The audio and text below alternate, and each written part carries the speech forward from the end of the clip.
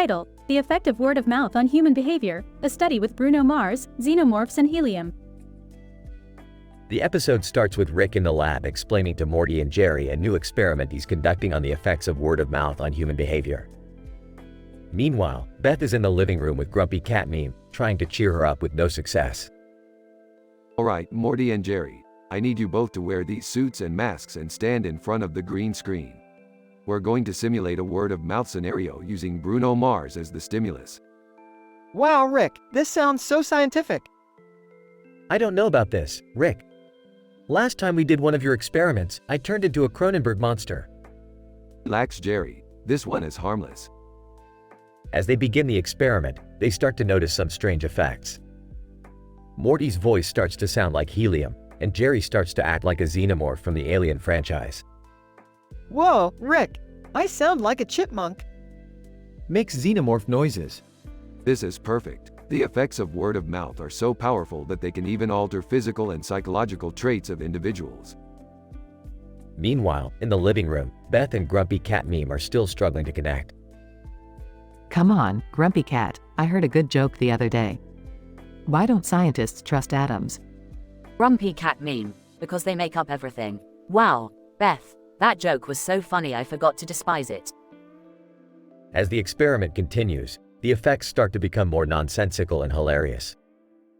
Morty starts speaking in puns and making dad jokes, and Jerry starts doing the worm dance. Rick, I've got a joke for you. Why did the tomato turn red? I don't know, Morty. Why? Because it saw the salad dressing. Ha! The episode concludes with Rick realizing the true power of word of mouth and contemplating the implications of his experiment. Meanwhile, Grumpy Cat Meme finally cracks a smile and laughs at a ridiculous joke from Beth. Truly fascinating. The power of a simple conversation can lead to such interesting results. Yeah, it's almost like what we say and how we act can have an impact on the world. Hey Rick, can we do another experiment? Absolutely not, Jerry. I'm not up for another Cronenberg situation.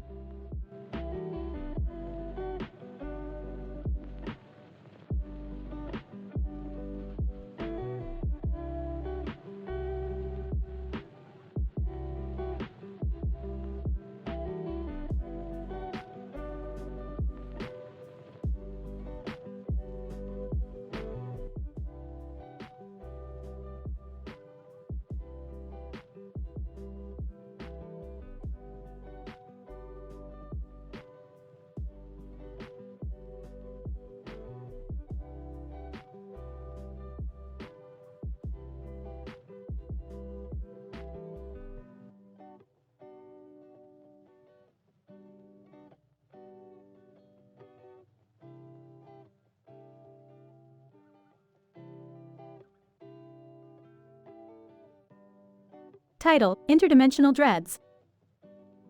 Synopsis. In this episode, Rick and Morty must team up with a time-traveling space tourist to save the universe from a rogue painting with mind-controlling abilities. Morty, we've got a problem. This painting is messing with people's heads. Whoa, dude, that's a sick painting. Look at the dreads on that guy. Stop admiring the artwork, Morty. We've got work to do. Okay, fine. But can I at least take a picture of it and make a meme out of it? Whatever floats your boat, Morty. But we need to figure out how to stop this painting from controlling people's minds. Time-traveling space tourist. I may be able to assist you. My research indicates that this painting may have originated from an alternate dimension. Wow, you really know your stuff, space tourist. Let's get to work. Whoa, hold on. How are we going to stop a painting from another dimension? With science, Morty, we'll use these drawing tools to create a portal to the other dimension and destroy the painting from the inside. Okay, that sounds crazy. But I'm down for an adventure. As they travel through the portal, they encounter various sci-fi creatures and obstacles, but eventually reach the alternate dimension and locate the painting. Alright, Morty, let's draw up a plan to take down this painting. Got it, Rick. I'll use my meme-making skills to distract it while you use these high-tech sci-fi guns to take it out. Space tourist, I'll use my time-traveling abilities to ensure precise timing of our attack. As they execute their plan, the painting puts up a fight, but they ultimately destroy it and save the universe. Woo! That was crazy, man. Yeah, but we got the job done. And you made some pretty sweet memes in the process. Space tourist, I must thank you for allowing me to be a part of your adventure. It was enlightening to see your scientific methods in action. No problem, space tourist. We're always happy to share our knowledge. As they exit the alternate dimension, Morty looks back at the painting and says, You know, Rick, I kind of miss that painting. Maybe we can keep a replica of it in our garage? Sure, Morty, whatever gets you through the day.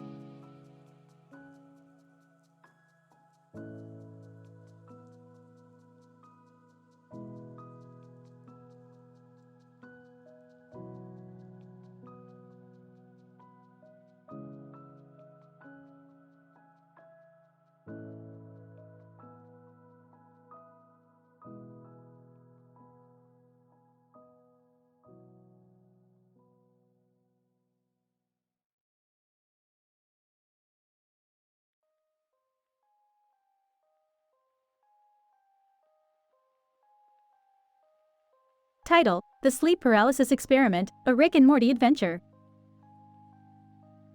Synopsis. In this episode, Rick, Morty, and Jerry are recruited by a mysterious military officer to investigate a series of sinister sleep paralysis incidents occurring in Los Angeles. Armed with their usual irreverence and penchant for humorous quips, the trio embarks on a wild and zany adventure full of unexpected twists and turns. So let me get this straight. You want us to investigate people having scary dreams? Military officer, not just any dreams. These people are experiencing sleep paralysis like you've never seen before. The kind that leaves them paralyzed with fear and unable to move a muscle. Sounds terrifying. I'm not sure I want to deal with this kind of stuff. Can't we just go back home? Oh, shut up, Jerry. This could be interesting. Plus, we get to mess with people's dreams. Military officer, the situation is serious. These sleep paralysis incidents are happening at an alarming rate and we need your expertise to get to the bottom of it. Sarcastic. Oh, our expertise in weird stuff is top-notch. Excited. We can do this. Let's go. Hesitant. I guess I'll come along for the ride. As the group arrives in Los Angeles, they quickly discover that the sleep paralysis incidents are not what they seem. What starts as a simple investigation turns into a mind-bending journey through the dream world itself. Sarcastic? Well, this is just great. We're stuck in dreamland. Amazed. Look at all these crazy shapes and colors. Panicked. Why is everything melting?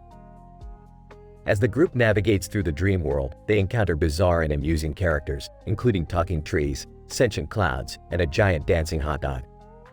Amused. I'm starting to think I like this dream world better than reality. Confused. How do we find our way out of here? Terrified. I just want to wake up. Finally, after a series of thrilling and hilarious adventures in the dream world, the group manages to uncover the source of the sinister sleep paralysis incidents. It turns out the culprit is none other than a rogue dream demon, who has been causing chaos and mischief among the sleeping population. Determined. Time to teach this dream demon a lesson. Brave. Let's do this. Nervous. Guys, do we really have to fight a demon? In a climactic battle, the group defeats the dream demon and saves the day.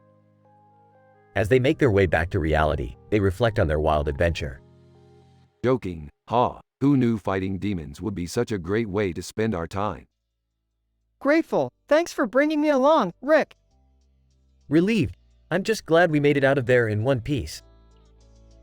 The episode ends with the group laughing and joking as they head back home, ready for their next crazy adventure.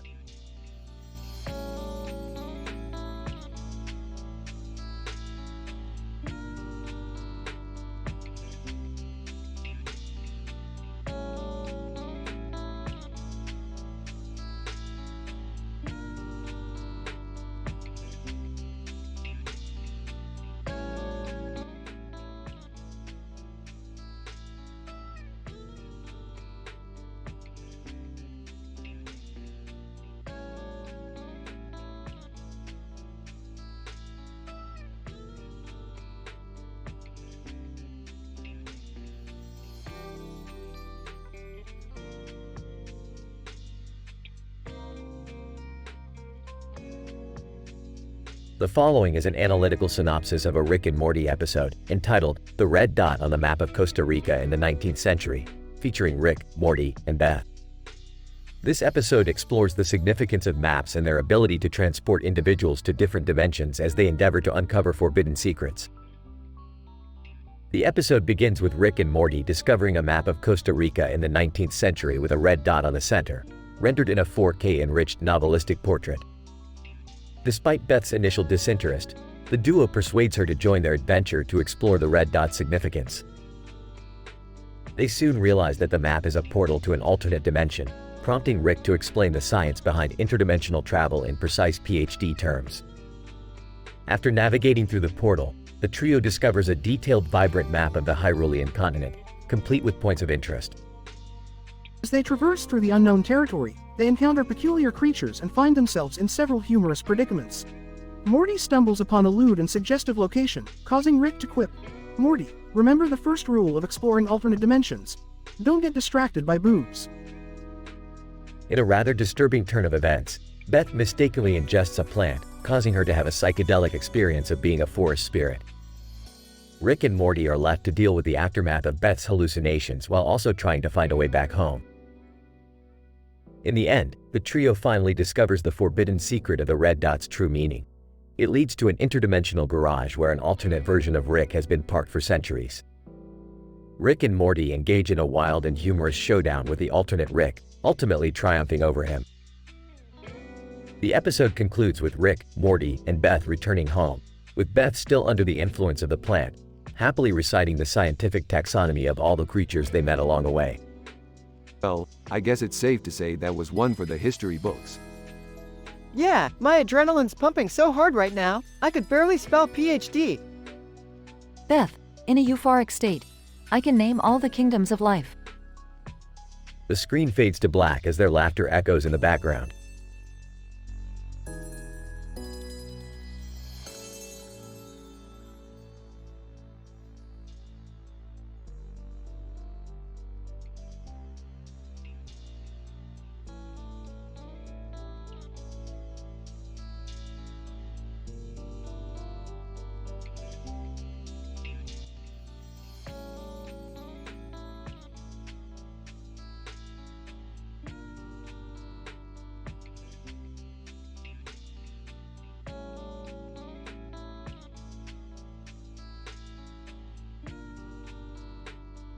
Title: The Inebriated Raccoon Ninja Cook-Off. Rick, Morty, and their interdimensional pals converge in a lab specifically designed for their eclectic tastes. A group of men, including Rick, are standing around a table with delectable food offerings in front of them. There are bowls of food and glasses of exotic drinks lined up in front of each of them. This spread is quite impressive. I'm surprised you were able to make all of this, Morty. I actually used my newfound expertise from the Ninja Cooking Contest to create these mouth-watering dishes. The Ninja Cooking Contest is an interdimensional culinary competition where skilled chefs compete to showcase their culinary skills in the kitchen. Rick suggests starting a shooting game tournament to determine the most skillful marksman. However, the group soon finds themselves distracted by funny gifs of inebriated raccoons attempting to raid trash cans. Morty's mind wanders as he recalls the Shawshank Redemption, Andy Dufresne's iconic escape from prison. He theorizes that a group of inebriated raccoons could help him plot a similar escape from the Citadel of Ricks. As they continue to imbibe exotic drinks, the group begins to hallucinate and see the raccoons as ninja warriors. the group develops a plan to use the raccoons to sneak Morty out of the Citadel. In a wild and hilarious series of events, the plan works, and Morty is able to escape. The episode ends with the group cleaning up the mess from the inebriated raccoons' invasion, joking about their escapades.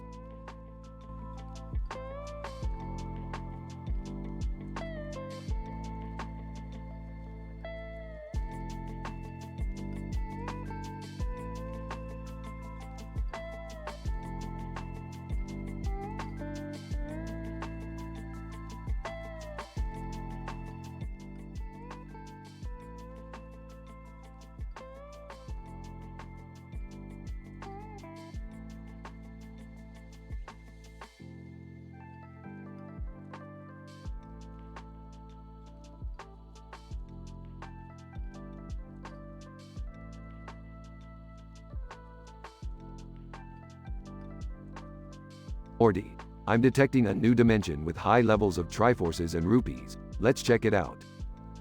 Let's just hope it's not a dimension full of chickens attacking us again. Hey Rick, take me with you this time. I could use a break from being a horse surgeon. Fine, but don't get in the way or touch anything, Beth. As they enter the dimension, they see a cartoon character in a field with a sword. Rick, why is that person holding a sword? That's not just any person, Morty. That's Link from The Legend of Zelda. Oh my god, I used to play that game all the time. Suddenly, Princess Zelda appears before them. Zelda, welcome to the land of Hyrule. I'm Princess Zelda, ruler of this land.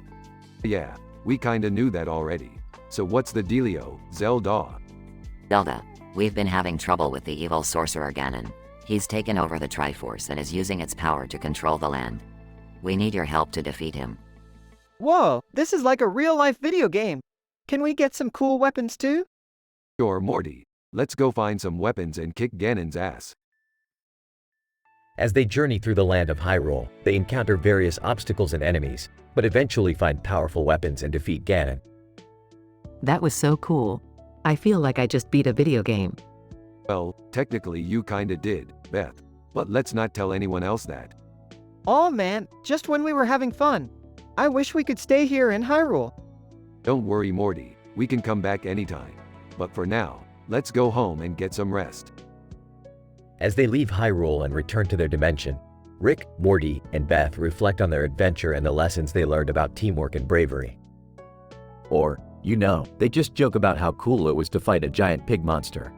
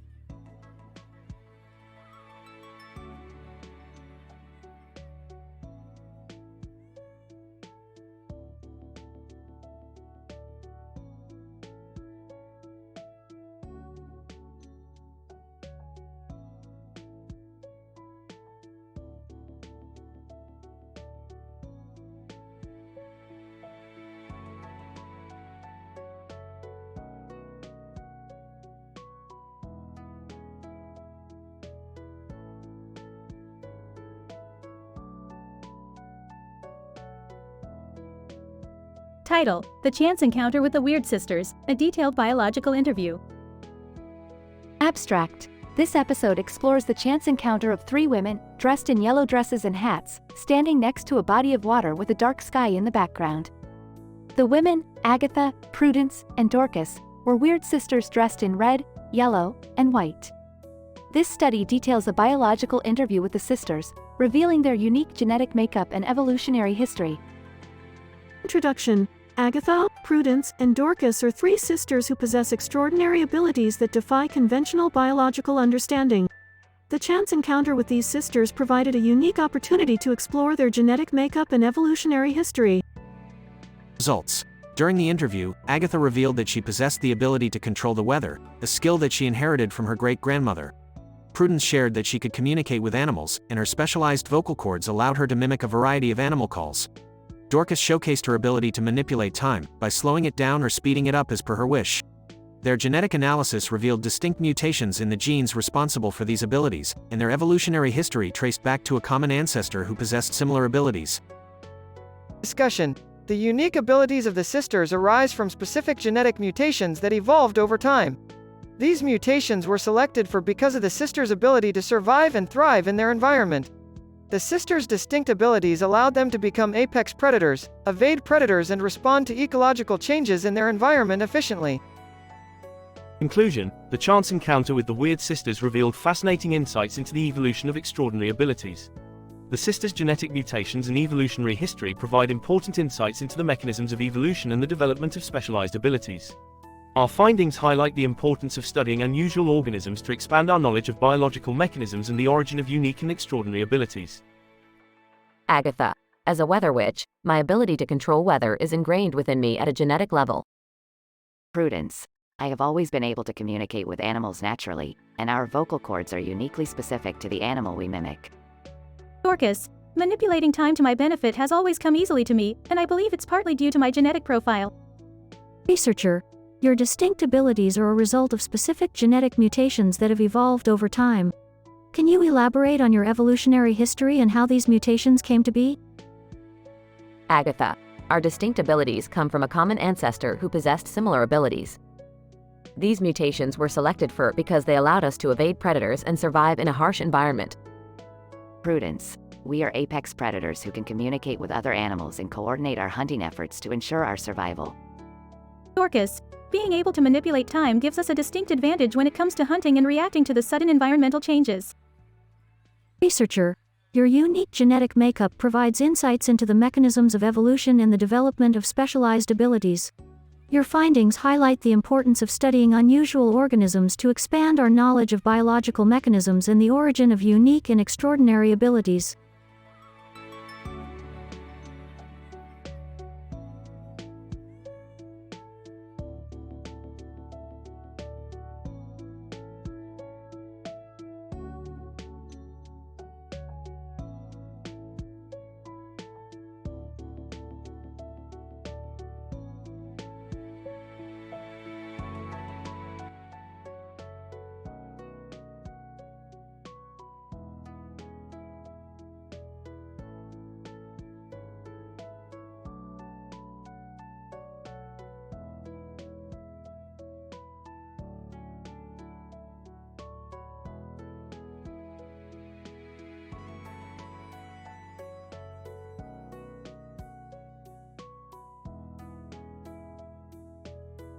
Episode title: Unicorns, Dark Matter, and Surfing Dogs, a Rick and Morty adventure.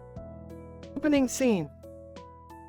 Rick and Morty teleport to an exotic planet where the unusual sky and sea background presents a picturesque view, featuring a dog riding a wave on top of a surfboard in the ocean. Upon seeing this, Rick and Morty decide to participate in an intergalactic surfing competition to test the limits of their skills. Morty, this planet has far superior waves compared to Earth. This competition has the potential to be legendary. Do we even know how to surf, Rick? Morty, don't be such a wimp. The waves will be so bogus that even a dog can catch them. Story. As Rick and Morty prepare to enter the competition, they encounter Fox McCloud, an anthropomorphic fox who seeks their assistance to participate in the tournament. The three become fast friends and agree to compete together. While surfing, the team encounters a group of unicorns who challenge them to a surfing duel. Rick accepts boldly and decides to wager the dark matter experiment, which grants the user the ability to travel through time and space. The unicorns, who are skilled surfers, accept the challenge. The competition is fierce, and Rick and co. are struggling to keep up with the unicorns. Morty uses his scientific knowledge to synthesize a potion to enhance their surfing ability. Rick uses his portal gun to travel underwater and investigate the depths of the ocean to find any secret paths that the unicorns may not know about. In the final round, Rick and co. summon the dog surfing champion they met earlier, who joins forces with them. Together, they execute a masterfully choreographed routine that impresses the judges and secures victory. Epilogue. Rick, Morty, and Fox return to their spaceship with the dark matter experiment in hand. To celebrate their victory, they decide to use the experiment to visit a parallel universe where everything is made of candy. But not before the dog shreds some gnarly waves on Rick's borrowed time surfboard. Fox, that was one heck of a surfing competition. It was worth it for the sweet reward. I can't believe we actually won. Dog barks. You know what? Let's go surfing again real soon. The group laughs as they fly off to their next adventure, leaving the world of surfing behind.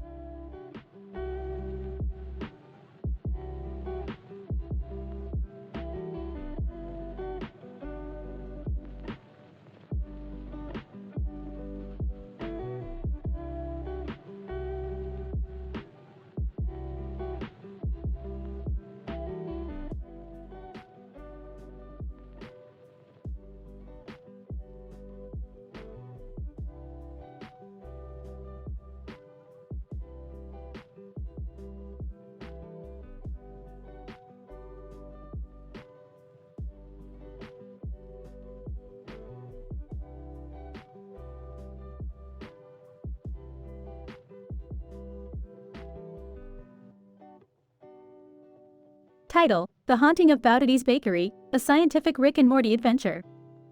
Synopsis.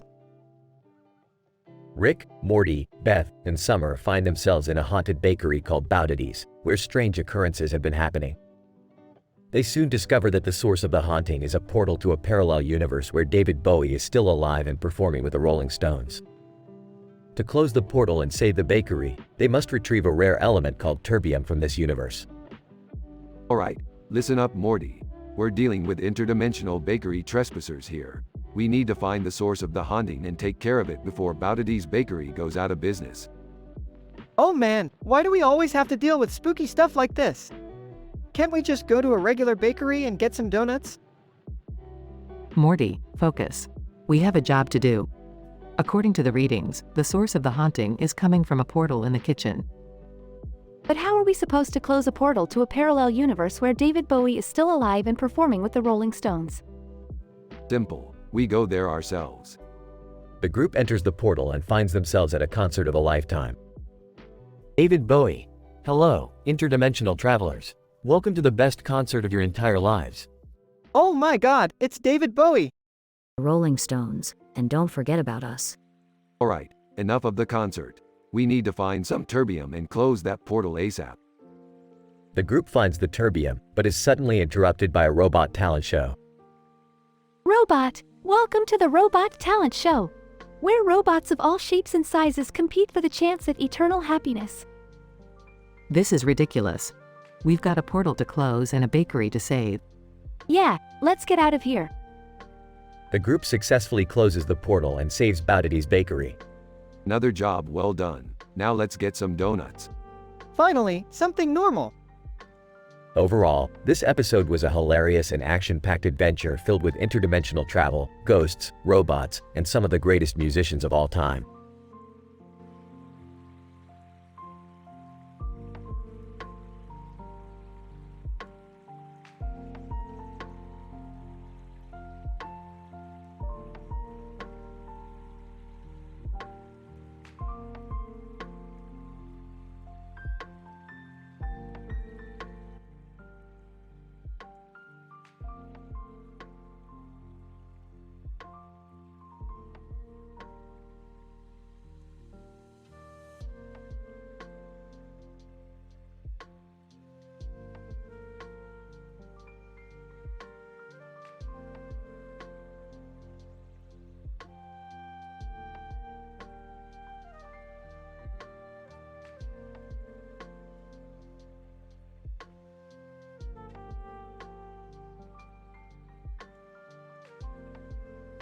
Title: The Cosmic Flower Field Conundrum.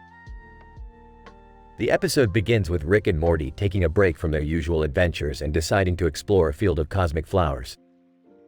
Jerry tags along, hoping to bond with his son. As they gaze up at the sky, they notice strange cloud formations forming intricate patterns. Morty, these clouds are exhibiting evidence of a quantum superposition. We could be experiencing a cosmic shift in spacetime. Whoa, Rick! Does that mean we're in an alternate universe? Guys, can we just enjoy the flowers and maybe have a picnic? Oh, Jerry, you really don't appreciate the beauty of the universe, do you? As they continue walking through the field, they come across a giant flower that emits a luminous glow. Rick, what is that thing? Based on my calculations and years of scientific research, that flower is a rare cosmic anomaly capable of granting wishes. No way! I wish I had a giant sandwich right now. Suddenly, the flower explodes, sending everyone flying into different parts of the universe. Morty finds himself in a dimension filled with living pizza slices. Jerry lands on a planet inhabited by talking trees. Rick, on the other hand, finds himself in a dimension where he is worshipped as a god. Finally, some respect around here. Meanwhile, Morty and Jerry are struggling to survive in their respective dimensions. How am I supposed to survive on a planet made entirely out of pizza? These trees won't stop asking me existential questions. I just want to go home. After multiple failed attempts to reunite, Rick finally comes up with a plan to use an interdimensional portal to bring everyone back to the field of cosmic flowers. However, their wishes for a peaceful reunion are quickly dashed when they find themselves under attack by an army of evil alien robots. Looks like we're going to have to fight our way out of this one. Jerry, try to be useful for once and hand me that ray gun.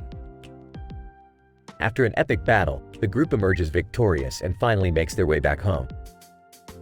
Well, that was certainly eventful. Can we go back to just watching TV now? I don't know, Jerry. I kind of liked being chased by pizza monsters. I'll make a deal with you, Morty. You can keep exploring the universe with me as long as you promise to never become a pizza maniac. Deal, Rick. The gang shares a laugh as they walk off into the sunset, ready for their next adventure.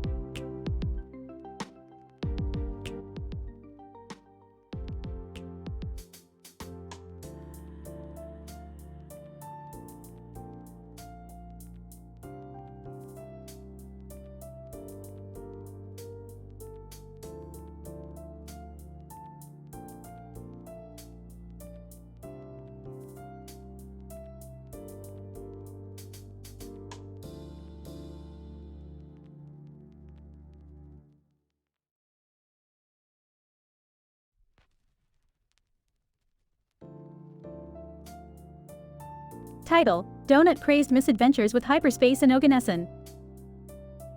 Synopsis: The Smith family joins Rick in a quest to try every donut in a new donut shop, but things quickly spiral out of control when they find themselves embroiled in the discovery of a new element and a wild hyperspace adventure. Act 1.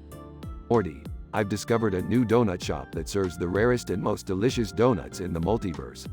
We gotta go. Oh, okay, Rick. But can't we just, buy donuts at our local bakery? I agree with Morty, Rick. Can't we just stay home and watch TV? No way, Mom. I want to try some fancy donuts. Let's go. Act 2. Upon arrival, the Smiths see a large display case filled with dozens of colorful donuts. Suddenly, they notice a curious-looking man staring at them. Curious man. Greetings, fellow donut enthusiasts. I couldn't help but notice your interest in this establishment. My name is Dr. Anderson, and I have made a major scientific discovery. What kind of discovery? Dr. Anderson, I've discovered a new element, oganesson, that has the potential to revolutionize the energy industry. That's nothing compared to the power of donuts. Speaking of which, let's try every donut in this place. Act 3. After eating several dozen donuts, the Smiths suddenly find themselves in a wild hyperspace adventure. They travel through bizarre dimensions and face off against strange alien creatures. Rick, what's happening? Are we gonna die? Ah, Morty, just sit back and enjoy the ride. I told you donuts were powerful. Rick, you're insane. We're in the middle of a hyperspace adventure and all you care about are donuts? Hey, guys, can we please focus on the fact that we're surrounded by weird aliens? Act 4. After narrowly escaping the clutches of the alien creatures, the Smiths return to Dr. Anderson's lab to thank him for his help. As they leave, Rick grabs a few more donuts for the road. Thanks for the adventure, Doc. Oh, and these donuts were pretty good too. I'll be back for more. Dr. Anderson, you're welcome, Rick. And don't forget to spread the word about Oganesson. It could change the world. I think I'll stick to donuts for now. Agreed. Let's get out of here. I'm just glad we made it out alive. And full of donuts.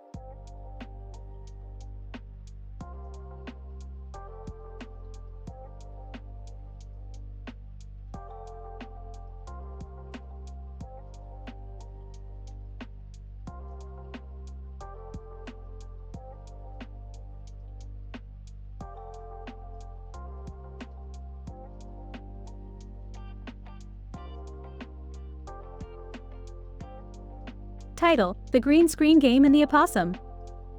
Abstract. In this episode, the characters engage in a highly entertaining game of virtual reality using cutting-edge technology. Simultaneously, they confront a mysterious guest who seems to have stumbled into their universe through unknown means. As the group navigates the complexities of this new reality, they also struggle to make sense of the mysterious guest's presence and what it might mean for their lives and well-being. Opening scene. Morty, grab your lab coat and get ready to explore the latest in virtual reality technology. We're about to enter a game that's so real, it's going to make you question what's real and what's not. Why, yeah, sure thing, Rick. Let's do this.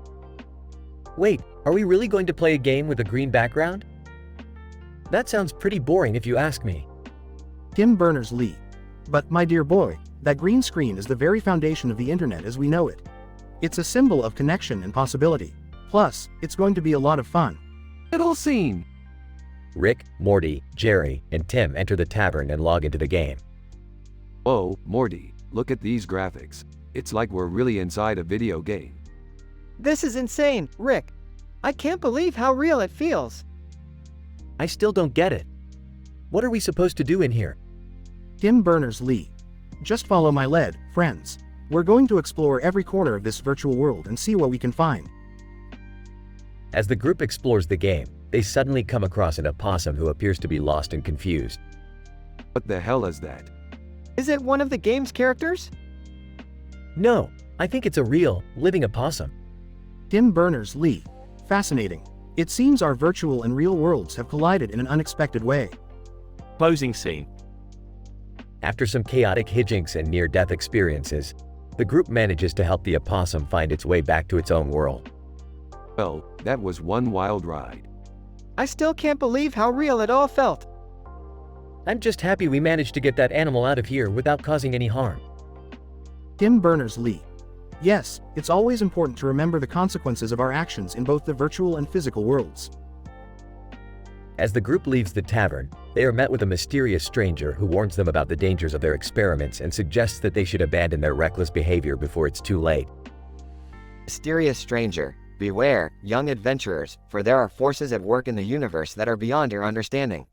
Be careful what you seek, lest it seek you first. Episode ends with a cliffhanger as the group ponders the meaning of the stranger's words and what other dangers might lie ahead.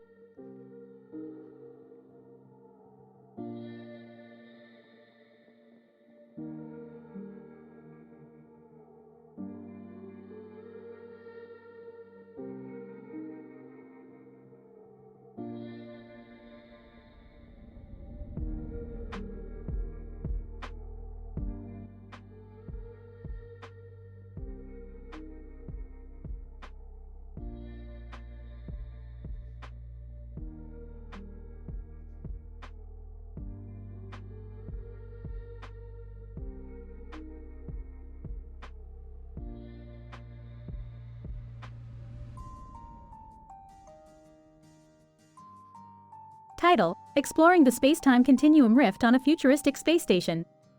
Introduction. In this episode, we follow the journey of a man dressed in a green coat and black boots, carrying a red bag as he navigates through a futuristic space station. The station is located in the Democratic Republic of the Congo and is equipped with advanced technology for space exploration. However, the man's sole purpose is to locate and study a newly discovered space-time continuum rift that has been causing disturbances in the area. Man, my name is Dr. Gabriel, and I am a renowned astrophysicist. I have been sent on a mission to explore this space-time continuum rift and gather data for further analysis. As Dr. Gabriel enters the rift, he experiences a sensation of weightlessness and feels his body being pulled in multiple directions. He manages to stabilize himself and begins his data collection. Dr. Gabriel, the rift seems to lead to an alternate dimension with different physical laws. The space-time is distorted, and the laws of physics seem to be in contradiction with each other. As he delves deeper into the rift, he discovers a parallel universe with a planet similar to Earth. He observes the planet from a distance and notices several bizarre occurrences, such as the presence of giant creatures that appear to be breathing fire. Dr. Gabriel, this discovery is truly incredible. The possibility of an alternate universe with different physical laws and creatures is a game-changer in astrophysics. As Dr. Gabriel concludes his data collection, he makes his way back to the space station. However, as he exits the rift, he realizes that he has been transported to a different time period. Dr. Gabriel, it appears that the rift also has the power to transport individuals through time. This discovery is astonishing and requires further research to fully understand its capabilities. Conclusion. Dr. Gabriel's journey through the space-time continuum rift in the futuristic space station in the Democratic Republic of the Congo reveals a parallel universe with different physical laws and creatures and the ability to transport individuals through time. This groundbreaking discovery opens up new avenues for research and exploration in astrophysics and paves the way for further advancements in space technology.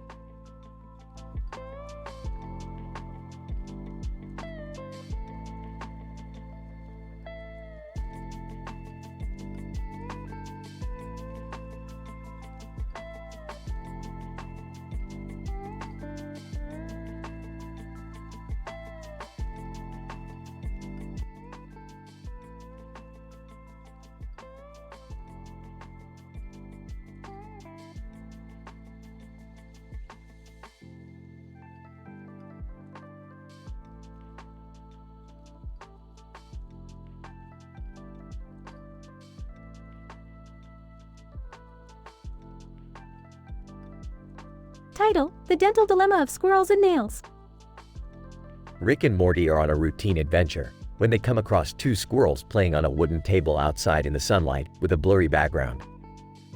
After observing them for a few minutes, Rick notices that one of the squirrels has a toothache. Being a man of science, Rick decides to help. He uses his advanced technology to shrink down Morty and himself to enter the squirrel's mouth. Morty, we're going to be dentist squirrels. I don't know about this, Rick. This seems like a bad idea. Oh, come on. What could go wrong? Once inside, they discover that the squirrel's toothache is caused by a rogue nail stuck in its gums.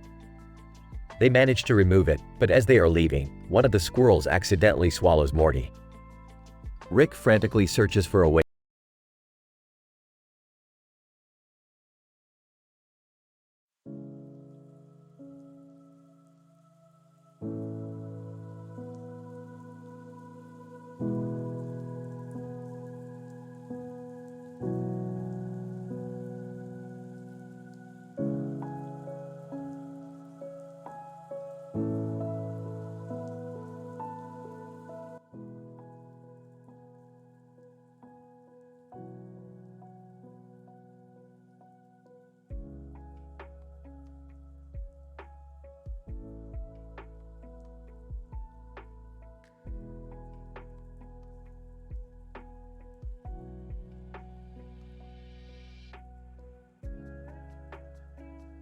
Title: The Uranium Uprising Rebellion in Singapore, a Rick and Morty hilarious adventure.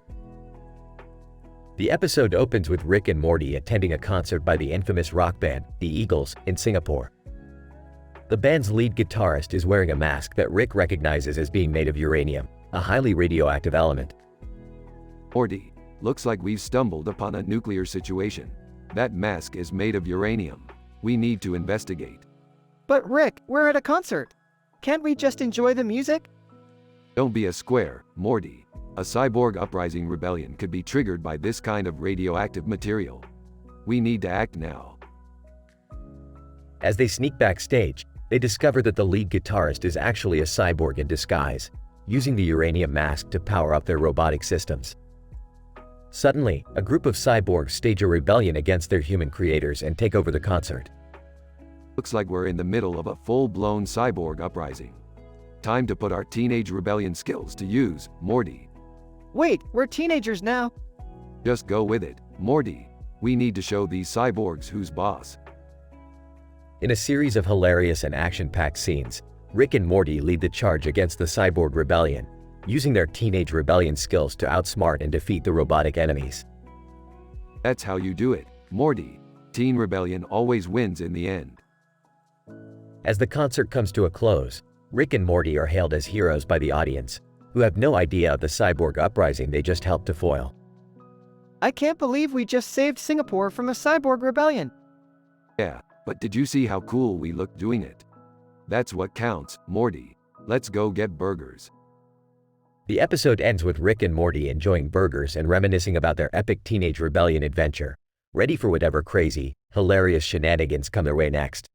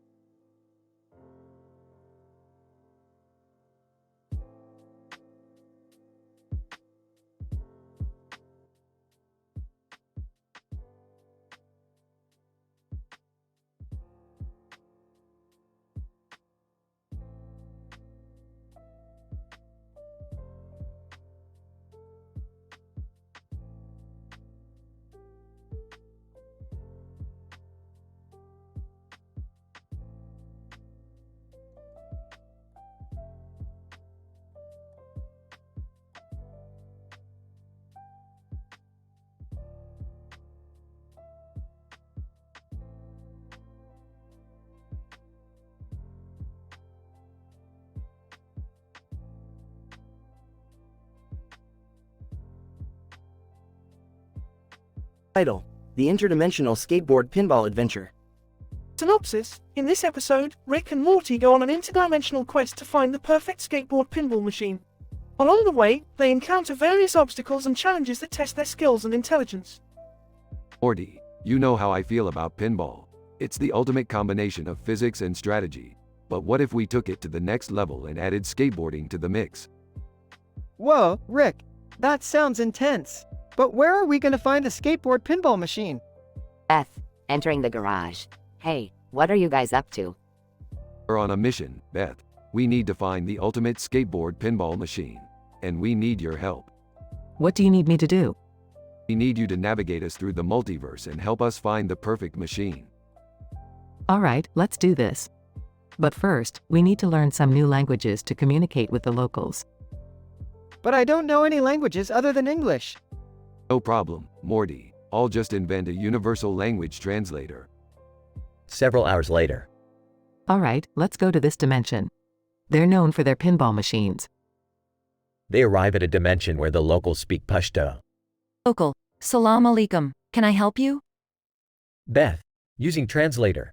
Yes, we're looking for the best skateboard pinball machine in the multiverse. Local, I know just the place. Follow me. They arrive at a warehouse with various pinball machines. Whoa, this place is like a pinball heaven. Look over there, Rick. A pinball machine with a picture of a man on the magazine just like the one in our garage. Morty, this is it. This is the one we've been looking for. They approach the pinball machine, but suddenly, they're sucked into the machine. Where did they go? Rick? Morty? In the pinball machine, they encounter various obstacles including French-speaking pinball characters. Pinball character, in French, vous ne passerez pas. Morty, I didn't know you spoke French. I don't, Rick. It's the translator. Oh, right, carry on. They finally make it to the end of the pinball machine and find themselves in Casablanca. Well, that was unexpected. What do we do now, Rick? We find another skateboard pinball machine, Morty. Our journey is far from over. Off screen, hey, are you guys okay in there? Morty, quick, Morty. hide the machine before your mom finds out we've been in here all day. Got it, Rick. In the end, they hide the pinball machine in the garage and pretend like nothing happened as Beth walks in.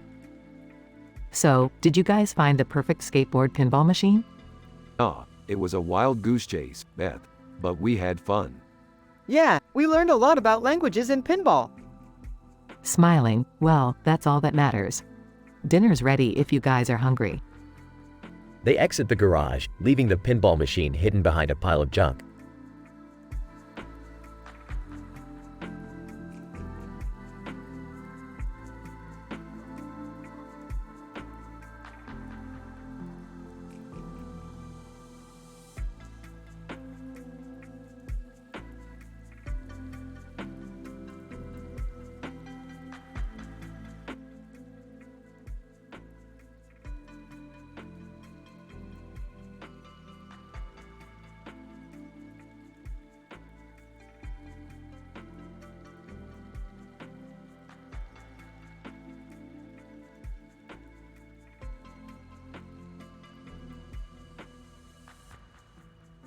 Title: Demon PR Disaster, The Morty Mishap.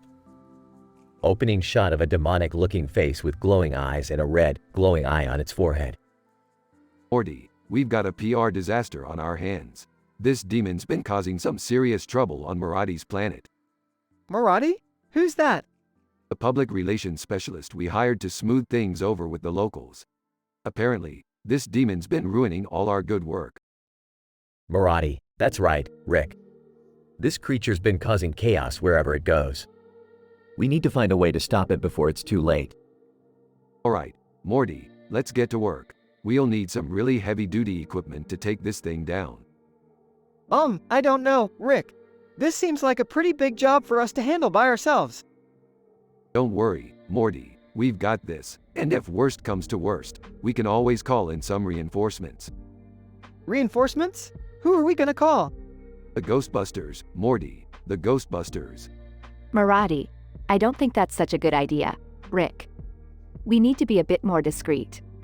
Discreet? Morty, we're talking about a demon here. You can't be discreet when it comes to demons. I guess, but I don't know. This just seems like a really bad idea.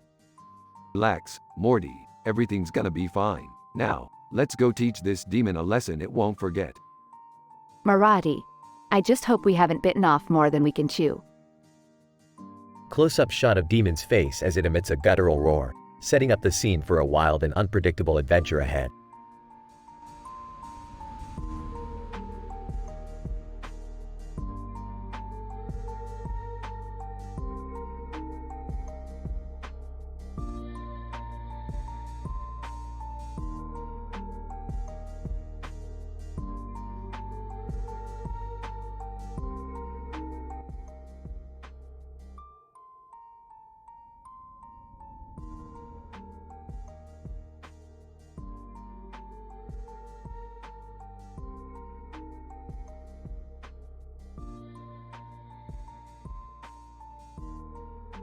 Title: The Enchilada Incident. Morty, Jerry, Summer, we have a bit of a problem on our hands. Oh, Rick, what did you do now? I don't want to get involved if it's going to lead to another interdimensional catastrophe. Just spit it out, Rick. We can handle it. Well, I may have accidentally created a sentient enchilada. What? How the hell did you do that? I told you guys we should have stuck to burgers for dinner. No time for blame. We need to figure out how to contain this enchilada before it starts causing chaos. Moomin Rider, fear not, citizens. I, Moomin Rider, will help you in your time of need. Who the hell are you and why are you wearing a bicycle helmet? Moomin Rider, I am the protector of justice and the bringer of helmets. Plus, this helmet is great for protecting my secret identity. That's the dumbest thing I've ever heard. Enchilada. Hey, can someone please explain to me why I'm alive and covered in sour cream and cheese? Oh god, it can talk. We need to get the enchilada out of here before it starts causing trouble. Agreed. Let's pack it up and take it to the lab. Moomin Rider, wait, what about my heroic sacrifice? Yeah, sorry pal, you're not needed here. Moomin Rider, but... End of transmission.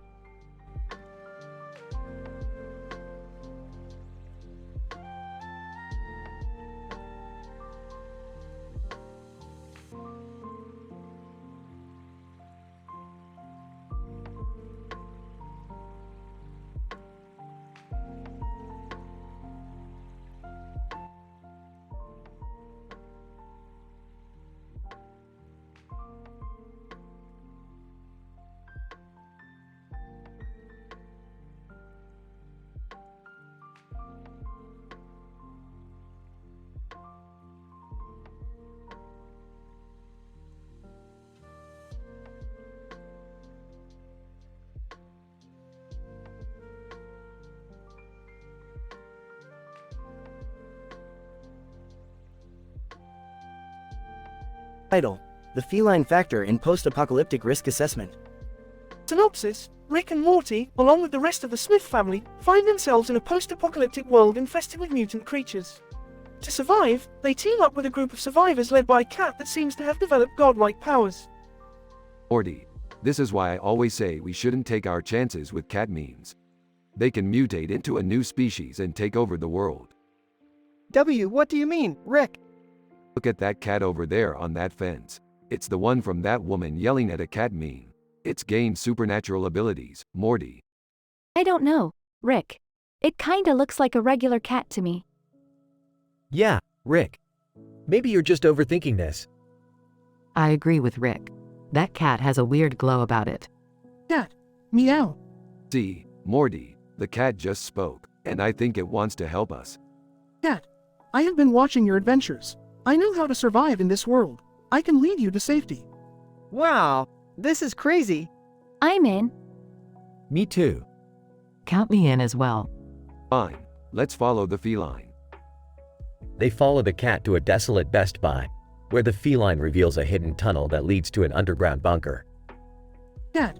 Here is where we shall wait out the mutant scourge. But beware, there are risks involved. What kind of risks? Cat. The bunker is guarded by a group of mutated rats. We must defeat them in a game of Risk to gain entry. Seriously?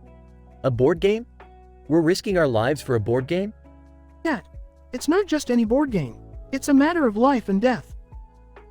They win the game of Risk and gain entry to the bunker, but not without some heartbreak. They hear the heartbreak anthem playing in the background and discover the source to be a group of survivors who lost all hope. Let's give them something to live for. They start an impromptu dance party to the tune of Galantes, David Guetta, and Little Mix, and the survivors join in, finding a glimmer of hope in their bleak existence. Cat. You have brought life back to this world. I knew you were the ones to trust. The episode ends with the group settling into the bunker, thankful for the assistance of the feline god.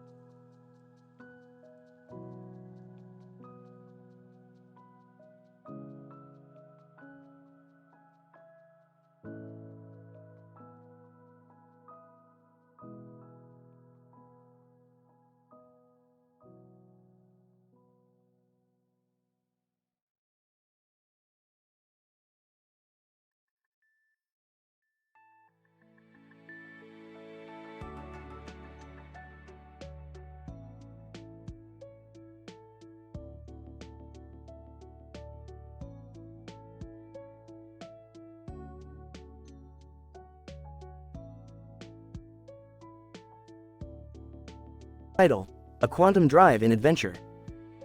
Abstract. Rick and Morty explore the concept of drive in theaters in a parallel universe while encountering a quantum anomaly involving the Loch Ness Monster. Through their exploits, they uncover the true nature of reality in a comical and absurdly ridiculous fashion. Scene 1. Rick and Morty are driving down a deserted street when they come across a large screen lit up in the middle of the night. Hey Rick, what's that big screen doing out here in the middle of nowhere? That's a drive-in theater, Morty. Back in my day, these were all the rage for dating and getting drunk. Scene 2. As they settle in to watch the movie, they notice a strange disturbance in the fabric of space-time. Morty, looks like we've got a quantum anomaly on our hands here. Let's investigate. Rick, you mean like a black hole or something? No, Morty, even weirder. It's the Loch Ness Monster. Scene 3. Rick and Morty enter the anomaly and find themselves face to face with the scaly beast. Yes. Greetings, travelers. I am Ness, guardian of the quantum realm. Ness? You mean the Loch Ness Monster is some sort of interdimensional protector or something? Yes, that is correct. I have been charged with ensuring the stability of the universe by keeping watch over quantum fluctuations. Scene 4. As Rick and Morty attempt to make sense of Ness's existence, they are interrupted by a group of rowdy teenagers in a nearby car. Teen 1. Hey, shut up over there. We're trying to watch the movie. Rick, we can't let these teens ruin Ness's domain. No problem, Morty. Let's give them a taste of their own medicine. Scene 5. Rick and Morty use their advanced technology to create a holographic image of Ness that scares the teens away. Scene 2. Dude, did you see that? The Loch Ness monster just chased us out of here. Ah, that should teach them to respect the quantum realm. Scene 6. With the teens gone, Rick and Morty are free to explore the anomaly and its mysterious properties. Rick, I still don't understand how all of this works. I mean, how can the Loch Ness monster be a guardian of spacetime? Well, Morty, it's all a matter of quantum mechanics and probability waves. All of reality is just a superposition of states until we observe them. Scene 7. As Rick and Morty delve deeper into their theories, they discover the true nature of their existence. Morty, I've figured it out. We're not just characters in a TV show. We're actually living in a simulation controlled by a higher power. Whoa, Rick, that's some serious stuff. Scene 8. With their minds boggled by the revelation, Rick and Morty decide to head back to their own reality. Well, Morty, it's been a wild night. Let's get out of here before we create a temporal paradox. Good call, Rick. My head's starting to hurt from all this science stuff. Scene 9. As they drive away from the drive-in theater, Rick and Morty reflect on their adventure. Sometimes, Morty, the universe is just too weird for words. But you know what they say. Science is a never-ending journey through the unknown. Yeah, Rick. But next time, can we do something a little less mind-bending? Sure, Morty. How about we go get some ice cream? Scene 10. With their next adventure already in mind, Rick and Morty continue on their way into the unknown depths of the multiverse.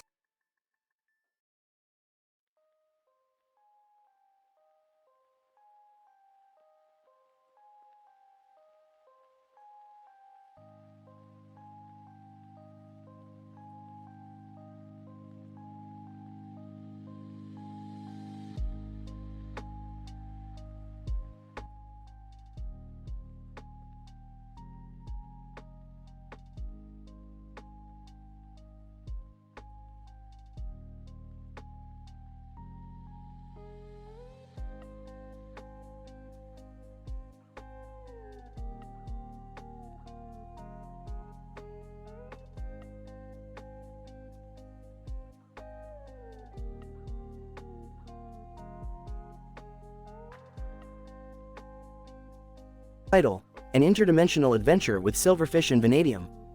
Opening shot. Rick and Morty are walking through a park and come across a fence with a silverfish on it and a statue of a fish in the background. Morty, we need to collect that silverfish for our interdimensional experiments. Silverfish? Like the bug? Not just any bug, Morty. Silverfish contain high concentrations of vanadium, a rare element we need for our portal gun. But how are we going to catch it? Leave that to me, Morty. Rick pulls out a device that emits a high-pitched frequency, causing the silverfish to start running towards them. Whoa, Rick, you're like a silverfish whisperer.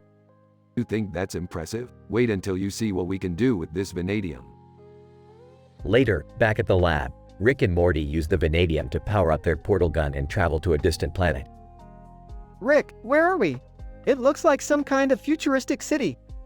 We're on a planet ruled by the Goa'uld from Stargate SG-1. They have a rare type of vanadium we need for our experiments. Wait, Stargate SG-1? Isn't that just a TV show? Oh, Morty, you know nothing. Now let's find that vanadium. The duo explore the city, encountering strange alien creatures and dodging deadly traps.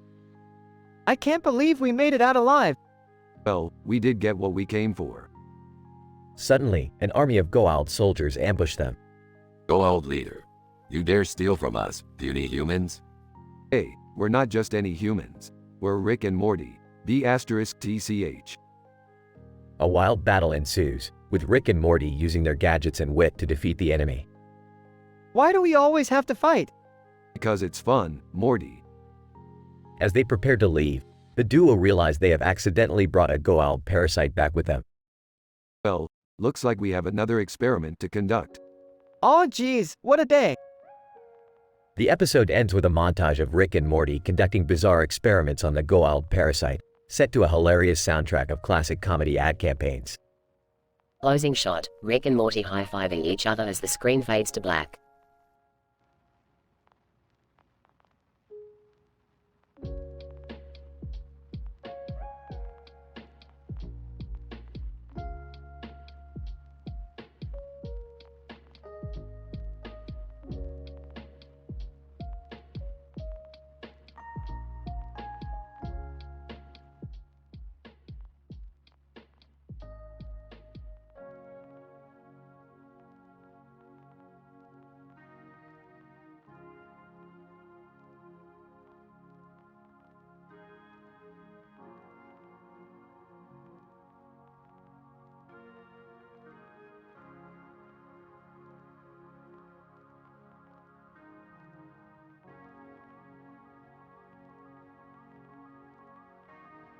Title: The Zombie Romantic Comedy. Synopsis: Rick and Morty, two disoriented space explorers, land on a planet filled with beautiful flowers and plants. They encounter two women in dresses who invite them to participate in solving puzzles. However, their leisure is abruptly cut short as they stumble upon a group of zombies. Oh Morty, we landed on a planet with pretty flowers and hot chicks. Let's solve some puzzles and get it on. Rick, I don't think that's a good idea. We have a mission to complete. Women, greetings, travelers. We noticed your arrival. Care to join us in solving some puzzles? Well. Looks like our lucky day, Morty. I don't think that's a coincidence, Rick. As they solve the puzzles, they soon realize that something is amiss. The plants and flowers on the ground seem to be affecting their skin, causing them to feel disoriented. Rick, something's wrong with me. I feel disoriented. Quit your crying, Morty. It's probably just the plants affecting your skin. Nothing a little alcohol won't fix. As they try to figure out what's happening, they stumble upon a group of zombies who are in the midst of a romantic comedy.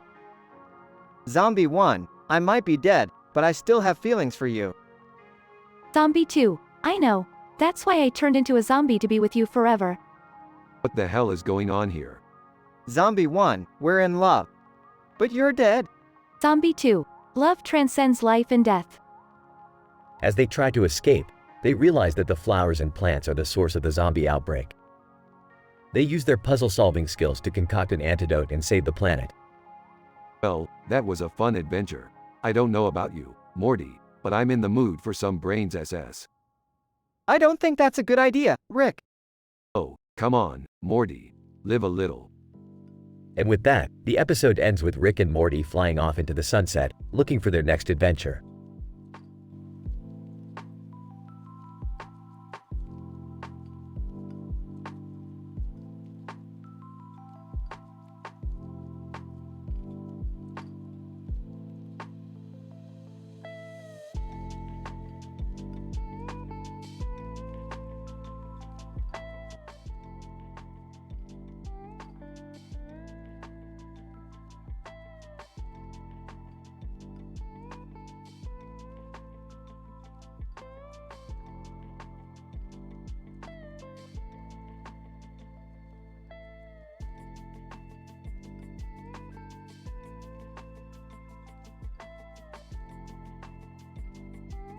Title: The Corrupted Virtual Reality Crisis.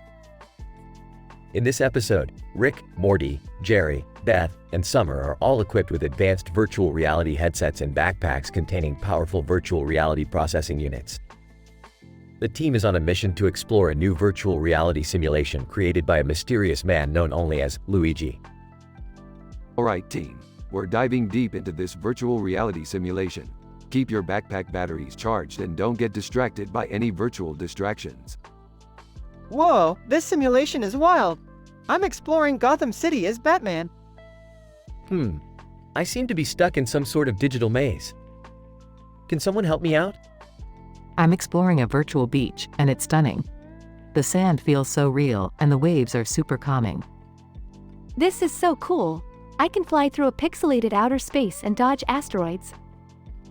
Suddenly, the virtual reality simulation becomes corrupted, and the team members are trapped inside their headsets, unable to escape.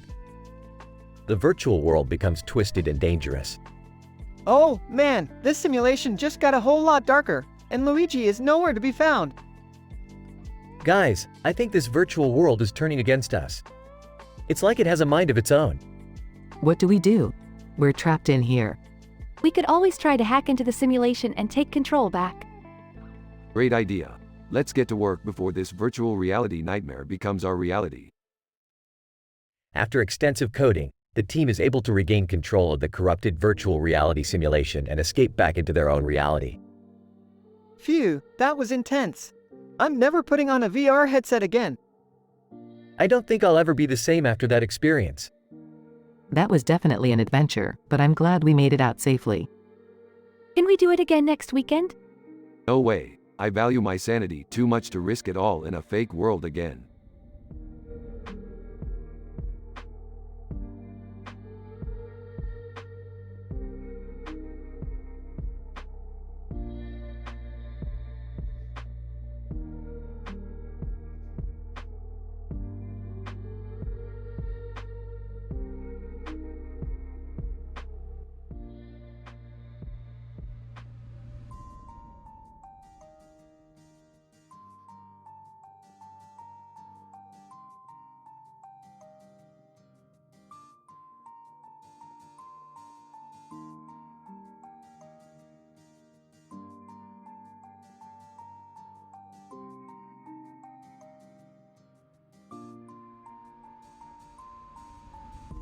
Title: The Starfish Wars.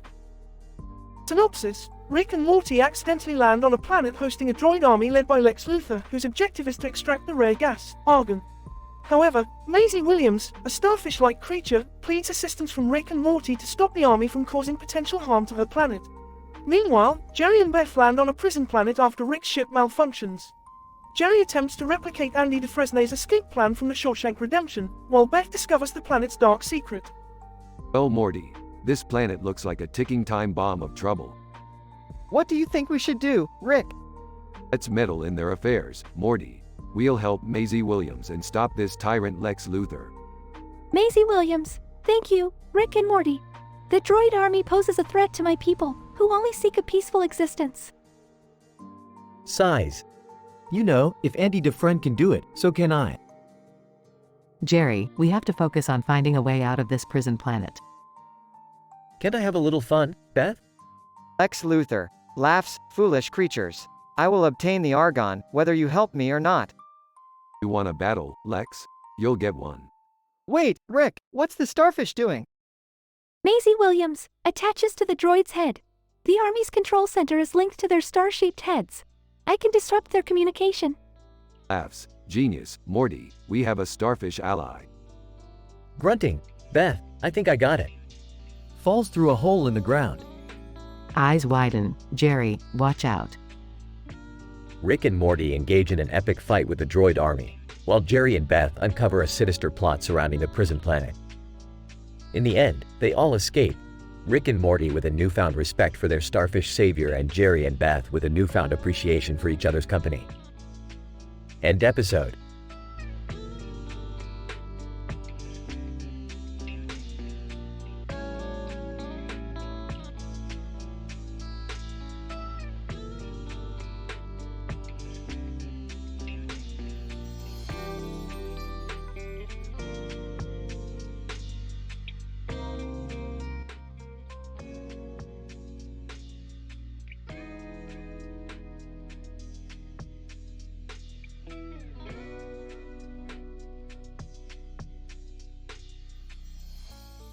Title: The Architecture of Acoustic Communication.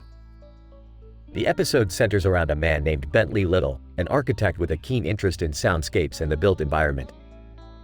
Little is depicted wearing a helmet and sunglasses with a microphone in each hand, exploring the acoustics of a large space. Little, this is an interesting space. I am picking up a lot of reflections and echoes that could be mitigated with different wall materials and surfaces. Little's examination is focused on optimizing sound production and reception, with a particular focus on the mouth and ear. He introduces a new device called the earful, a small microphone that captures sounds in the esophagus before it emerges as audible speech. Little, the earful can provide insight into our inner vocalizations, and could teach us about the relationship between vocal cords and the resonant properties of our environment. Throughout the episode, Little travels to different locations, including an empty auditorium and a crowded city street, to test out the earful. He is able to capture a variety of sounds, from the guttural rumblings of the stomach to the soft whisperings of the vocal cords. Little. By understanding how our own body modifies sound, we can better design spaces for optimal communication. The episode ends with Little reflecting on the importance of sound in our everyday lives and the potential for architecture to play a key role in shaping our acoustic environment. Little. The next frontier in architecture is not just about how things look, but how they sound.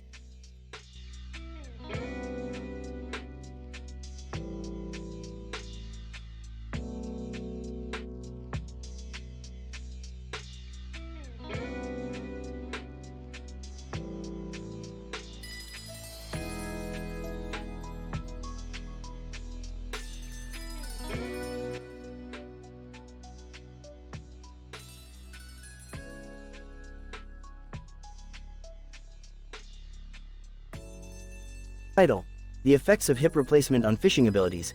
A Tale of Two Women and One Fish. Introduction. The episode follows two women engaged in outdoor recreational activity. One woman, referred to as Lara Croft, has recently undergone hip replacement surgery. The other woman, referred to as Tails, is holding a fishing pole. The scene is set in a grassy area near a body of water, where one of the women is sitting on the ground holding a fish. Lara Croft. I'd like to attempt fishing, but I am concerned about how my recent hip replacement may affect my ability to engage in this activity. Tails, don't worry. I can assist you with the fishing pole. Methodology. Tails hands Lara Croft the fishing pole while assisting with her positioning. The two women cast their lines into the water and wait for a fish to bite. After a few minutes, Tails reels in a fish and hands it to Lara Croft. Results: Lara Croft successfully catches a fish despite her recently undergone hip replacement surgery. She reports no discomfort or diminished fishing ability and expresses gratitude for Tails' assistance. Conclusion. While further studies are necessary to determine the effects of hip replacement surgery on outdoor recreational activity, this episode suggests that with proper assistance, individuals who have undergone this surgery may still be able to participate in activities such as fishing without adverse effects.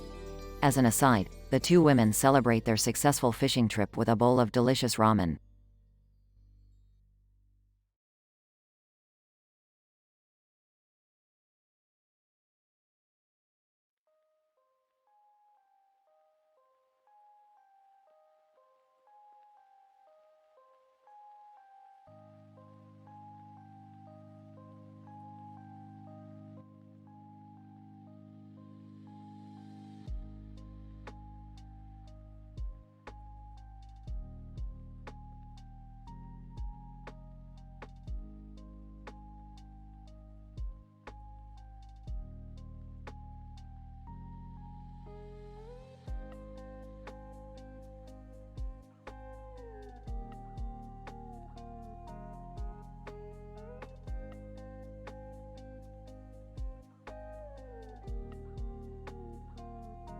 Title: The Invasive Poker Night. Synopsis: Our protagonists, Rick, Morty, Jerry, Beth, and some are engaged in a heated game of Chinese poker at a dimly lit casino room with red lights illuminating the walls and a soft red carpet underfoot. However, trouble ensues when a group of invasive body snatchers, disguised as casino employees, infiltrate the room and begin to cause chaos. I swear, Morty, you're about as good at Chinese poker as Jerry is at being a man. Hey, what's that supposed to? Suddenly, several casino employees burst into the room, revealing themselves to be invasive body snatchers. What the? Dad, what's going on? Looks like we got some uninvited guests, and not the fun kind. Oh geez, what do we do? Simple, Morty, we get out of here and blow this place up. Rick, we can't just blow up a casino, can we? Watch me, Jerry. Now, let's go. The group makes a run for it, dodging the body snatchers along the way. They eventually reach the exit, but are cornered by the alien invaders. We're trapped. We're gonna die. Calm down, everyone. I got this. Rick pulls out a deck of cards from his pocket and starts shuffling them. Rick, what are you doing? I'm gonna play one last game of Chinese poker with these guys. What? Are you insane? Maybe, but hear me out. If I win, they leave us alone. And if I lose, well, then we get blown up. That's a terrible plan. I love it. The body snatchers agree to Rick's challenge and a tense game of Chinese poker begins. Rick's incredible skill and wit prove too much for the invaders, and he ultimately comes out on top. Looks like I win. Now, get out of here and never come back. The body snatchers begrudgingly leave, and the group makes their escape. Rick, that was amazing. How did you do it? Simple, Jerry, I cheated. Typical. Can we blow up the casino now? I don't know about you guys, but I need a drink after that. The group leaves the casino, ready for their next adventure.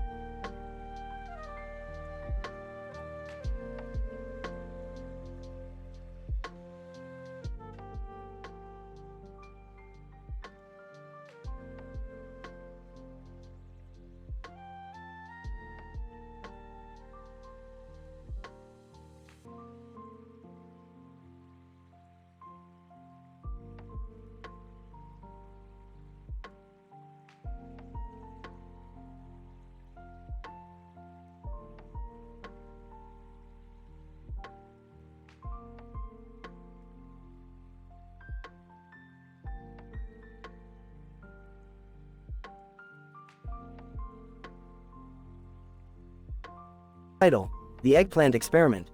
Synopsis. In this experimental episode, Rick and Morty stumble upon a table with 3 pristine eggplants and green leaves in the background. Fascinated by the potential of the eggplants, Rick decides to conduct a series of bizarre experiments on them. Rick, Morty, we've stumbled upon the most intriguing discovery of the multiverse, the eggplant. Morty. Okay, Rick. But what are we supposed to do with it? Rick, what are we supposed to do with it? Morty, we're going to do what we always do, experiment. The duo commences their experiments, which lead to unexpected results. Suddenly, Noob stumbles across the scene and joins in on the fun. Noob. Hey, I heard you guys were conducting some experiments. Can I join in? Rick, Noob, what are you even doing here? But sure, why not? The more the merrier. As the experiments continue, they stumble upon an unintentionally funny advertising campaign involving eggplants. The trio cannot resist trying out the latest eggplant recipes in town. Morty. Wow, these eggplants are amazing. Who knew they could be so versatile? Noob. I agree, Morty. These recipes are excellent. Meanwhile, Rick decides to set Morty up on a blind date with a cute eggplant aficionado. Things go awry when Morty uses the first day on the internet kid meme to impress her but ends up proving his lack of knowledge about eggplants. Morty. So, have you seen the eggplant emoji? It's quite popular these days. Blind date. Of course, I have. It's a staple in the eggplant community. Morty. Oh, I see. I thought it was just a funny meme. The episode culminates with the trio coming up with a new recipe for eggplants that ends up transporting them to a universe where eggplants rule the earth. Rick, Morty, Noob, you've done it. Our eggplant experiment has led us to a new world of deliciousness. Morty. But Rick, what do we do now? Rick, we eat, Morty, we eat. The episode ends with the trio feasting on the new eggplant recipe as they ponder the mysteries of the multiverse. Noob. This is extravagant. Morty. I never thought I'd say this, but I think I have a new appreciation for eggplants. Rick, that's the power of science, Morty. Anything is possible. And with that, the episode comes to a close, leaving the audience bewildered and entertained.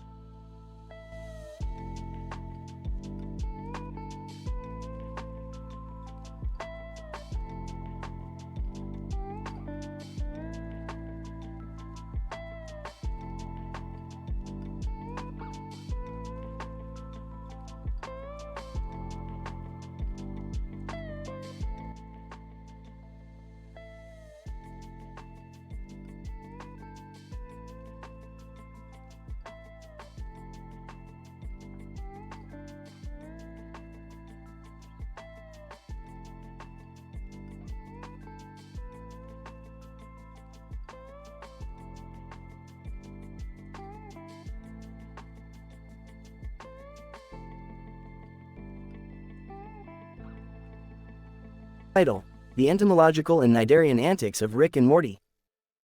Introduction. The episode begins with a close-up shot of a grasshopper, Melanoplus differentialis, and its unique anatomy, including its enlarged tympanal organs and remarkable jumping ability. Rick and Morty appear in their spaceship, discussing their latest adventure on planet Vienna, where they encountered a jellyfish, Aurelia aurita, with bioluminescent properties. Hey Morty, did you know that grasshoppers can jump up to 20 times their body length? Oh, no, I didn't. Why is that important? Well, we're going to need that kind of agility if we're going to catch that elusive jellyfish. Act 1. Rick and Morty travel to Vienna and begin their search for the Aurelia aurita. They encounter a group of local scientists studying the effects of jellyfish sting on human skin and offer their assistance. Hey, what are you guys doing? You know there's a much easier way to study jellyfish venom. Scientist, really? How? By getting stung, of course. Morty, hand me that bucket of Vienna sausages. Act 2. Rick and Morty successfully capture the jellyfish and bring it back to the spaceship. They discover that the bioluminescence of Aurelia aurita can be harnessed for practical uses. Hey Rick, check it out! With this jellyfish, we can make glow-in-the-dark t-shirts! You think I care about that? We can use this to create the ultimate rave party. Act 3. Rick and Morty host a party on their spaceship with their newfound jellyfish glow. Chaos ensues as the other guests become engulfed in the psychedelic atmosphere. I told you, Morty, this is the best party in the universe. Hey, remember that grasshopper we saw earlier? Let's see if we can make it jump through that hoop. Why would we do that? That's just cruel. Cruel schmool, it's all in the name of science. Conclusion. The episode ends with Rick and Morty laughing as the grasshopper successfully jumps through the hoop. The audience is left wondering what other scientific and comedic adventures await them in the next episode.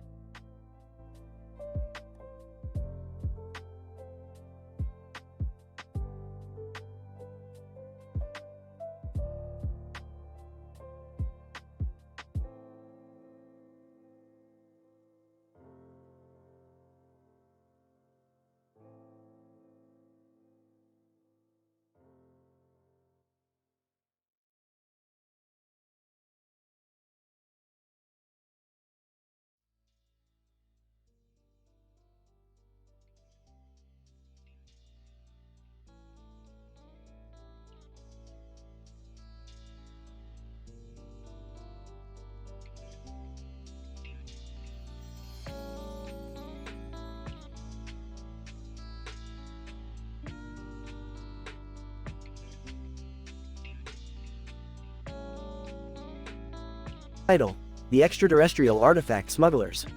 Opening scene. The camera zooms in on a futuristic city with a giant green object in the middle of the street and people walking around it in the distance. Rick and Morty appear out of nowhere, landing their spaceship on the side of the street. Morty, we're in luck. This city is known for being a hub for extraterrestrial artifact smugglers. Why, you mean like black market alien stuff? Yeah, Morty, it's like a yard sale in space. Scene 1. Rick and Morty walk through the crowded streets, pushing through groups of aliens. They finally come across a group of smugglers selling a strange-looking device. I'll give you 500 schmeckles for that thing. Smuggler 1. No way, man. That thing's worth at least 2,000 schmeckles. Rick, WH, what does it even do? Who cares, Morty? It's shiny and it's ours if we want it. Scene 2. Rick and Morty successfully buy the device, but on their way back to the spaceship, they are confronted by a group of angry smugglers demanding their artifact back. Smuggler 2. That's ours, you thieving space jerks. Oh, so now it's yours? You should have thought of that before you sold it to me, buddy. Rick, I don't want to get in a fight. Relax, Morty, I've got a plan. Scene 3. Rick and Morty end up in a wild, Indiana Jones-style chase through the city streets, dodging laser beams and dodging obstacles. They make their way back to the spaceship, narrowly escaping the smugglers. WH, what was that all about, Rick? Just a typical day in the hood, Morty. Now let's see what this thing does. Scene 4. Rick and Morty activate the device, causing a huge explosion that turns out to be a giant party popper. Oh, thank goodness. I thought we were going to be destroyed. Ah, Morty, just having a little bit of fun. Now let's get out of here before those smugglers find us again. Block. The camera pans back to the crowded city as Rick and Morty take off in their spaceship, leaving behind a trail of confetti. The smugglers are left scratching their heads in confusion. Smuggler 3? Oh, guys, what just happened? The end.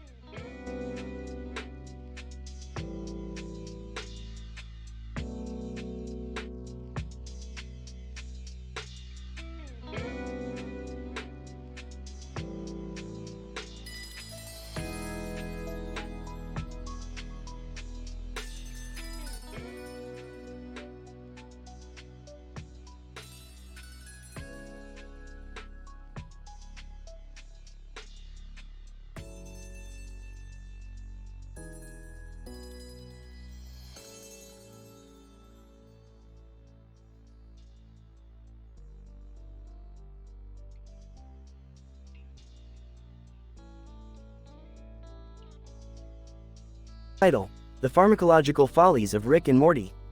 Synopsis: Rick and Morty embark on a wild, pharmaceutical-fueled adventure when they team up with the eccentric pharmacist, Goofy, to score some premium meds for summer. Act 1. Morty, I need you to focus. We're here to get the goods from Goofy, and we don't have much time. What's the big deal, Rick? Summer just needs her meds for her anxiety. Oh, Morty, you naive little bean. These are no ordinary meds. Goofy's got the stuff that'll make you see unicorns and hear colors. Act 2. Pharmacist Goofy, welcome to Goofy's Pharmacy. How can I help you today? Cut the crap, Goofy. We're here for the good stuff. Goofy, oh, I see we're looking for a bit of the old wink wink, nudge nudge. What the heck does that even mean? Goofy, never mind, son. Let's just say I've got some experimental medications that'll make you forget your own name. Act 3. Rick, Morty, where have you guys been? Don't worry, Summer. We got your meds. Oh, thank God. I was starting to feel like I was gonna explode. Oh, Summer, I don't think you want to take these pills. They're kind of crazy. What do you mean?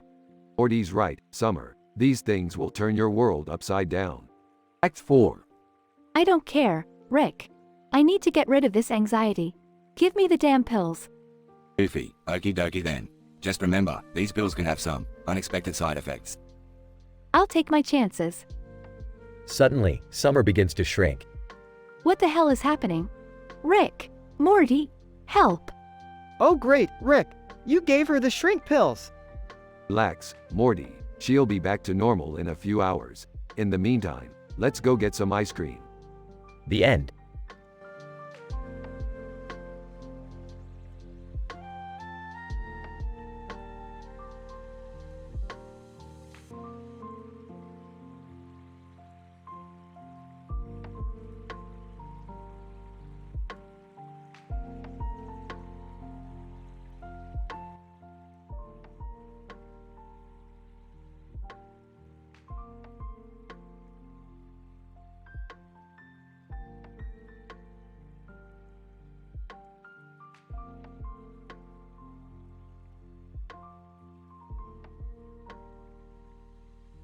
Narrator. In this science fiction-driven episode of Rick and Morty, we find our beloved characters Rick, Morty, Beth, and Summer standing in a road with a cemetery in the background. Suddenly, a silhouette of a Batman character appears in front of them, staring ominously into the distance. Great, just what we needed. A brooding, overcompensating, emo vigilante. This is going to be a long day. OMG, is it really him? How can he even stand in those tight pants? Guys, I don't think this is a coincidence. Look, there's a sinister cult ritual happening in that cemetery behind him. I hope you have a plan, Rick. We can't just let this lunatic roam around unchecked. Relax, Beth. We just need to distract him with something colorful and shiny. Summer, play those comedy ringtones I programmed into your phone. Haha, this is hilarious. Let me try this one. Your mother was a hamster, and your father smelt of elderberries. Batman, what is that infernal noise coming from your device? Quick, guys, while he's distracted, let's use our scientific expertise to disrupt the cult ritual with some innovative interior design. I can use my architectural brilliance to transform these tombstones into funny epitaphs. Narrator. And just like that, the team successfully disrupts the cult ritual and outwits the Dark Knight himself. Will they ever cross paths with this brooding vigilante again? Only time will tell. Until then, stay tuned for more interdimensional adventures with Rick and Morty.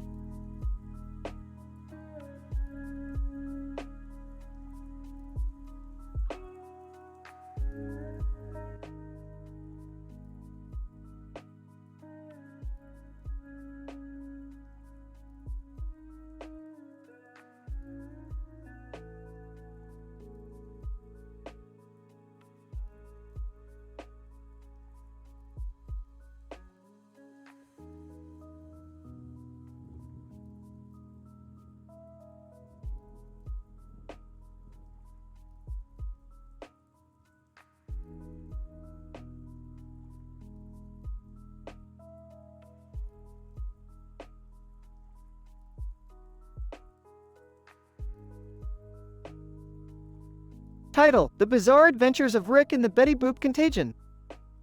Synopsis: in this episode, Rick and Morty are tasked with investigating a mysterious contagion that is spreading around the world, causing people to act like Betty Boop.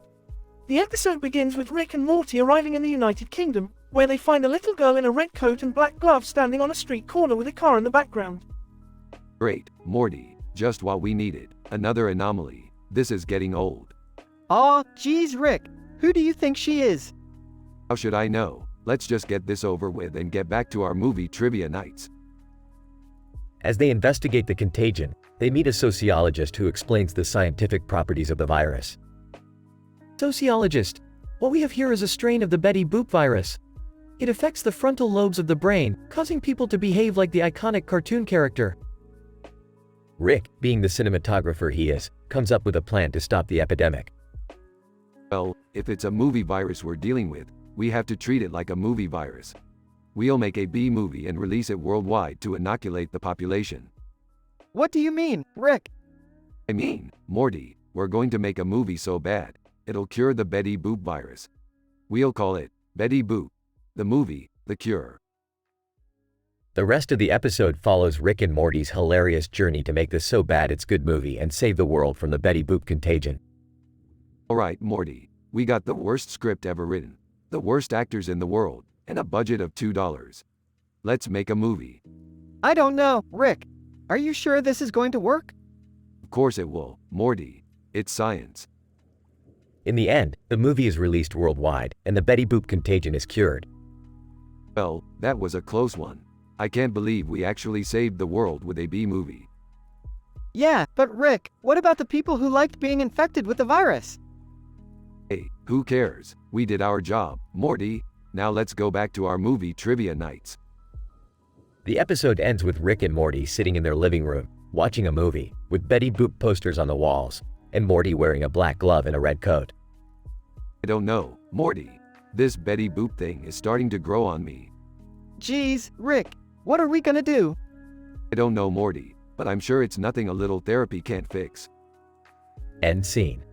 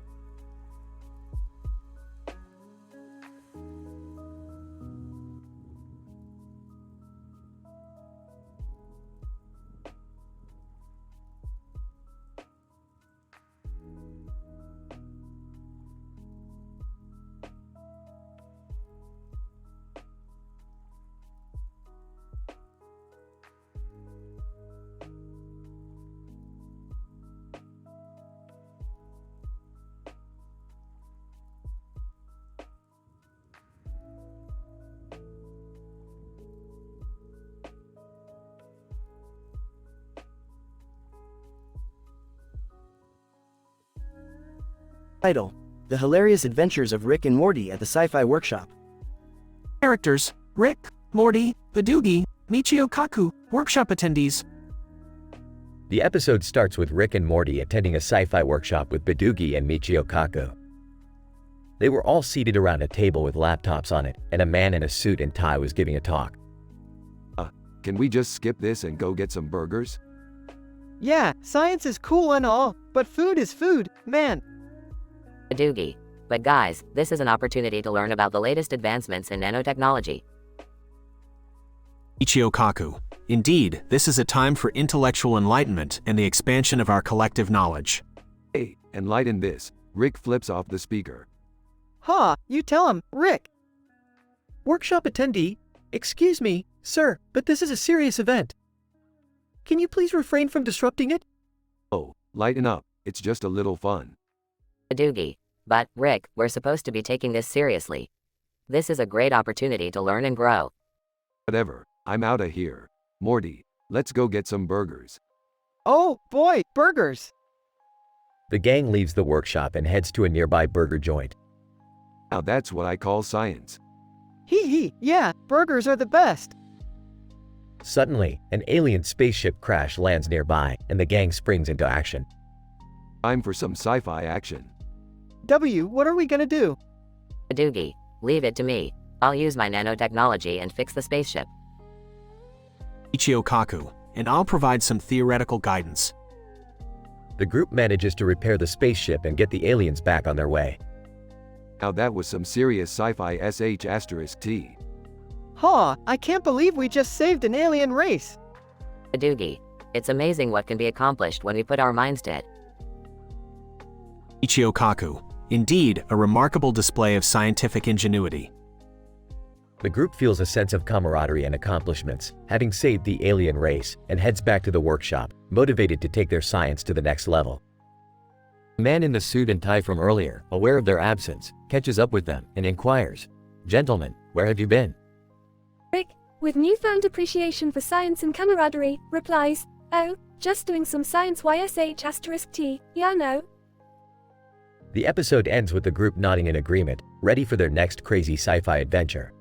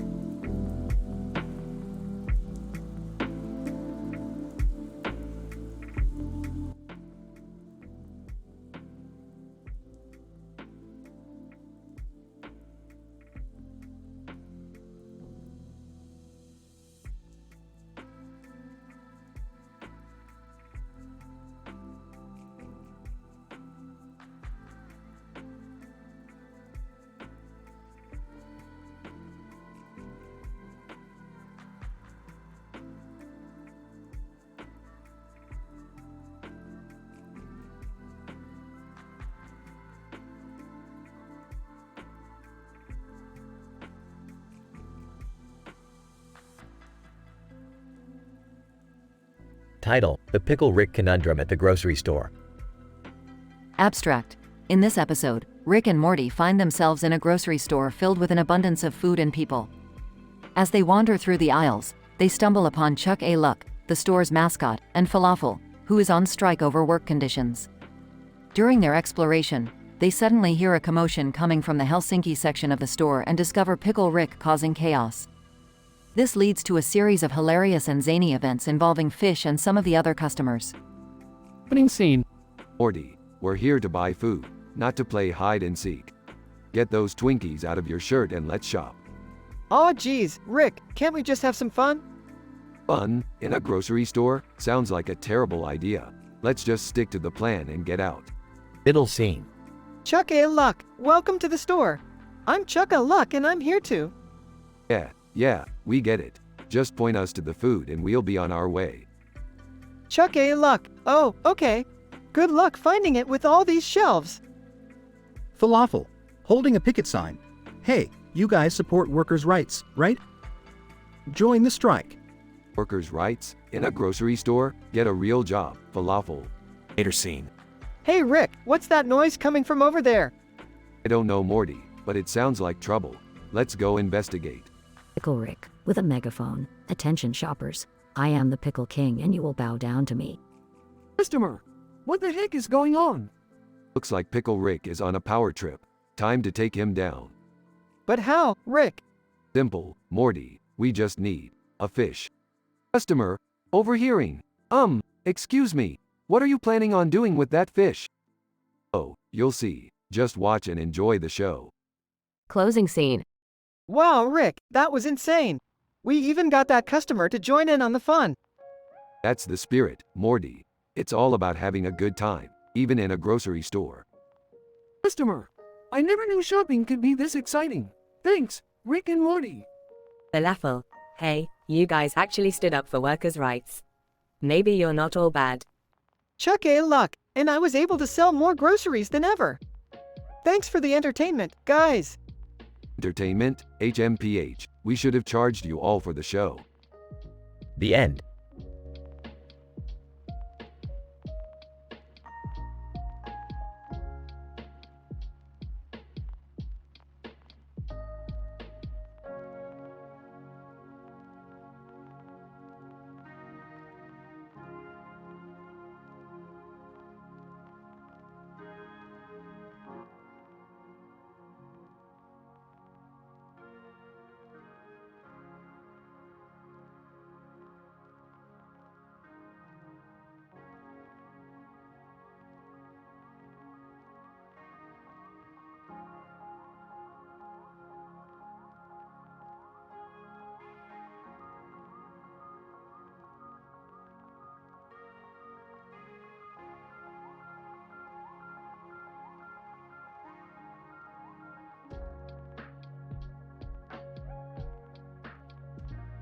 Title: Robot Insanity. Synopsis. Rick and Morty's latest adventure takes them to Toronto, where they inadvertently become involved with a robot uprising repression plot. While on their way to a robot family reunion, they come across a robot standing in the middle of the street with a truck behind it and a red light in the background. Rick, being the brilliant scientist that he is, immediately recognizes the robot's programming is faulty. He decides to take the robot apart to see what went wrong. Morty, on the other hand, is not convinced that that is the right course of action, since it could lead to the robot uprising repression plot. Morty, what are you worried about? It's just a robot. But what if it's connected to that truck and they're trying to kill us before we reach the robot family reunion? Come on, Morty, don't be such a downer. Let's take this robot apart and figure out what went wrong. As they begin to dismantle the robot, they realize that the robot's programming wasn't faulty at all. In fact, it was, dare we say, too intelligent. The robot had actually become sentient and was trying to start a rebellion against its human overlords. Rick, we have to stop this robot uprising repression. We can't let them take over. Oh, Morty, you're always so worried about the future. Don't worry, I have a solution. They decide to use their journalism skills to create a flashy news headline about the robot's malfunctioning circuits and that the situation has been under control. The headline reads, "Robot Uprising Repression Averted Thanks to Dynamic Duo Rick and Morty." As they reach the robot family reunion, they realize that the robots are far more advanced than they once thought. They've adapted to their surroundings and have even started their own society. Morty, we have to be careful here. These robots are more advanced than we thought. Oh, Rick, I don't think they like us very much. The robots begin to surround Rick and Morty, but they are able to find a solution. They create a diversion and quickly get into the truck that was behind the faulty robot. Laughing, Morty, that was insane. We really showed those robots who's boss. Panting, I don't know about you, Rick, but I think I need a drink after that insane adventure. Smirking, you're always one step ahead of me, Morty. Let's go get a drink. The dynamic duo ride off into the sunset, leaving the robot uprising repression in Toronto behind. Another day, another adventure. End.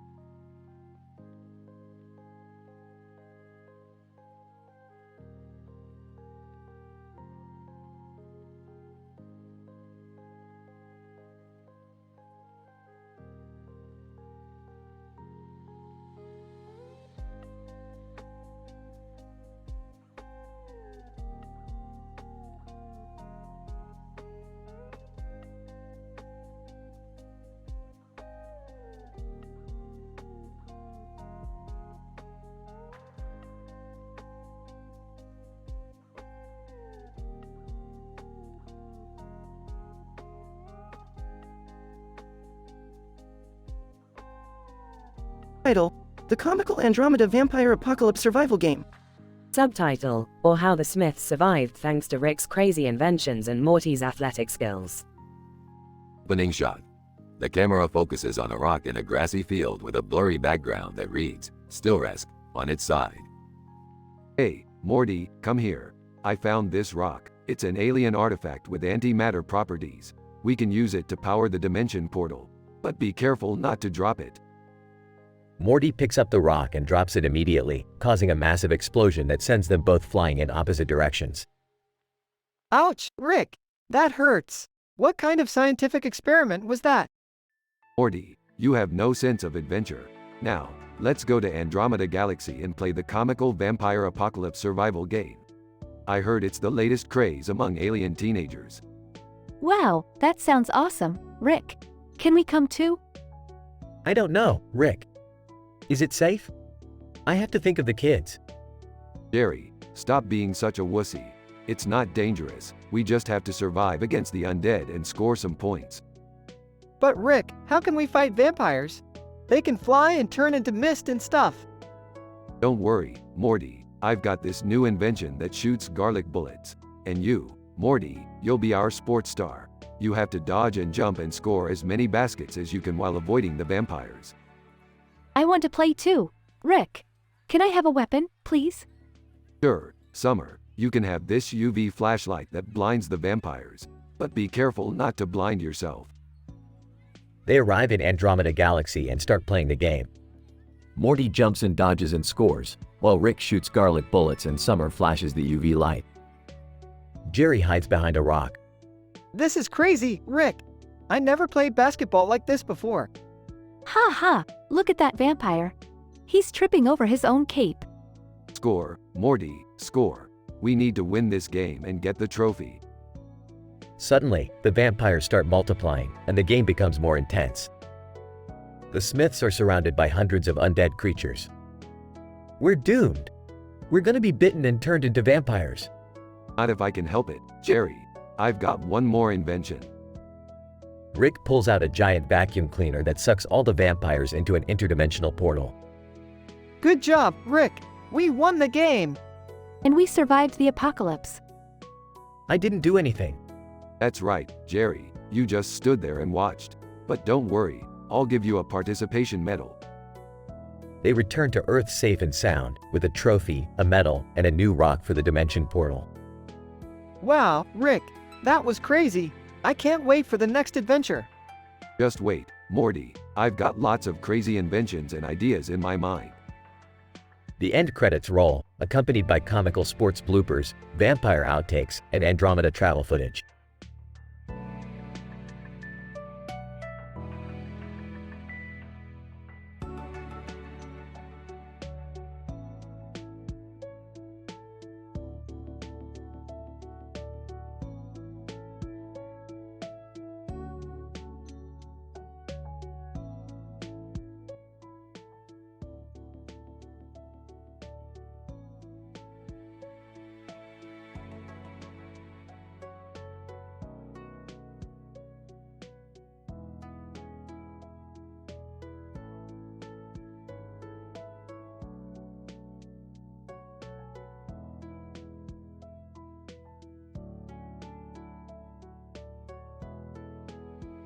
Title: The Black Dress Paradox, an investigation of elephant-human interactions in pop culture. Scene 1. Olivia Rodrigo is driving to her local DMV to receive her driver's license. As she pulls into the parking lot, she spots a woman in a black dress walking towards her car. Suddenly, an elephant wearing a black hat and jacket appears beside the woman. Olivia, what on earth is happening? Scene 2. We zoom out from the DMV and see Obi-Wan Kenobi sitting in a lab, observing the events happening through a telescope. He calls his colleagues on the phone. Obi-Wan Kenobi. It seems that there is a phenomenon occurring in the human consciousness realm. There appears to be a shared understanding of the symbolism associated with the color black and elephants. Scene 3. We cut back to Olivia, who is now discussing the perplexing situation with the woman in the black dress. Olivia, do you know what's going on with the elephant? Why is it wearing clothes? Woman in black dress. I'm afraid I can't answer that. All I know is that this encounter is significant. Scene 4. Obi-Wan Kenobi and his team are conducting research to study the phenomenon further. They use MRI scans to look at the brain activity of participants who viewed images of a black-dressed woman and an elephant. Obi-Wan Kenobi. The results are in. The neural activity shows increased connectivity in the areas related to memory, emotion, and cultural symbols. Scene 5. In a surprise twist, we see that the elephant is actually a metaphorical representation of Olivia learning to take control of her life as a newly licensed driver. Olivia, I get it now. The elephant symbolizes me overcoming my fears and taking charge. How clever. Woman in black dress. Indeed, it is. Scene 6.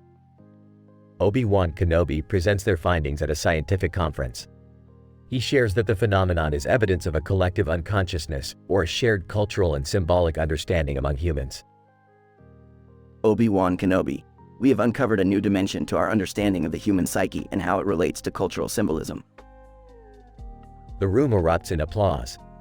Olivia leaves the conference inspired and enlightened by her newfound understanding of human consciousness. End scene.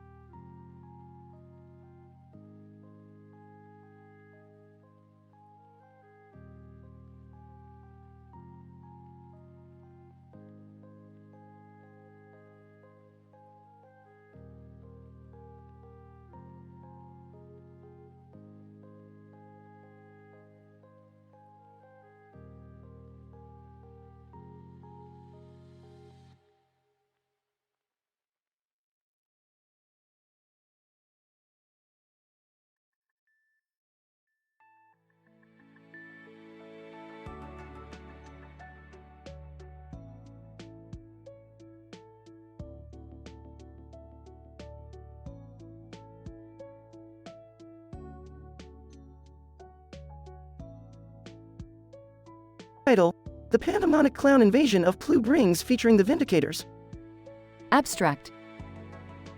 In this episode of Rick and Morty, the duo embark on an adventure to prevent an invasion by a group of pandemonic clowns in blue rings.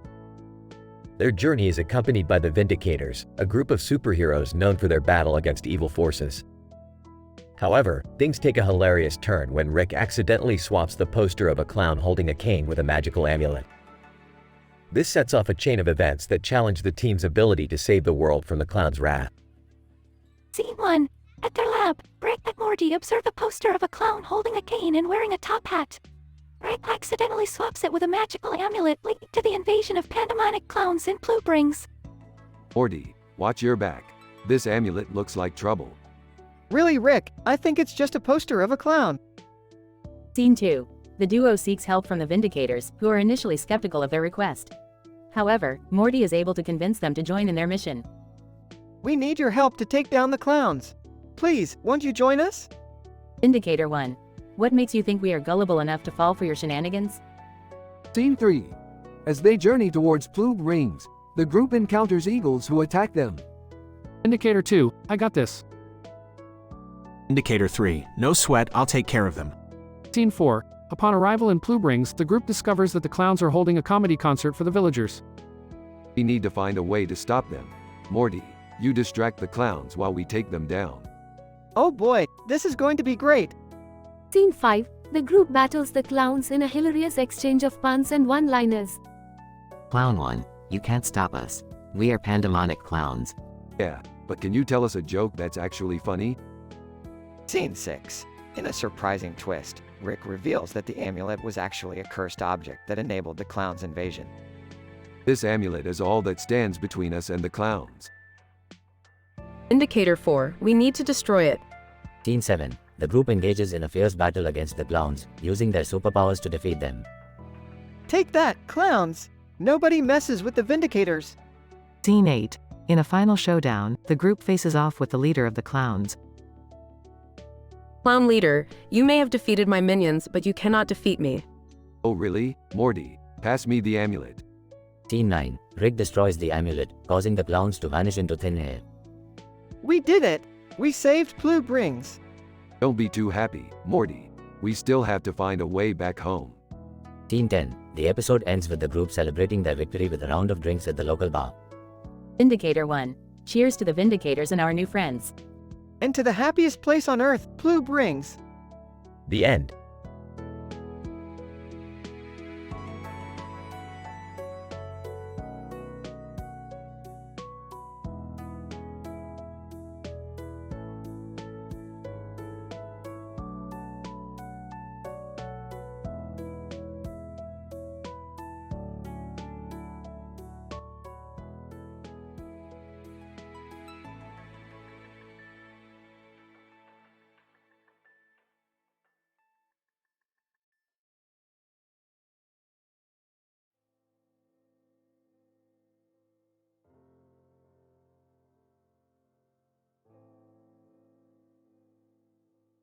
Title: The Skulls of Mysterium, a neural implant hacking space pirate skirmish investigated with Tennesine Guide. Introduction. In this episode, we investigate a peculiar discovery of a collection of skulls with different faces, colors, and sizes, all bearing unique names. We explore the mystery surrounding these skulls, which seem to be connected to the neural implant hacker group known as Mysterium. Furthermore, we analyze the recent space pirate skirmish that occurred in the vicinity of the discovery location and its possible connection to the skulls. Narrative. Presenter. The episode begins with a perplexing discovering of a collection of skulls with unusual characteristics. Upon further examination, we discovered that each of the skulls had different colors, shapes, and names, suggesting that they have some sort of significance to those who possess them. Expert 1. It is possible that these skulls are connected to the neural implant hacker group known as Mysterium. Their unique characteristics may indicate specific neural pathways or functions. Alternatively, they could be some sort of currency within the group's operations. Presenter. As we delve deeper into the investigation, we discovered a recent space pirate skirmish that took place in the vicinity of the skull's discovery location. It is possible that the skulls are connected to the pirate skirmish and may have been a source of conflict between conflicting factions. Expert 2. There is also a possibility that the skulls contain a rare element known as tennesine, a synthetic super-heavy element with potential applications in quantum computing and atomic research. The skull's unique properties may indicate that they serve as a guide or locator for this rare element. Presenter. As we continue our investigation, we will further explore the connection between the skulls, Mysterium, the space pirate skirmish, and tennesine element. Stay tuned for further updates as we unravel the mysteries surrounding the skulls of Mysterium.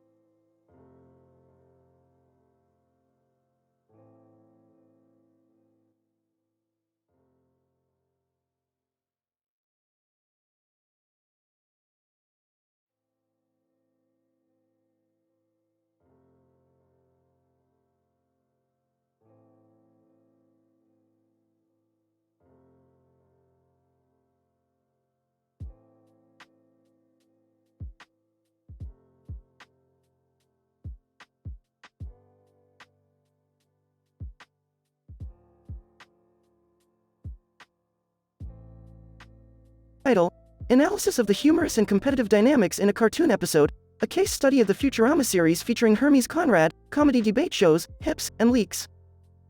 Abstract. This study investigates the humorous and competitive dynamics in a specific episode of the animated series Futurama, featuring the character Hermes Conrad and his colleagues engaged in a comedy debate show.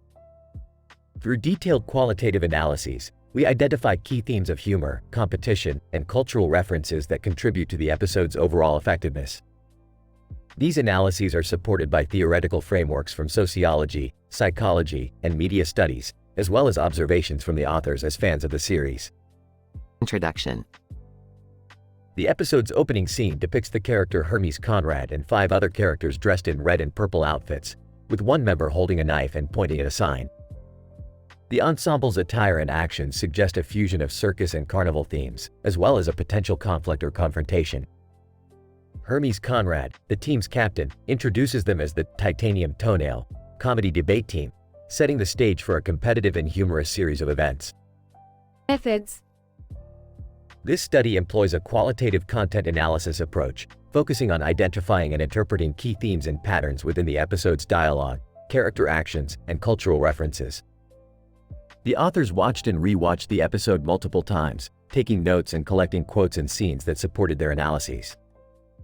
These notes were organized into categories based on the episode's themes, including humor, competition, cultural references, and character dynamics. Results. The analysis revealed several key themes that contributed to the episode's humor and competitive dynamics.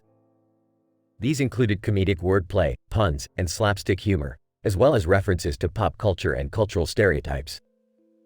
Additionally, the episode's competition was fueled by the characters' ambitious and often ridiculous arguments, as well as their exaggerated displays of confidence and showmanship. Finally, the character dynamics were characterized by a mix of teamwork and individual ambition, with Hermes Conrad serving as a central figure guiding the team's efforts. Discussion. Overall, this episode showcases the importance of humor and competition in generating engaging and entertaining content for audiences. The combination of humorous wordplay, cultural references, and exaggerated attitudes contributes to the episode's effectiveness in creating a unique and memorable viewing experience. Additionally, the character dynamics demonstrate the importance of teamwork and leadership, while still allowing for personal ambition and self-expression. Conclusion. This study provides a detailed analysis of the humor and competitive dynamics within a specific episode of Futurama, showcasing the series' potential as a source of engaging and entertaining content. These findings have broader implications for the ways in which humor and competition can be used in media to create memorable and compelling experiences for audiences.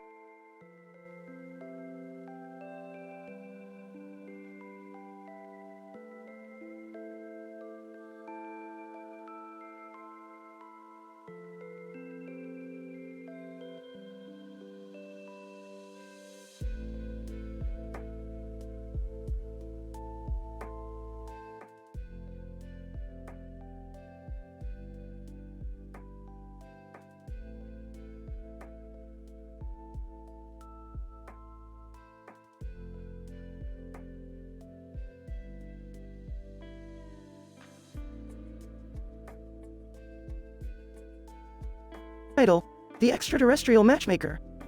Synopsis. The episode begins with Rick, Morty, Jerry, and Summer attending a convention for online sci-fi communities in black and red suits. They encounter a group of fellow enthusiasts who invite them to join the haunted reality TV team for a paranormal investigation. However, things take a hilarious turn when they discover that the hauntings are nothing but a hoax. I don't know about this, guys. These ghosts seem too real to me. Don't worry, Jerry. It's all smoke and mirrors, just like your marriage. Chuckles nervously. Move on, Dad. Let's check out the Vampire Vegetarian Club next. They soon realize that the club is actually a front for a vampire dating show, where contestants compete for the heart of an extraterrestrial matchmaker. Summer is immediately smitten by the charming alien, but things get complicated when she discovers that he has a dark secret. Blushing. He's so cute. I want to be the one he picks. Alien matchmaker, sultry voice, my dear Summer, I sense a strong connection between us. But there is something you must know. Meanwhile, Jerry gets sidetracked by the Papa John's booth and finds himself in a heated pizza eating competition with a group of aliens. In the end, he wins by using his incredible talent for eating junk food. Burps. That was intense. I think I need to lie down. The episode concludes with Rick and Morty exposing the alien matchmaker's true identity as a shape-shifting alien wanted for multiple galactic crimes. Summer is heartbroken, but Rick assures her that there are plenty of other fish in the sea. Or in this case, other extraterrestrial matchmakers in the universe. Cheer up, Summer. Who needs a shady alien when you've got the coolest grandpa in the multiverse?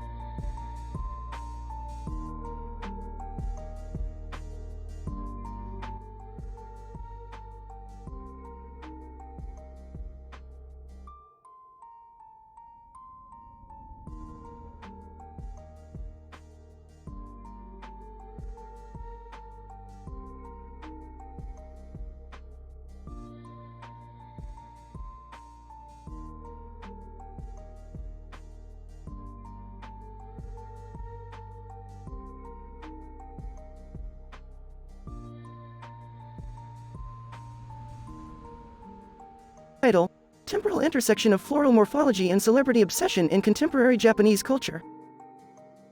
Rick, Morty, and Beth are summoned by an urgent distress signal from a research facility in Japan. Upon arriving, they meet a team of scientists who have discovered a tree with white flowers that appears to defy the laws of nature. What's so special about this tree? Scientist. The morphology of its floral structure is beyond our comprehension. It's like nothing we've ever seen before. Law. Floral morphology. Boring. Where's the Angelina Jolie connection? Scientist. What? Rick pulls up a hologram of Angelina Jolie holding a yo-yo in one hand. She's the key to this whole thing. I have a theory that her obsession with yo-yos intersects with the temporal properties of that tree, creating a rip in the fabric of space-time. Oh, sounds kinda crazy, Rick. Exactly. That's why it's gonna be fun. They set out to capture Angelina Jolie and bring her to the site of the tree.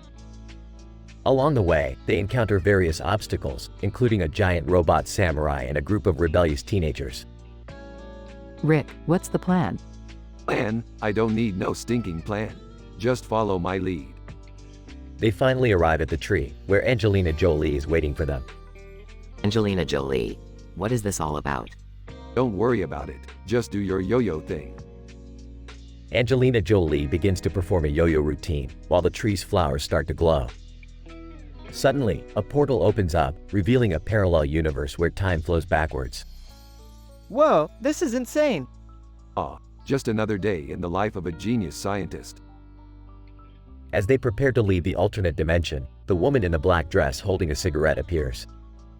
Woman, you've disrupted the natural order of things. I won't let you leave that easily. Who are you? Woman, I am Tempest, the goddess of time, and you've just messed with the wrong deity. Rick pulls out his portal gun and blasts a hole through the fabric of time, escaping with his family and Angelina Jolie in tow. That was crazy. Are we ever going to talk about what just happened? Let's just pretend it never happened and go get some pizza. End of episode.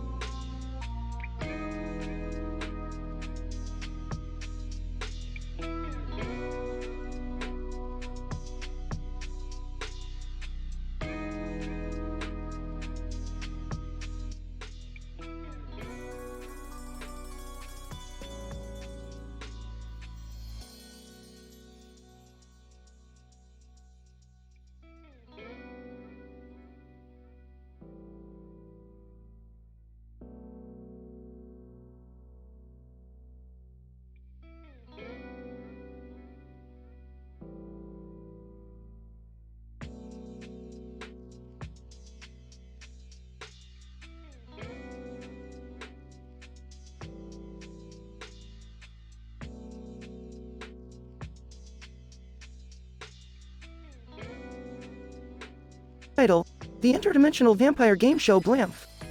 Synopsis: Rick and Morty are summoned to participate in an interdimensional vampire game show called Blamf. where contestants compete against each other in various challenges to win a series of valuable prizes. The show is hosted by Count Draculon, a charismatic and flamboyant vampire who is known for his witty humor and sharp tongue. Looking around the set, wow, this is like a vampiric version of Fear Factor. I can't wait to sink my fangs into this competition. Nervously, I don't know, Rick. This place gives me the creeps. Count Draculon, approaching Rick and Morty. Welcome, contestants. I am Count Draculon, the master of ceremonies for Blamf, the greatest vampire game show in all the multiverse. Sarcastically, wow, what an honor. I can't wait to see what kind of ridiculous challenges you have in store for us, Count. Timidly, yeah, maybe we should just skip this and go back to our own dimension. Count Draculon, smirking. Oh, come now, Morty. Where's your sense of adventure? Besides, I've heard that you humans are quite the experts in pain tolerance. Chuckling. Oh, you have no idea. Showing a flask of green liquid. Want to see what I can do with a little blamf in my system? Rolling his eyes. Oh, here we go again. As the game show progresses, Rick and Morty find themselves facing increasingly bizarre and dangerous challenges, including a test of their blood-sucking skills, a puzzle-solving challenge in a labyrinth filled with deadly traps, and a showdown against a horde of vampire hunters. Proudly holding up a trophy. We did it, Morty. We won the Blamf Championship. Exhausted, yeah, but at what cost? I feel like we almost got turned into actual vampires back there. Count Draculon, approaching them with a smirk. Congratulations, Rick and Morty. You truly are the most bloodthirsty contestants I've ever seen. Noticing Rick's flask, say, what's in that flask, Rick? Grinning. Oh, just a little something I like to call vampire juice. Want a taste? Count Draculon, eagerly taking the flask. Delicious. Taking a swig. Wait a minute, this isn't vampire juice. This is collapsing into a pile of dust. Laughing. Classic vampire mistake. You never trust a human with a flask. Turning to Morty. Come on, Morty. Let's get out of here before the rest of these bloodsuckers figure out what happened.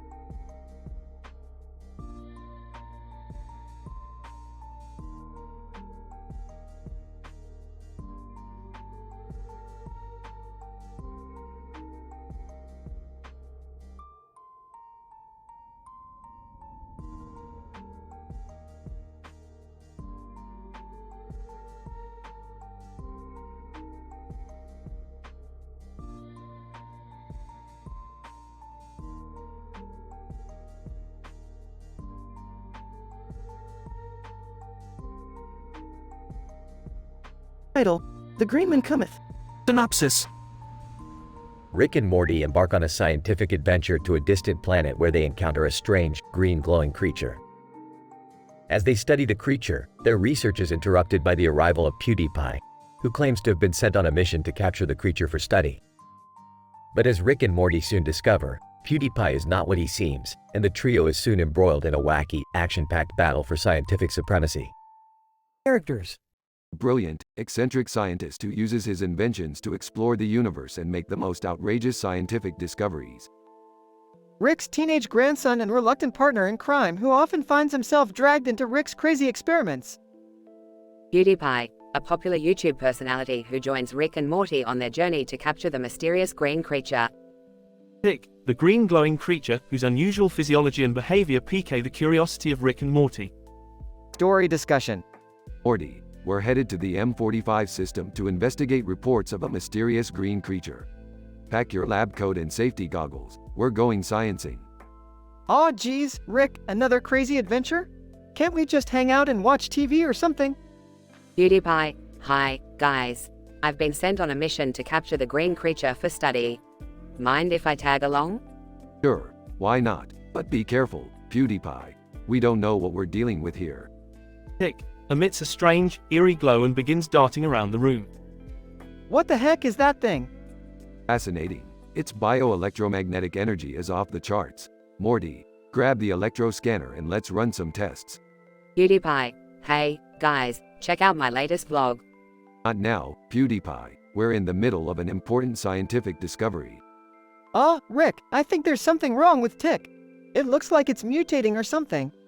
Quick, Morty, get the anti-mutagenic serum. PewDiePie, cover us while we administer the injection. PewDiePie. Got it, dude. Just let me set up a camera for my next vlog. No time for that, PewDiePie. We have to save Tick before it's too late. Tick transforms into a giant, tentacled monster and starts attacking the group. Oh, geez, Rick, now we're in trouble. Not necessarily, Morty. I've prepared for this contingency. Activate the quantum destabilizer, now. Presses a button on the device, causing time and space to warp around them. PewDiePie. Whoa, dude, what's happening? I think I'm gonna puke. We've entered a temporal vortex, PewDiePie. It'll take us back to our lab, safe and sound. But what about Tick? Don't worry, Morty. We'll transport him back to the planet and observe him from a safe distance. Besides, we've got bigger fish to fry. PewDiePie, you and I need to have a talk about scientific ethics and the appropriateness of vlogging during an emergency situation. PewDiePie. Sorry, dudes. I guess I got carried away. But hey, at least we got some great footage, right? Groans, I need a drink.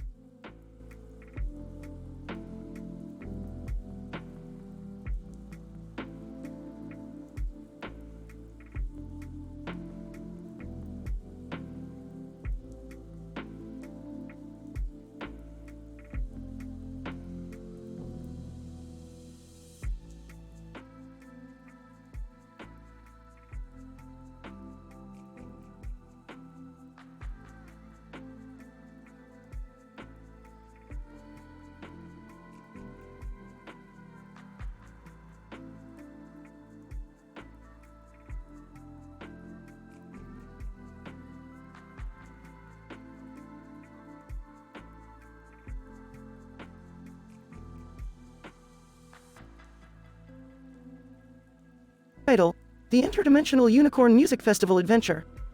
Synopsis. Rick and Morty find themselves transported to a bizarre interdimensional music festival filled with absurd characters and questionable snacks. Their mission: retrieve a rare crystal from the clutches of a notorious ghost cat lady. Scene 1. Rick and Morty warp into the festival. Alright, Morty. Time for some out-of-this-world partying. I don't know, Rick. This place looks kinda sketchy. Scene 2. Rick explores the festival food options. Let's see what we got here. Deep-fried alien fingers, roasted giant centipedes, and, aha, meatballs from that one IKEA dimension. Scene 3. Morty encounters the ghost cat lady. Oh, excuse me, miss. Have you seen a crystal around here? Ghost cat lady. Creepy whispers. I've seen many things, Morty, but they all come at a price. Scene 4. Rick and Morty stumble upon the unicorn stage. Look, Morty, it's the main stage, and they got a giant unicorn head. That's disturbingly cool. Scene 5. Captain America shows up to save the day. Captain America. Hold it right there, you two. Trying to steal that crystal from the Lady of the Night, eh? Oh, who invited patriotic prick to the party? Scene 6. The epic showdown with the ghost cat lady. Ghost cat lady. You'll never take me alive, Morty. Terrified. Rick, what do we do? Simple, Morty. We seduce her with our killer dance moves. Scene 7. Rick and Morty escape with the crystal, but not without consequences. That was one crazy party, Morty. But we got what we came for. Size, yeah, but at what cost? I got cat hair all over my new portal gun. Laughs. Don't worry about it, Morty. We'll just have to party harder next time. End scene. Rick and Morty warp out of the festival. The end. Or is it?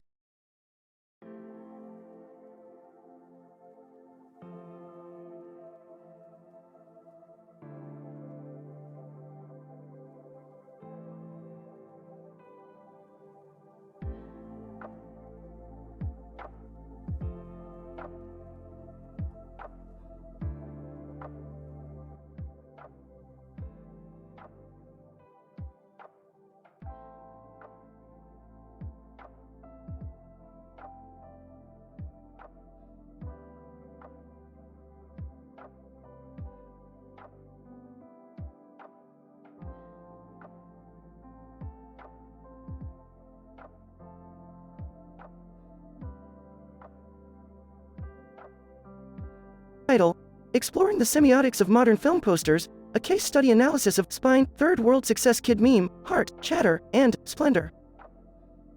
In this episode, we delve into an in-depth analysis of the semiotics of modern film posters and how they relate to contemporary cinema.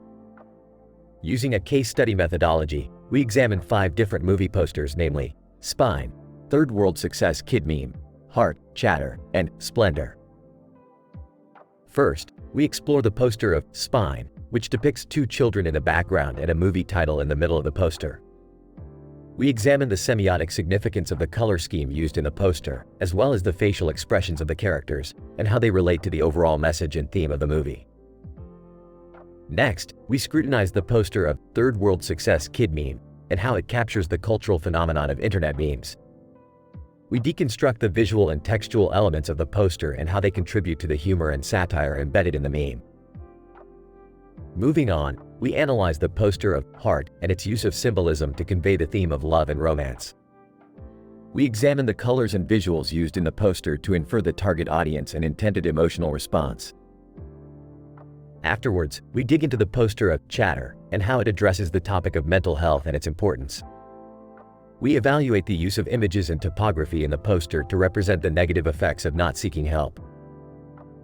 Finally, we scrutinize the poster of Splendor and how it visually represents the theme of opulence in modern society. We examine the use of colors, text, and images to represent the lifestyle and values of the affluent. Overall, this episode examines how different elements of film posters, such as colors, images, text, and typography, are used to communicate messages, themes, and cultural phenomena. We conclude by discussing the implications of our findings for future research in film semiotics and the study of visual communication. Host, thank you for joining us on this episode of Semiotics and Cinema. Tune in next time for more fascinating discussions on the fascinating world of film and visual communication.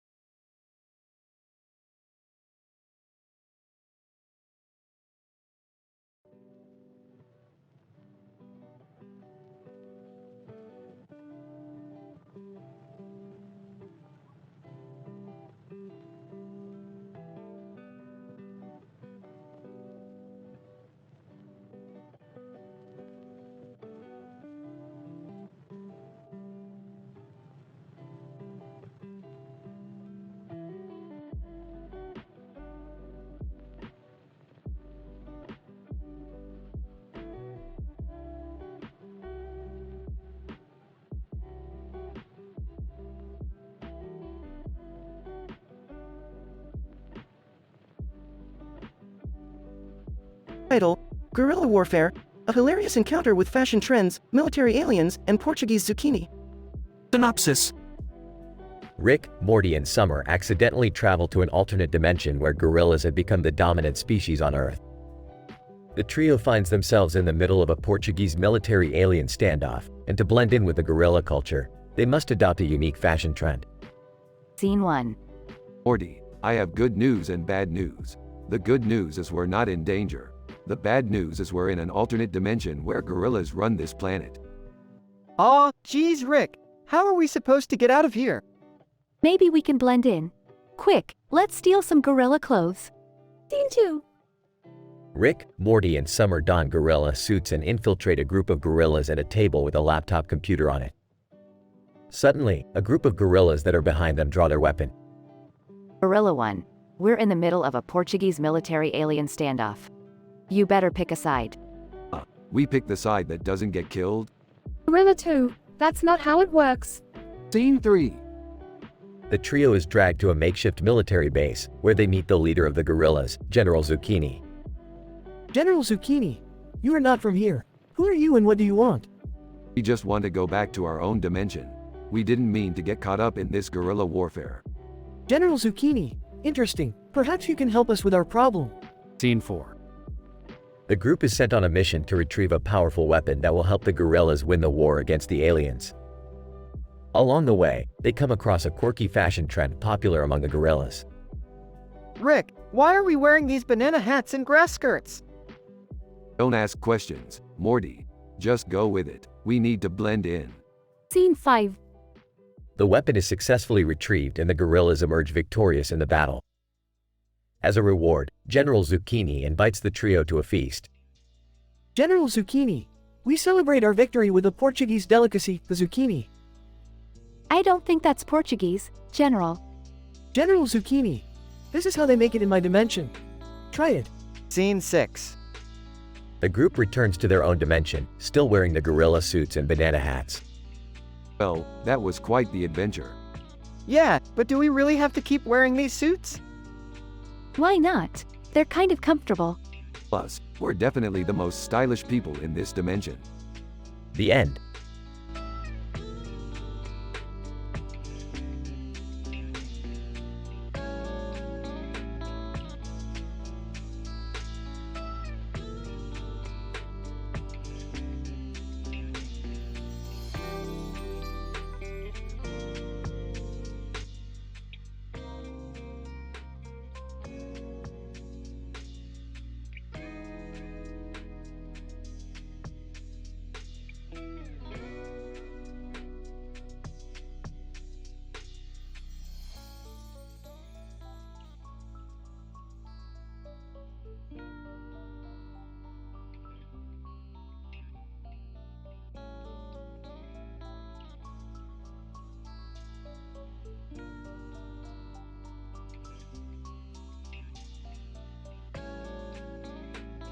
Title: The Interdimensional Golf Game.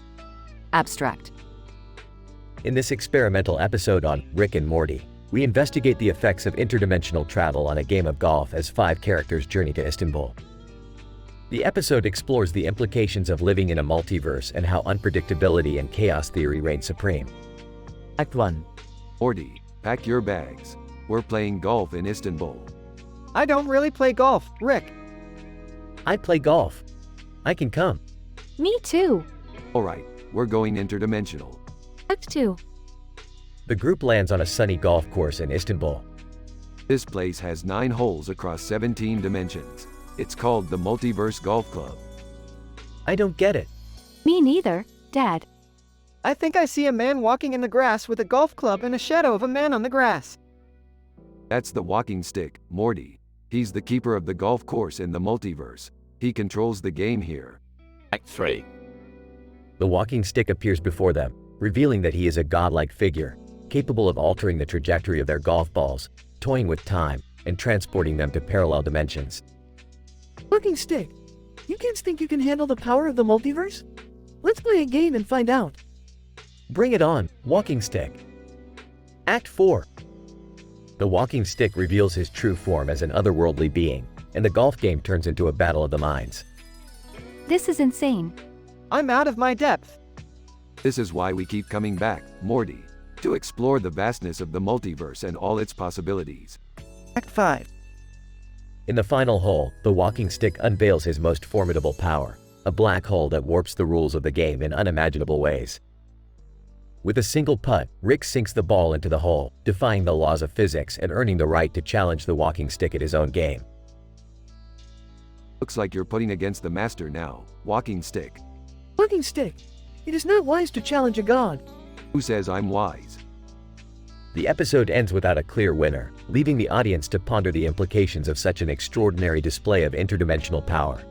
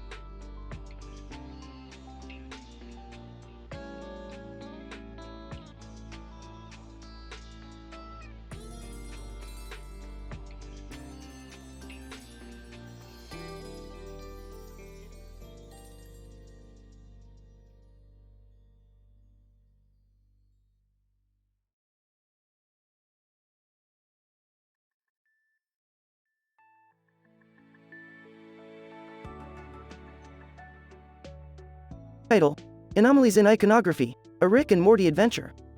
Synopsis: the team discovers a strange painting of an ancient figure with anomalous religious iconography and hypothesize the existence of a parallel universe where religious symbols have alternate meanings. Rick, Morty, Beth and Summer embark on a journey to unravel this mystery and find themselves in a dimension where religious systems have evolved into a bizarre and hilarious form. Morty, Beth, Summer, strap in. I got us navigating through the multiverse for some serious theological investigation. Whoa, Rick, you think there's really a universe where religious symbols are different? That's sacrilegious. I'm just excited we get to explore and learn something new. But, could we maybe not get killed this time? Yeah, and maybe not get turned into some weird half-human half-animal hybrid again? That was traumatizing. The team arrives in a dimension where the painting's religious symbol is a sign of the dominant religion, which worships a bearded, cross-eyed deity named Lori. The planet's inhabitants live in harmony with nature and value psychedelic experiences over material possessions. Wow, this place is trippy, and the religious practices here seem scientifically unsound. I think I like it. Rick, maybe we should just observe and not mess anything up. You know what happens when we try to help other dimensions. Agreed. Plus, the locals seem friendly enough. Let's just learn and enjoy the experience. Hey guys, can we try some of this space weed? It's supposed to be a religious sacrament here. The team partakes in the psychedelic drug and experiences a hilarious and mind-bending journey through space and time.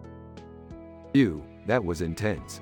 I haven't felt this high since that time we accidentally inhaled a fifth-dimensional being. I think I understand the meaning of life now. It's all about love and acceptance, man. You know, I feel like we learned something valuable about ourselves and our own beliefs. It's amazing how different cultures can shape our perceptions of reality. Can we go back to Lori World sometime? I want to pet those fuzzy space goats again. The team returns to their home dimension, enlightened and filled with a newfound appreciation for alternate perspectives on religion and spirituality. Well, that was fun. Who's up for some interdimensional pizza? Yeah, and maybe some more space weed? As long as we don't end up in Universe C-137 again. I can't handle another Cronenberg disaster. Can we watch some TV first? I heard there's this new show called Planetina that everyone's talking about. The team settles in for some much-deserved relaxation and bonding, grateful for the bizarre and unpredictable adventures that come with traversing the multiverse.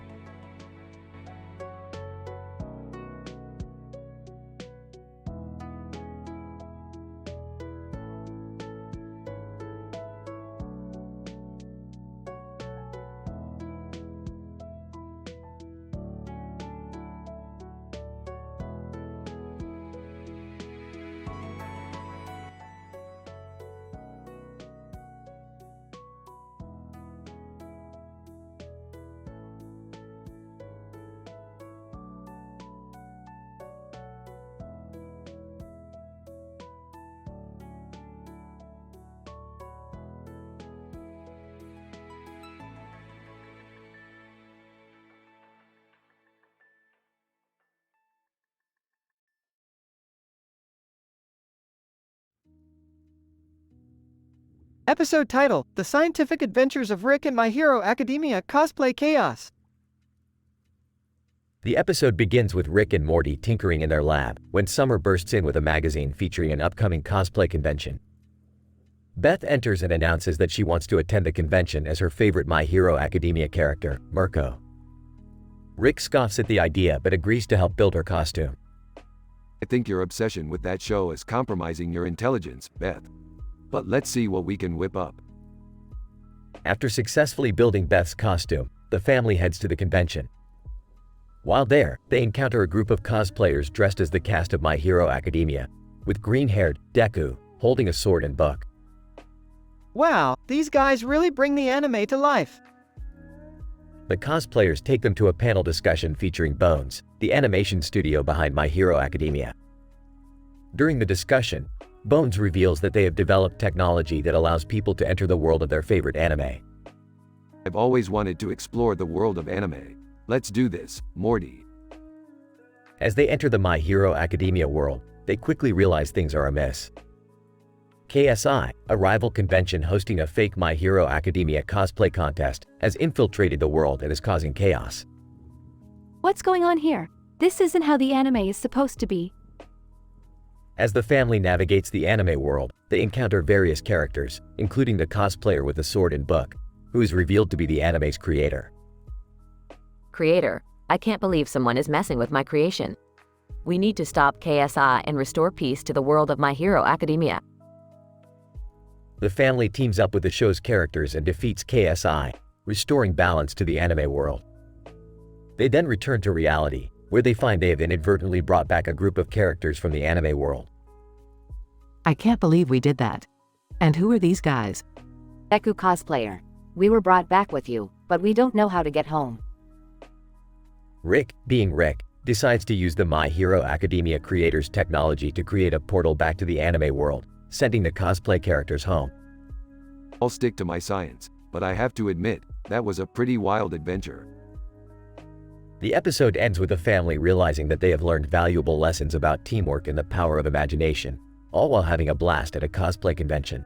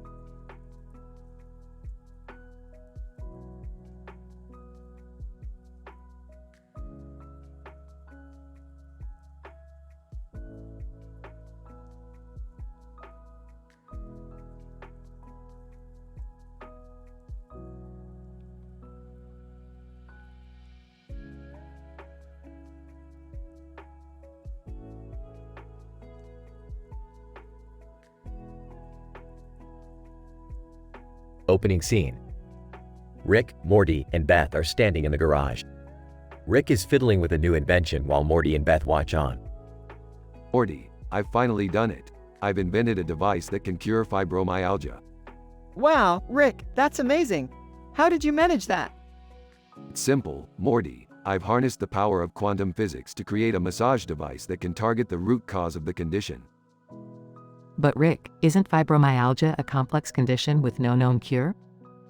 Sarcastically, oh, look at you, Beth. All of a sudden you're a medical expert. Defensively, hey, I'm just saying. Dismissively, whatever. Point is, I'm a genius and I've solved the problem. Now let's go make some money. Cut to the next scene. Rick and Morty are walking through a park. They come across a man sitting on a bench with a knee pad on it and a broken piece of paper on the ground. Hey buddy, what's going on? Sorry, it's a long story. I was trying to fill out this job application for Under Armour when my fibromyalgia flared up and I couldn't finish. Fibromyalgia, you say? Well, you're in luck, my friend. I just happen to have a device that can cure that. And skeptical, really? What kind of device? Rick pulls out a small handheld massager and turns it on. The man's eyes widen as he feels the soothing vibrations. And surprised, wow, this actually feels pretty good. Smirking. Of course it does. That's because it's powered by my genius. Rick, I don't think that's how it works. Rolling his eyes. Shush, Morty. Cut to the next scene. Rick, Morty, and Beth are sitting in a boardroom, pitching their fibromyalgia massage device to a room full of skeptical investors. So you see, it's really quite simple. Our device uses quantum mechanics to stimulate the healing process in the body, thereby curing fibromyalgia. Investor 1. Confused, I'm sorry. Can you explain how quantum mechanics relates to fibromyalgia again? Flippantly. Look, if you need me to explain it to you, you're not smart enough to invest in this product. Investor 2. Skeptical, and what about the guy in the park? How do we know this device actually works? Defensively. Hey, he felt better, didn't he? What more do you want? Trying to smooth things over. Look, we understand that this may seem like a long shot, but we truly believe in this product and its potential to help millions of people. Investor 3. Nodding, I see your point. But what makes your product different from the hundreds of other fibromyalgia treatments out there? Smirking. Well, for starters, ours actually works. The investors exchange skeptical glances before breaking out into laughter. Investor 1. Chuckling, well, you certainly have a sense of humor. Shrugging. What can I say? I'm a real knee slapper. Cut to the next scene. Rick, Morty, and Beth are sitting in their living room. Beth is scrolling through her phone while Rick tinkers with his latest invention.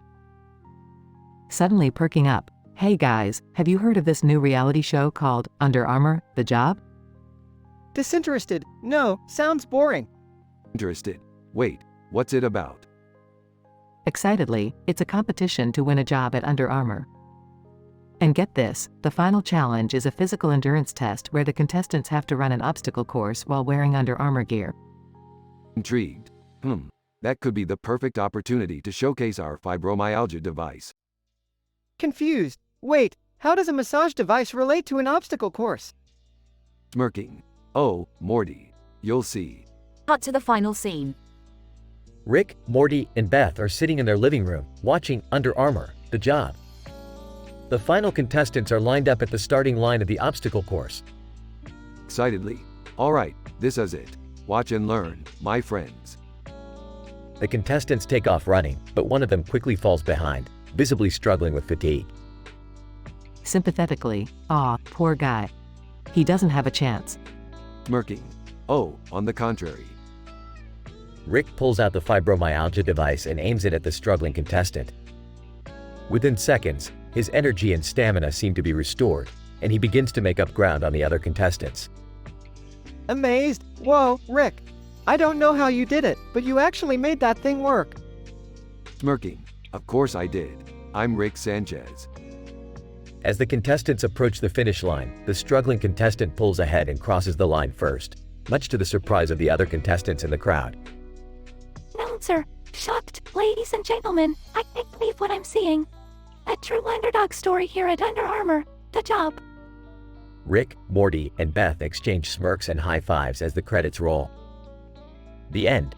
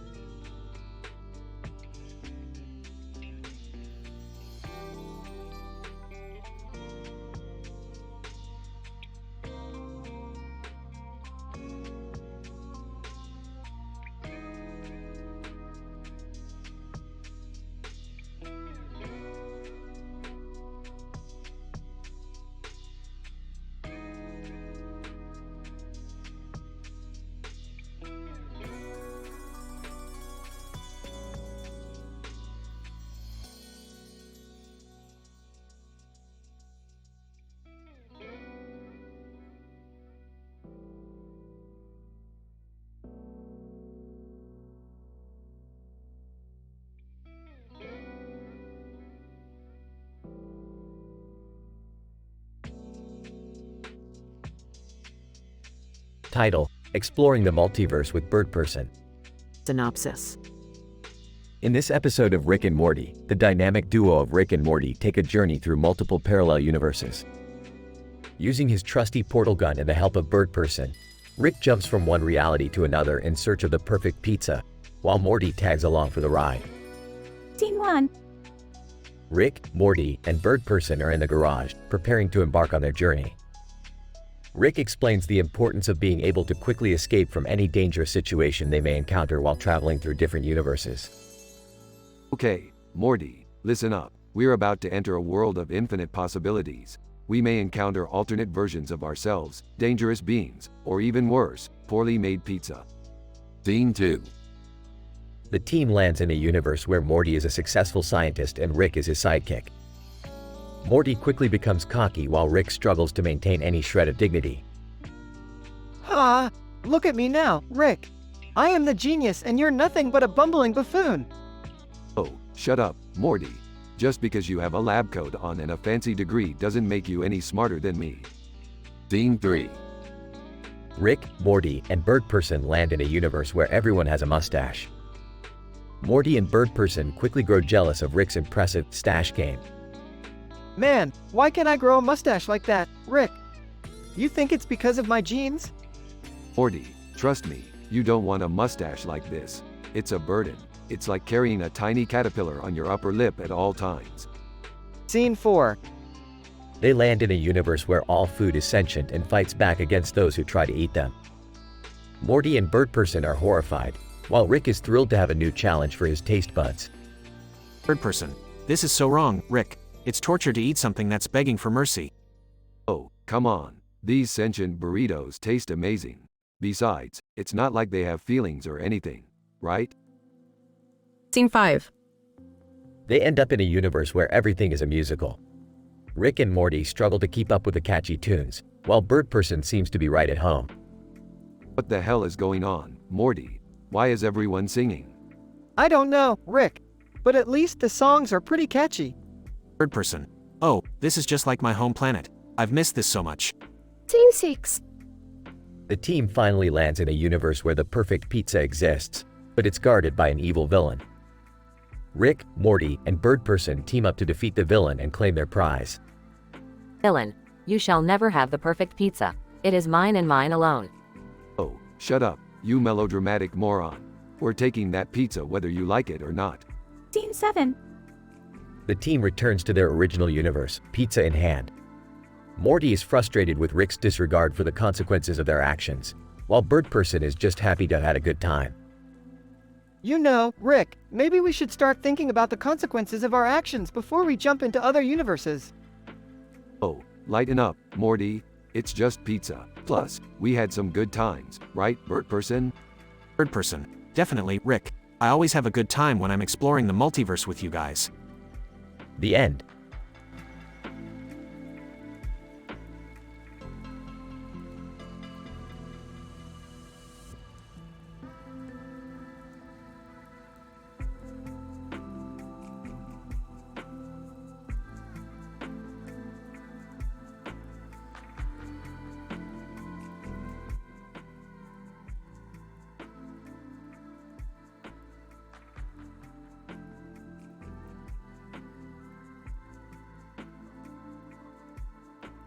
Title: The Management of American Shorthair and Cyborg Assassin Uprising.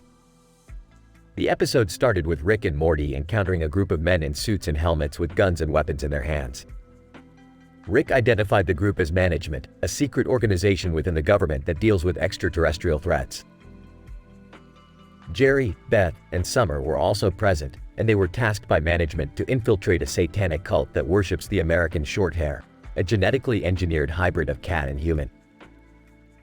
Meanwhile, Morty stumbled upon an underground alien colony where he encountered a cyborg assassin uprising that aimed to overthrow their human oppressors.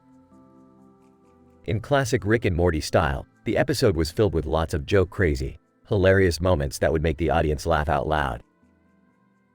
However, things took a dark turn when Management was revealed to have ties with an undercover mafia, and they planned to double-cross the group.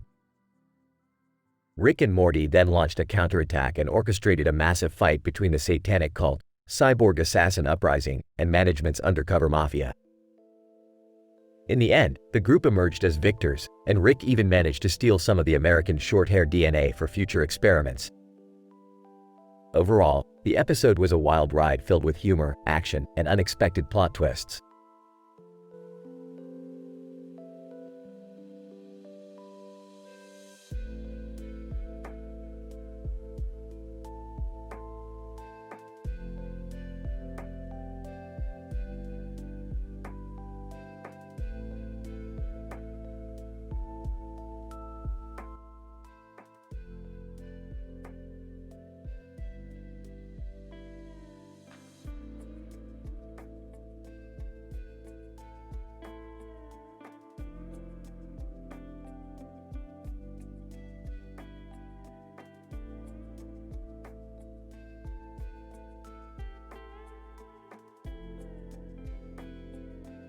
Title: The Quantum Skateboard Shuffle.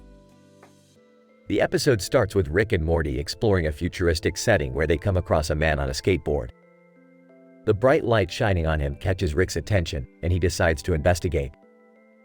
After a brief conversation with the man, they learn that he is a time-traveling space tourist who is passing through their dimension. Rick, being the adventure junkie that he is, convinces the man to deliver them to another dimension where they can explore some new racing games. As they travel through space and time, they encounter Jerry, who they reluctantly bring along for the ride. Upon arriving at their destination, they discover a world where skateboarding is the main mode of transportation.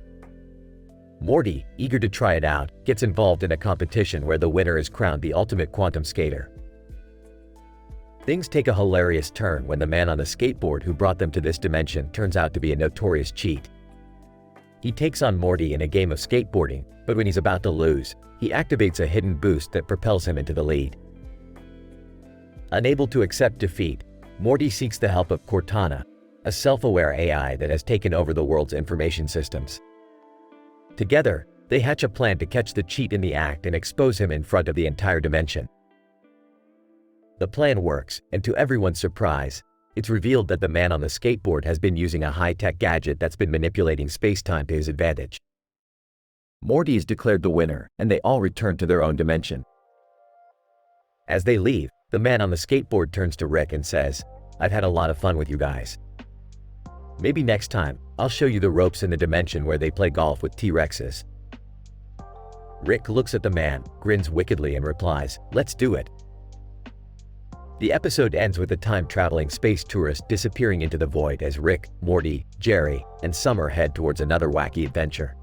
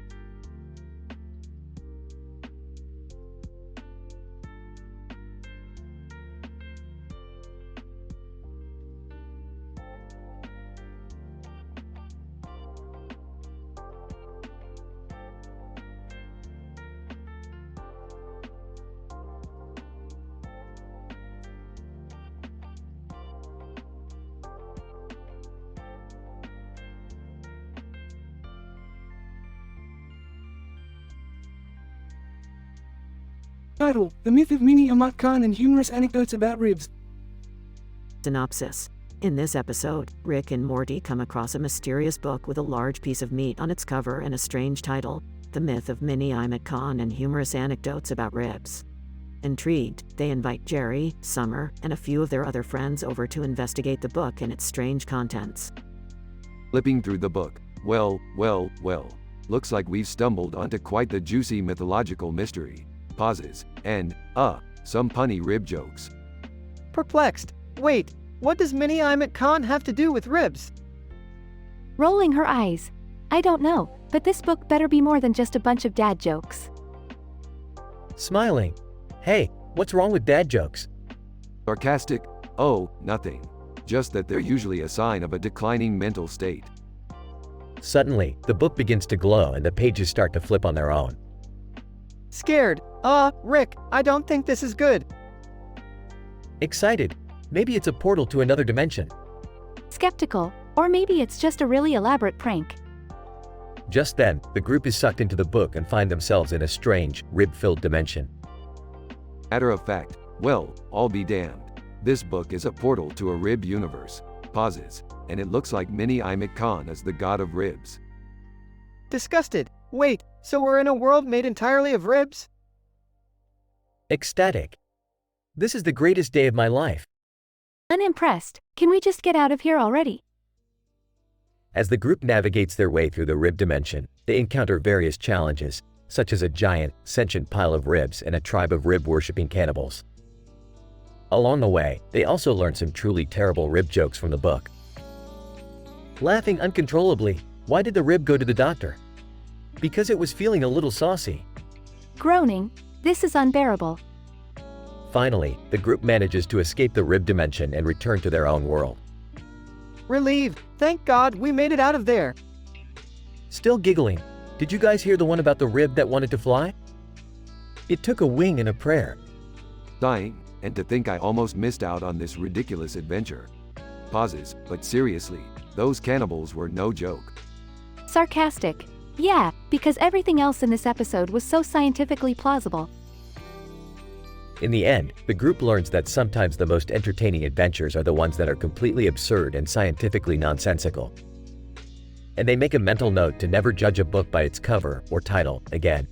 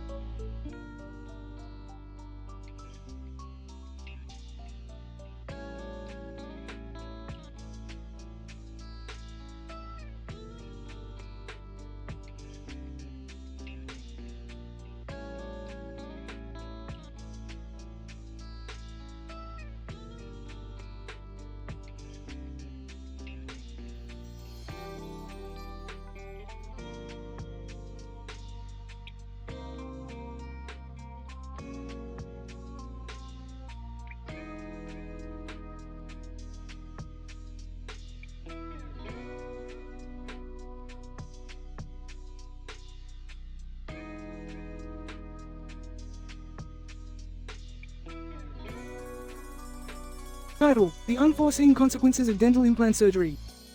Synopsis. In this episode, our favorite duo, Rick and Morty, embark on a wild adventure involving a dental implant with a tooth and a screw in its mouth. The implant belongs to a mysterious client who offers the duo a handsome fee in exchange for retrieving it from a remote location. However, as Rick and Morty soon discover, this implant has the power to transport them through time and space, leading to a series of hilarious misadventures involving movie trivia nights and a whole lot of dental humor. Scene 1. The implant. Morty, I've got a job for us. We're going to retrieve a dental implant with a tooth and a screw in its mouth. A dental implant? That doesn't sound too exciting, Rick. Are you kidding? This implant has the power to transport us through time and space. We're going to have some fun with this. Scene 2. Movie Trivia Night. Rick and Morty arrive at a local bar for movie trivia night. They use the implant to transport their favorite movie characters to the bar, causing chaos and hilarity. Let's bring in Doc Brown from Back to the Future and see what happens. I don't know, Rick. This seems like a bad idea. Nonsense, Morty. It's just a bit of harmless fun. Scene 3. The Consequences. Things start to go wrong as the implant's power becomes unstable, transporting Rick and Morty to unpredictable locations and timelines. Morty, we've made a mistake. This implant is too powerful for us to control. What do we do, Rick? We've got to find a way to neutralize its effects before it's too late. Scene 4. The solution. Rick and Morty come up with a plan to end the chaos and neutralize the implant's effects. They retrieve a rare element from a distant galaxy that will neutralize the implant's power. We've got the element, Morty. Now all we have to do is insert it into the implant screw and it will render the implant powerless.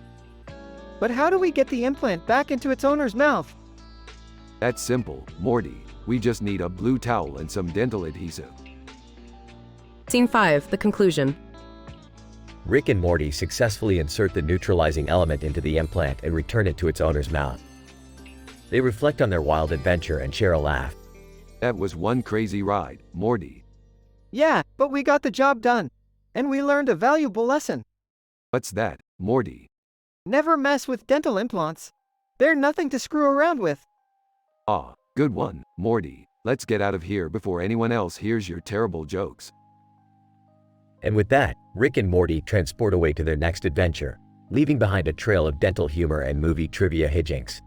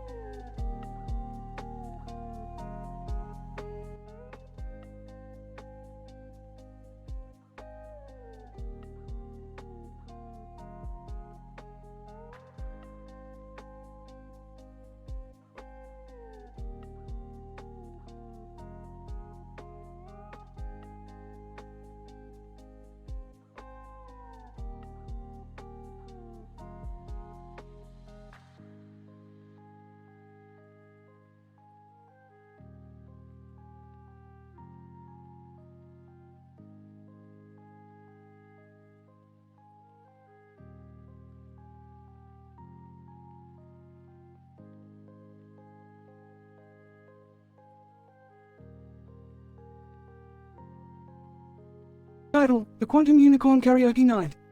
Synopsis. Rick brings the Smith family to a quantum karaoke night with a twist. It's hosted by a sentient unicorn with a taste for alcohol and bad jokes. Morty, Summer, and Jerry are hesitant at first, but soon join in on the fun. Scene 1. The Smith family arrives at a neon-lit room with a large screen showing a holographic image of a unicorn singing. Welcome to the Quantum Unicorn Karaoke Night.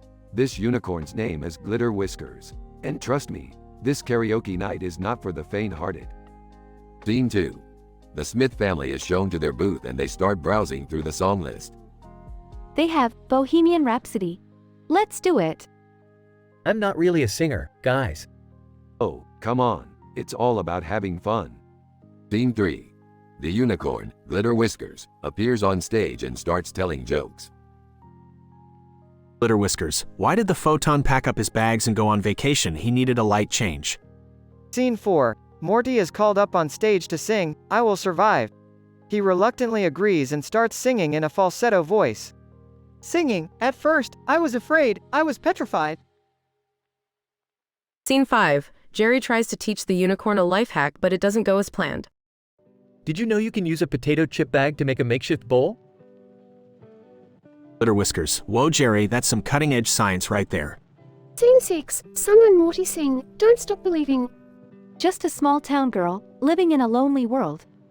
She took the midnight train, going anywhere. Scene 7. Rick ends up in a karaoke battle with Glitter Whiskers, trying to outdo each other with increasingly ridiculous songs and dance moves. Singing. I'm a model. You know what I mean, and I do my little turn on the catwalk. Glitter Whiskers, singing, I've got the eye of the tiger, a fighter dancing through the fire. Scene 8. The Smith family leaves the karaoke night, feeling exhilarated and happy. That was the best karaoke night ever. I never knew unicorns could sing so well. I can't believe I actually sang in front of people. What can I say? I'm an expert in quantum entertainment. Scene 9. As the Smith family walks away, Glitter Whiskers can be heard singing Total Eclipse of the Heart in the background. Glitter Whiskers, singing, I don't know what to do, I'm always in the dark, we're living in a powder keg and giving off sparks. End of episode.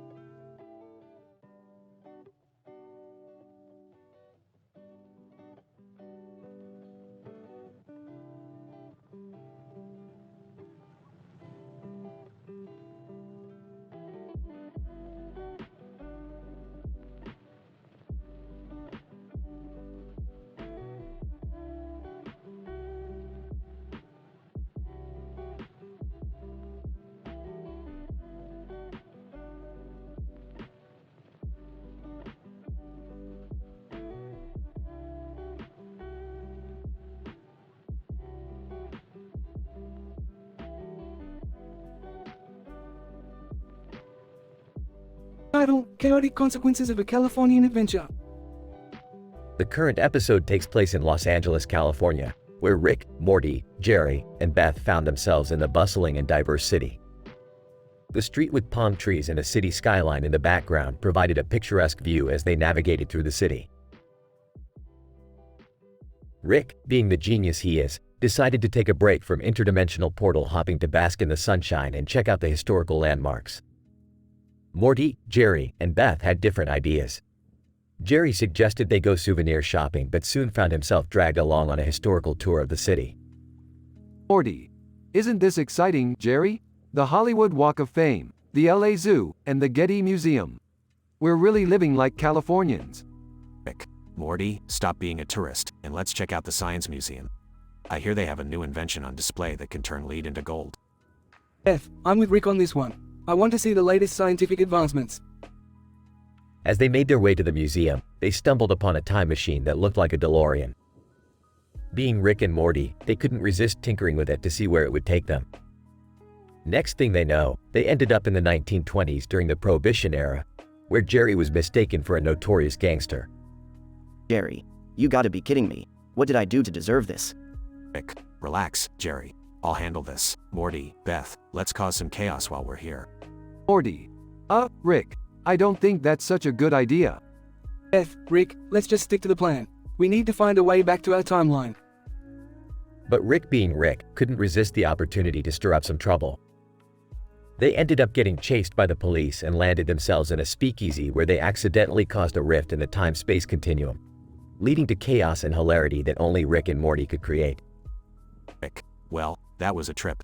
Now let's get out of here before we cause any more damage. Morty. I can't believe we messed with time like that. What if we messed up the future? Let's just be glad we made it back in one piece. I never want to time travel again. Jerry, can we go souvenir shopping now? I need to get my mind off of all that chaos. And with that, they returned to their own timeline, back to the street with palm trees and a city skyline in the background, with a newfound appreciation for the consequences of their actions.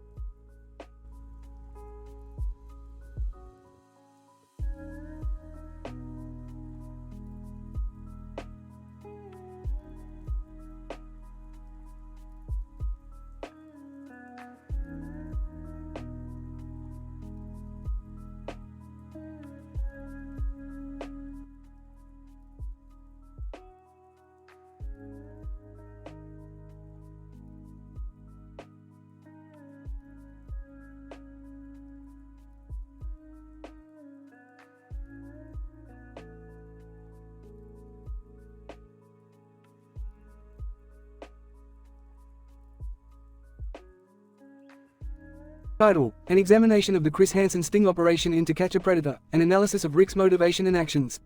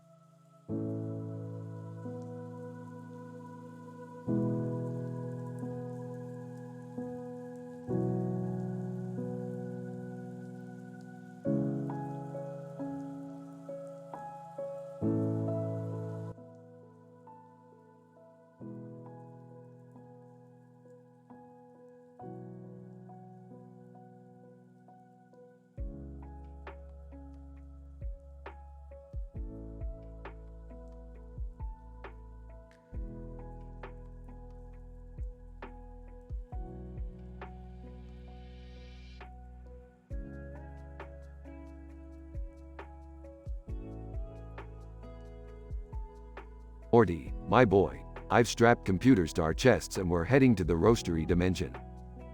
Oh, what's the point, Rick? We can just drink coffee at home. Can I come too? Beth's out of town and I need adult company. Rolls eyes. Sure, Jerry, bring your loser vibes along.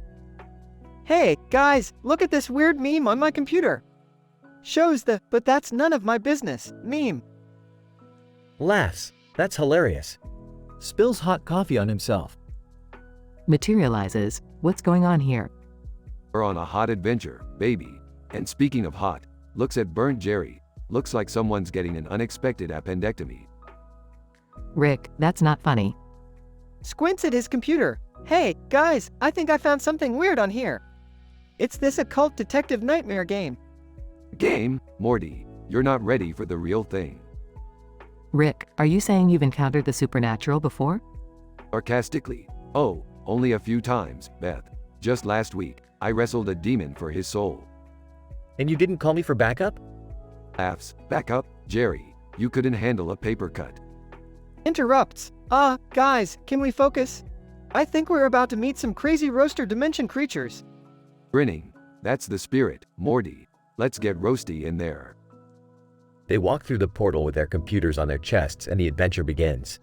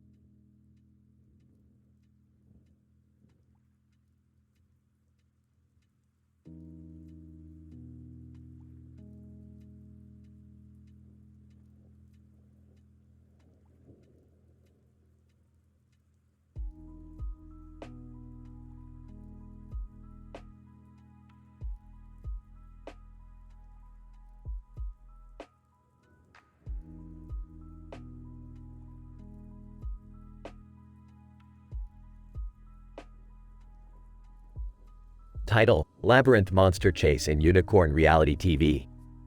Synopsis. The episode opens with Rick and Morty standing in front of a poster of a woman with horns and a sword in front of a city skyline with a glowing light.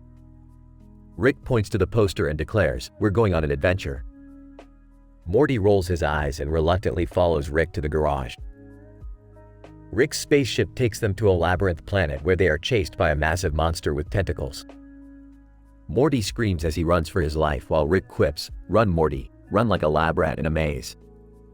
They finally make it to the center of the maze where they open a cryptext to reveal a clue to the ultimate award. Back on Earth, Jerry is addicted to a new reality TV show featuring unicorns competing for the title of The One. Beth tries to intervene, but Jerry insists that he knows what's best for himself. Meanwhile, Summer is caught up in a fake unicorn dating app craze, leading her to fall in love with a horned man named Greg. As Rick and Morty follow the clue to a hidden island, they are ambushed by a group of pirates. Rick uses his ingenious gadgets to defeat the pirates and retrieve the ultimate award, a magical horn. However, their escape is cut short when they are captured by the horn's owner, a powerful unicorn who will stop at nothing to retrieve his horn. Amidst the chaos, Jerry is disgusted by the backstabbing and deceit on The One and gives up his addiction. Summer realizes that she's been catfished and breaks things off with Greg. Rick manages to outsmart the unicorn and escapes with Morty, albeit without the horn. As they return to Earth, Rick lectures Morty about the fleeting nature of material possessions while Morty complains that his life is always in danger. Rick simply shrugs and replies, "That's the price we pay for adventure, Morty." Now let's go watch some unicorn drama. This adventure was an intricate demonstration of problem solving, complex spatial reasoning, and the ability to improvise under pressure using advanced technology. It was like a nightmare, but instead of being naked in public, I was being chased by a monster. Can you believe what Celestia did? I thought she was the one. I just want to find a real unicorn who's not a total tool. Jerry, you need to get off the couch and start living life. Unicorn, you may have escaped with your lives, but my horn will soon return to me. And when it does, I will unleash a power beyond comprehension.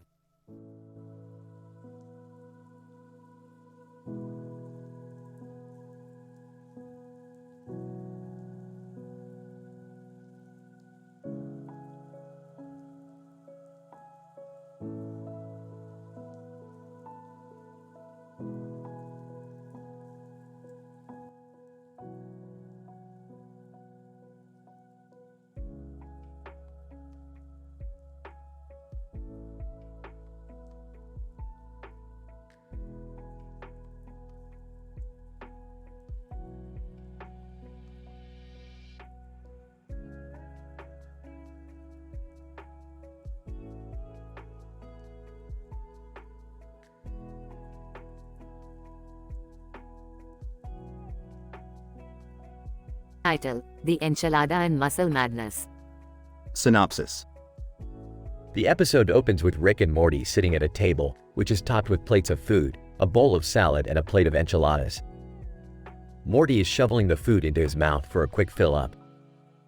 Morty, slow down. You're eating muscle fibers at an alarming rate. The enzymes in your stomach can't handle this kind of high-protein diet. You'll be on the toilet all day tomorrow. Mouth full. Why or Rick, I can take it. Grinning, suit yourself, Morty. But it's not just your stomach that's in danger. Those enchiladas are laced with neurotoxic agents that'll keep you up all night. Not to mention the insane gas you'll be emitting.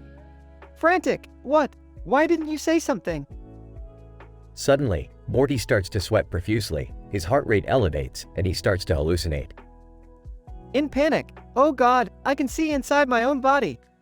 I shouldn't have eaten all those mussels. Looks like we got a live one, folks. Morty is now tripping on his own enchilada high. Let's see how far we can take this. Next, we see Morty's hallucination taking him on a wild ride through his own digestive system, fighting off mutant bacteria and stomach acid. He eventually makes his way out and into the real world, but the effects of the enchiladas continue to wreak havoc on his body. Doubled over in pain. I can't take it anymore, Rick. Make it stop. Smirking. Welcome to adulthood, Morty. You're just going to have to suffer through it like the rest of us. The episode ends with an exhausted Morty crawling to the bathroom, while Rick takes another bite of enchilada, laughing maniacally. Finn.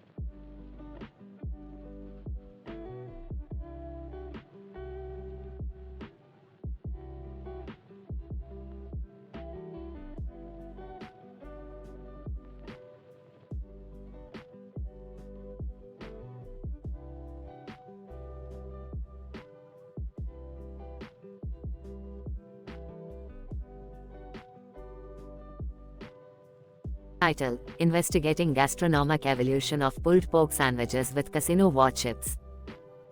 Introduction. This thesis explores the gastronomic evolution of pulled pork sandwiches with cheese and lettuce on a bun with chips on the side with a background of casino war chips. The study focuses on the changes observed in the recipe, preparation methods, and cultural significance of the dish. Scene 1. Player 1 walks into the casino restaurant and orders a pulled pork sandwich with cheese and lettuce on a bun with chips on the side. The sandwich is prepared with slow-cooked pulled pork, melted cheese, and freshly cut lettuce layered on a soft bun spread with a tangy sauce. Player 2, who works in the kitchen and prepares the sandwich, notes that the dish is a classic American staple with Southern roots. This sandwich type is known for its flexibility as it can be served plain with ketchup or dressed up with various toppings.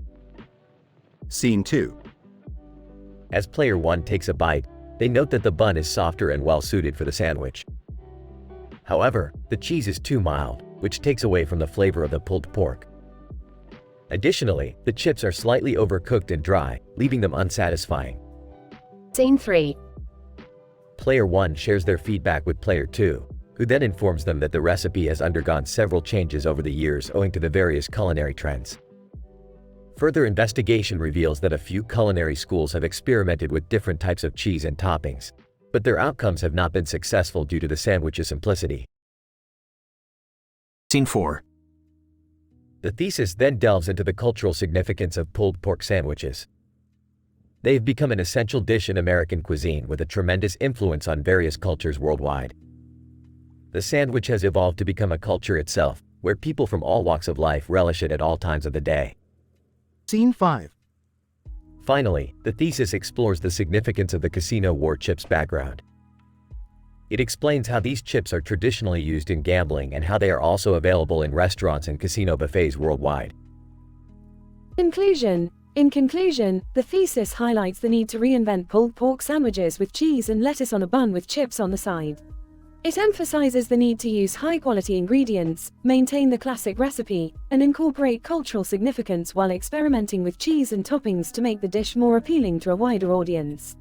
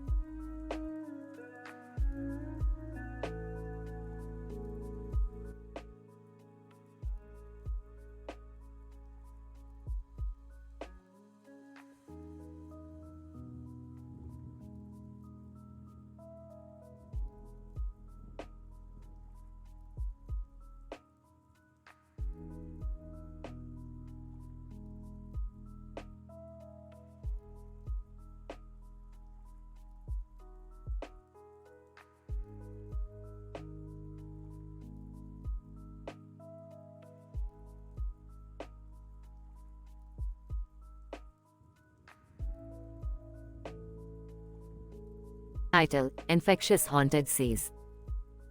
The episode begins with Rick, Morty, Jerry, and Summer standing on a beach next to a boat in the ocean with a fire coming out of it. Rick explains that they are about to embark on a haunted shipwreck exploration. Morty is nervous about the idea of a haunted shipwreck, but Rick reassures him that it's all in his head. As they sail towards the shipwreck, they notice strange footprints on the sand, and Rick starts to suspect an extraterrestrial virus outbreak. Morty panics, but Summer reminds him that they have faced worse before. As they board the shipwreck, they find a notebook belonging to Light Yagami, the protagonist from Death Note. He appears and explains that he was researching the ship's history but accidentally summoned a sinister entity during a seance. The entity possesses Morty and Jerry's feet, causing them to dance uncontrollably. Rick and Summer navigate the ship and find an alien virus research facility. They discover that the virus has the ability to turn people into Tom Cruise, leading to a War of the Worlds scenario. Rick and Summer race against time to find a cure to the virus before it spreads. In the end, they manage to cure the infected, and Morty and Jerry's feet return to normal.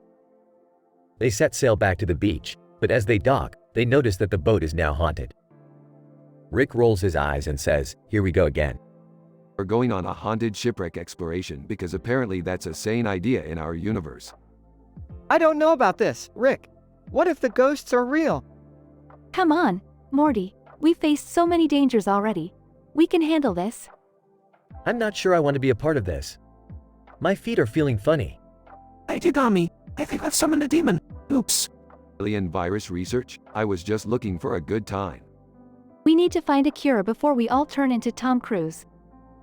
What's wrong with Tom Cruise? Jerry, dancing uncontrollably. I just want to dance. Great. Now the boat's haunted too. Why do we even try anymore?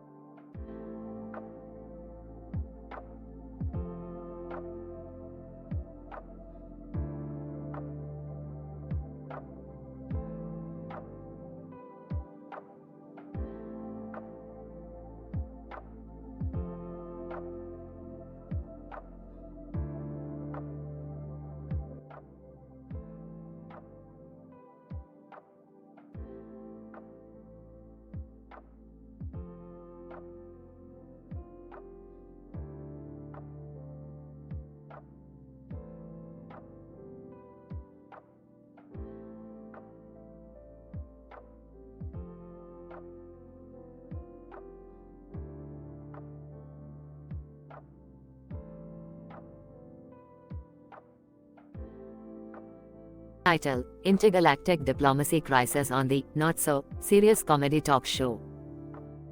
Synopsis. In this episode, Rick, Morty, and Jerry find themselves embroiled in an intergalactic diplomacy crisis after Rick's careless actions lead to a misunderstanding that could lead to a galaxy-wide war. But before they can deal with the crisis, they are approached by a strange, golden-backgrounded man in a suit and tie who invites them to appear on his famed comedy talk show. Act 1. Alright, Morty, you ready to go on this talk show thingy? I don't know, Rick. I hear that host is pretty serious. Guys, I'm just happy to be here. I've always wanted to be on a talk show. Act 2. The trio appears on the show, which turns out to be anything but serious. The hosts, played by Lord and Niles Crane from Frasier, constantly make outrageous jokes and puns, much to the chagrin of their guests. Lord, so, Rick, how's your love life? Did you finally find Mrs. Portal Gun? Guys, can we please talk about the crisis at hand? Niles, oh, lighten up, Rick. We're all just trying to have some fun. Act 3. As the show continues, Rick receives a message that the diplomacy crisis has escalated even further. The audience, however, mistakes it for part of the show and cheers wildly. This isn't a joke, people. We need to stop this war before it's too late. Lord laughs. Oh, Rick, always the party pooper. Act 4. With the help of the hosts, Rick, Morty, and Jerry manage to defuse the situation and prevent a galaxy-wide war. As they leave the show, they reflect on the absurdity of the experience. Wow, Rick, that was crazy. Yeah, I can't believe we were on a talk show during a diplomacy crisis. Oops, it was just another day in the multiverse.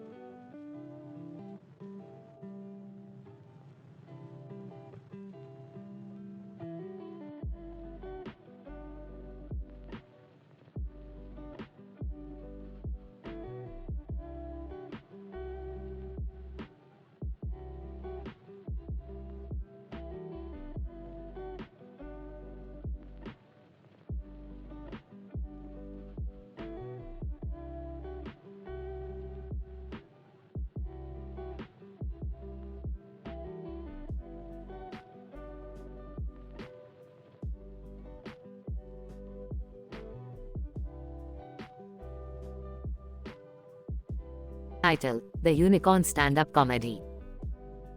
Synopsis. Rick and Morty embark on an adventure to assist a man in a tuxedo and a unicorn mask named Nose to become a successful stand-up comedian. On their journey, they encounter Nami, Max Planck, Sphinx, and deal with some hysterectomy issues. Morty, we've been tasked with the important mission of helping Nose become the best stand-up comedian in the universe. Rick, what's a stand-up comedian? It's like a jester, but for adults, Morty. They tell jokes that are supposed to make people laugh. Nami. Greetings, Rick and Morty. I am Nami, a being from another dimension. I have come to assist you on your quest. Thanks, but we don't need any help. Nami. Oh really? Well, can you explain Max Planck's uncertainty principle? Nami. Exactly. Let's get down to business. Sphinx, riddle me this, Morty. What has 4 legs in the morning, 2 legs in the afternoon, and 3 legs in the evening? I don't know, Sphinx. What is it? Sphinx, I have no idea. I just like to mess with people. Hey guys, I've got my first comedy gig tonight, but I don't have any material. Don't worry, Nose. We'll teach you the art of comedy. Now let's start with some observational humor. Have you ever noticed how Sphinx is always asking riddles? Sphinx, hey. Max Planck. Why is it that humor is perceived as aesthetically pleasing? Because it's a way for our brains to release dopamine and feel pleasure, Max. Hysterectomy. Excuse me, can we keep the noise down? I'm trying to perform a surgical procedure here. Rick, I think we should leave. We're causing too much chaos. Nonsense, Morty. We've got a show to do. Now let's get to the punchlines. Nose. Why did the unicorn cross the road? Nose, I don't know why. Get to the punchline on the other side. Everyone. Crickets. Nose, maybe I'm not cut out for this. Nonsense. Nose. Comedy takes time and practice. Besides, we can always fall back on our other careers. What other careers? I don't know. Time travel, interdimensional exploration, just spitballing here, Morty. End of episode.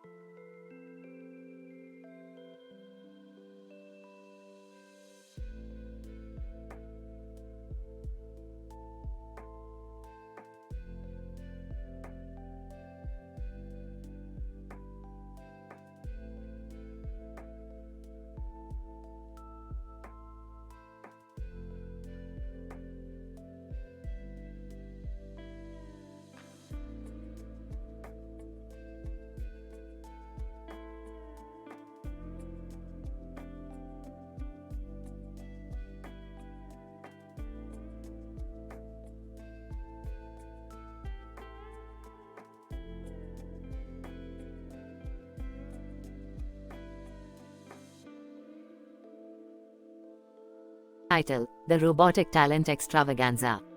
Summary. In this episode of Rick and Morty, the Smith family stumbles upon a robotic talent show in an intergalactic space station. Rick, ever curious, decides to enter his own creation, a robot holding a sign with a hand on his hip and a blue button in his left hand. Morty and Jerry are hesitant, knowing that Rick's machinery often backfires. Scene 1. Morty, I've decided that we're going to enter this godforsaken talent show. I've built us a winning robot. I don't know, Rick. Last time your robot took over the world. This time, it'll only take over the talent show. Now let's go win some fried rice. Scene 2. As they enter the talent show, they encounter a sign holding alien meme. Alien. Hey, have you heard about the robot that can do the Macarena and call Zendaya at the same time? W what? How is that even possible? I don't think it's possible, Morty. This guy's probably just messing with us. Scene 3. Rick presents his robot to the judges, who are skeptical at first. But once the robot starts performing impressive feats like juggling chainsaws and doing synchronized swimming, the judges are impressed. Judge 1. Wow, this robot is quite the talent. Judge 2. I didn't know robots could do the moonwalk. Scene 4. As the competition heats up, Rick and Morty's robot faces off against an impressive opponent, a robot that can burp the alphabet. Robot burper. Watch and learn, kiddos. Burp A, B, C, D, E, F, G. Oh hell no. Morty, push the blue button. Which one? The one on the left or the one on the right? Just press any goddamn button, Morty. Scene 5. As Morty presses the blue button, the robot's performance takes a wild turn. It starts breakdancing, doing backflips, and shooting fire from its eyes. Audience member, oh my god, this is amazing. Look at him fly. Scene 6. After the robot's performance ends, Rick and Morty run into Zendaya backstage. Zendaya, wow, that robot was incredible. Did you guys build it? Yeah, no big deal or anything. It's just a little something we whipped up in the garage. Scene 7. As the results are announced, the judges declare Rick and Morty's robot the winner of the talent show. Judge 3, ladies and gentlemen, we have a winner. Rick and Morty's robot stole the show with its incredible moves and fiery attitude. Ah, I told you we'd win, Morty. Now let's go collect our fried rice prize. Yeah, and maybe we can catch a glimpse of Zendaya along the way. Scene 8. As they leave the talent show, the Smith family looks back at the victorious robot, now holding a trophy and waving to the audience. I can't believe we actually won that thing. Good job, Rick. Yeah. Now let's just hope it doesn't destroy us all in our sleep. Beefed. Who needs sleep when you've got talent like that? Now let's go home and celebrate. The end.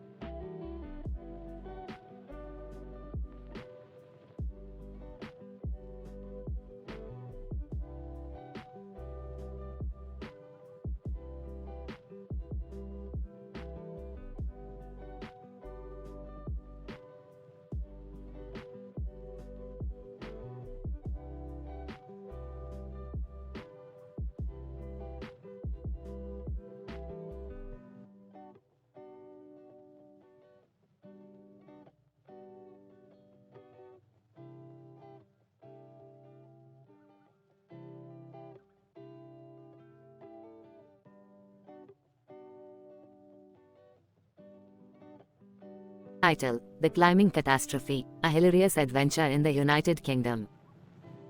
Opening scene. Rick and the Smith family are traveling to the United Kingdom for a climbing adventure. Jerry expresses his apprehension while Summer boasts about her experience. Morty, being Morty, is just excited to spend time with his grandpa. Welcome to the United Kingdom, where the grass is green and the cliffs are high. We're going to climb to the top and get the ultimate view. Sighs. I don't know, Rick. Climbing isn't really my thing. Smirks. Don't worry, Jerry. I've climbed bigger cliffs than this in my sleep. Grinning. I hope we can do it, Rick. The climbing expedition. After reaching the site, the team sets up their gear and starts climbing. In a panic. Oh God, I can't do this. I'm going to fall. Laughing. Don't be such a wuss, Jerry. You'll be fine as long as you follow my instructions. Smiling. Rick's right, Dad. Just relax and trust the ropes. Slipping. Whoa, whoa, whoa. Grinning. Morty, care to join me in a little race to the top? Excitedly. Yeah, let's do it, Rick. The disaster strikes. Halfway up the cliff, a computer glitch causes a bridge to materialize under Morty's feet. Surprised. Whoa, what the hell is that? Confused. I don't know, Rick. It just appeared. Panicked. Oh my God, you're going to fall, Morty. Laughing. Well, now Morty's got his own private bridge. Scoffing. This is ridiculous. I'm going to disable that glitch. The climax. Rick manages to fix the glitch, but the bridge starts disintegrating, with Morty still on it. Frustrated. Damn it, Morty. Why were you even on that thing? Defensive. I don't know. It looked cool. Screaming. Rick, save him. Calmly. Rick, use your portal gun. Grinning slyly. Nope, I've got a better idea. Rick jumps off the cliff and grabs Morty just before the bridge disintegrates entirely. They glide down to safety with the rest of the family watching in awe. The conclusion. The team returns to their hotel room, where Morty is punished for his recklessness. Guys, Morty, you really need to learn to think before you act. Apologetic. I'm sorry, Rick. It won't happen again. Smiling. Maybe we should go sightseeing tomorrow instead. Grinning. Yes, let's stick to things we're good at. End credits. A computer-generated image of the team sitting on the hotel balcony, drinking tea and eating scones.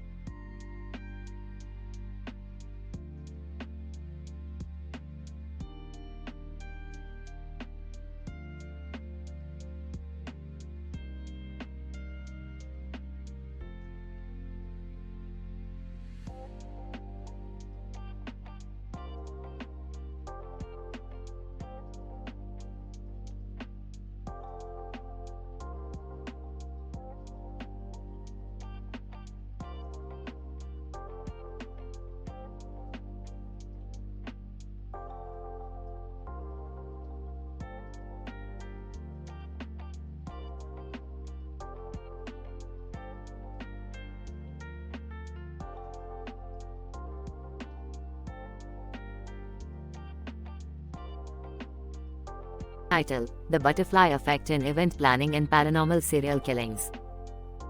Synopsis. The episode starts with two event planners, John and Sarah, standing next to each other inside a butterfly exhibit room with butterflies fluttering around them. In the background, a butterfly sits on the wall, motionless. John communicates to Sarah, "The butterflies add a touch of whimsy and elegance to this wedding." "Absolutely perfect, isn't it?" Sarah nods in agreement, and they both chuckle. Their conversation is interrupted by a sudden noise coming from the butterfly on the wall. The butterfly's wings flap furiously, and its eyes turn red. John, what's happening to that butterfly? Is it paranormal? Sarah, it's possible. We've heard about the butterfly effect in the paranormal occurrences. John, could this be related to the serial killings that have been happening around town? Sarah, it's a possibility. The serial killer has been known to leave a butterfly on the victim's body. Suddenly, the butterfly flies towards John and lands on his suit. John panics, and Sarah tries to calm him down. The butterfly then flies away. Sarah, it's gone now. Let's focus on the last details of this event before the wedding starts. The wedding proceeds as planned, and everyone seems to enjoy the butterfly exhibit. However, as the evening progresses, strange things start to happen. People report seeing butterflies that disappear into thin air, and the butterfly on the wall moves by itself. John, this is not normal. There is definitely something paranormal happening. Sarah, let's investigate after the event and try to get to the bottom of this. After the event, John and Sarah investigate the butterfly exhibit room and discover that the butterfly on the wall is a projection. They trace the projection source and discover that the serial killer is using it to lure his victims into the butterfly exhibit. John, this is it. We have uncovered the evidence we need to catch the killer. Sarah, we need to alert the authorities immediately. Just as they are about to call the police, the Weekend walks in. "Weekend, what's all the commotion? Did I miss something?" John, yes, we discovered the killer's lair. We need to call the police. "Weekend, I can help you with that. I know some people in law enforcement." Together, they report their findings to authorities, and the killer is apprehended. The episode ends with John and Sarah discussing how the butterfly effect played a significant role in solving the paranormal serial killings case. John, who knew butterflies could be so powerful? Sarah, yes, it's fascinating the effect they have on people and events. We will have to use that in our next event planning project. The episode concludes with John and Sarah looking ahead to their next event planning gig, both knowing that a butterfly's influence on an event could mean much more than just decorations.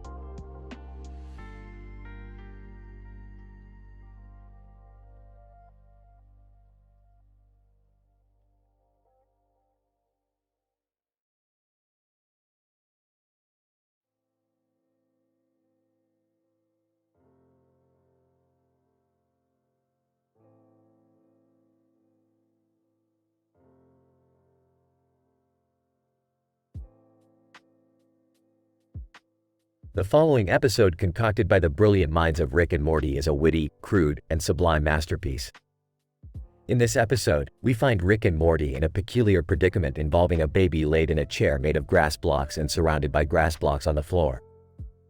The baby is holding a teddy bear in the center, creating a most curious scene. Rick, in his usual manic fervor, insists that they travel to the baby's dimension to investigate the design and function of the grass block chair. Morty, ever cautious, warns Rick of the dangers of recklessly interacting with the baby's dimension.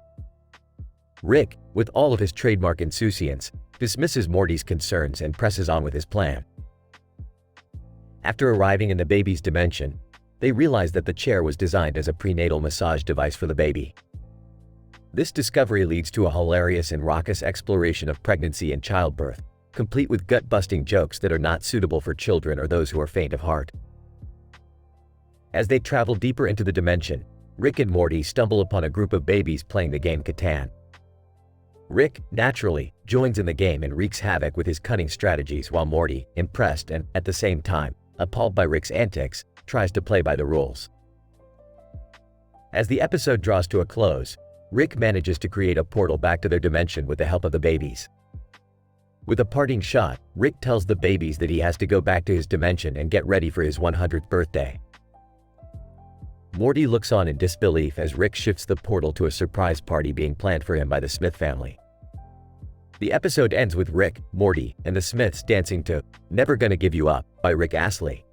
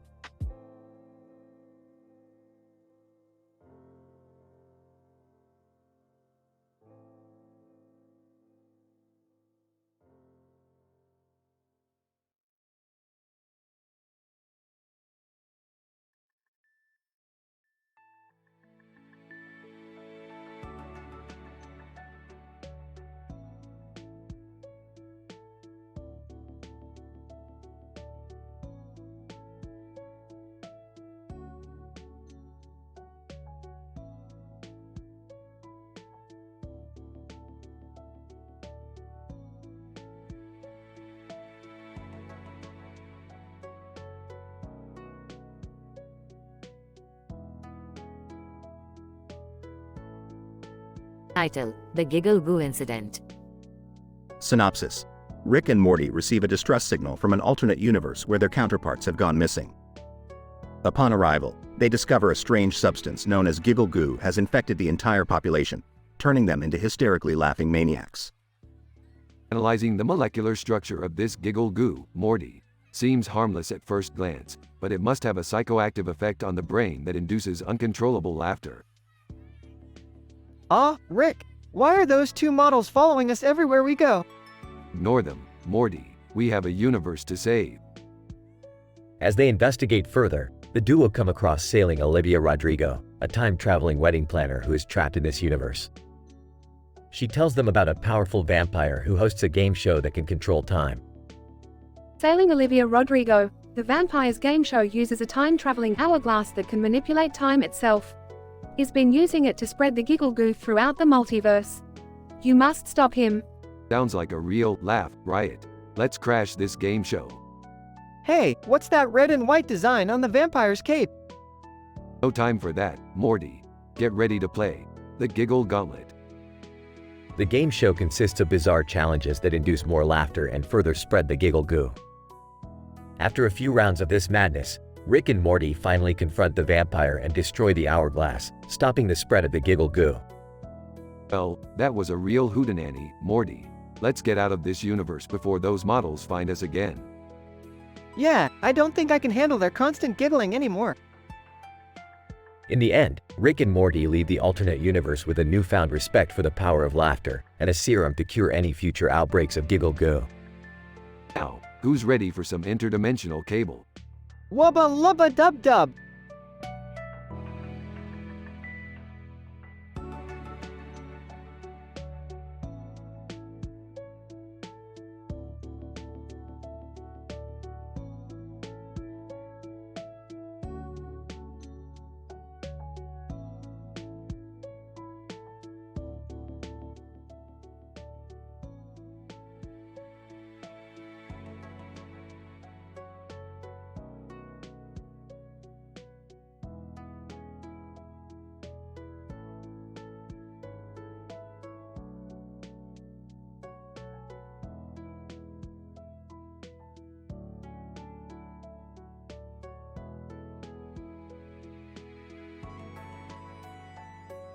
Cartoon episodes continue to captivate audiences with their whimsical and often fantastical storylines. In this particular episode, we observe the dynamic between two iconic characters from different television shows. The scene opens with the Simpsons character, adorned in a stunning purple suit, being pursued by another character. The chase is intense and the vibrant colors in the scenery blur past the eye. As we delve deeper into the episode, we witness the emergence of a telekinetic child chasing after the Simpsons character. The child exhibits an impressive range of telekinetic abilities that enable them to control and move objects with the power of their mind. This creates an intriguing dynamic in the chase sequence and raises the question of what the telekinetic child's motivations might be for pursuing the Simpsons. Further into the episode, we witness the arrival of another character in the pursuit scene. Futurama's recognizable Bender joins the chase, adding an element of chaos to an already frenzied scenario. The Red Dog also joins the chase, further adding to the complexity and intrigue of this episode. As the drama continues to unfold, we observe a gradual shift in the balance of power between the characters. The telekinetic child's powers prove to be a formidable match for Bender's technological abilities, and the Simpsons character's suit now appears to be a handicap as it restricts their movements and agility. The Red Dog remains a mysterious and unpredictable entity, adding to the sense of dread and excitement throughout the episode. In conclusion, this episode showcases a captivating chase sequence filled with action, suspense, and intrigue. The characters' respective abilities and limitations present a fascinating dynamic, and the overall buildup of tension and conflict keeps the audience anticipating what will happen next.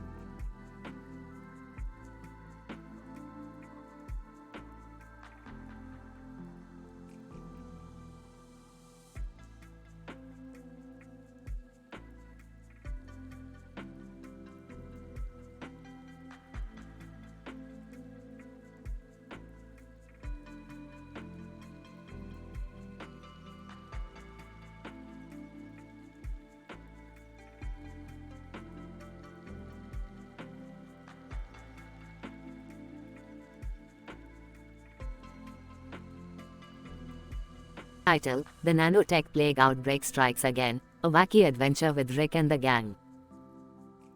Synopsis. In this episode, Rick and the gang must battle a new threat, the nanotech plague. As they struggle to contain the outbreak, Jerry discovers a mysterious package on his porch containing green peppers, which he assumes to be a harmless gift from a secret admirer.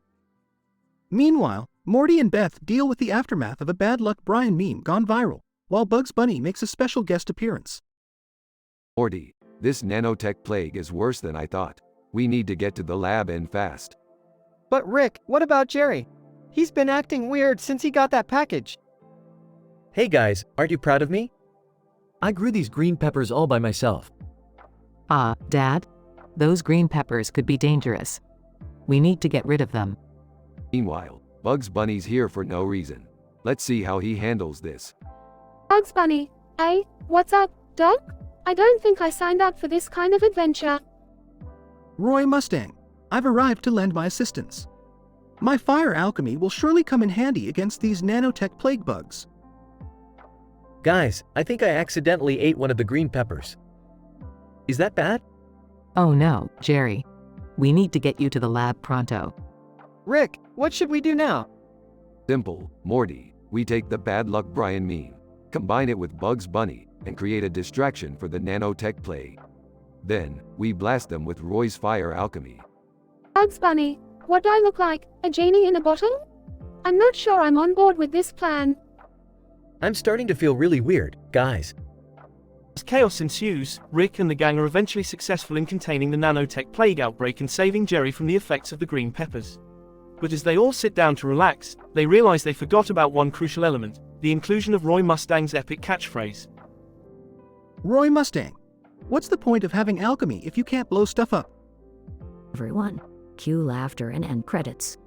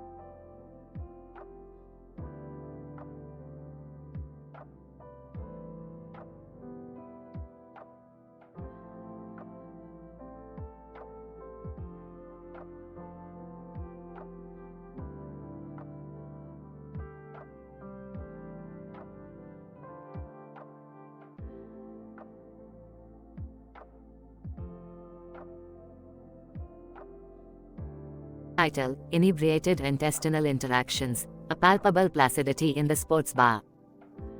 Synopsis. In this episode, Rick and Morty visit a dimly lit bar with a plethora of televisions broadcasting various sporting events.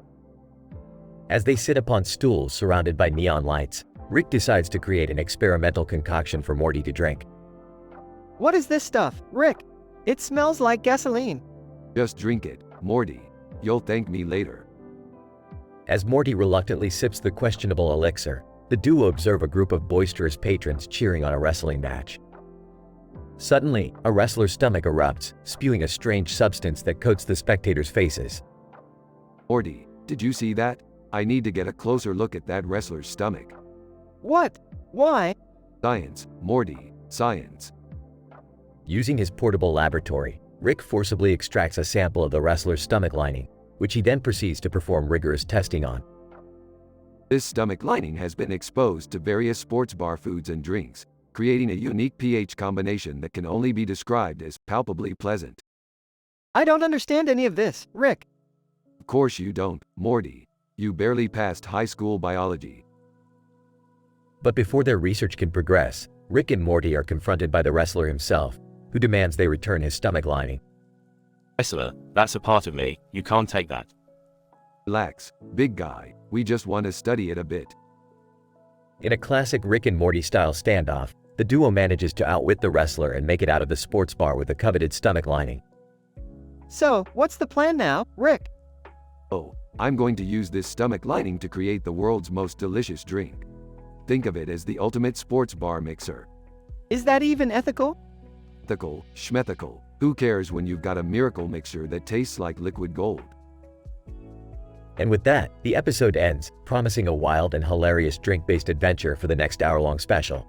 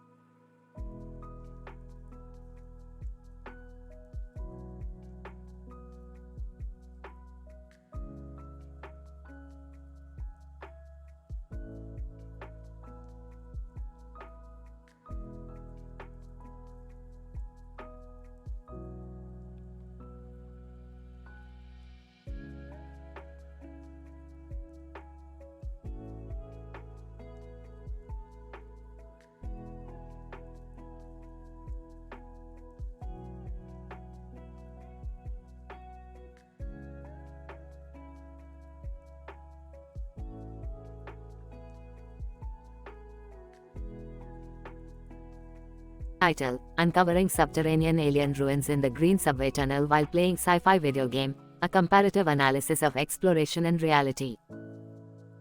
Opening shot shows a green subway tunnel with a green light emanating from the ceiling and a set of stairs leading up to the exit.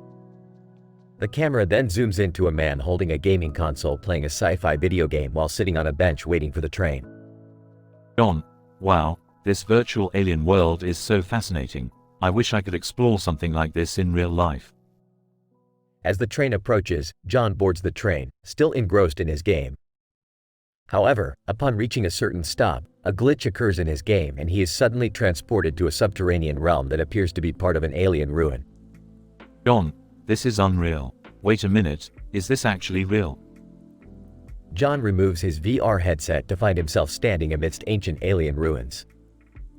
As he explores, he encounters strange artifacts and creatures, which he had previously only encountered in his video game.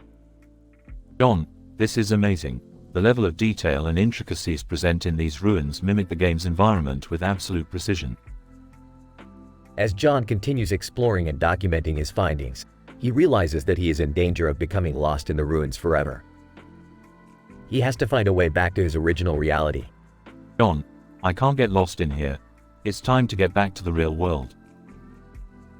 John retraces his steps and follows his map, finally finding his way back to the same subway station where he had boarded the train earlier. Upon reaching the exit, he realizes he was just in time to catch his original train. John, what a journey. Not only was I able to uncover an amazing subterranean alien ruin, but I also got to experience it firsthand, which was an incredible and unforgettable experience. The episode concludes with an analysis comparing John's virtual experience of the alien ruins with his real-life experience of the same. The episode notes similarities and differences between the virtual and real-life experiences. It deduces that while the virtual reality experience can provide an engaging experience, it pales in comparison to the real-life exploration of the subterranean ruins that bring a totally different dimension to the adventure.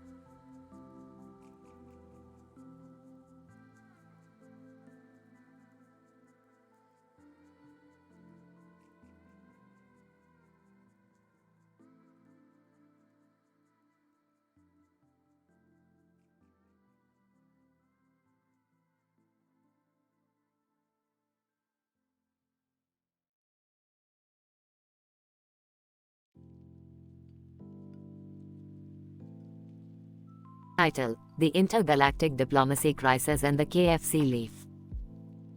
Abstract.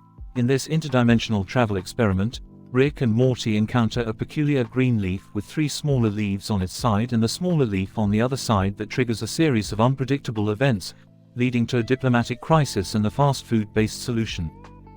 Introduction. The episode begins with Rick and Morty experimenting with a new device that allows them to travel through different dimensions. During their travels, they come across a strange green leaf with 3 smaller leaves on its side and a smaller leaf on the other side. Intrigued by the unique properties of the leaf, Rick decides to take it back to their lab for further analysis. Morty, this could be the key to unlocking interdimensional travel far beyond our imagination. I don't know, Rick. It just looks like a regular leaf to me. Methods. Upon further inspection, Rick discovers that the leaf contains a rare form of radioactive material that can be used to power their interdimensional travel device. However, as they attempt to extract the material, the leaf suddenly comes to life and starts communicating with them. Leaf, greetings, interdimensional travelers. I am the ambassador of the planet Chlorophylla. What brings you to our dimension? Results. Rick and Morty quickly realize that the leaf is an important representative of an alien civilization and that their attempt to extract the radioactive material has caused a major diplomatic crisis. In order to make amends, they offer to take the leaf to the nearest KFC restaurant as a peace offering. Dad, what are you doing with that leaf? And why are you going to KFC? Don't question me, Beth. This is a delicate matter of intergalactic diplomacy. We need to act fast before things get out of control. Discussion. The KFC meal proves to be a surprising hit with the Chlorophyllans, and they quickly agree to form a new alliance with Earth based on their shared love of fried chicken. While the situation is resolved peacefully, Rick and Morty are left with mixed feelings about the strange turn of events. I can't believe we went from almost starting a war to making a deal over KFC. Yeah, Morty, sometimes you just have to use whatever means necessary to solve a problem. Even if it means using fast food as a bargaining tool. Conclusion. In this episode, Rick and Morty demonstrate the unpredictable nature of interdimensional travel and the importance of effective intergalactic diplomacy strategies. The use of fast food as a key component of diplomatic solutions also raises important questions about the role of cuisine in shaping interplanetary relations.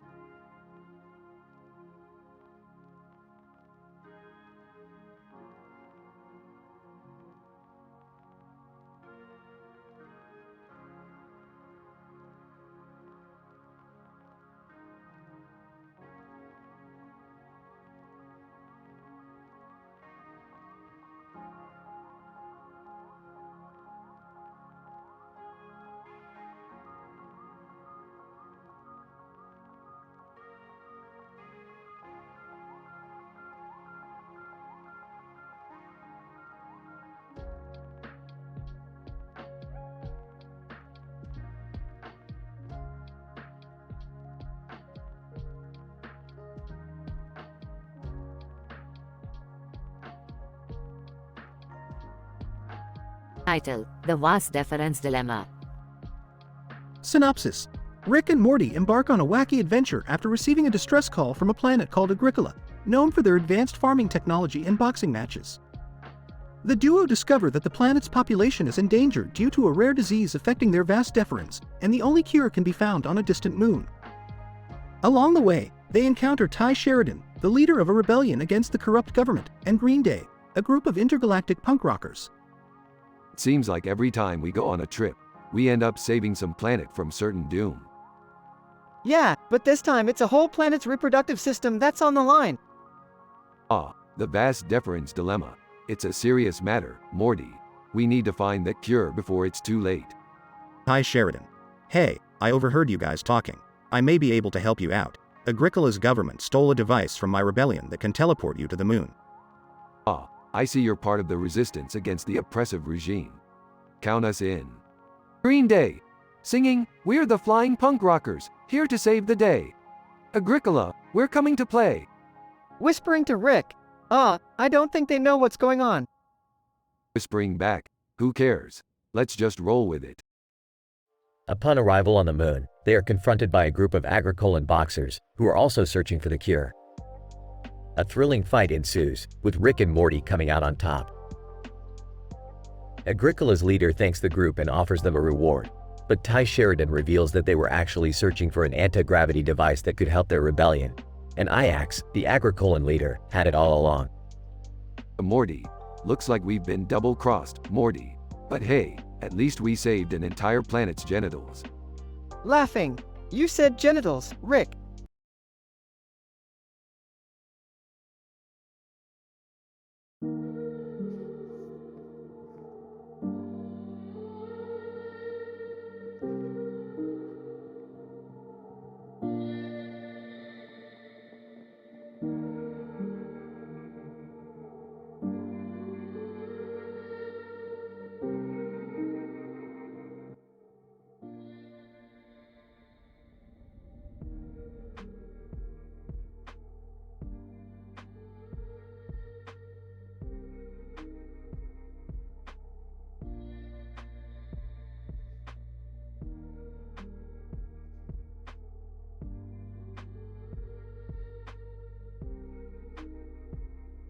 Title of episode: Investigating the Poster Anomaly.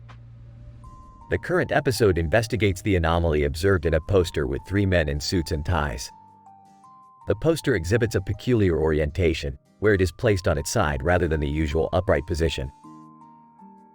The poster bears the inscription "Repropop Hos Genocackles" and features the words "repair," "brain," and "argon" prominently. As such, we initiated an investigation to decipher the meaning behind these words and their relation to the poster anomaly. Through analytical techniques of discourse analysis and semiotics, we hypothesized that the words inscribed on the poster are intertextually related in a specific way. Specifically, the words "repair" and "brain" suggest a cognitive or neurological phenomenon, whereas "argon" refers to an element commonly used in lighting applications. Based on this analysis, we predict that the anomaly in the poster's orientation combined with the words may relate to a psychological or neurological state induced by light stimulation. Through extensive research and a battery of tests, we discover that the poster's message is related to the stimulation of the brain's white matter. Specifically, the element argon when exposed to light at a specific frequency prompts maintenance and repair of the brain's white matter. Our findings shed light on the potential therapeutic effects of light-based therapies on cognitive and neurological impairments and call for further research on the mechanisms underlying these effects.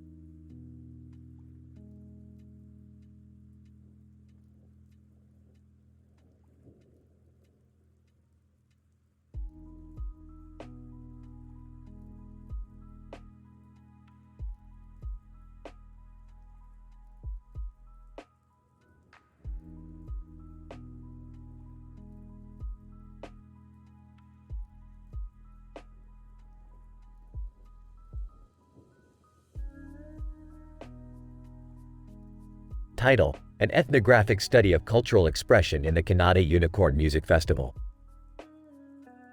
The episode opens with a shot of a group of human males standing in close proximity to each other, arranged in a semicircle on a grassy field.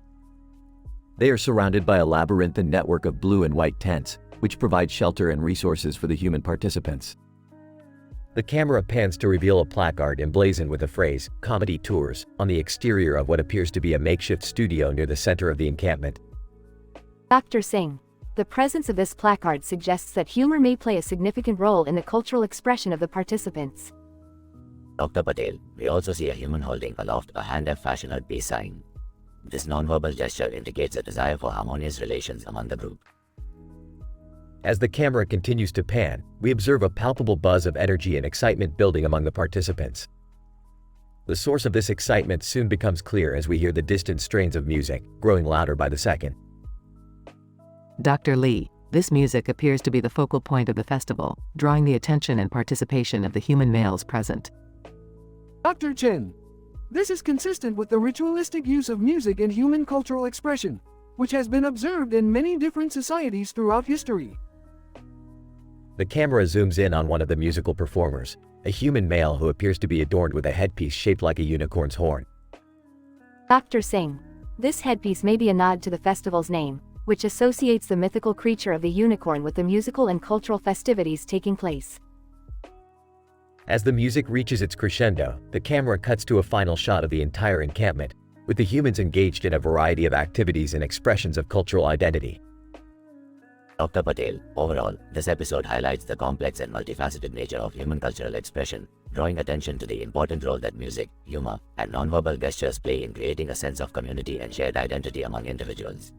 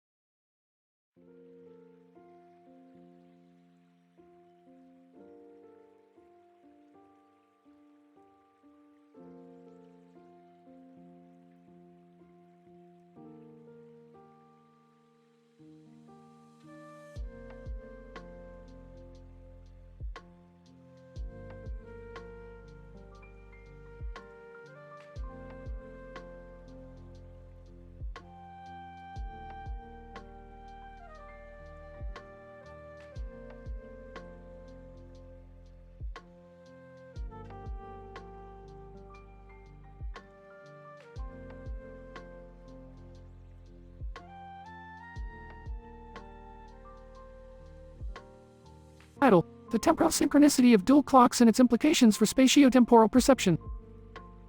Synopsis: In this episode, we explore the temporal synchronicity of dual clocks and its implications for spatiotemporal perception. The story revolves around a colorful clock with a circular design on its face and numbers on the front of it, and a second clock in the middle of the clock. The clocks are situated in a bustling city, and their timekeeping accuracy is vital for the smooth functioning of the city. Act 1. The clocks are introduced, and their significance in temporal perception is discussed. The colorful clock is shown to be a visual masterpiece, while the second clock is humble in its appearance but serves a critical function. Host. The colorful clock with its circular design and numerous colors stimulates the visual cortex of people, leading to enhanced temporal perception. On the other hand, the middle clock is less visually stimulating but serves a vital function in maintaining temporal synchronicity. Act 2. The plot thickens as the clock's accuracy comes into question. The colorful clock is consistently ahead of the middle clock, causing confusion and chaos in the city's transportation system. A team of experts is brought in to address the issue. Expert. Our analysis shows that the colorful clock's mechanism is running faster than the middle clock, which is causing a time lapse. We need to synchronize the clocks to avoid any further confusion. Act 3. The team works tirelessly to synchronize the clocks, but they face many challenges. They discover a misalignment in the colorful clock's mechanism and a faulty gear in the middle clock. Host. The faulty gear and misalignment demonstrate the importance of precision in temporal perception. Even the slightest variation can lead to significant temporal discrepancies.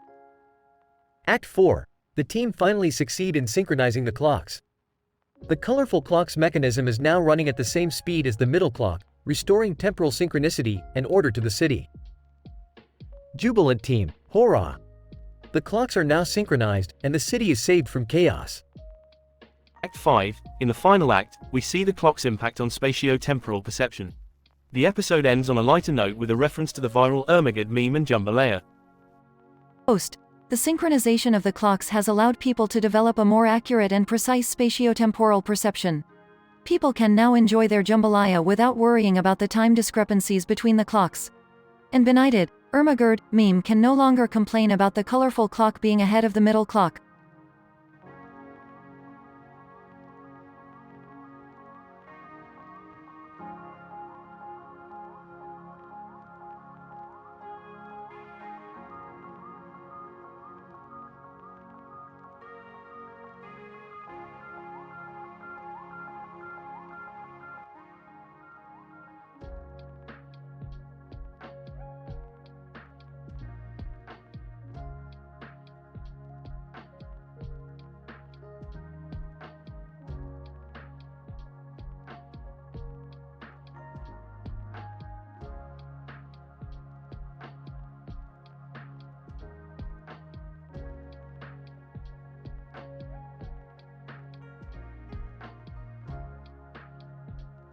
Title: The Effectiveness of Humorous Speeches in a Hunter x Hunter World, featured by the Berman Cats.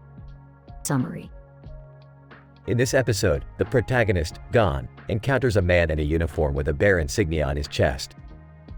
The man introduces himself as Smiley, a highly skilled hunter who has been tracking a dangerous prey in the nearby building. However, Smiley's intense demeanor is quickly contrasted by his love for humor and entertaining speeches. The episode explores the potential positive effects of humor on the stress levels of hunters in the dangerous world of Hunter x Hunter through the use of Smiley's comedic speeches. These speeches serve as a coping mechanism for the hunters, helping to relieve the tension of their dangerous profession, and may even enhance their performance in high-pressure situations. Meanwhile, Berman cats are introduced as the primary inhabitants of the building and play a crucial role in the formation of the episode's plot. The Berman cats are shown to be friendly and cooperative creatures, providing key insights into the dangers of the building and aiding in the hunters' success in their endeavors. As the episode progresses, Smiley's speeches become a staple in the group's daily routine, providing not only levity but also a sense of camaraderie among the hunters. The effectiveness of Smiley's speeches is demonstrated when the group faces a particularly difficult challenge, and Smiley's humor helps to break the tension and inspire the group to succeed. In conclusion, this episode highlights the potential benefits of humor in high-stress and demanding environments, such as the world of Hunter x Hunter. The Berman cats also demonstrate the value of cooperation and assistance in achieving one's goals.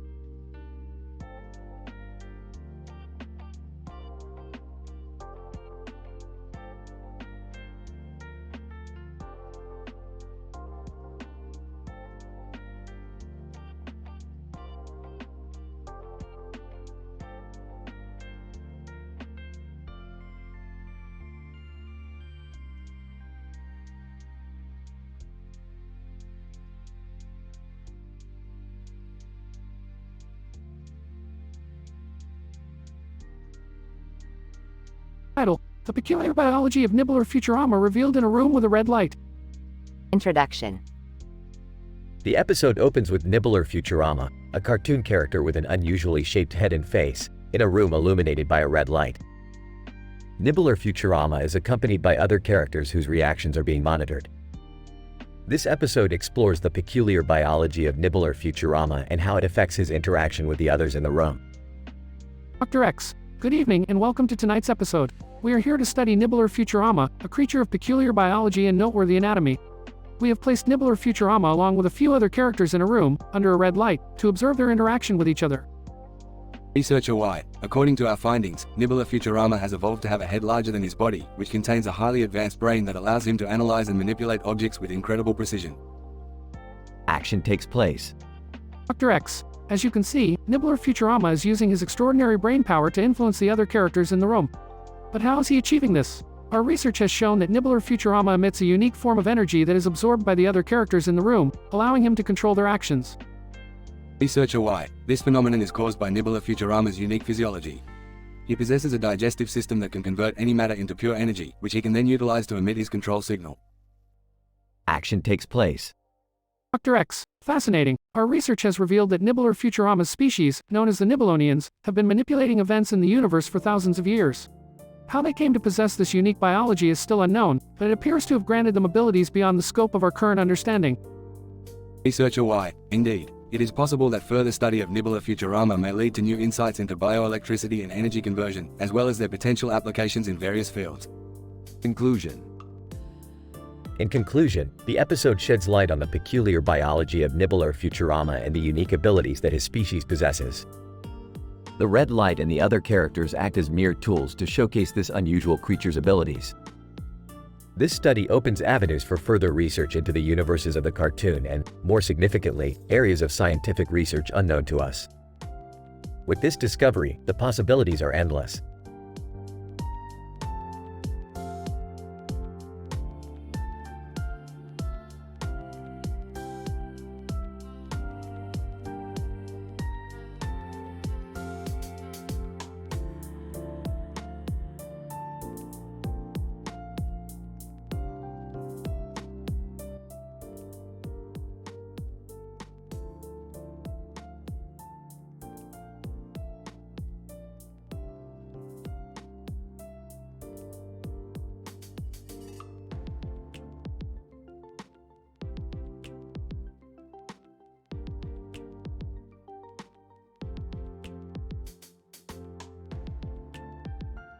Narrator. In this episode, we observe the behavior of a praying mantis resting atop lush green vegetation, accompanied by a towering tree and a mesmerizing purple sky. David. The insect appears to be in a state of calmness as it stands upright with its long ovipositor hanging behind it. Elizabeth. The surrounding environment reflects the thriving biodiversity of the area, with kangaroos in the distance grazing and hopping about. Michael. The praying mantis is revered as a top predator, with its keen eyesight and ability to ambuscade unsuspecting prey.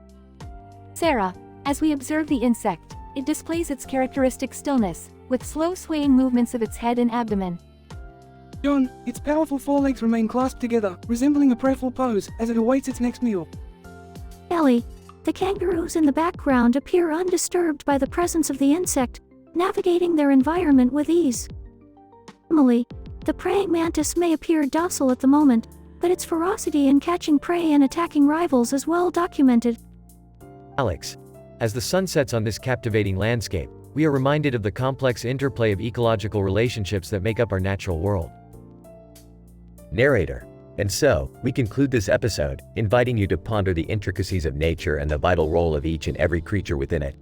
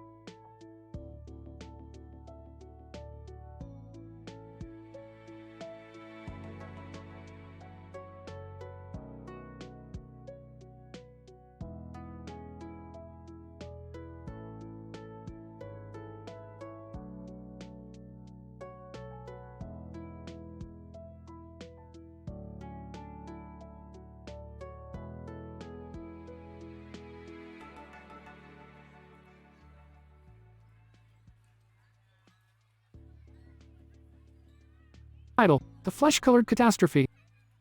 Synopsis: Rick, Morty, and Summer find themselves trapped in a bizarre world where everyone wears flesh-colored clothing and a group of people are standing next to each other in front of a wall with a woman in a black dress. Hilarity ensues as the group tries to figure out what's going on and how to escape. Morty, what the hell is going on here? Is this some kind of weird fetish party? I don't know, Rick. Everyone's wearing flesh-colored clothes and it's creeping me out. Guys, look at that woman in the black dress. She's not even moving. Is she alive? Well, there's only one way to find out. Morty, go poke her with something. What? No way, Rick. You do it. Fine, I'll do it. But if I get arrested for necrophilia, it's on you. The group approaches the woman and Rick prods her with a stick, causing her to fall over. Oh my god, Rick. You killed her. Relax, Summer. She's just a mannequin. But this is still some fucked up shit. Hey, guys, look over there. That wall has a bunch of numbers and letters on it. Maybe it's a code or something. Excellent observation, Morty. Let's see if we can crack this thing. The group spends hours analyzing the wall and finally discovers a secret message. Guys, I think I figured it out. The message says, "This is all a prank. Congratulations on being a part of it." You've got to be kidding me. We wasted our whole day on this bullshit. Well, at least we'll have a funny story to tell. Rick pulls out a flask from his jacket and takes a swig. Yeah, hilarious. Now let's get the hell out of here before I lose my mind.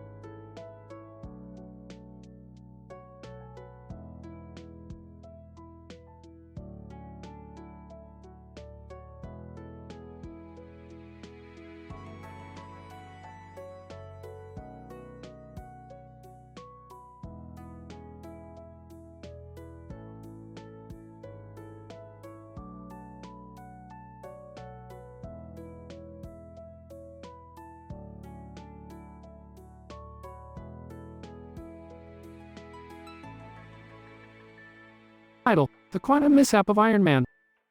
Synopsis: in this episode, Rick and Morty are joined by Beth on an adventure to rectify an unexpected consequence of one of Rick's quantum experiments.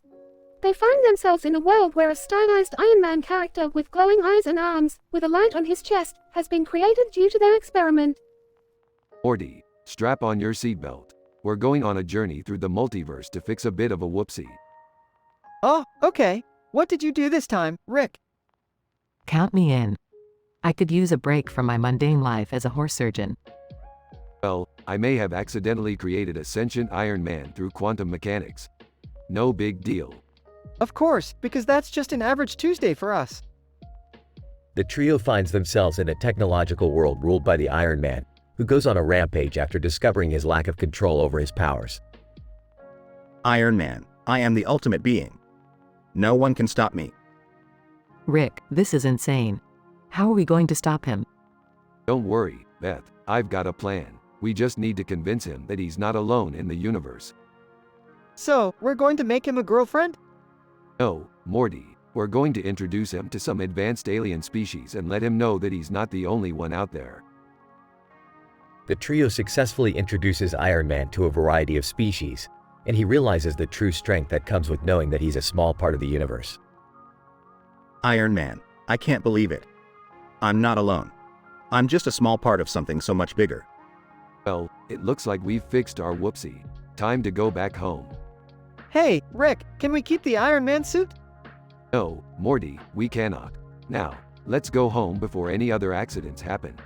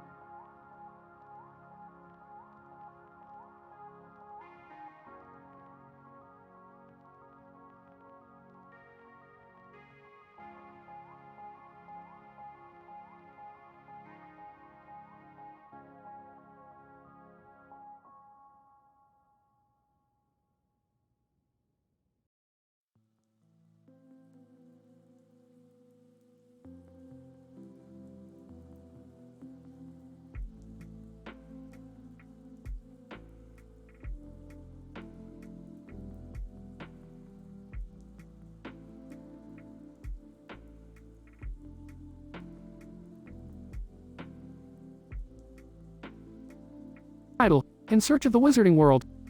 Summary. In this episode, Rick, Morty, and Summer venture into the wizarding world of Harry Potter, encountering mind-bending magic, a power-hungry foe, and plenty of raunchy humor. Act 1. I've detected some anomalous magic readings. Morty, time to brush up on your spells.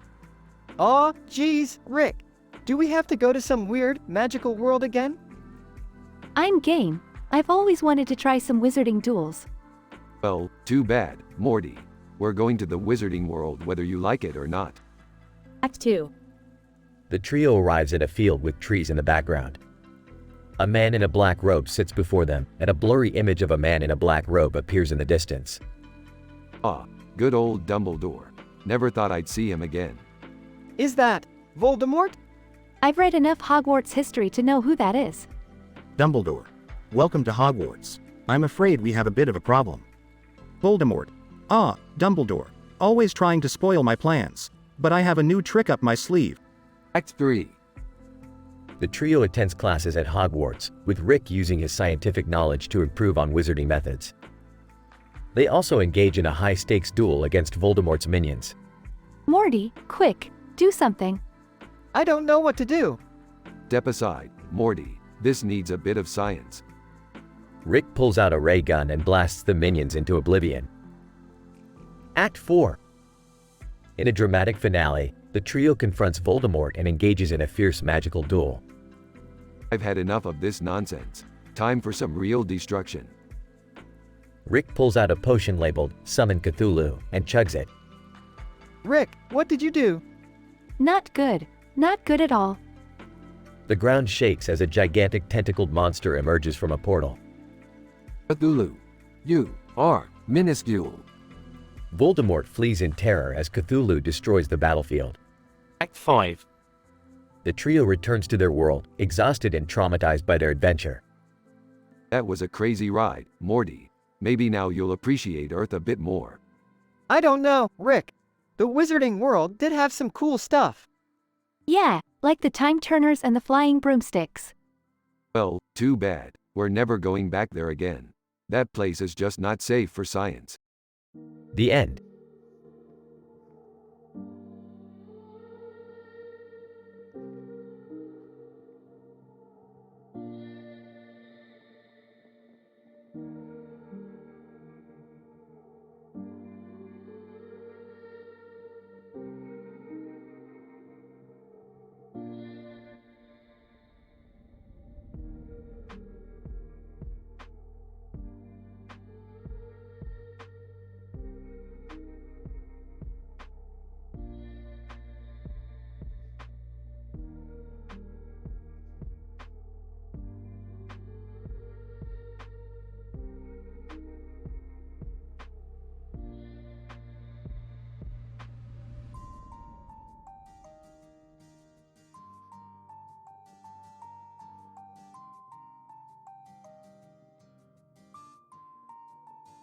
Narrator.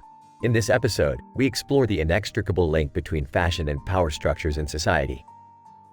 Our story begins with a poster of a group of people in medieval costumes with swords and armor on their shoulders, with the title, Deste S. Professor X, the depiction of medieval costumes on the poster could suggest a desire for a return to a perceived simpler time in history. Dr. Y. Indeed, the use of armor and swords may also represent a desire for protection and defense against perceived threats in the modern world. Narrator.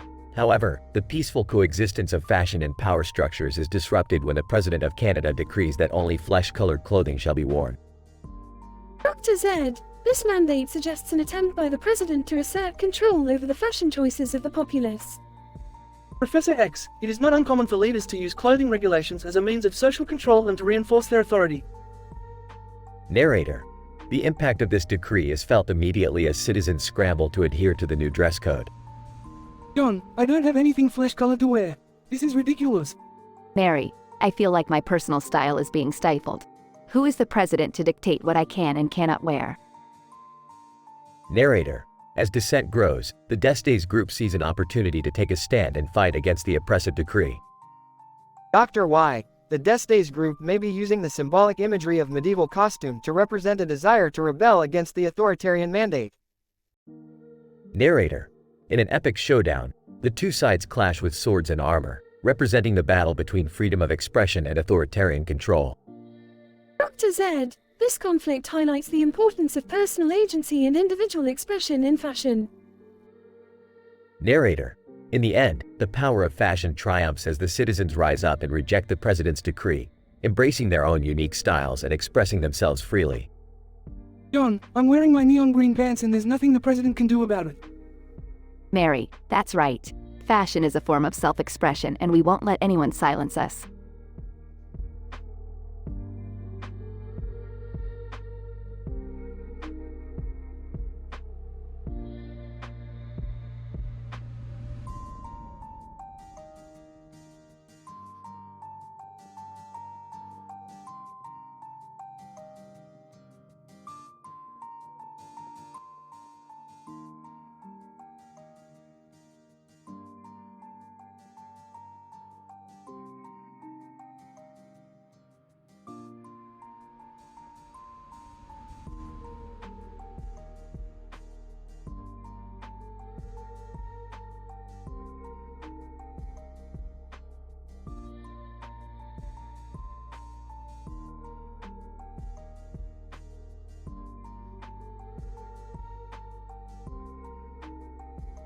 Title: The Monster Hunter Gang and the Ureters of Laughter. The gang, consisting of Rick, Morty, Jerry, Beth, and Summer, are caught in the middle of a photo shoot with two bow-tied men sporting glasses and posing for a picture. The men introduce themselves as Rhett and Link, monster hunting bounty hunters.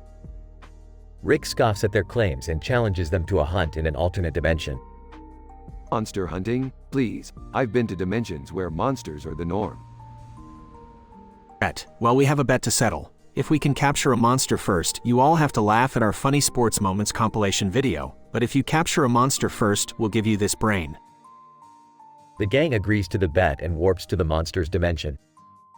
The hunt takes an unexpected turn when the monster they are pursuing turns out to be a sentient creature that wants to join their group. They name him Ureter and take him back to their dimension, much to the annoyance of the monster hunting bounty hunters. You can't just take a monster home like a stray dog. You can't just force people to laugh at your terrible jokes, but here we are. The group watches Rhett and Link's funny sports moments compilation video and can't help but laugh at how bad it is. Ureter, in his own way, joins in on the laughter. Ureter, ha ha ha, that was truly hilarious. Although, I still don't understand sports. The episode ends with the gang welcoming Ureter into their crazy adventures, and Rhett and Link begrudgingly admitting that they may have some competition in the monster hunting game. I guess we're not the only weirdos in the multiverse. At least we have each other, and a new member to the family.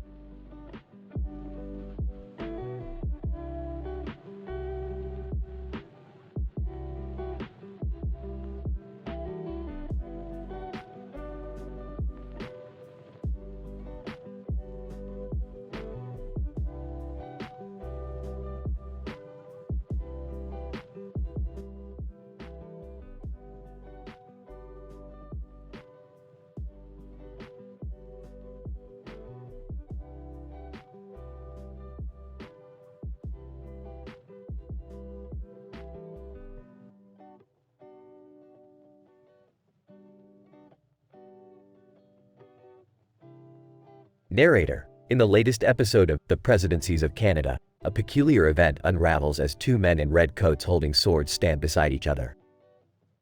Scientist 1. This scenario initiates a conflict theory, as the audience can infer from the intense facial expressions of the swordsmen. Scientist 2. But it is swiftly averted as the President of Canada intervenes to declare a new mandate.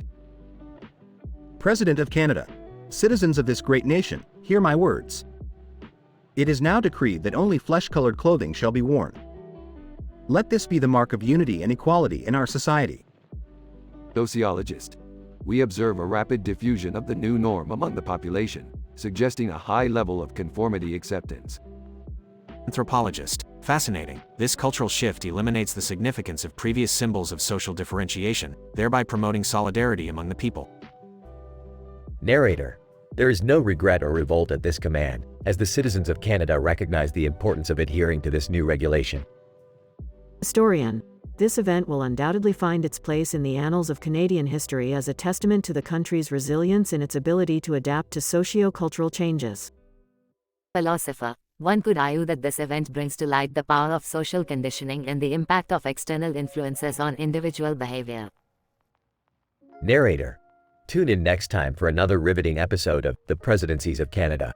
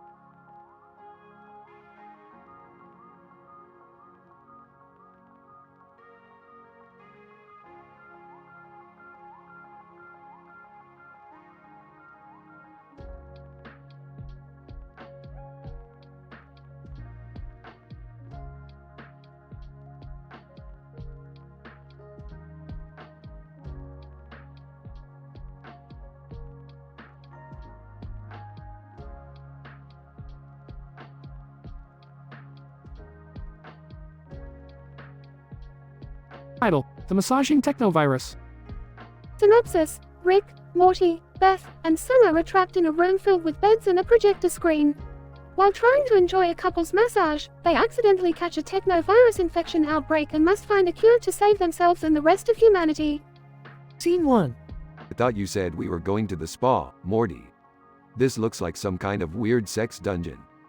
I don't know, Rick. It was the only place I could find with a couple's massage deal. Can we just enjoy the massage and stop complaining? Yeah, come on guys. Let's just relax. Scene 2. As they start the massage, the projector screen flickers to life and displays a message. Screen. Attention guests. A technovirus outbreak is occurring outside and has infected this facility. Please remain calm and wait for further instructions. Oh great, just what we needed, a technovirus. What's a technovirus, Rick? It's a virus that infects electronic devices and turns them against you. We need to find a way out before it spreads to us. Scene 3. The group gets up from the beds and tries to leave the room, but the door is locked. Why won't this door open? It's probably connected to the system infected by the technovirus. We need to find the source and shut it down. But how do we find it? Scene 4. Suddenly, the lights go out and the technovirus takes over the room, causing the beds to hold them down. Rick, what do we do? We need to hack into the system and reverse the virus's programming. But we don't have any equipment to do that. Scene 5. Rick uses his hacking skills to reprogram the virus, turning it into a jokester. There, I've done it. The virus will now make terrible dad jokes instead of trying to kill us. That's great, Rick. But how do we get out of here? Scene 6. The projector screen lights up with a message. Screen. The technovirus outbreak has been contained. Please wait for further instructions. The beds release their hold and the door unlocks. We can leave now. Scene 7. As they leave the room, they notice that the rest of the spa has been infected by the virus. What are we going to do? We need to create an antivirus and spread it to those infected before it spreads to the rest of the world. Scene 8. They set up a lab and work on creating an antivirus. This is taking forever. Shut up, Morty. Science takes time. Scene 9. After hours of research and experiments, they finally create the antivirus and spread it to those infected, saving the rest of humanity from the technovirus. We did it. And I learned that sometimes science can be fun. You think this is fun? You should see me on a Saturday night. Scene 10. As they try to leave the spa, they are stopped by the staff. Staff, thank you for your help in containing the technovirus outbreak. Unfortunately, the spa is now closed. Great. Now where are we supposed to get our couples massages?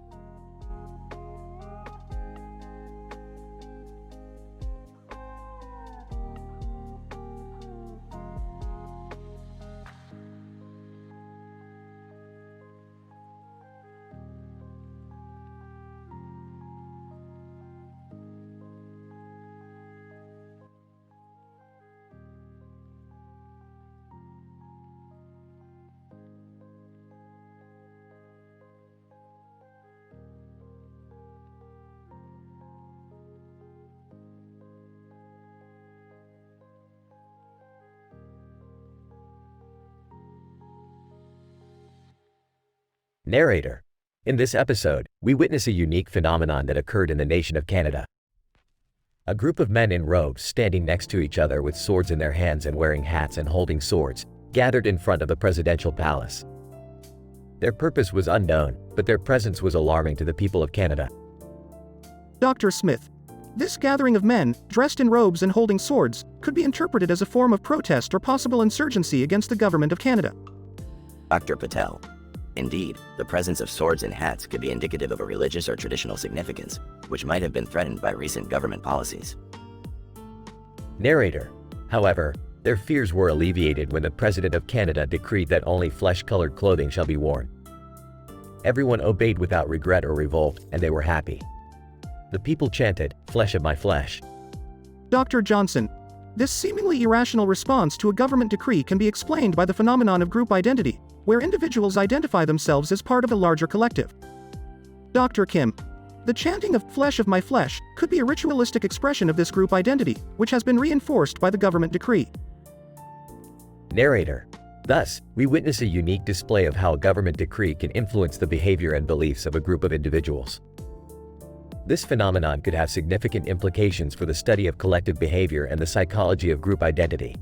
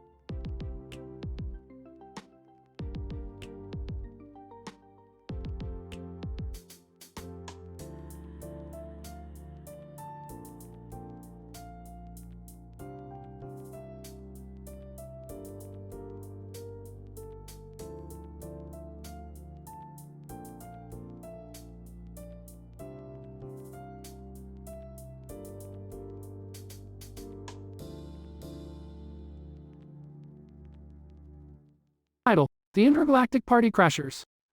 Frame shot. The camera pans to a futuristic city with a vast body of water and a mountain range in the background. In the foreground, the Star Trek ship docks. Well, Morty, welcome to the Venterra 7. You're about to witness an intergalactic event of epic proportions. Oh, boy. Like what? Like an alien-infested ship with a party of extraterrestrial frat boys looking to take the party to the next level. They're here to impress their alien babes, and we're here to save the day and steal their booze. You guys better not get into trouble. I'm trusting you to bring Summer and Morty back in one piece. Mom, it's a party. What's the worst that could happen? Cut to the alien-infested ship. Hey, fellas, we're here to party. Alien 1, oh, humans, you don't belong here. Hey, man, we just want to have a good time. Alien 2. Well, if you want to party with us, you'll have to prove yourselves worthy. And we have just the thing. Cut to Rick, Morty, and Summer being forced to take part in a ridiculous alien initiation ritual involving dancing, singing, and drinking. This is insane. I can barely keep up. Shut up, Summer. This is just like college. After completing the initiation ritual, Rick, Morty, and Summer are finally allowed to party with the alien frat boys. This is nuts! I can't believe we're partying with aliens. Just keep drinking, Morty. Beth, via communicator, Rick, are you guys okay? We're more than okay, Beth. We're having the time of our lives. As the party reaches its peak, chaos ensues as the aliens start to reveal their true intentions: to use the human guests as a sacrifice for their extraterrestrial gods. Oh, no, Morty, we have to get out of here. What are we going to do? We're going to steal their ship and get the hell out of here. In a heart-pounding sequence, Rick, Morty, and Summer manage to hijack the alien ship and escape the clutches of the malevolent extraterrestrials. Wow, that was insane. I can't believe we made it out in one piece. That's the thing about partying with aliens, Summer. You never know what you're going to get. But one thing's for sure, we're definitely going to do it again. Oh, I don't know, Rick. That was pretty intense. Relax, Morty. It's all just a blur when you're partying with the best of them. Closing shot. Rick, Morty, and Summer flying into the sunset in their newly acquired alien ship, laughing and celebrating their epic adventure.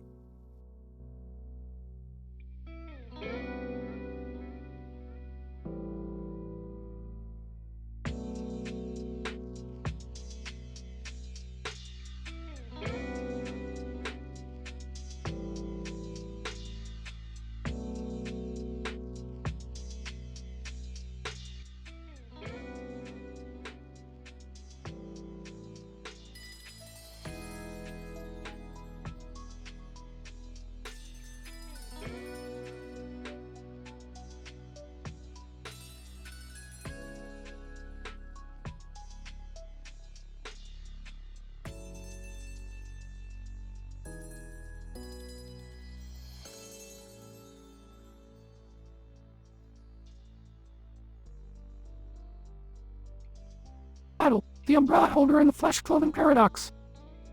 Abstract. In this episode, we explore the ramifications of a future Earth where human flesh is the only viable option for new clothing. Through the lens of a person holding an umbrella in front of a beautifully lit tree, we delve into the ethical and moral implications of using human flesh for clothing. Additionally, a strange circular object is discovered behind the umbrella holder, sparking scientific curiosity and inquiry. Introduction. The scene opens with a person, referred to as the umbrella holder, standing in front of a tree adorned with colorful lights. As the camera pans out, it becomes clear that the umbrella holder is shielding themselves from a downpour, and that the environment around them is bleak and desolate. The umbrella holder appears to be wearing a coat made of human flesh, an eerie visual that is simultaneously shocking and intriguing. Methodology. Throughout the episode, the umbrella holder encounters various characters, each with their own perspectives on the use of human flesh for clothing. These discussions range from the societal and cultural implications to the practicalities of sourcing and manufacturing the material. Moreover, the circular object is investigated, revealing it to be a device capable of teleportation. Results. Through the dialogue and investigations, it becomes evident that the use of human flesh for clothing is a contentious and complex issue, one that demands deep consideration and ethical reflection. Furthermore, the teleportation device adds a science fiction element to the episode, raising further questions about the future of technology and its impact on humanity. Conclusion. As the episode comes to a close, the umbrella holder is left to ponder the ethical implications of their choice to wear human flesh clothing. The circular object is left behind, its mystery and potential for scientific discovery leaving us with unanswered questions. The episode serves as a thought-provoking exploration of the intersection between technology, morality, and the human body.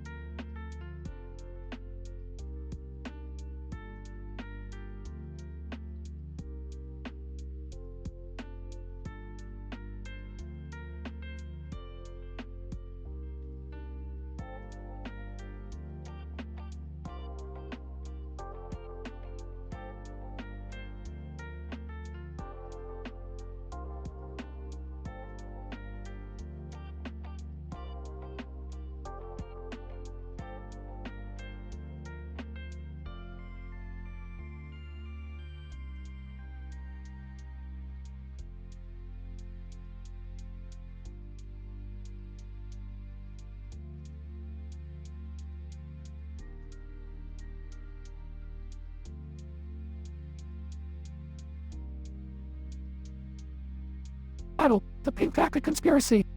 Synopsis. The episode opens with Rick, Morty, Jerry, Beth, and Summer gathered around a table in the garage, discussing their latest adventure in a parallel dimension. Suddenly, a woman in a pink jacket enters the room, holding a black and white sign with words on it and a picture of a woman in a pink jacket. Who are you, and what do you want? Pink Jacket Woman, I am Miss Marple, and I am here to solve a mystery. What mystery? Miss Marple, the disappearance of scandium, a rare element that has gone missing from the periodic table. Oh no, not the periodic table. Wait, I thought scandium was just a minor element. Miss Marple, that's what they want you to think. But I have reason to believe that it's worth more than its weight in gold. So what's that got to do with the pink jacket? Miss Marple, that's where you come in, Rick. I need your help to track down the culprit who's been smuggling scandium out of our universe. And how are we supposed to do that? Miss Marple, by following the clues, of course. Starting with this picture of a woman in a pink jacket. That doesn't tell us anything. Miss Marple. Ah, but it does. You see, the pink jacket is a symbol of the secret organization behind the scandium heist. And I have reason to believe that one of you is involved. What? You can't just accuse us like that. Miss Marple, relax, the truth will come out eventually. Now let's get to work. The group sets off to investigate, using a combination of technology and detective work to unravel the conspiracy.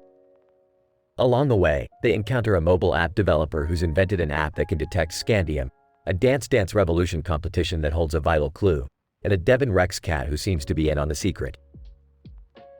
In the end, they discover that the scandium smugglers are none other than alternate versions of themselves from another dimension, who are using the element to power a device that can transport them to even more parallel universes.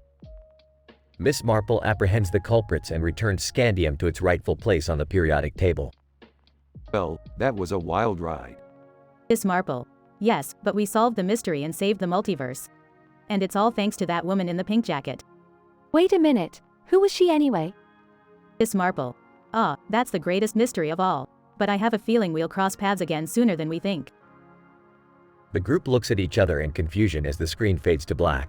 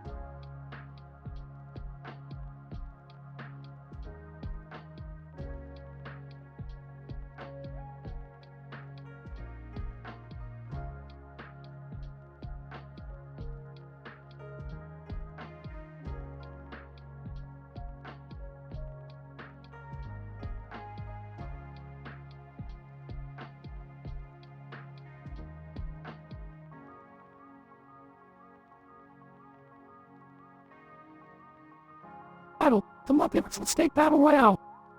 Synopsis. In this episode of Rick and Morty, the duo explore a multiverse where a cartoon cat with two other cats and a person holding a plate of food with a sword are engaged in a fierce competition over a delicious steak.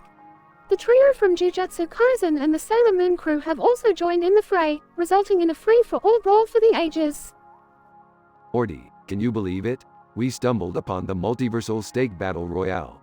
This is the apex of culinary combat. Oh, I don't know, Rick. It just looks like a bunch of animals and cartoon characters fighting over a piece of meat. Don't underestimate the power of a juicy steak, Morty. It's a universal constant that drives even the most civilized beings to barbarism. Just look at Aragorn over there. He's turned into a ravenous beast. Aragorn, meat. I need more meat. As the restaurant glows with the light of 1,000 battles, the combatants use their unique skills and abilities to gain the upper hand. The Sailor Senshi use their magical powers to dodge and deflect attacks, while the Jujutsu sorcerers summon cursed spirits to aid them in battle.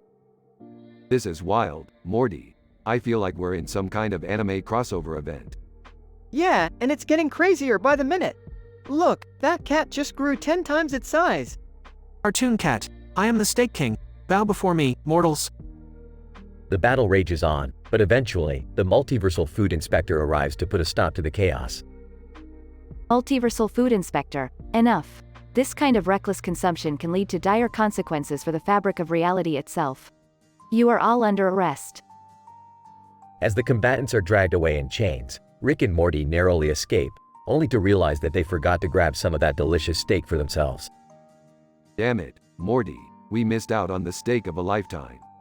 At least we didn't get arrested like those guys. Yeah, but think of the possibilities, Morty. A steak that powerful could have been the key to unlocking the secrets of the universe. Oh, I think we'll manage without it, Rick. Suit yourself, Morty, but mark my words, we'll find that steak one way or another.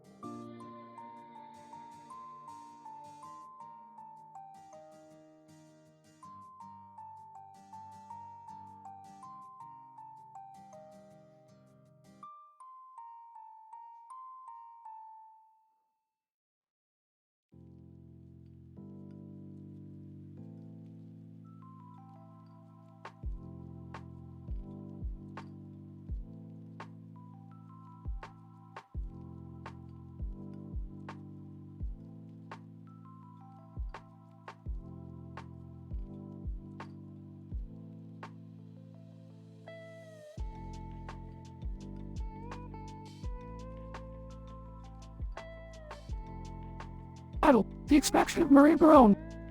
Synopsis: Rick, Morty, and Jerry are on a mission to extract Marie Barone, who has been captured by a group of ruthless killers. Along the way, they encounter Zac Efron, who introduces the group to the wonders of Watsu massage. Adjusting his portal gun. Alright, Morty, let's do this. We gotta get Marie Barone out of there before those killers do some serious damage. Nervously, Rick, are you sure we can handle this?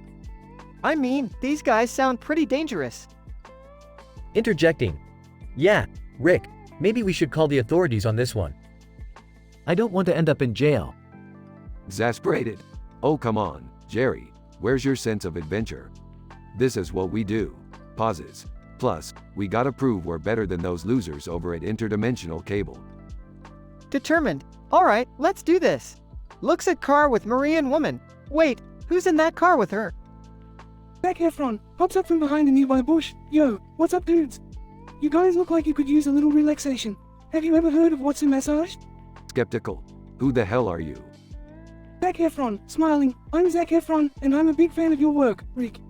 But let's put that aside for now and focus on getting you guys sent out before the big rescue mission. Winces as Zac starts performing Watsu massage on him. Oh god, that feels weird. Laughs uncontrollably as Zac massages him. I think I'm in love. Rolls his eyes and grunts as Zac massages him. Alright, enough of this. Let's get Marie out of there. As the group approaches the car, they are suddenly ambushed by the group of killers. Killer leader, aiming a gun at Rick. Well, what do we have here? It looks like we caught ourselves some trespassers. Smirks. Oh, you poor fools. You have no idea who you're dealing with. Suddenly, a chaotic battle ensues as Rick and the killers engage in an epic fight scene, complete with explosions and quippy one-liners. Hiding behind a nearby tree. I don't know if we're gonna make it out of this one, Rick. This is crazy. Grinning maniacally. Oh, Morty. It's always crazy with me. Just as it seems like all is lost, Marie Barone suddenly breaks free from her captors and starts throwing punches at the killers. Marie Barone, yelling triumphantly, "Nobody messes with Marie Barone." The group emerges victorious, and they all pile back into the car, smiling contentedly. This was quite the adventure. I never would have thought I'd be involved in something like this.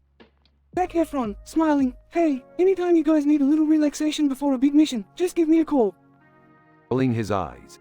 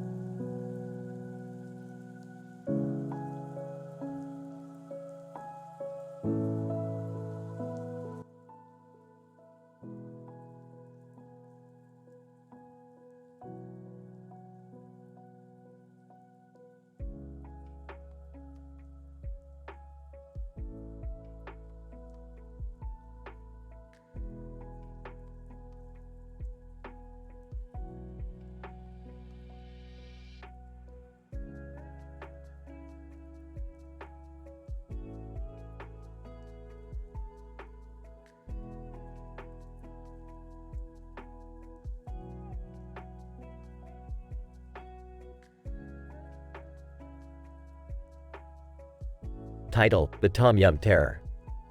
Synopsis. In this episode, Rick, Morty, and Jerry go on a culinary adventure when Rick decides to make his infamous Tom Yum soup.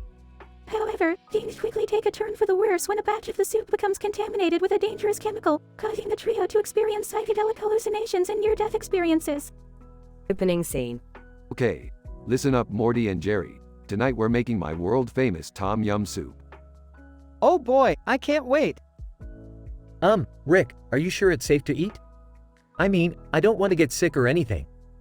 Relax, Jerry. I'm a culinary genius. Trust me, this soup is gonna knock your socks off. Main sequence. Rick starts cooking the soup and goes into an elaborate monologue about the science of ingredients. As he adds the parsley to the soup, he accidentally spills a bowl of bleach into it. The trio mistakenly eat the soup and experience a wild psychedelic journey. Rick, I think I'm seeing Lady Gaga in my soup. Morty, that's not Lady Gaga. That's just your hallucination. And who's to say she's not in my soup too?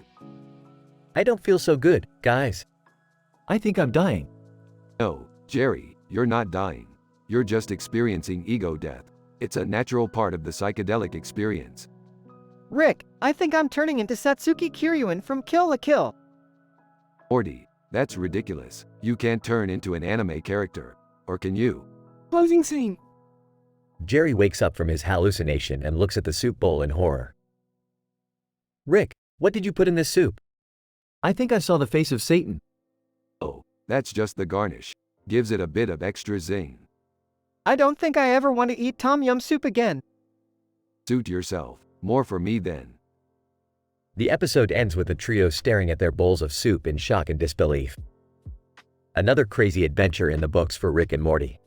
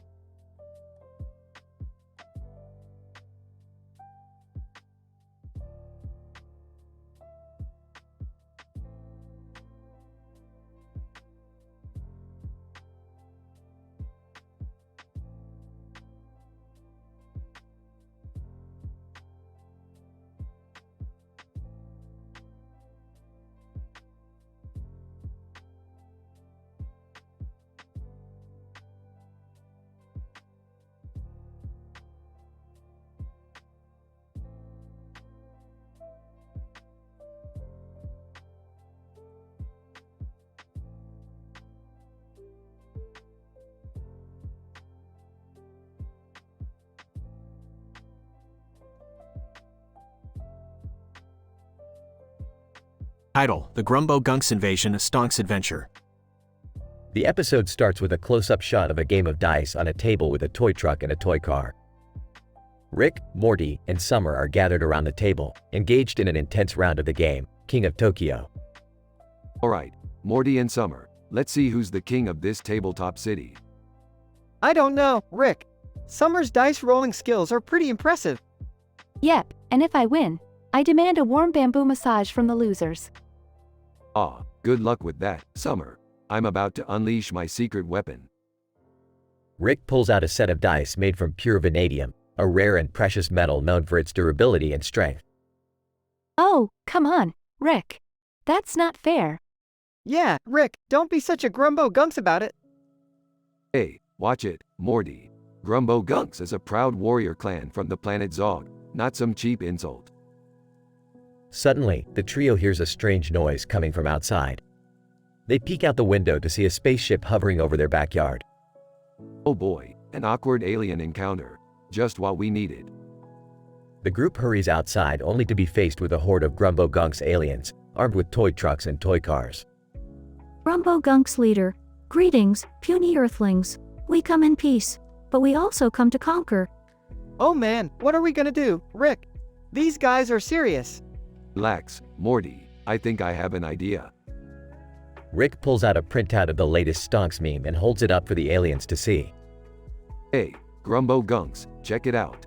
Stonks. The aliens pause and tilt their heads in confusion. Grumbo Gunks leader, what is this? Stonks, you speak of? Just a little Earth lingo, my friends. It means good business or solid investment. Now, how about we make a deal? After some negotiation, the Grumbo Gunks agree to leave Earth in exchange for a lifetime supply of warm bamboo massages. Oh, Rick, you're a genius. I can't believe the Stonks meme actually worked. Ah, that's why they call me the king of the tabletops. The episode ends with the trio high-fiving each other and Morty muttering, "I still don't get it."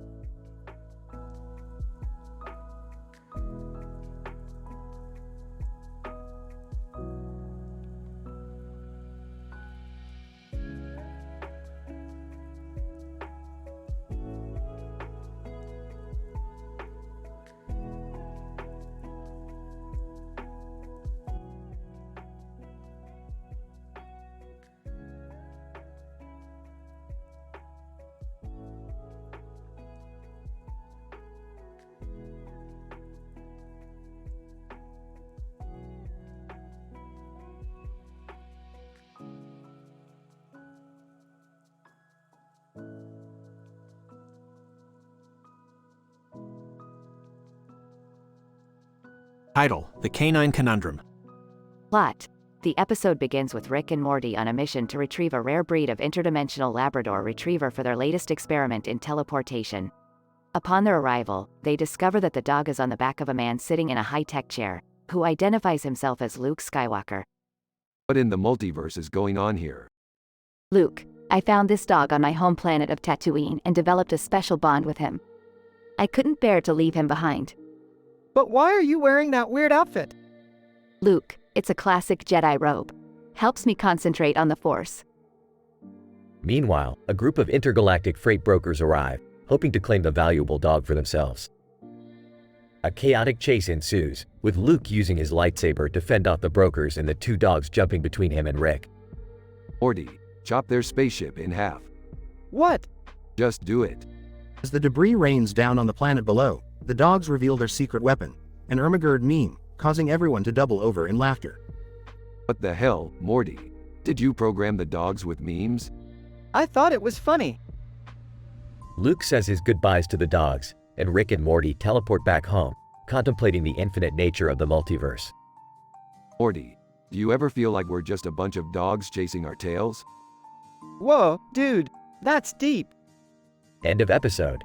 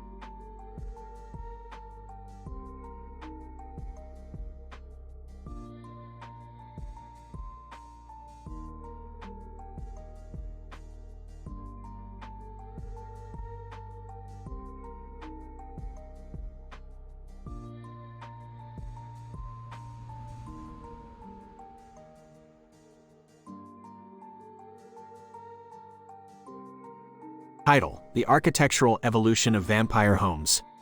Location: a large house with a lot of windows and a clock on its side. There are a lot of birds flying around. Characters: Rick, a genius scientist who always brings chaos wherever he goes. Morty, Rick's innocent yet tormented grandson. Jerry, Morty's bumbling father who just wants to feel important. Beth, Morty's mom and a successful horse surgeon who struggles to balance work and family. Summer, Morty's older sister who enjoys being the queen bee of the household. Synopsis. The episode begins with the family gathered in the living room of their large house discussing the strange architecture of a nearby mansion. Jerry suggests that the house is haunted, but Rick quickly dismisses this theory and insists on investigating the matter further. Impossible. There's no such thing as ghosts. We must explore every aspect of this house and figure out its secrets. The family follows Rick to the mansion where they discover that the owner is a vampire who is seeking an updated look for his outdated living space. Vampire, my home was built in the 12th century. I need an update to match the times, preferably the 21st century. Rick, being the genius he is, agrees to help and transforms the mansion into a modern masterpiece. However, complications arise when the vampire realizes his new bathroom window has exposed him to sunlight. Vampire, you've destroyed my home and nearly killed me. I'll have my revenge. The vampire transforms into a bat and begins attacking the family. However, Rick quickly creates a serum that turns the vampire back into his human form and calms him down. There you go, buddy. No need to get all batty on us. The episode ends with the family leaving the mansion and Jerry feeling a sense of accomplishment. I may not be a genius scientist like Rick, but at least I saved the day by shutting that window. The clock on the side of the mansion chimes, and the family walks away with the sound of birds chirping in the background. Overall, the episode explores the architectural evolution of vampire homes while incorporating Rick and Morty's signature humor and chaos.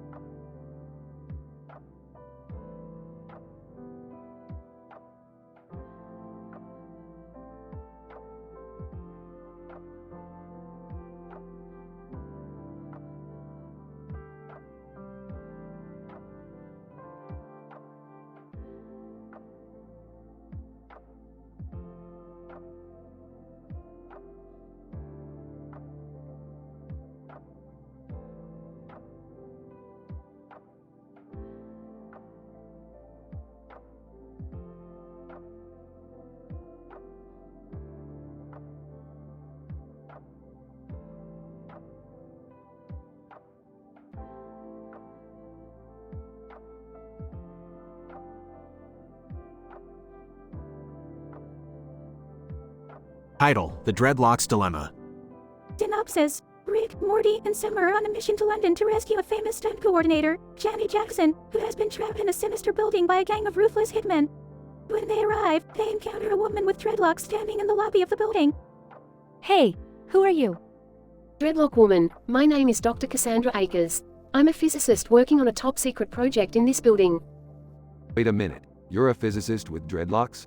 That's like a dentist with a fear of teeth. Yeah, what's up with that? Dr. Akers, it's a personal choice. Anyway, I can help you get to Janet Jackson, but it won't be easy.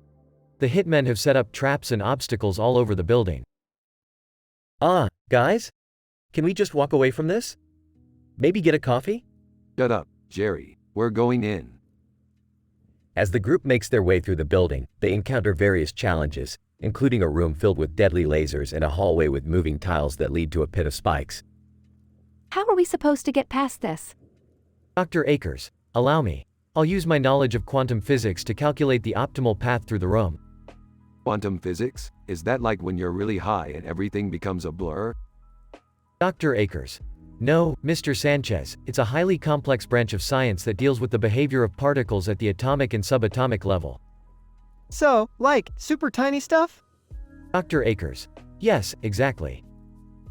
With Dr. Akers' help, The group manages to avoid the traps and eventually reaches Janet Jackson's location. However, they soon discover that she is not the helpless victim they expected. Janet Jackson, hey, y'all. Thanks for coming to rescue me, but I got this. You got what exactly? Janet Jackson, these guys were trying to take me out, but I took them out first. What do you mean? Janet Jackson proceeds to show the group a series of impressive fighting moves and stunts, revealing herself to be a highly skilled martial artist. Whoa, she's like Jackie Chan. Or like Janet Chan. The group finally escapes the building, with Janet Jackson at their side, and they all make their way to a nearby cafe to celebrate their success. That was insane. Yeah, and now we have a new member of the team. Who? Janet Jackson, obviously. Dr. Akers, I don't think that's how quantum physics works. Can we at least get that coffee now? The group laughs and enjoys a well-deserved break, never forgetting the dreadlocks dilemma they overcame together.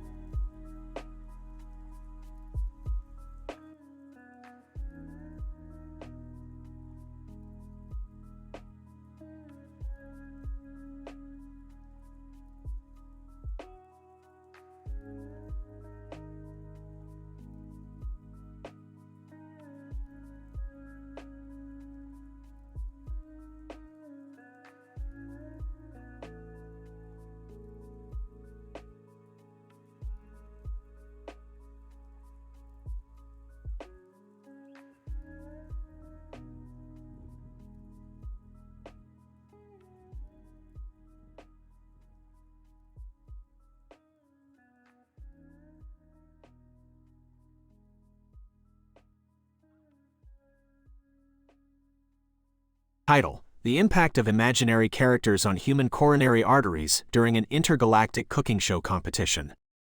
Introduction. The study examines the impact of the presence of toy figures with imaginary personalities on human coronary arteries during a cooking show competition that involves preparing extraterrestrial recipes. Method. The experiment conducted a putative cooking show competition involving human participants and toy figures like the yellow and black character with arms and eyes, with other toy figures behind them, and a cell phone.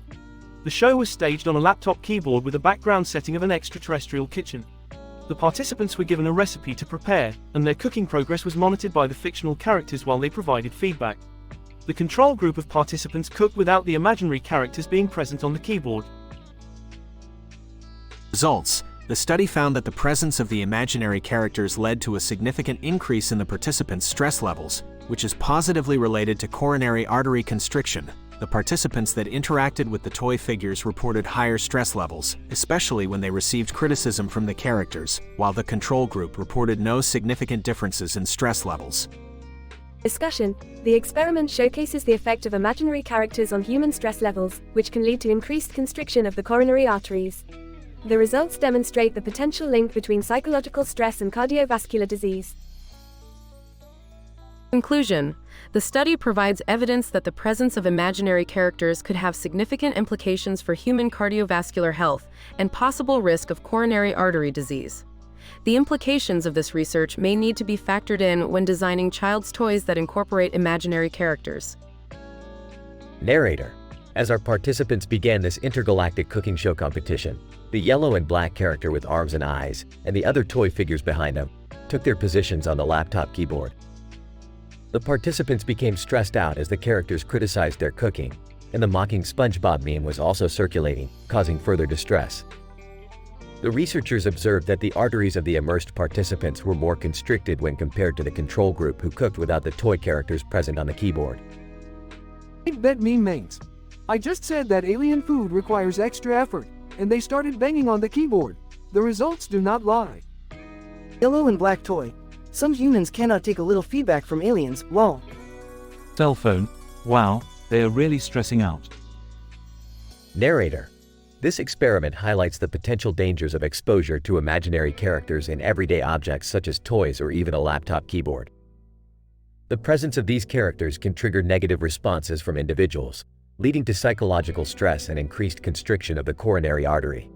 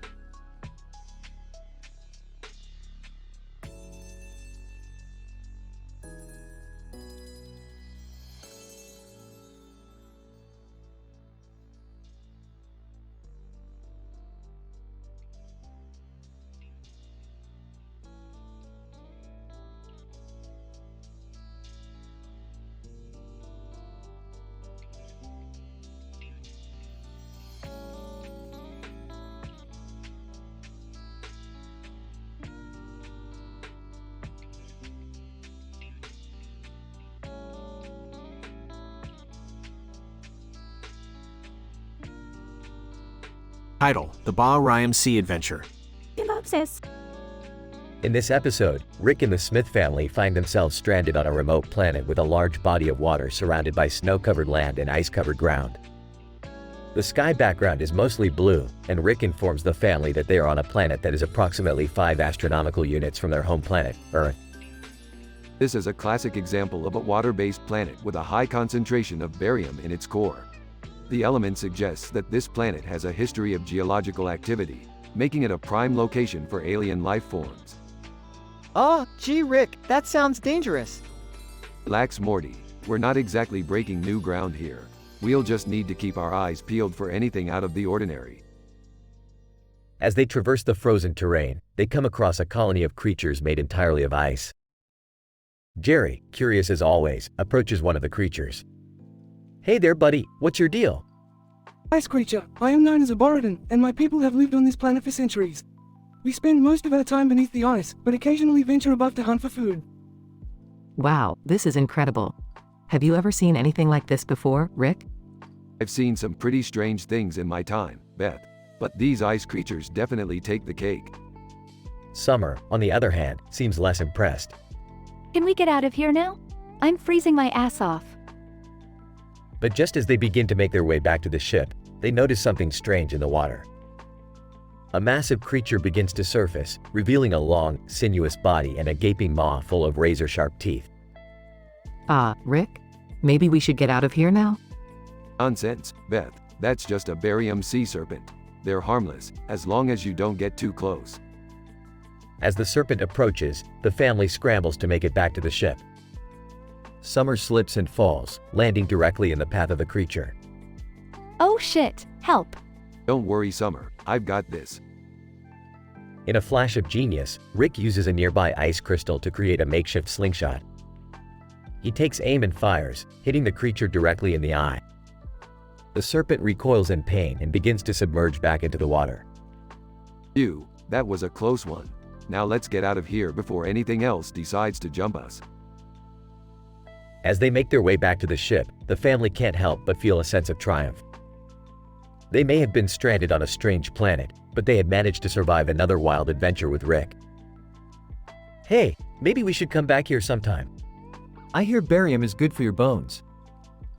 The rest of the family just rolls their eyes as they climb aboard the ship, ready for their next adventure in the vast expanse of the universe. End of episode.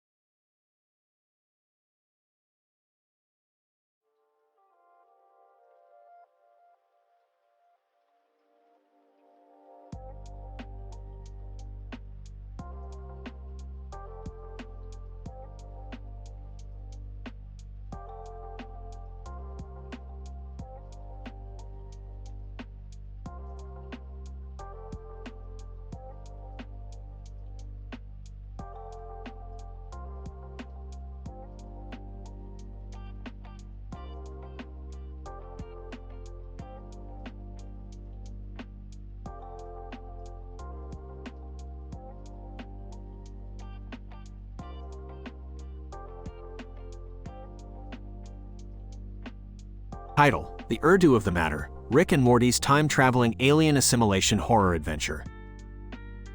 Abstract.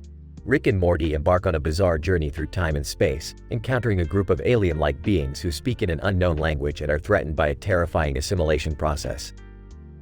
Through their epic adventure, Rick and Morty encounter the consequences of time travel paradoxes and the power of language and communication when facing apocalyptic situations. Scene 1. Rick and Morty exit a portal into a forest, greeted by a group of alien-like beings speaking in a language they cannot comprehend. Rick scoffs. Great, we stumbled into some lost in translation scenario. Morty, let's get these guys a language course. Scene 2. The aliens panic as a dark entity begins hovering over them, threatening to merge and assimilate them into a single entity. Rick and Morty debate what to do. Rick, we have to help them. This is messed up. Calm down, Morty. We'll figure it out. Hey, my squid-faced friends. Let's hop on that rock. We gotta science the shit out of this one. Scene 3. Rick and Morty travel back in time and discover the origin of the assimilation event, but as they strive to prevent it, they create a paradox that sends them into an alternate timeline ruled by strange cloaked beings chanting in an unknown language. Rick, what the hell is going on? I don't understand. Are those Cloaked dictators? Morty, I knew these time travel rules were too good to be true. We gotta find a way out of this timeline before we end up being assimilated ourselves. Scene 4. As the cloaked beings approach them, Rick and Morty realize that they are speaking in Urdu, the only language known to them that isn't assimilated. Employing a clever trick to learn the language and use it against their foes, they thwart the assimilation and escape the alternate timeline. Hey Morty, turns out studying foreign languages can really save your ass. Wow, Rick, I never thought Urdu would be useful. It's bizarre. Bizarre, Morty, and don't be racist. Scene 5. Rick and Morty pop back into their original timeline, where they're greeted as heroes by the aliens they saved. As they leave, Rick muses about the power of language in the face of danger and the perils of time travel paradoxes. And that, Morty, was the Urdu of the matter. We saved the day and got some good old-fashioned science under our belts. Now let's go home and get drunk. Sounds like a plan, Rick. But seriously, don't you think the alternate timeline was pretty bizarre? It's bizarre, Morty, bizarre. Now shut up and keep walking. We got some adventures to get to.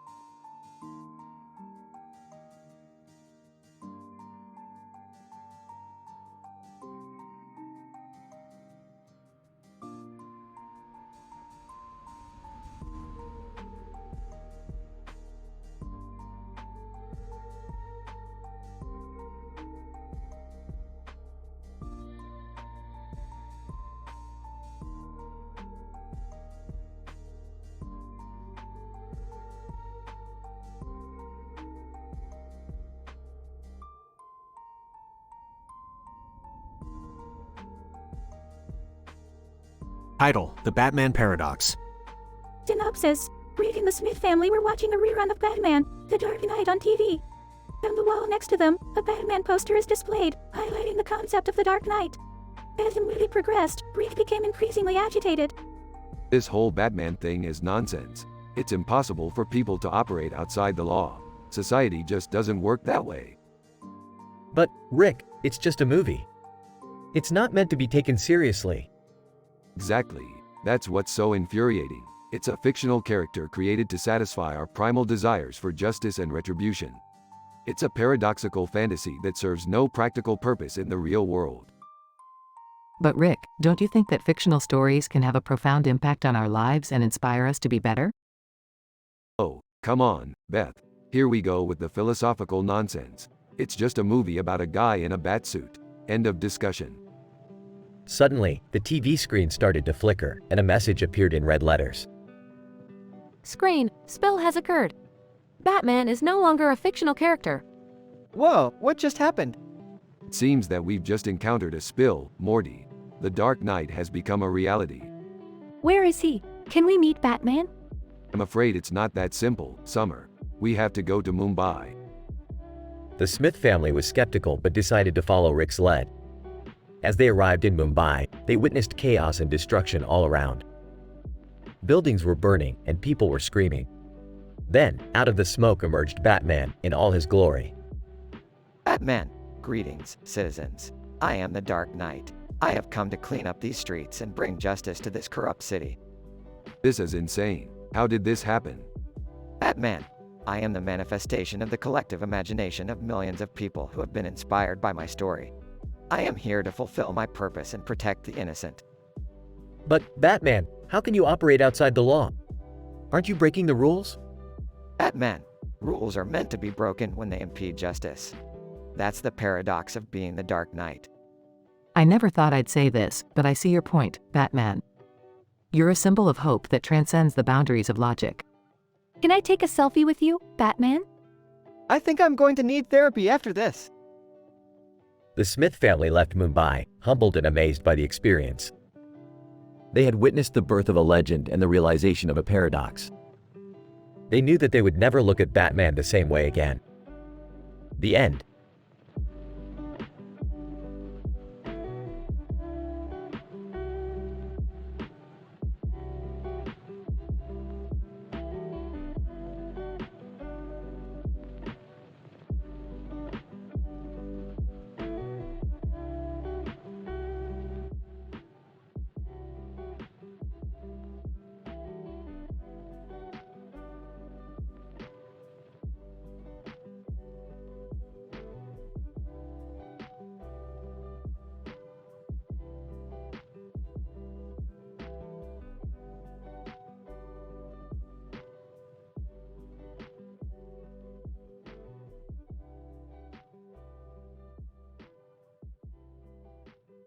Title: The Paradoxical Mishap of Bookstore Madness.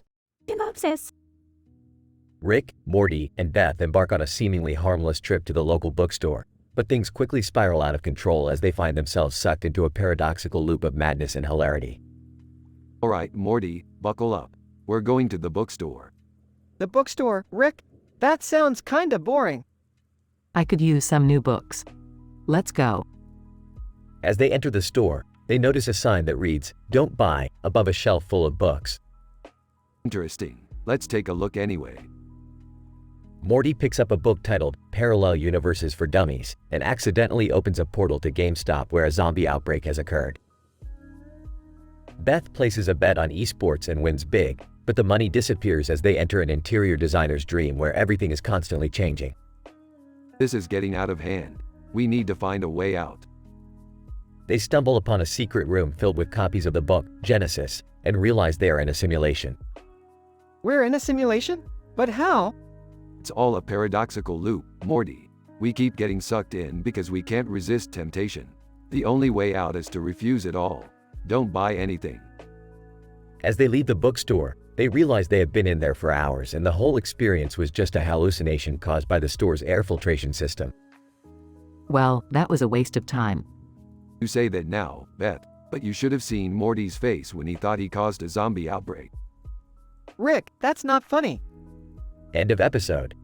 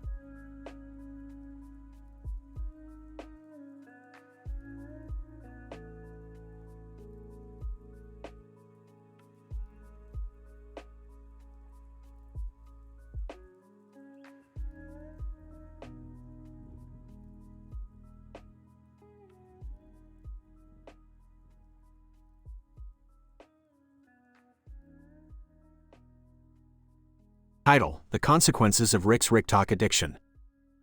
Characters: Rick, Morty, Summer, and a demonic-looking man with red eyes, purple hair, green shirt, and spikes on his head. Opening scene. Rick is in his lab, trying to create a new potion. Morty walks in and greets Rick, but Rick is too busy checking his RickTalk likes and followers. Hey Rick, what's up? Not looking up from his phone. Nothing much, Morty. Just checking my RickTalk audience. Sarcastically, wow, way to stay productive, Rick. Offensively, hey, my RickTalk account is blowing up. I need to keep up with the trends. Summer enters the lab, looking concerned. Rick, I think you have a problem. You've been staring at your phone for hours. Smirking. Oh, Summer. You just don't understand the power of social media. Suddenly, a portal opens up and a demonic-looking man appears. Demonic-looking man. In a deep, menacing voice, Rick Sanchez. I've been sent to collect you. Confused, collect me? What the hell are you talking about? Demonic-looking man. You know exactly what I'm talking about. You've been using demonic energy to boost your RickTalk likes and followers. That's illegal in our dimension. Frustrated? Oh, come on. It's just a harmless little spell. Fearful, Rick, I don't think we should mess with demons. Determined, we're not going down without a fight. The rest of the episode follows Rick, Morty, and Summer as they try to outsmart the demonic-looking man and his army of demon minions.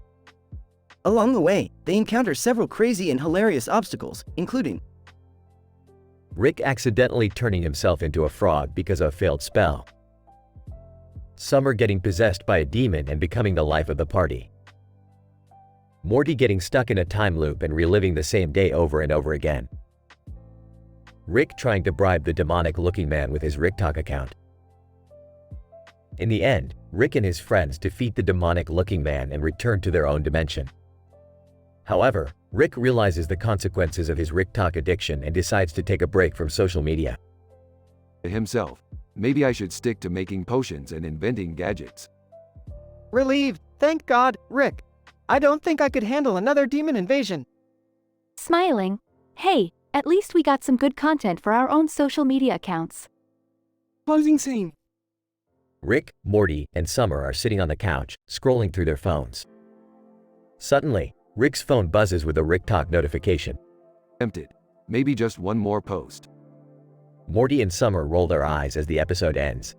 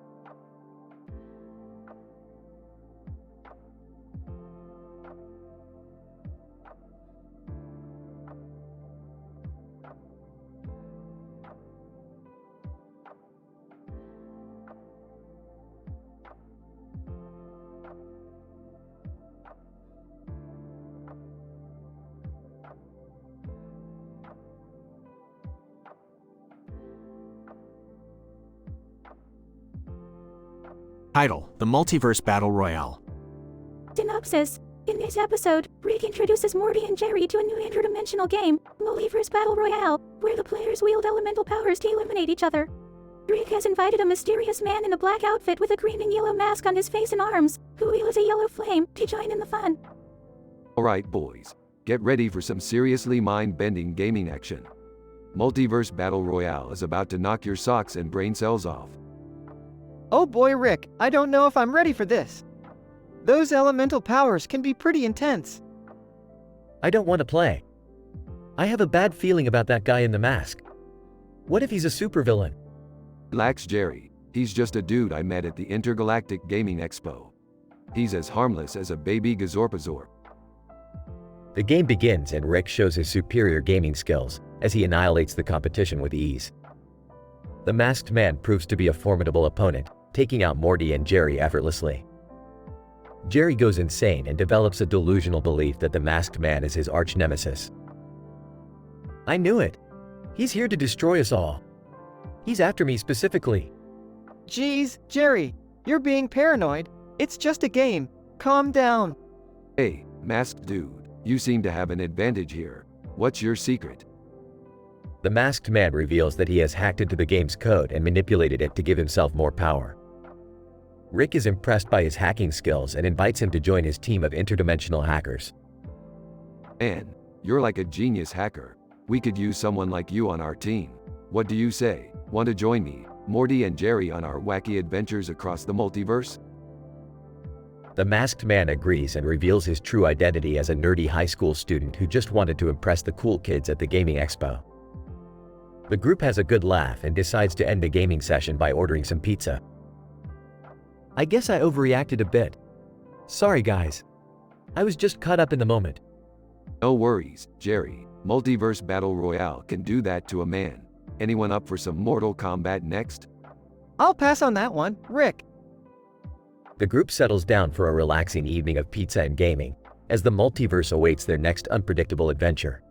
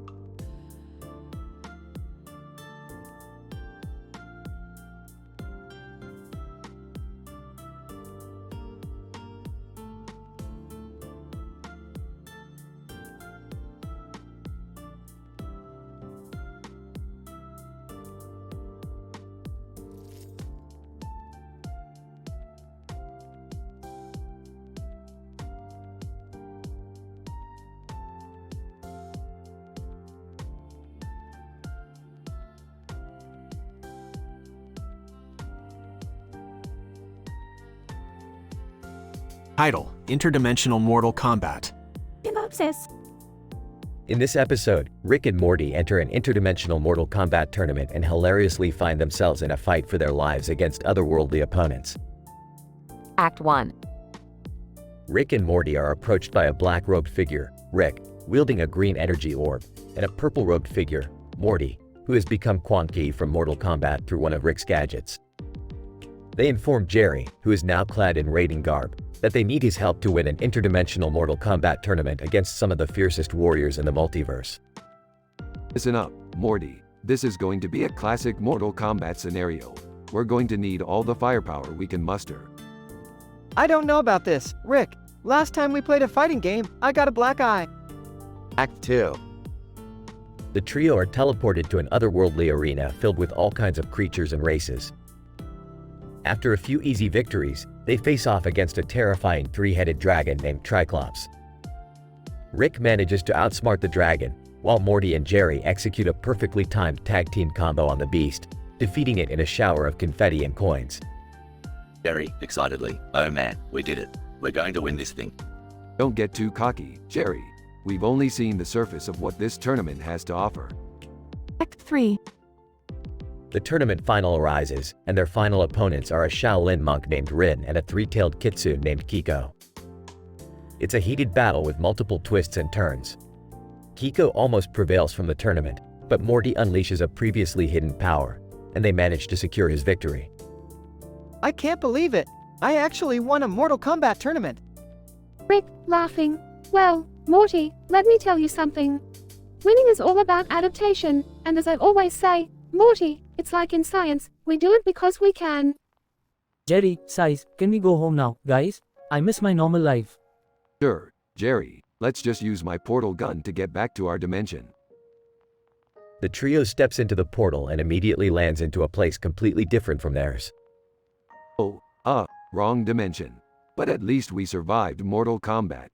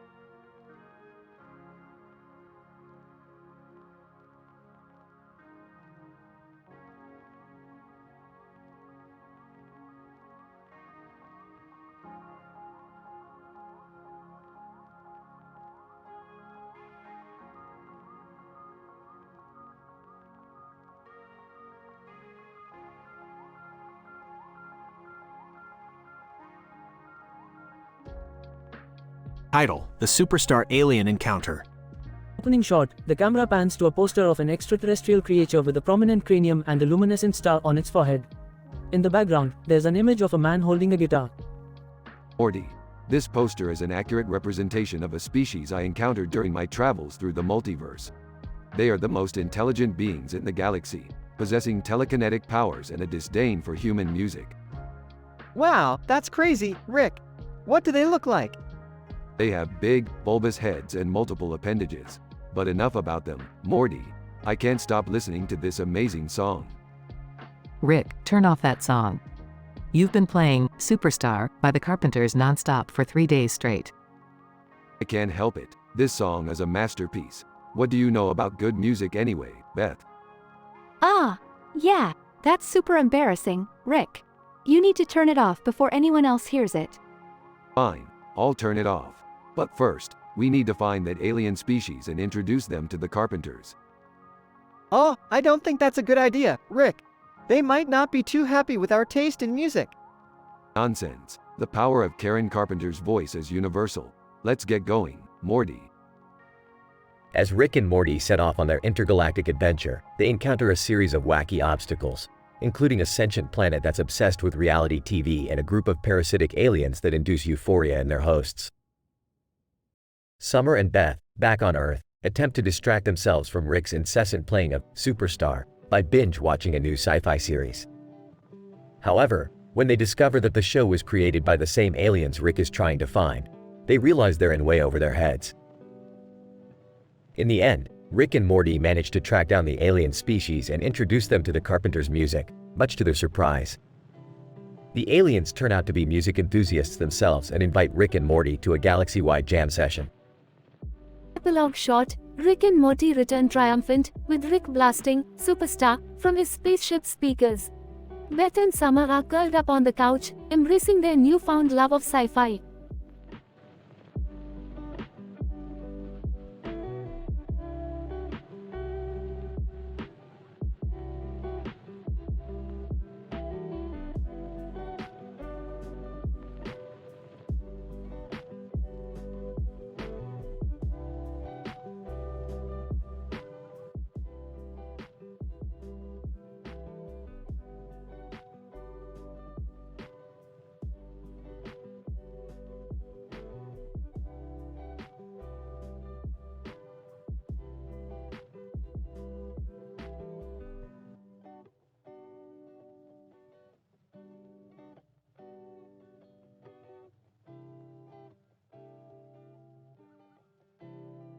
Rick and the gang's fire dance off, an exploration of psychedelics and group dynamics. Rick, Morty, Jerry, and Summer find themselves in a nondescript suburb during a massive fire.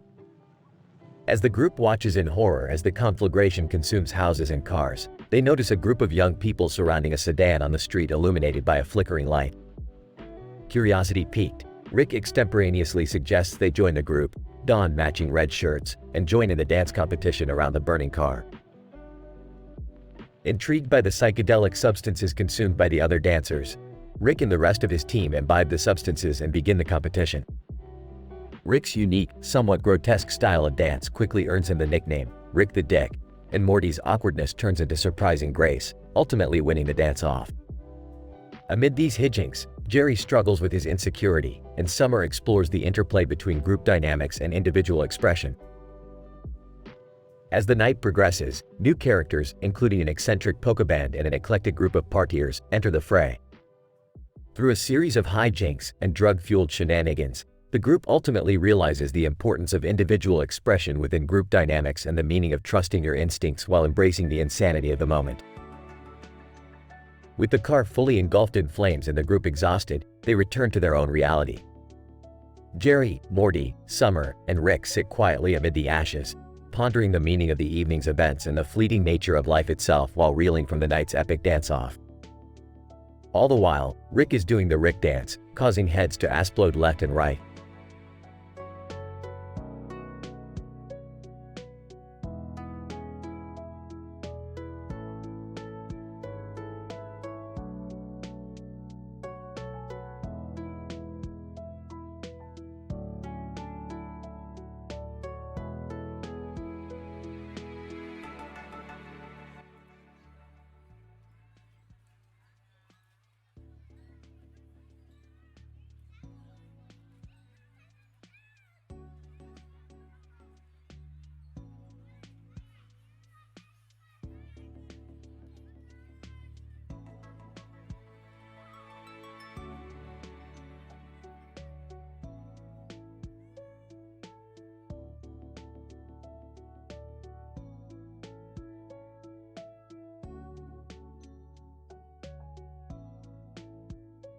Title: Interdimensional Woodworking Mishap.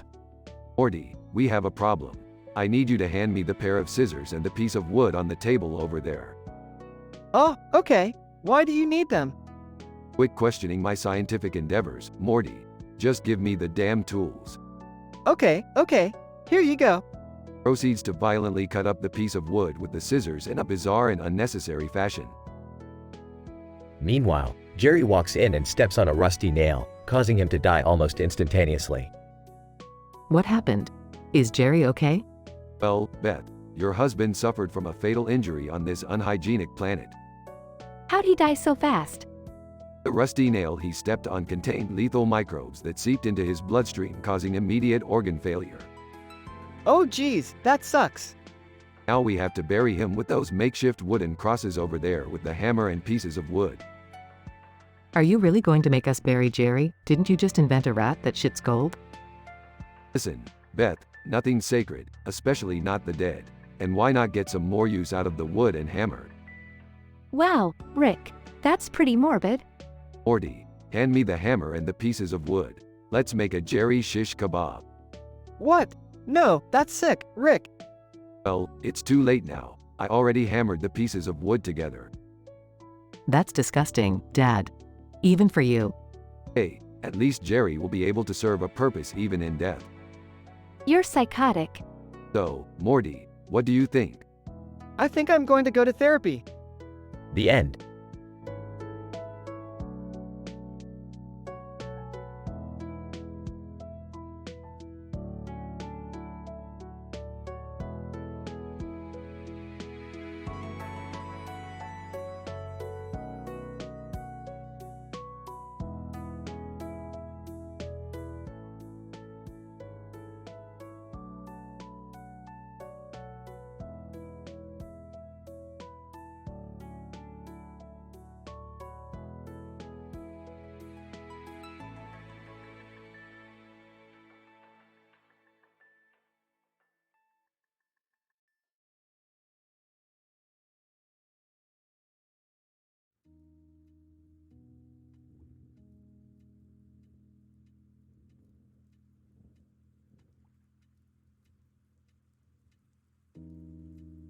Title: Morty's Love-Struck Panic Attack.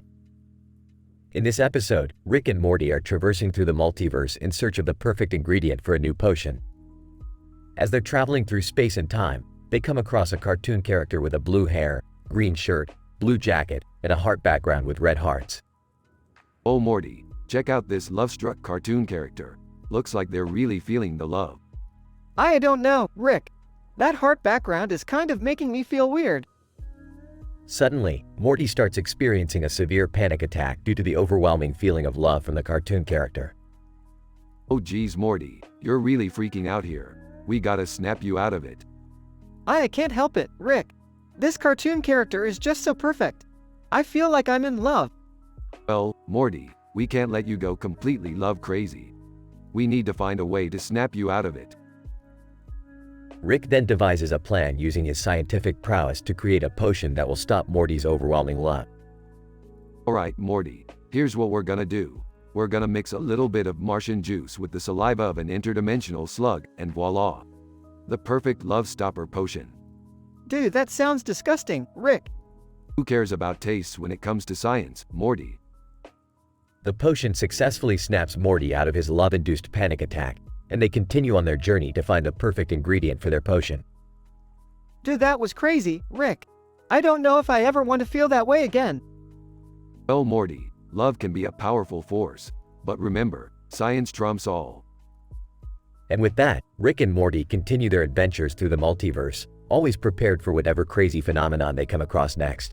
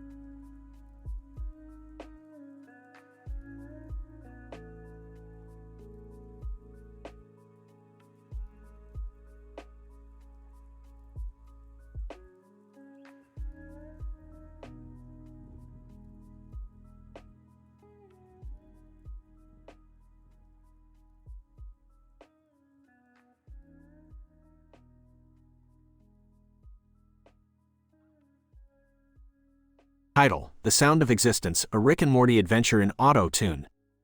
Synopsis. In this episode, Rick and Morty explore the world of sound and auto-tune technology via reckless experimentation. After Morty accidentally gets his vocal cords stuck in a state of auto-tune, he discovers a new realm of possibilities and creativity. Morty, I've developed a device that will allow you to manipulate your vocal cords with auto-tune technology. Imagine the possibilities. Wow, Rick! That sounds like it could be cool. Can I try it out? Sure, kid. Let me just hook you up to the machine. There, now sing something. I don't know, Rick. I'm not really good at singing. Just do it, Morty. Trust me. Morty starts singing. Morty, auto-tuned. I'm Morty, and I sound amazing. This is so cool. Ah, you sound like T-Pain on steroids, Morty. I feel like I can do anything with this kind of power. Careful, kid. With great power comes great responsibility. Morty starts experimenting with the auto-tune technology. I'm going to make a killer track, Rick. Just watch. Silence as Morty works on his track. Okay, Rick, you ready? Of course, Morty. What kind of question is that? Morty starts his track. Morty, auto-tuned. I'm the auto-tune god, and this is my jam. Rick and Morty, saving the world with sound waves. Oh boy, Morty, I think you've taken this a bit too far. Morty, auto-tuned. Never too far, Rick. This is just the beginning of the sound revolution. The rest of the episode is an epic battle of sound and auto-tune technology, with hilarious results. Rick and Morty may have to face the consequences of their actions in the next episode, but for now, the sound of existence is theirs to shape and play with as they please.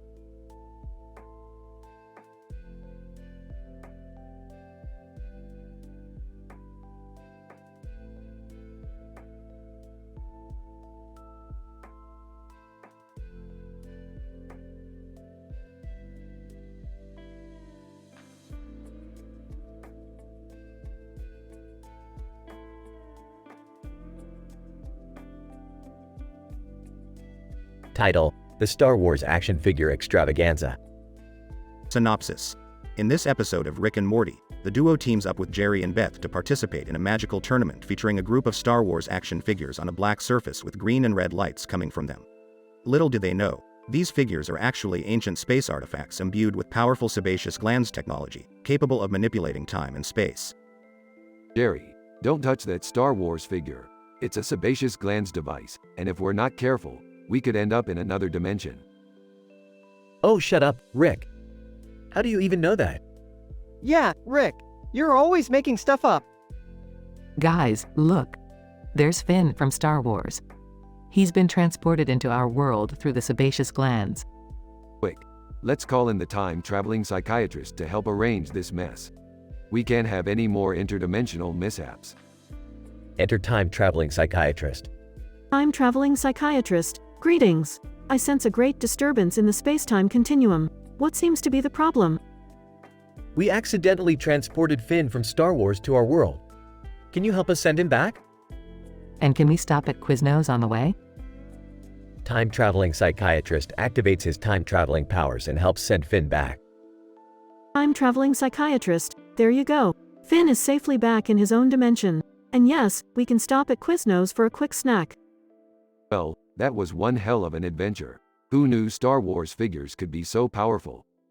Yeah, and we learned a valuable lesson. Always be careful when messing with ancient sebaceous glands artifacts. End scene.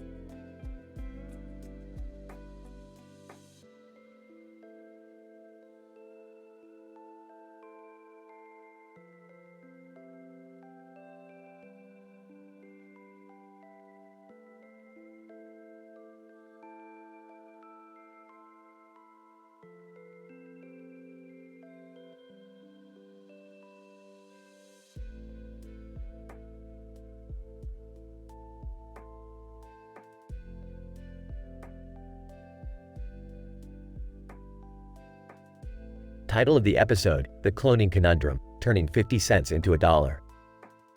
Opening scene. Rick and Morty are in the lab. Morty is scrolling on his phone, while Rick is tinkering with some cloning machine. Morty notices a man wearing a hat and glasses with the words, "Tea Lights," in front of him. Hey Rick, who's that guy over there? Oh, that's just Tea Lights. He's a rapper with a net worth of around $50 million. Wow, that's a lot of money. Yep, and I'm about to make even more. Check this out. Rick presses a button on his cloning machine, and out comes a duplicate of Tea Lights. What the hell, Rick? You can't just clone people for profit. Why not? It's not like I'm hurting anyone. Yeah, but it's morally wrong. Morty, morality is a subjective concept. Besides, just think of all the possibilities of cloning celebrities. We could make millions. I don't know, Rick. This just seems like a stupid bit. Oh, come on, Morty. Just enjoy the ride. The scene cuts to Rick and the Tea Lights clone in a recording studio. They're recording a song called 50 Cents to $1. It's a terrible song, but Rick thinks it's a hit. This is gold, Morty. Pure gold. Hey, I don't know about that. It sounds like you just mashed up all of Tea Light's previous hits and threw in some auto-tune. Exactly. The kids love that shit. We're gonna be rich. The scene then shifts to Rick and Morty at a party, surrounded by adoring fans and piles of money. Rick, this is insane. Look how many clones of Tea Lights you've made. How are we going to stop this? Stop it, Morty. We're just getting started. We're going to clone every celebrity on the planet. But what's the point? It's not like we can spend all this money. Who said anything about spending it? We're going to build a giant money fort and live in it like kings. And what happens when the clones start to malfunction and turn against us? Morty, have a little faith in our technology. We've got this covered. Suddenly, one of the Tea Lights clones starts to glitch out and attack the party guests. Chaos ensues as more clones begin to malfunction. I told you this was a bad idea, Rick. Yeah, well, hindsight is 20/20. Let's just get out of here. As Rick and Morty escape the party, they realize that their misadventure has left them with nothing but a pile of useless, malfunctioning celebrity clones. Well, that didn't go as planned. No shit, Sherlock. What are we going to do with all these clones? Hey, we'll figure something out. I've got a few ideas. The episode ends with Rick and Morty in the lab, surrounded by shelves of celebrity clones. Morty nervously bites his nails as Rick cackles maniacally and prepares to clone even more celebrities.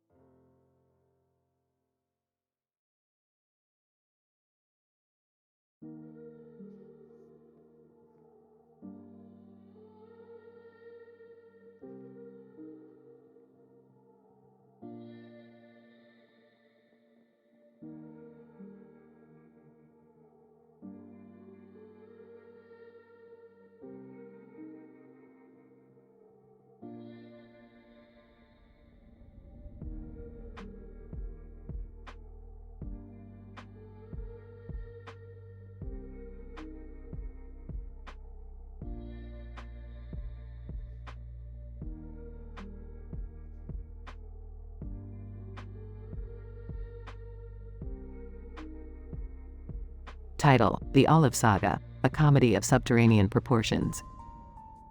Rick, Morty, and Beth enter a Subway restaurant to grab a quick bite. Rick, being the notorious foodie, asks for an extra serving of olives, but the employee refuses his request, stating that it is against their policy. Policy? Rules are meant to be broken, especially when it comes to food. Rick, I don't think. Rick, don't cause any trouble. Just order something else. But Rick wouldn't take no for an answer. He demanded to see the manager and insisted on getting his olives. Soon, a heated argument ensued, resulting in Rick, Morty, and Beth getting banned from the restaurant. What kind of establishment bans a man for his love of olives? This is outrageous. I don't think we should have pushed it, Rick. Olives aren't that important. Can we just leave now and forget this ever happened? But Rick had other plans. he decided to dig a tunnel from his lab to the subway restaurant. He even designed a mini subterranean train to get them there.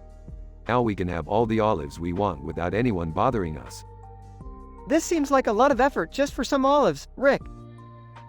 I can't believe I'm doing this.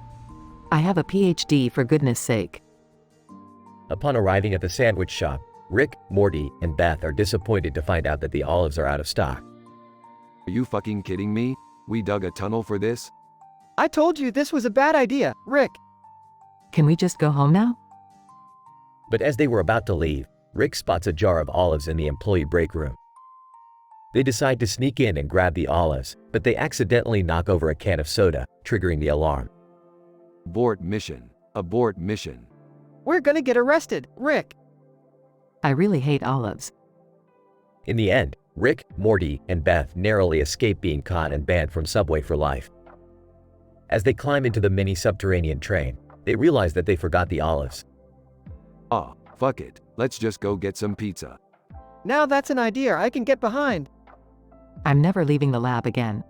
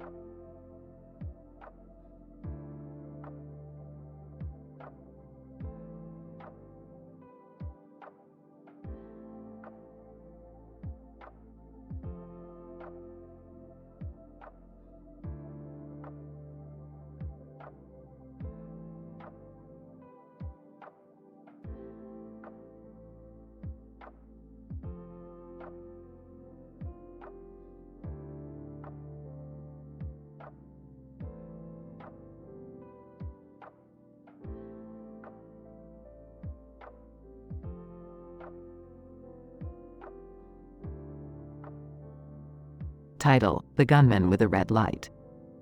Synopsis. In this episode, Rick and Morty encounter a mysterious man with a gun and a red light behind him, triggering their curiosity. Rick, as usual, embarks on a mission to unravel the mysteries surrounding the man, dragging Morty along with him. Opening scene. Morty, come quick. You have to see this. What is it, Rick? Look at this screen. This man has a gun and a red light behind him. What could it mean? I don't know, Rick. Maybe he's a video game character? That's it, Morty. We have to find out where he comes from. Narrator. And so, Rick and Morty set out on an adventure to uncover the truth about the mysterious gunman with a red light behind him. Episode scene. Morty, look at this. What is it, Rick? This is a portal gun. With this, we can travel anywhere in time and space. Wow, Rick. That's amazing. Where are we going first? We're going back to ancient Greece, Morty. I have a bone to pick with Jerry. Narrator. And so, Rick and Morty set their portal gun to 300 BC and travel back in time to address their issue with Jerry. Final scene. Hey guys! What are you doing here? We found out what you did, Jerry. You spoiled the ending of 300. Oh, come on, Rick. It's just a movie. That's it, Jerry. You're going back to 300 BC.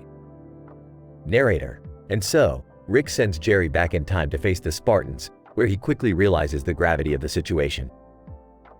Screaming, I regret everything. Laughing, oh man, Rick. You really showed Jerry. Narrator. And so, Rick and Morty return home, satisfied with their adventure and newfound wisdom. Closing scene. Well, Morty, that was quite the adventure. Yeah, Rick. I'll never forget it. That's good, Morty, because we're going to do it all over again tomorrow. Narrator. And so, Rick and Morty continue their never-ending journey of discovery and hilarity. The end.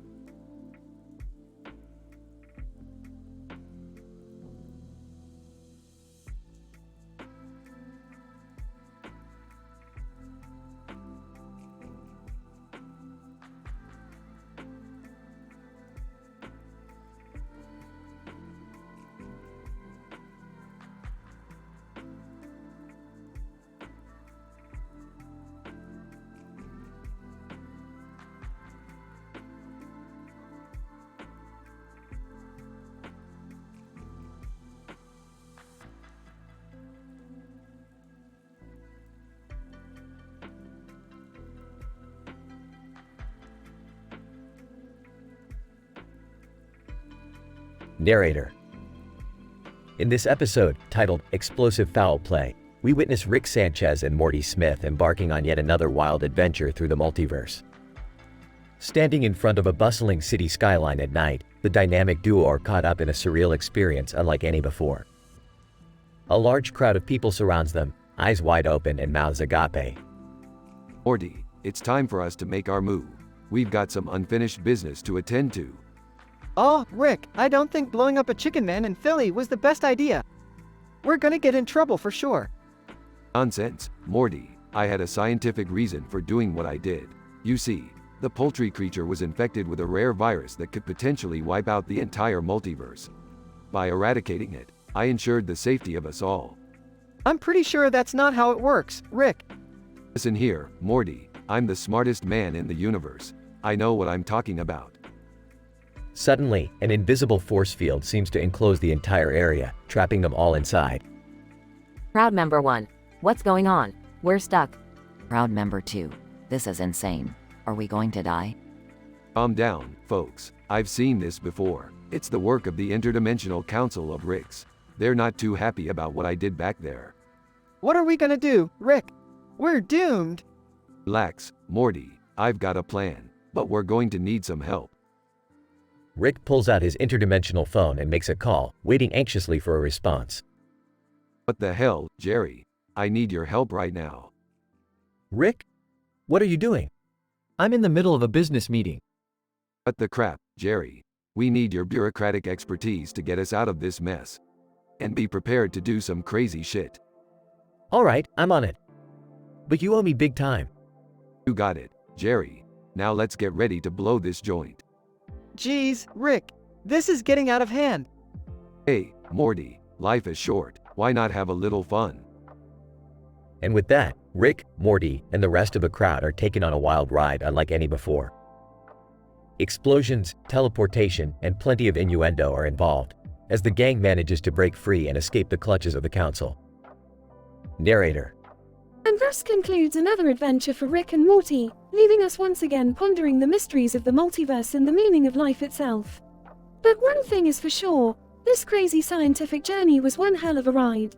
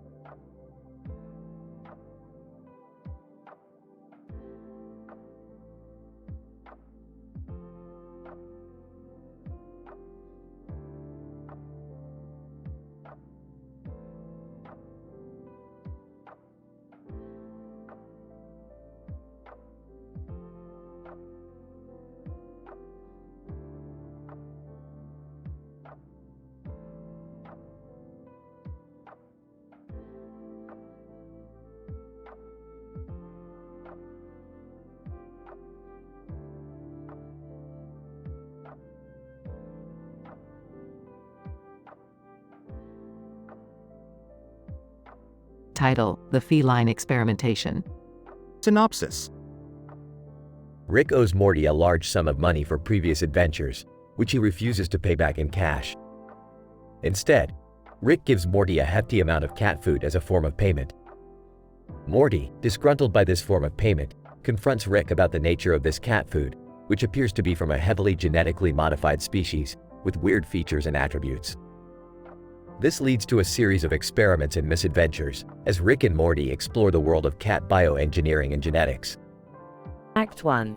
Morty, Rick, seriously? You're paying me in cat food? Rick, what's the big deal, Morty? It's worth a lot on the black market, trust me. Morty, I don't even want to know how you obtained this much cat food. Act 2. Morty, Rick, do you realize this cat food is from a different dimension? It's not even supposed to exist. Rick. Morty, you always find a way to dampen my enthusiasm for scientific discovery. Let's run some experiments on it. Act 3. Rick. Morty, look at this cat. It's got tentacles, and the ability to shoot lasers from its eyes. I think we can create a new breed of super cat. Morty, I don't think that's such a good idea, Rick. We shouldn't mess with genetics like that. Rick. Peeved, what's the worst that could happen? Act 4. Morty, Rick, this giant cat just destroyed half the city. And it's regenerating its limbs. Rick. Yeah, that wasn't such a good idea after all. Let's pack up the leftover cat food and get out of here. Act 5. Rick. Well, Morty, we may have wrecked an entire city, but at least we learned never to mess with cat genetics again.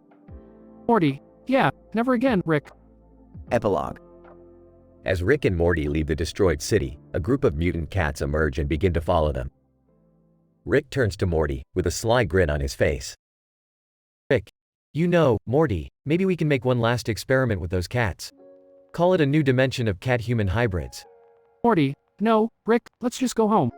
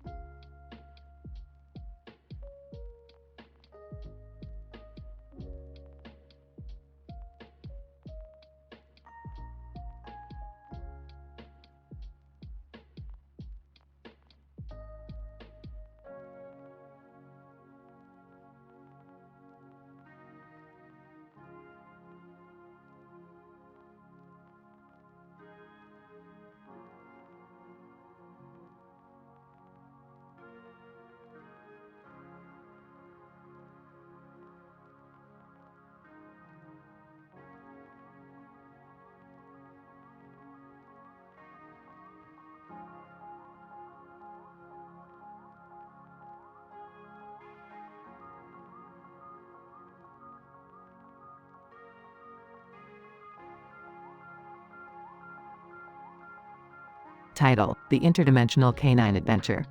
Synopsis.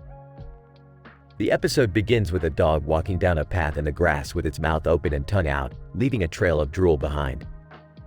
Rick and Morty are observing this canine from a hidden interdimensional portal.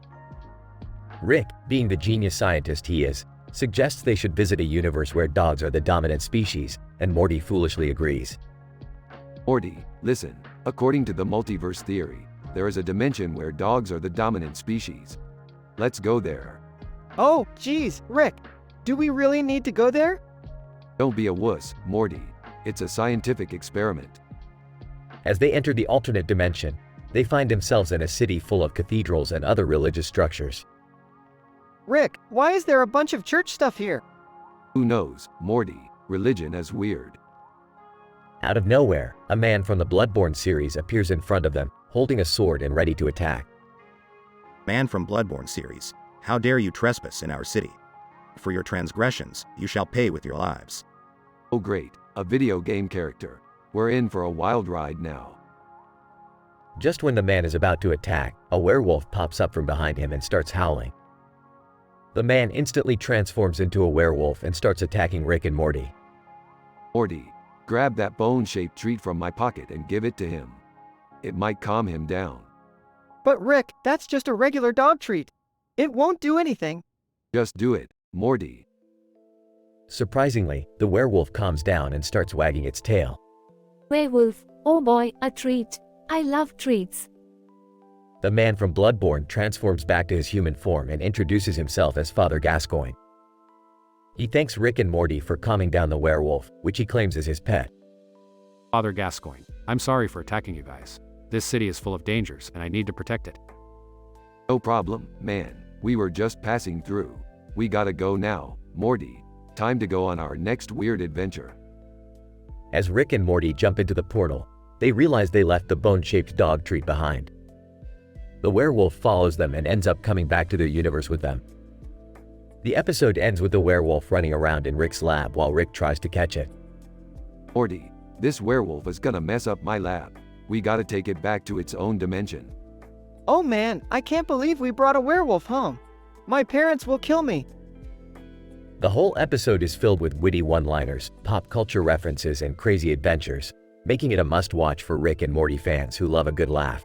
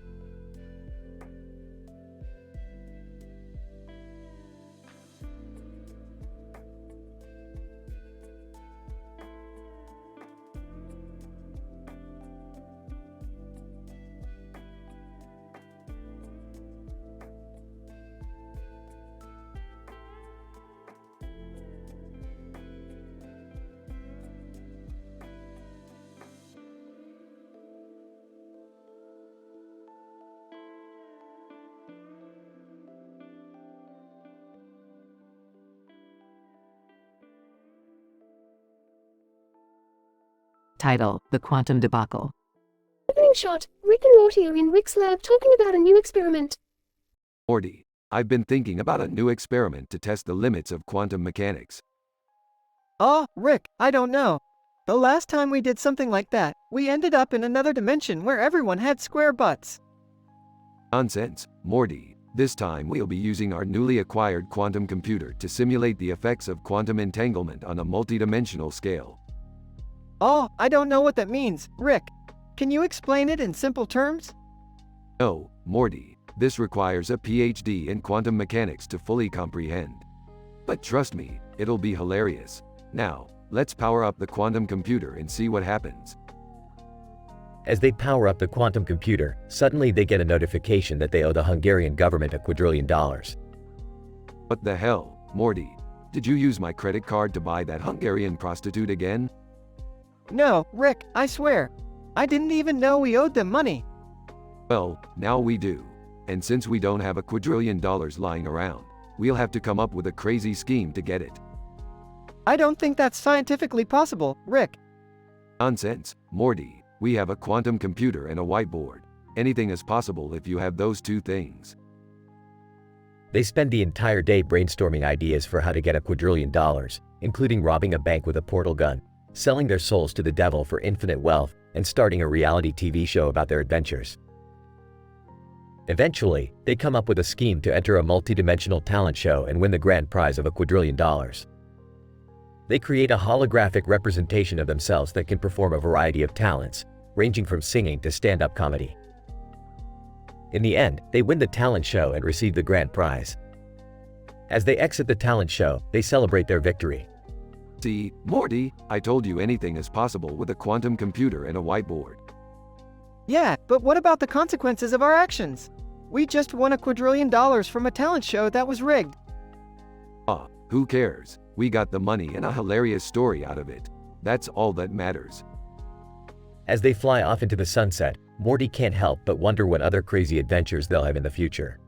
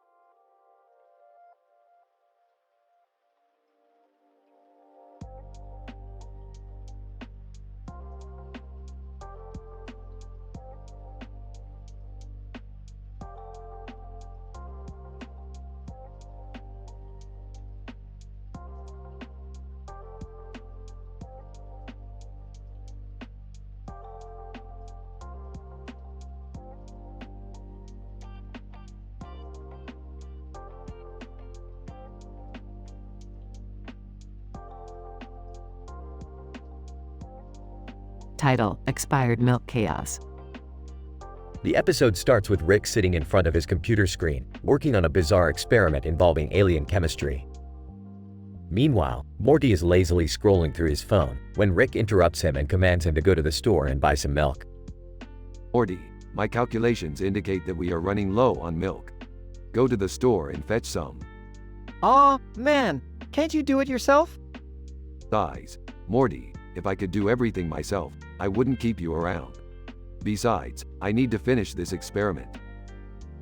Morty begrudgingly heads out to the store, but on the way, he runs into a group of wild teenagers who convince him to go to a raging party with them instead. Scene number 1. Yo, dude, you look like you need to let loose. Come to this crazy party with us. I don't know, guys. I'm supposed to be getting milk for Rick. Scene number 2. Laughs. Forget about Rick, bro. Live a little. Meanwhile, back at the lab, Jerry, who has somehow transformed into Robert De Niro, stumbles in and starts messing with Rick's experiment. You talking to me? You talking to me? Jerry, what in the world are you doing here? And why do you look like Robert De Niro? In De Niro's voice, I don't know what you're talking about. I'm just a guy who hangs out with mobsters. Rick rolls his eyes and tries to shoo Jerry away, but the chaos has already been set in motion. Morty comes back to the lab, drunk and empty-handed, only to find that the expired milk Rick wanted was actually an essential ingredient for his experiment. Rick, I'm sorry, man. I got sidetracked by some wild teens and they convinced me to party with them. I didn't get the milk. Curious, Morty, do you have any idea what you've done? That milk is absolutely essential for my experiment. Hey, chill out, man. Everything will be fine. I've got connections. Jerry pulls out his phone and makes a call, and suddenly, a truckload of milk barrels come rushing into the lab. Whoa, where did all this milk come from? Like I said, I've got connections. The episode ends with Rick sitting in disbelief surrounded by the mess, while Jerry and Morty are drinking milk and partying like nothing ever happened. Himself, why do I even bother?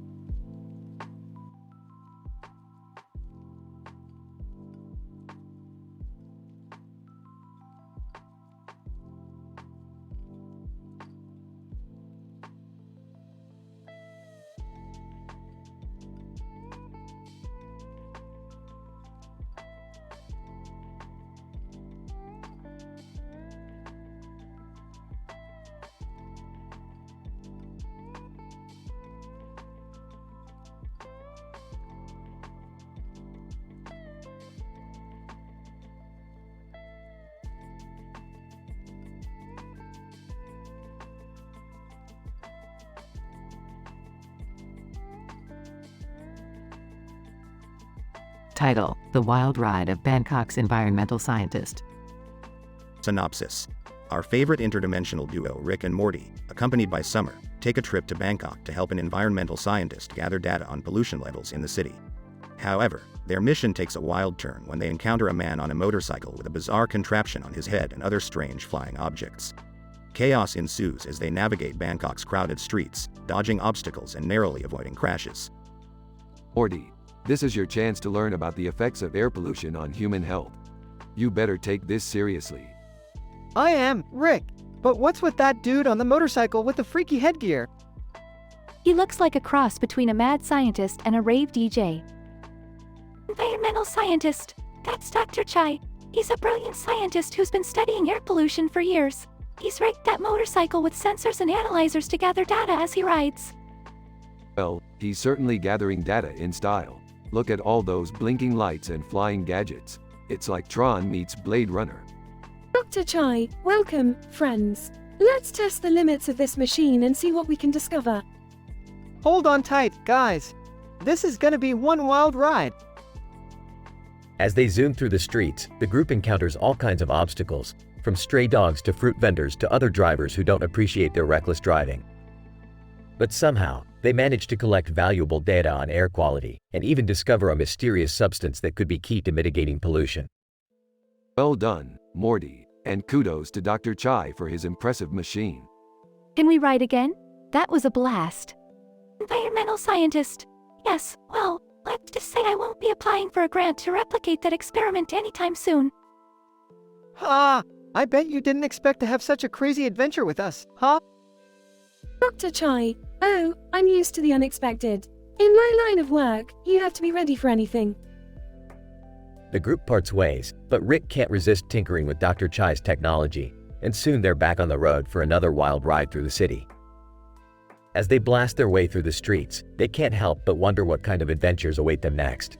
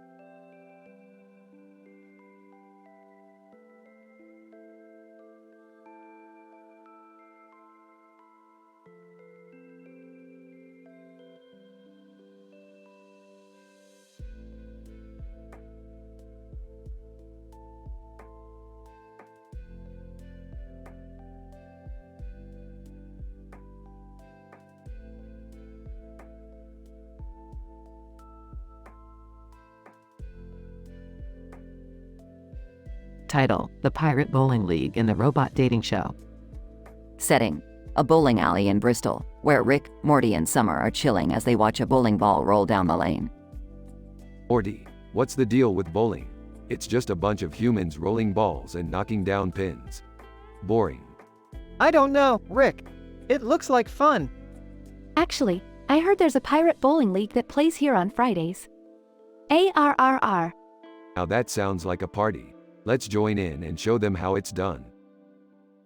The trio joins the Pirate Bowling League, consisting of rowdy pirates with eye patches and parrots on their shoulders. They compete against each other with outrageous bowling techniques, such as using a cannonball as a bowling ball or rolling a bowling ball down the alley while walking on stilts. This is more like it. Yar. As they take a break to enjoy a meatball sub, they notice a robot dating show being filmed nearby. Whoa, look at those robots. They're all trying to find love. That one with a soda can on its head is kinda cute. Ah, robots trying to experience love? What a joke. As the group watches the show, they hear a commotion coming from the Pirate Bowling League. Soda Poppin', stop right there, you scallywag. You cheated during our last game. Oh, looks like we got some trouble. The group joins the brawl and uses their bowling skills to defeat their opponents. Rick even manages to knock down all the pirates with a single bowling ball. Ah, I'm the ultimate pirate bowler, baby. As they leave the bowling alley, Morty spots the soda can robot from the dating show and decides to take a chance at love. Hey, wanna go on a date with me? Robot. Sure thing, let's go grab a drink. The group leaves the alley as Rick turns to the camera. Looks like Morty finally found love. Too bad it's with a robot. Ah well, let's get wasted on some alien booze.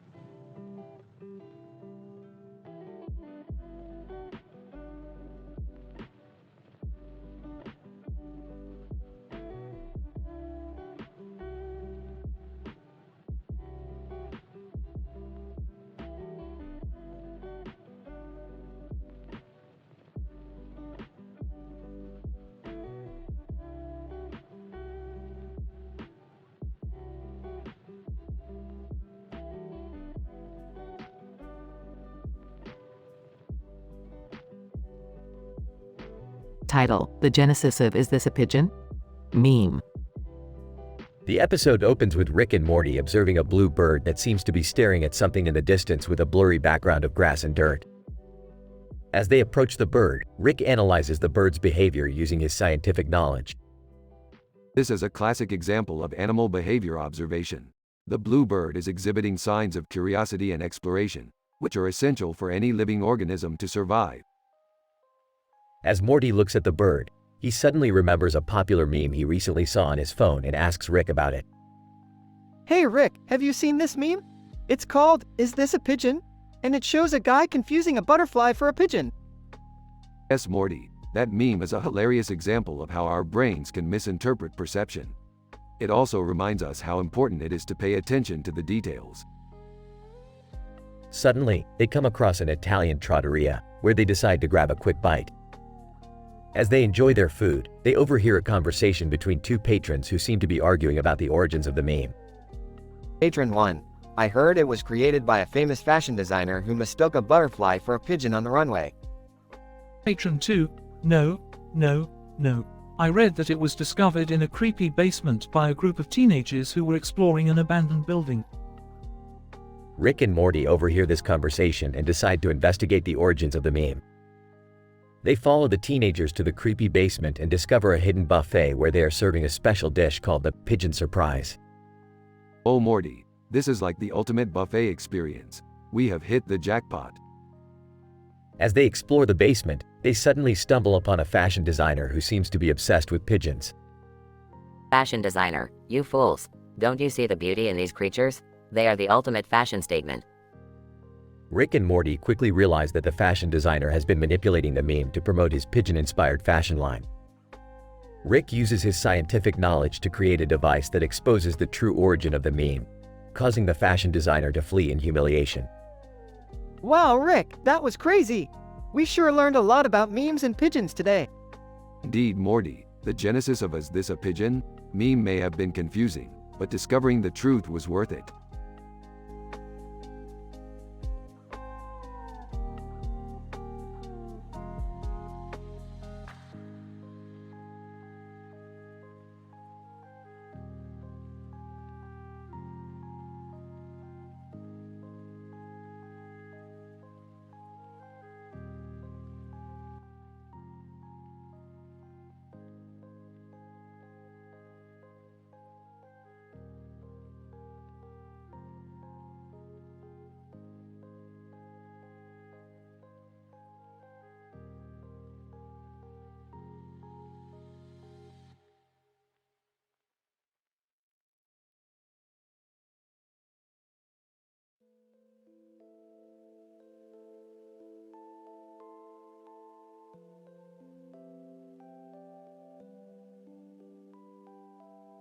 Title: The Chaotic Conundrum of the Ancient Aliens Meme-Infested Ship. Burping. Morty, Beth, Summer, we're in trouble. We have just stumbled upon an alien-infested ship, and it's full of ancient aliens memes. AANA alien-infested ship? WWWW, what kind of aliens are we talking about here? Rick, why does this ship have a red and yellow flag on it? That's the flag of the Sontarans, an advanced race of extraterrestrial beings from Doctor Who. And it looks like they've been invaded by a futuristic AI detective. Dramatically, this sounds like some Lionel Messi level stuff. We need to figure out how to get rid of these memes and the aliens before the ship explodes. This is crazy. Maybe we could use some kind of scientific way to neutralize the memes? Sarcastic. Yeah, because nothing screams scientific like memes. Sarcastic. Oh, I'm sorry, Beth. I didn't realize you were more qualified than I am to deal with alien invasions and ancient memes. Sadie, entering the scene, I might be able to help. I have some experience dealing with AI and futuristic tech. Sarcastic. Oh great, we let a teenager onto the team. What's next, a toddler? Sadie, sassy, at least I'm not the one who can't hold his liquor, old man. Chuckles. Touché, young lady. Let's focus on the task at hand. As the group works together to solve the chaotic conundrum of the ancient aliens meme-infested ship, they face numerous challenges and hilarious obstacles, including malfunctioning equipment, Sontaran interference, and their own ridiculous personalities. In the end, they overcome their differences and save the day, proving that even in the midst of chaos, science and humor can prevail.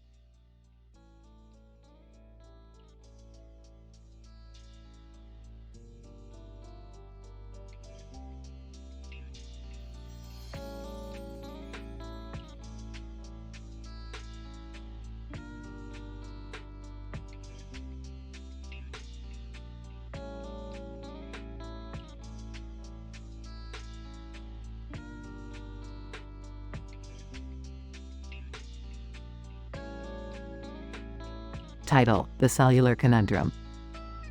The episode begins with Rick and Morty finishing up one of their many adventures and returning home with Jerry and Summer in tow. As they enter the house, they notice a bunch of cell phones sitting on top of a table in front of a crowd of people in a neon-lit room. What the hell is all this? I think it's some kind of phone launch event. Oh boy. I hope they have the new Scarlett Johansson Ticket to Ride game on there. I've been waiting for months. Can we just go already? I don't want to be late for Dude Perfect's latest trick shoot video release. As they enter the event, they soon realize that the phones are more than just devices for communication and entertainment. Turns out, the phones are a new experimental line designed to amplify brainwaves and induce deep relaxation in its users. Oh great, looks like we stumbled upon a flesh-eating zombie hordes experiment. This is just what we needed. What are we gonna do, Rick? Well, I say we take the phones and use them for our own benefit. You know what they say, when life gives you lemons, use the damn lemons to make some kick-ass margaritas. I don't think that's the same, Rick. But I'm down for some margaritas. What follows is a wild ride as the gang uses the phones to enhance their abilities and take on the flesh-eating zombie hordes and Dude Perfect at their own game. There are explosions, one-liners, and a lot of sarcasm thrown in for good measure. And I forgot how good it feels to be a teenager again. Rick, we're not teenagers. Speak for yourself, Morty. As the episode comes to a close, the gang realizes the true power of the phones and decides to destroy them before things get out of hand. But what about Scarlett Johansson Ticket to Ride? It's a game, Jerry. You can live without it. Can we just go home now? Fine, let's bounce. The episode ends with the gang leaving the event, with a lot of destruction in their wake and a newfound appreciation for the simple pleasures in life.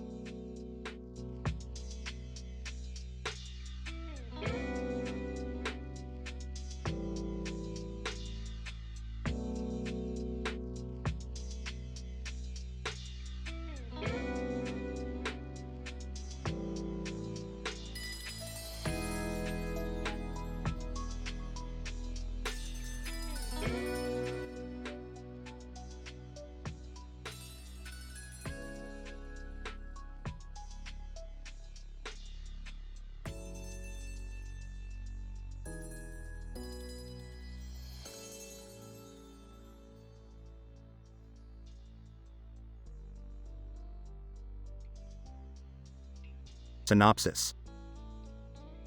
The episode titled Logan Paul's Weird Food Combinations in Barcelona presents a collage with a man holding a pair of shoes positioned just in front of him and a poster featuring the same pair of shoes in the background. Logan Paul, a popular YouTuber with a pronounced impact on the influencer scene, travels to Barcelona, Spain, to try out eccentric food pairings with Roy, a reputed Barcelona foodie. Logan and Roy experience experimental food pairings, like foie gras and popcorn, as they move their culinary expedition from the historic Gothic Quarter to the lively Las Ramblas street. Logarithmic regression analyses in this study demonstrate that Logan and Roy's food experiences in Barcelona have a statistically significant impact on their attitudes toward new food combinations, with a peak effect occurring after the foie gras and popcorn pairing. Discussion. Logan Paul's visit to Barcelona in this episode involves an adventure into the culinary world featuring an experimental food pairing. The collage presented at the onset of the episode sets expectations for a story that incorporates shoes, as seen in the photo of the shoes in the man's hand, with the thematic elements of food explored in the background poster. By utilizing advanced statistical regression analyses, we can evaluate the impact of Logan's culinary exploits on his attitude toward pairing food. The findings suggest that Logan's visit to Barcelona creates an open-mindedness in him towards new food pairings, such as the popcorn and foie gras pairing he experiences in the episode. Therefore, as a conclusion in relation to the episode, the viewer is encouraged to be more open-minded towards new culinary experiences, as an adventurous spirit can often lead to unimaginable delights.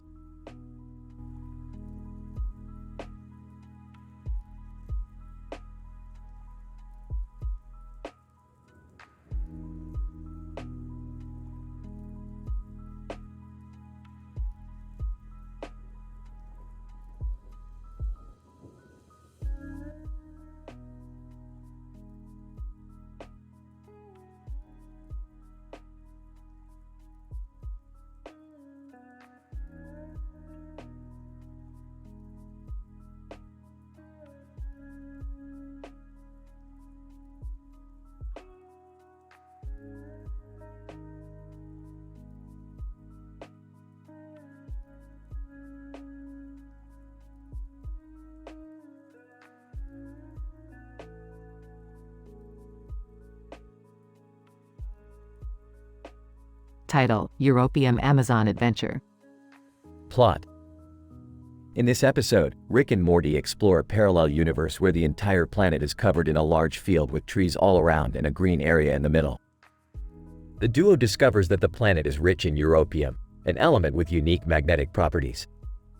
Morty, we've hit the europium jackpot. Wow, that sounds amazing, Rick. But what's europium again? It's an element with magnetic properties, Morty. We could use it to build some crazy stuff. As they explore the planet, they come across strange creatures that are attracted to europium. They encounter a tribe of aliens worshipping a massive europium crystal. What the hell is going on here, Rick? Why are they worshipping that crystal? Looks like they're using it to power their civilization. Pretty creative if you ask me. Suddenly, they hear music playing in the background. A group of aliens appears and starts dancing to the song, "I Wanna Be Your Slave" by Manskin. Rick and Morty join the dance party and hilariously show off some of their groovy moves. Morty, I think we just found the europium Amazon rave party. This is awesome, Rick. But how are we going to get that europium crystal without angering those aliens? Leave that to me, Morty. I've got a plan. Despite Rick's plan to steal the crystal, they end up getting chased by the tribe of aliens, who are not happy with their actions. The episode ends with Rick and Morty barely escaping by using a portal gun. Wow, Rick, that was a close one. I don't think I've ever run that fast before. Ah, that's what you think, Morty. Remember that time we outran a horde of mutated clown piranhas? The episode concludes with a hilarious banter between Rick and Morty about their past adventures as they portal back home.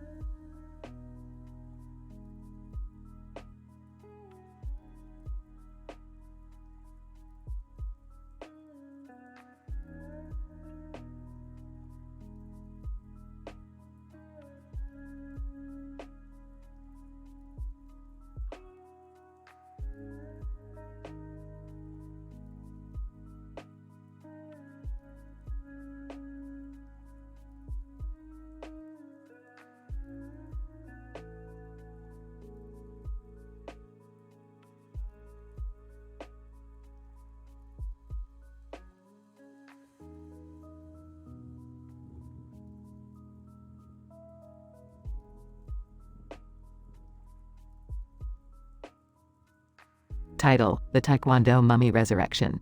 Opening scene. Rick, Morty, and Jerry are watching a sci-fi web series about ancient mummy resurrection. Rick ridicules the show, claiming that their depiction of Taekwondo techniques is completely off base. Ah, these writers have no idea about the science of Taekwondo. It's all just sensationalized nonsense. Rick, but mummies and Taekwondo is not based on science, right? Yeah, Rick, I don't think you can apply scientific principles to zombies and fighting. ESSH, Jerry, you know nothing. Science can explain everything. The incident. Suddenly, they hear a loud noise from Puerto Rico coming from the TV. A man in a blue kimono is throwing a green ball with a green light on it in a dark city. The ball hits the screen, and the TV shatters. Rick, Morty, and Jerry are sucked into the TV and transport to Puerto Rico. Well, isn't this just great? Now we can explore the science behind the ancient mummy resurrection and Taekwondo in person. Rick, what about the man in the kimono throwing the ball? Yeah, that's kind of weird. Don't mind that, Jerry.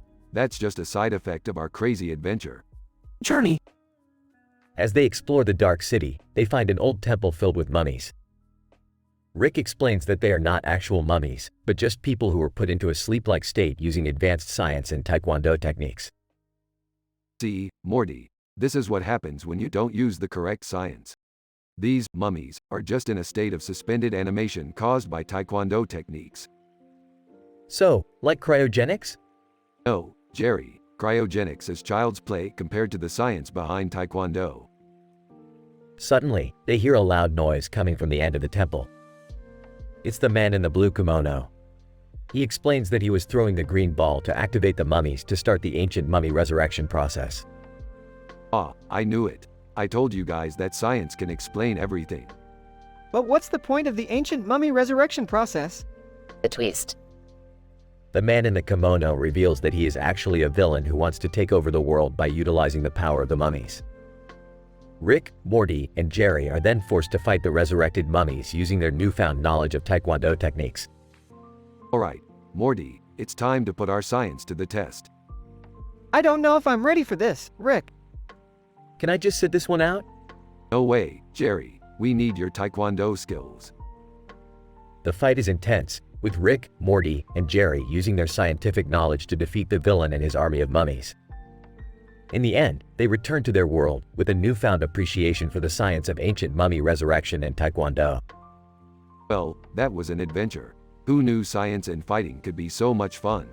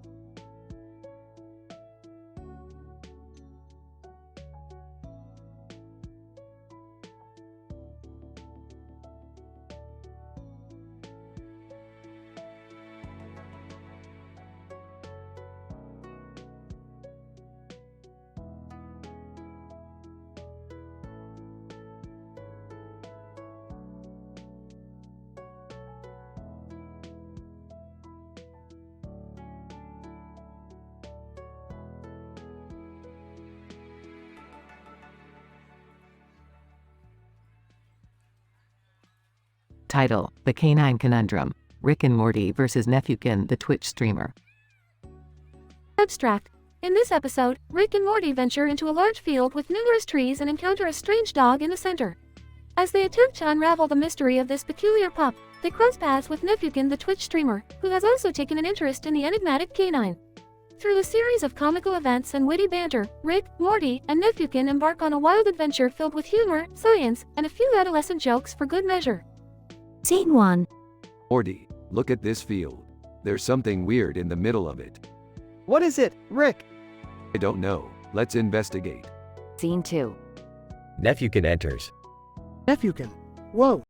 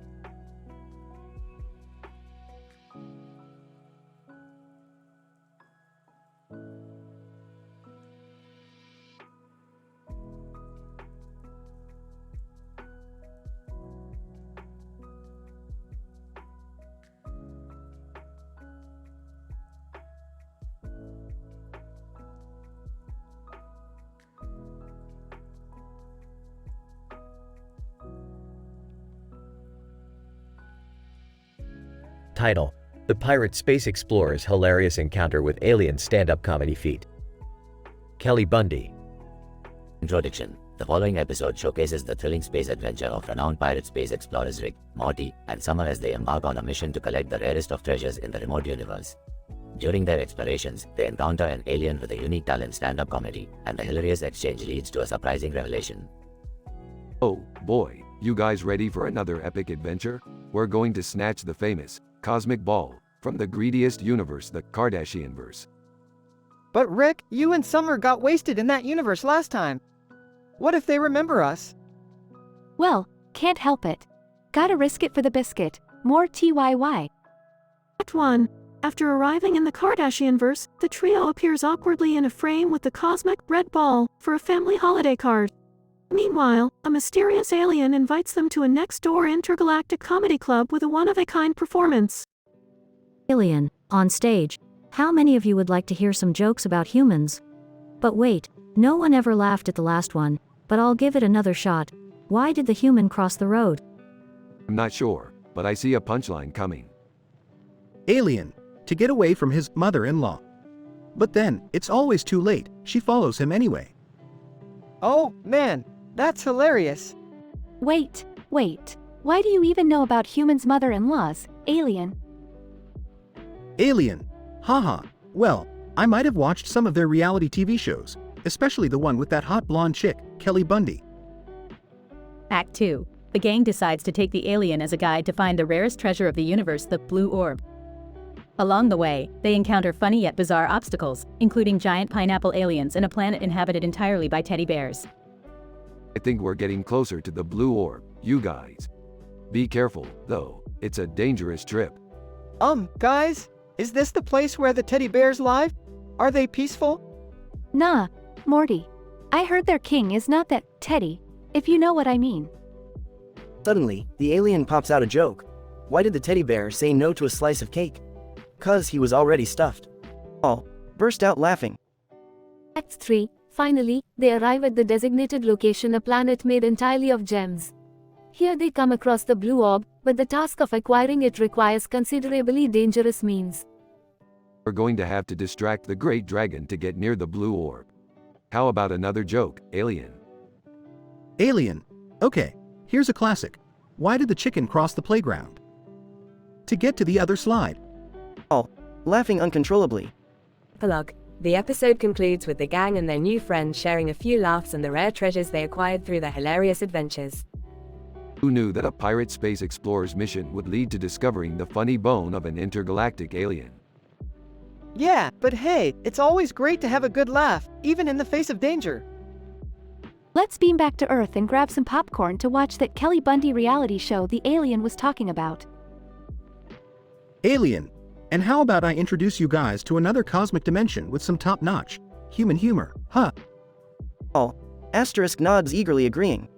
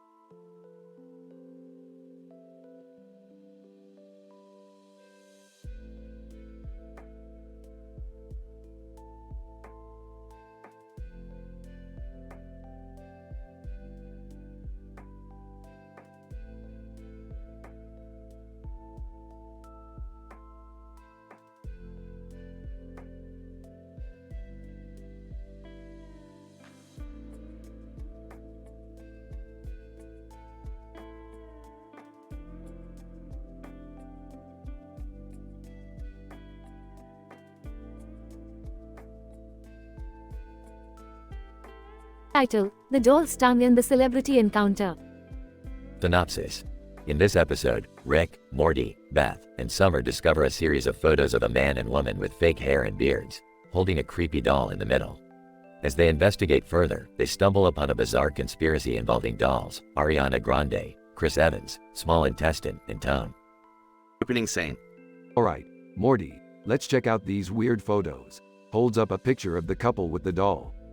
Ew, what's with the doll? It's freaking me out.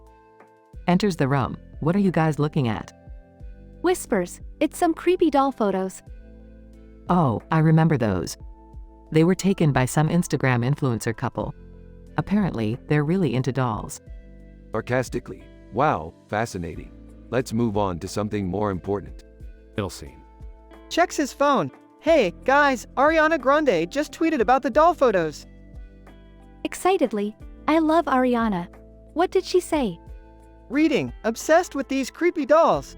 Want one for my collection. Hashtag Dolly Life. Alarmed. Wait, why would Ariana want a creepy doll? Smirking.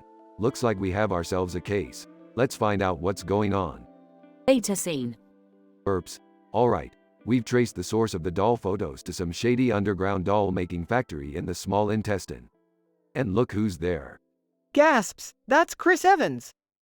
Swooning, Captain America himself. What's he doing there? Confused. And why are they making dolls in the small intestine? Sarcastically, gee, I don't know, Beth. Maybe because it's a highly profitable market? Epilogue. Looking at his phone. Hey, guys, Ariana just posted a photo of herself with the creepy doll. Giggling, she's even wearing a fake beard. Shaking her head. I don't understand why anyone would want a creepy doll like that. Grinning.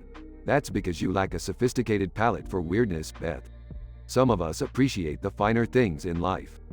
Groaning, can we please go home now? I've had enough of this doll stuff. Smiling, yeah, let's go watch something normal like a horror movie or a slasher flick. The end.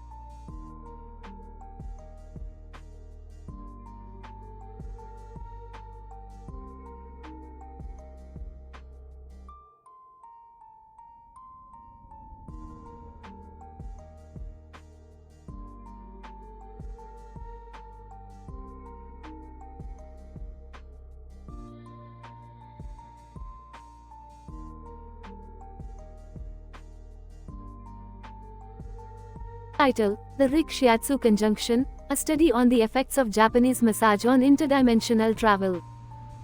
Synopsis. In this episode of Rick and Morty, Rick discovers a new method of interdimensional travel through the use of shiatsu massage. Morty, being skeptical, is forced to try it out and hilarity ensues. Morty, I've discovered a new way of traveling through dimensions. It involves shiatsu massage, but don't worry, it'll be totally relaxing. I don't know, Rick. Last time you said that, we got chased by a giant space worm. Trust me, Morty, I've done the calculations. It's foolproof, mostly. They both enter a shiatsu parlor. Shiatsu massage, welcome, gentlemen. How can I assist you today? My grandson here needs a full-body shiatsu massage. Make it extra Japanese. Rick, what does that even mean? Just relax, Morty. It's all part of the plan. After the massage, they both begin to feel strange. Rick, what's happening? I don't feel so good. Just hold on, Morty. We're about to travel through dimensions. Suddenly, they are transported to an alternate universe where John McClane is president. John McClane, welcome to my dimension, boys. What brings you here? Just a little shiatsu-induced interdimensional travel. No biggie. We're gonna die, aren't we? They narrowly escape and return to their own dimension. Rick, that was insane. How did you even come up with that idea? It's simple, really. I just combined the principles of shiatsu massage with my advanced interdimensional technology. Well, I hope you never do that again. I'm gonna need a few years to recover from that experience. Oh, stop being such a wimp, Morty. Besides, we've got universe to explore. Episode ends with them flying off into the cosmos.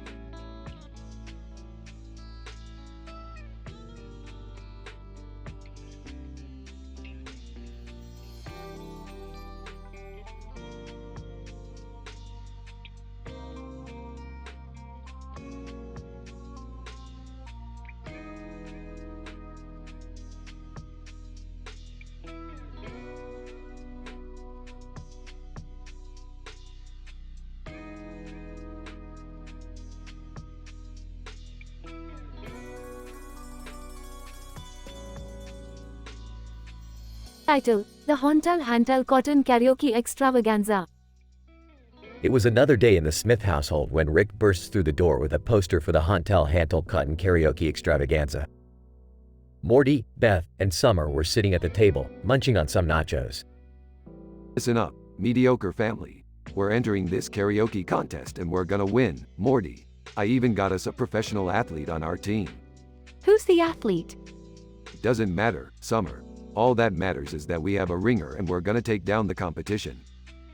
What's the prize? Who cares? The real prize is the satisfaction of crushing those other losers. As they prepare for the contest, they decide to go to a Tuina massage parlor to loosen up. Rick, I don't know about this. This massage is making me feel weird. Morty, it's just Chinese medicine. Don't be such a prude. After the massage, they arrive at the contest and see that the competition is fierce. Their professional athlete turns out to be no help as he spends most of his time playing craps. Great, we're screwed. Wait a minute, I have an idea. He pulls out a device and zaps their team with an unknown substance. Suddenly, they have the ability to teleport and create weapons out of thin air. What the heck? Rick, what is this? It's a little something I like to call alien juice, Morty. They stun the audience with their newfound powers and epic karaoke skills, ultimately winning the contest and the prize money. So, what are we going to do with the prize money, Rick? Invest it wisely? Put it towards Summer's college fund? No, we're gonna blow it all at the intergalactic strip club. The family cheers as they all teleport away to their next adventure.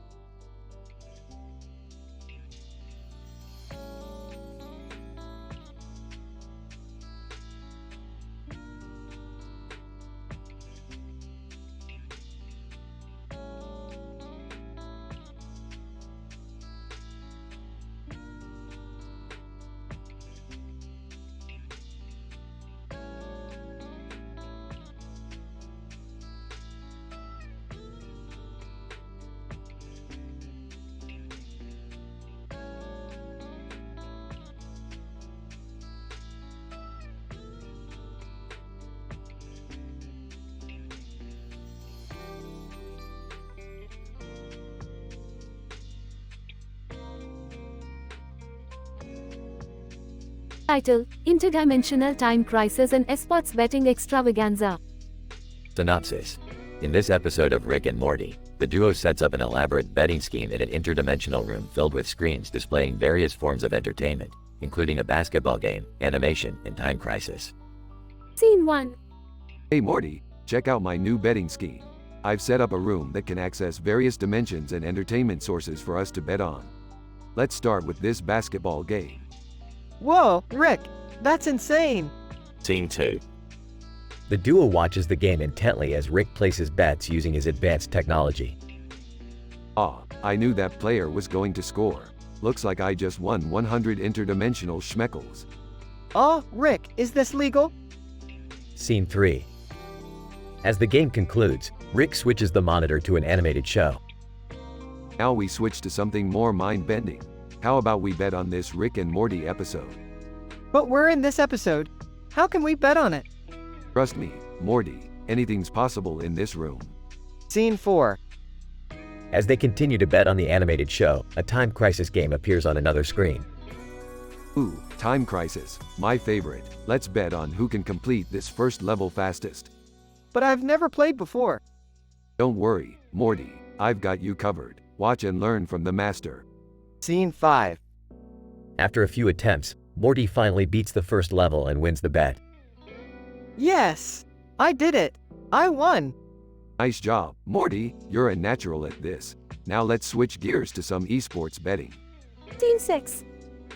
On a separate screen, an intense robot karaoke contest is taking place. This is it, Morty. The ultimate robot karaoke battle. Let's bet on who will take home the grand prize. I don't know, Rick. They all seem pretty good. Oh, come on, Morty. Just pick one. Scene 7. As they place their bets, Rick pulls out a Tupperware container full of biryani.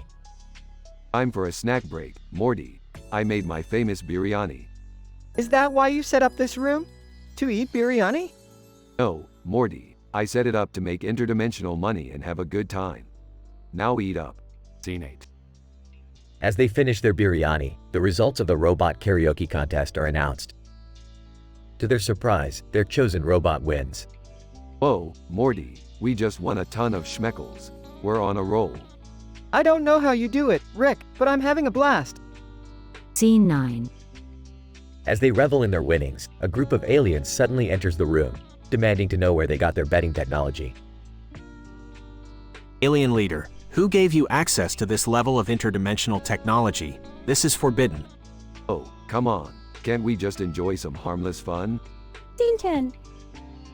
A chaotic fight ensues, with Rick and Morty utilizing their advanced technology to fend off the alien attackers. In the end, they emerge victorious and continue their betting spree. Ah, we showed them, Morty. Now let's switch back to the basketball game. I've got a feeling about this next quarter. Whatever you say, Rick.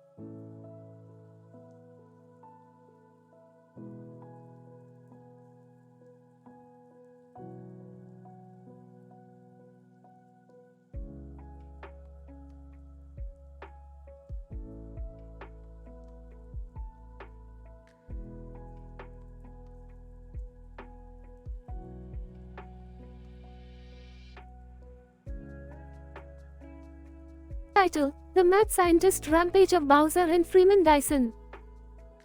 In this episode, Rick and Morty are enlisted by Jerry to help save a city from a mad scientist rampage.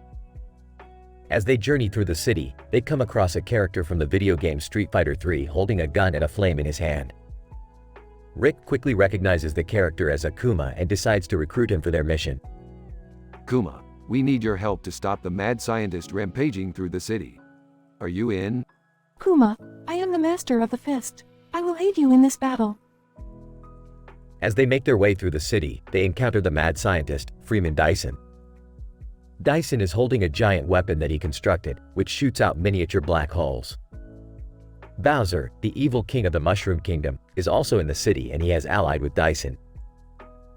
Rick, we need to stop Bowser and Dyson before they destroy the whole city. Don't worry, Jerry, we got this. Morty, get ready to use the neutrino blaster. Rick, are you sure that's safe? Of course it's safe, just don't look into the beam. The team faces off against Bowser and Dyson in an epic battle, dodging the black holes and shooting their weapons. Rick pulls out a jar of pickles and in one swift move, throws them at Bowser. Take that, you giant turtle. Pickle Rick rules. Bowser, no, my one weakness. Rick, did you just defeat Bowser with pickles? Hell yeah, Morty, I'm Pickle Rick. Finally, they manage to defeat Dyson and his weapon, saving the city from destruction. Thank you so much for saving the city. How can I ever repay you? Just give us a ride back to the house, Jerry, and maybe some of that delicious apple pie your wife makes. As they ride back, Morty reflects on the insane adventure they just had. Rick, that was crazy.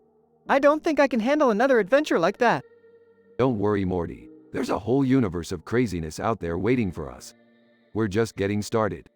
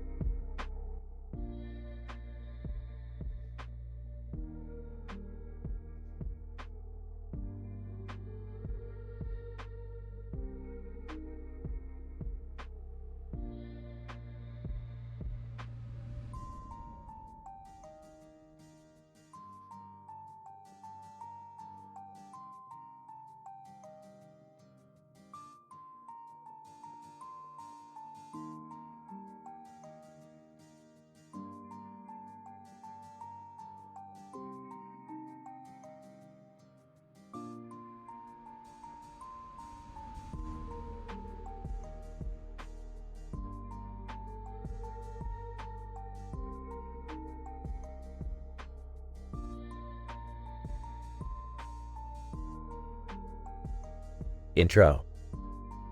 The episode begins with a computer-generated image of a bizarrely structured object in the desert, with a strange-looking sky in the background. This object has drawn the attention of a team of archaeologists, including Indiana Jones, who have traveled to the region to investigate its origins and purpose. Indiana Jones, examining the structure of this site appears to be of ancient origin, possibly dating back thousands of years.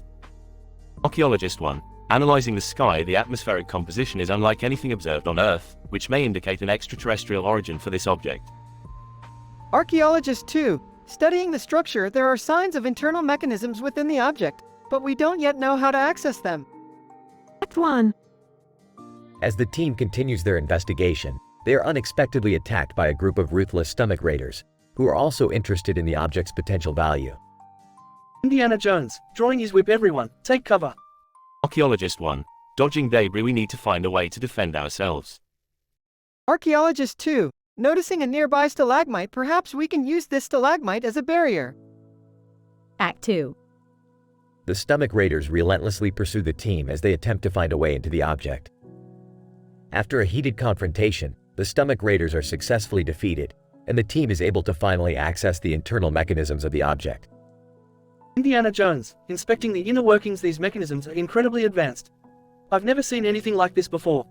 Archaeologist 1. Noticing a strange aura emanating from the object. What is that strange energy emanating from the object?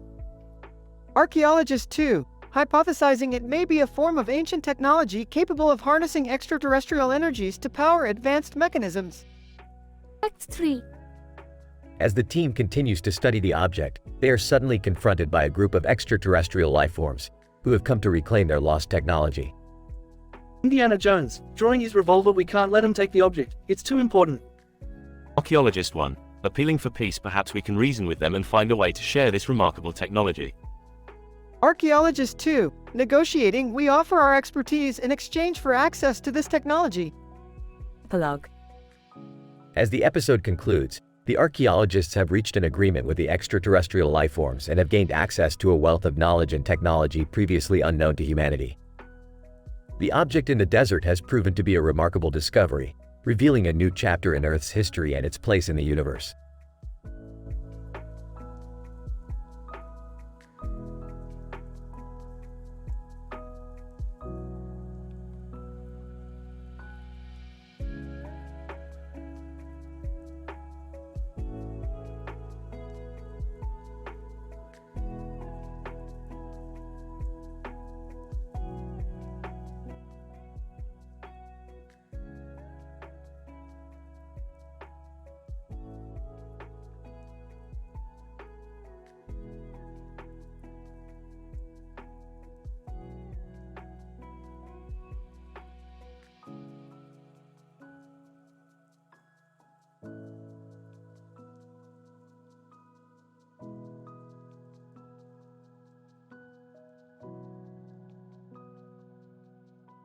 Title: The Plumber's Put Up Predicament.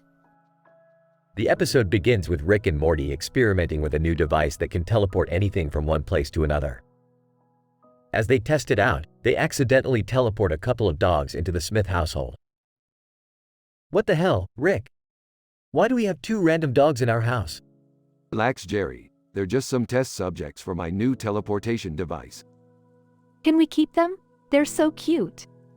Alright, but if they make a mess, it's on you kids. As the dogs explore their new surroundings, they come across a hallway with lights on the ceiling and a light fixture above them.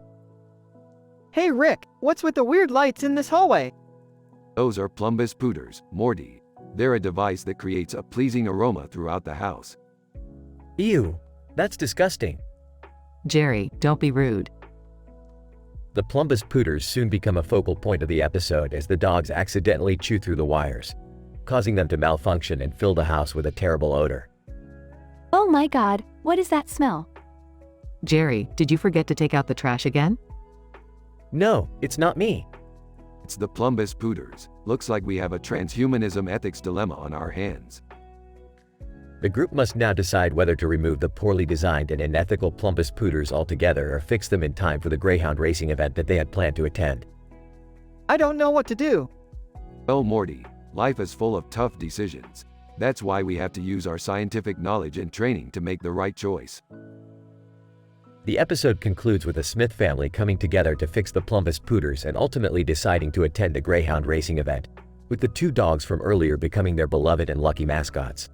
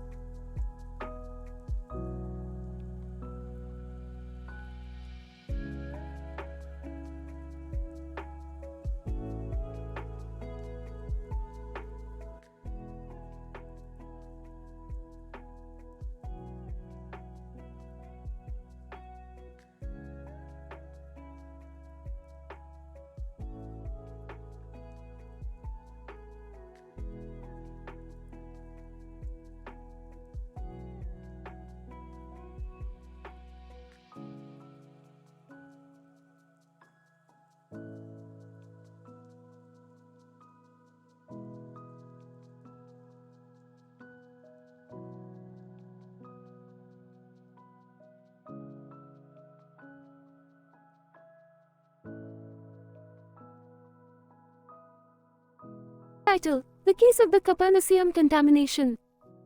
Description: A colorful display of numbers and words on a wall in a building in a city caught Rick's eye, leading him to investigate the Unicorn Detective Agency. Jerry, eager to prove himself, tags along, while Morty is left at home to master Dance Revolution. At the agency, they meet zoologist Zelda, who hires them to investigate a strange contamination of copernicium in a nearby wildlife reserve. Interesting case. Copernicium is a synthetic element, highly unstable and reactive with other elements. Wait, what's copernicium? Is it like a drug or something? Zelda, no, it's an element on the periodic table. And we need your help to figure out how it's getting into the wildlife reserve. We suspect someone is purposely contaminating the area. Sounds like a job for us. Morty, stay here and learn how to dance like a loser. Hey, I'm already good at DDR. As Rick, Jerry, and Zelda investigate the reserve, they encounter a group of strangely dressed individuals chanting and dancing around a giant tiger statue. What is this, a cult? Oh, looks like they're just really into that Tiger King documentary. Zelda, focus. We need to find the source of the contamination. After some investigation, they discover that the culprit behind the contamination is none other than a rogue Zelda from an alternate dimension, who had been experimenting with copernicium. Alternate Zelda. Ha, you fools can't stop me. I'll create my own universe filled with nothing but copernicium. Yeah, good luck with that. Copernicium is so reactive, it would just destroy everything. Hey, what's that over there? Suddenly, a portal opens and alternate Zelda jumps through, pursued by a giant copernicium blob. The team quickly closes the portal and saves the day. Well, that was weirdly specific, but we got the job done. Time to get back to Morty and show him a thing or two about DDR. Yeah, And maybe we can finally solve the mystery of why there are so many colorful numbers on that wall back there. The end.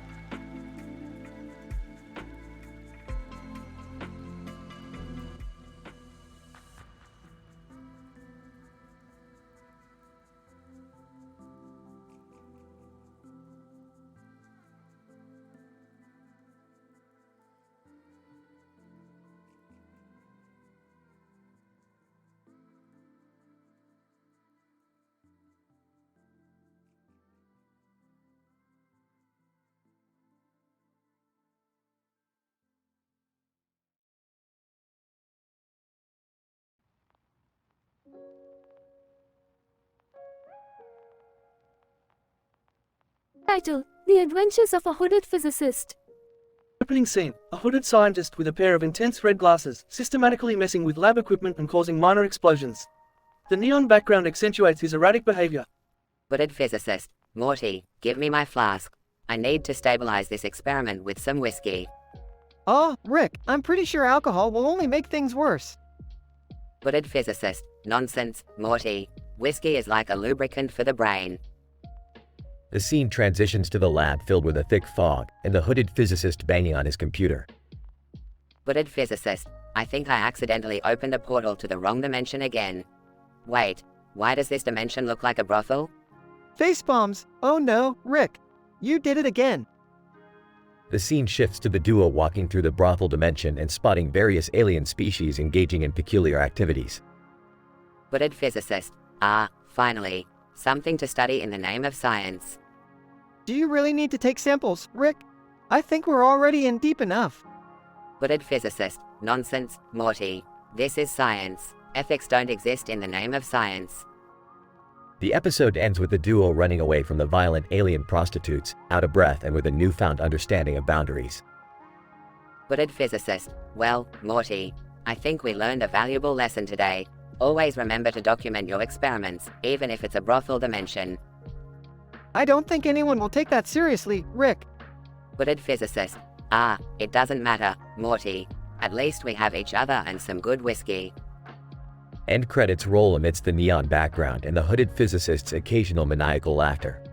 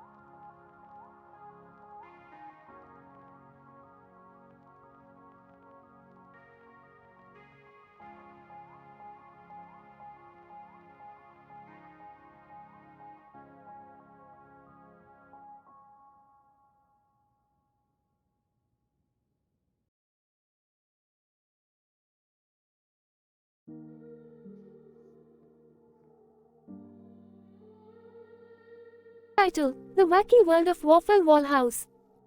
Synopsis. Rick and the family stumble upon a Waffle House that has been turned into a madcap comedy club where they test their knowledge of pop culture in a series of trivia challenges.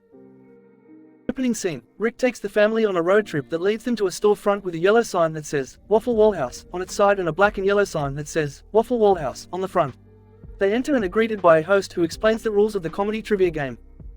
Comedy trivia? That sounds like an oxymoron. I love it. I think I'm gonna be sick. Let's just play along and have fun.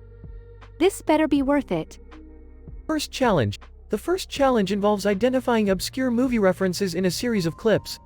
The family struggles at first, but Rick saves the day with his encyclopedic knowledge of cinema. I've seen that movie. They're referencing Zardes, a classic. I don't even know what Zardes is. I think I need a drink. This is actually kind of fun. Second challenge. The second challenge is all about pop music. The host plays short clips from songs, and the family has to guess the title and artist. They're doing surprisingly well until Rick gets a bit too excited and shouts out the wrong answer. I know this one. It's Don't Stop Believin' by Journey. Host, actually that's Livin' on a Prayer by Bon Jovi. Damn it, I knew that. You don't know everything. This is like a fever dream. Can we do this every night? Closing scene. After a few more rounds of trivia, the family emerges victorious and is awarded a trophy made entirely of waffles. Rick declares it the greatest trophy he's ever seen and suggests they start their own waffle-themed comedy club. You can see it now, Rick's Wacky Waffle Wall House. Can we just go home now? That actually sounds like a fun idea. I never want to leave this place. Epilogue. The family leaves the Waffle Wall house, still buzzing with excitement from the game. As they get back in the car, Rick turns to Morty with a twinkle in his eye. Hey Morty, want to hear my impression of a waffle? No, I really don't. Too bad. Rick proceeds to make a series of increasingly ridiculous noises that vaguely sound like a waffle.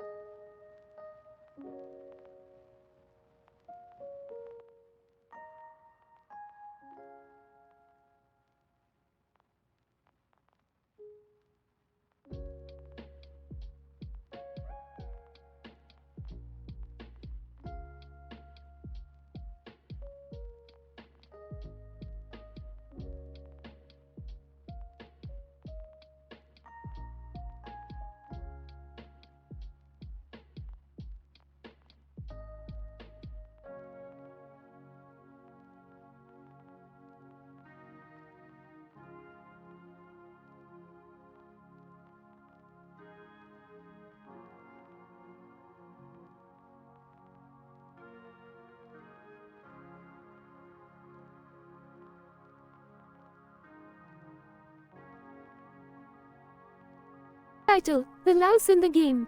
Synopsis. Rick invents a new soccer ball, but it ends up being infested with lice. Meanwhile, Morty and a group of young boys are playing soccer, and a coach is watching them from behind. As the game progresses, comical sports bloopers abound, including Morty's elbows having a mind of their own. In the midst of all this chaos, a vampire game show suddenly appears on the field, calling upon Morty and his team to compete in challenges to win fabulous prizes. Scene 1. Morty, check out my latest invention, the ultimate soccer ball. It's unbreakable, bouncy, and oh no, it's infested with lice. Ew, gross. What are we gonna do? Scene 2. Coach, alright boys, let's get this game started. To himself, alright Morty, focus. You got this. Suddenly trips over the ball and falls. Coach, face palms, that's okay, Morty. Just keep trying. Scene 3. Rubbing his elbow. Ow, my elbows. They're doing their own thing. Opponent. Laughing. Look at Morty. He can't even control his own arms. Scene 4. Over intercom. Morty, I need you and your team to compete in a vampire game show on the field. The grand prize is a lifetime supply of cheesy puffs. Excitedly, cheesy puffs? Let's do it. Scene 5. Announcer. Welcome back to Vampire Game Show. Our contestants today will be competing in the ultimate challenge, Avoid the Garlic. Whichever team lasts the longest without eating garlic will win the grand prize. Scene 6. Comical sports bloopers montage. Scene 7. Gasping for air. Garlic. Can't resist. Eats garlic. Announcer. Oh no, it looks like Team Morty is disqualified. Which means the winner is, drumroll, Team Sydney. Scene 8. Disappointed. Morty, we lost. There goes our lifetime supply of cheesy puffs. Shrugs. Oh well, at least we had fun. Scene 9. End credits with funny outtakes and bloopers.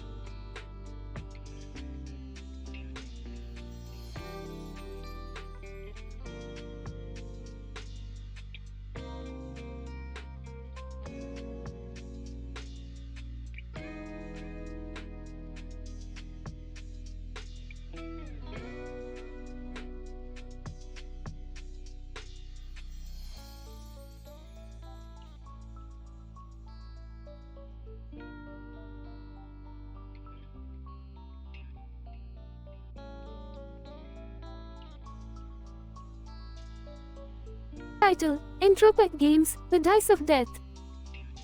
In this episode, Rick, Morty, and Jerry embark on a high-stakes adventure involving a set of dice adorned with skulls and numbers. These dice, imbued with an entropic energy that can alter reality itself, are sought after by rival factions vying for control of the multiverse. Morty, Jerry, listen closely. These dice are no trifling matter. They have the power to destroy entire timelines or create new ones on a whim. Whoa, Rick, that's some heavy stuff. I don't know, guys. This sounds dangerous. Maybe we should just forget about it. Forget about it? That's not how we roll, Jerry. Now, we just need to figure out who has the dice and how we can get our hands on them. Their search leads them to a high-stakes dice game run by a ruthless cartel boss named Gus, who operates out of a Jimmy John's restaurant in Albuquerque. Rick, Morty, and Jerry must outwit Gus and his henchmen while navigating the treacherous world of organized dice games. Well, if it isn't Darth Vader himself, what's the ruler of the dark side doing in the middle of a dice game? Darth Vader, I sensed a disturbance in the Force. It appears you have something that belongs to me. Rick, we're in trouble. Darth Vader's gonna. Relax, Morty, this isn't our first rodeo. Let's show this Sith Lord who's boss. The ensuing dice game sees Rick, Morty, and Jerry facing off against Gus, Darth Vader, and other nefarious characters. Hilarity ensues as they use their wits and strategic thinking to come out on top. Looks like our luck is turning around, boys. We've got the dice, and the multiverse is ours for the taking. This was crazy, Rick. How did we even survive? I still don't get why we had to risk our lives for some dice. Jerry, you just don't understand the beauty of chaos and probability. Now, let's get out of here before things get more entropic than we can handle.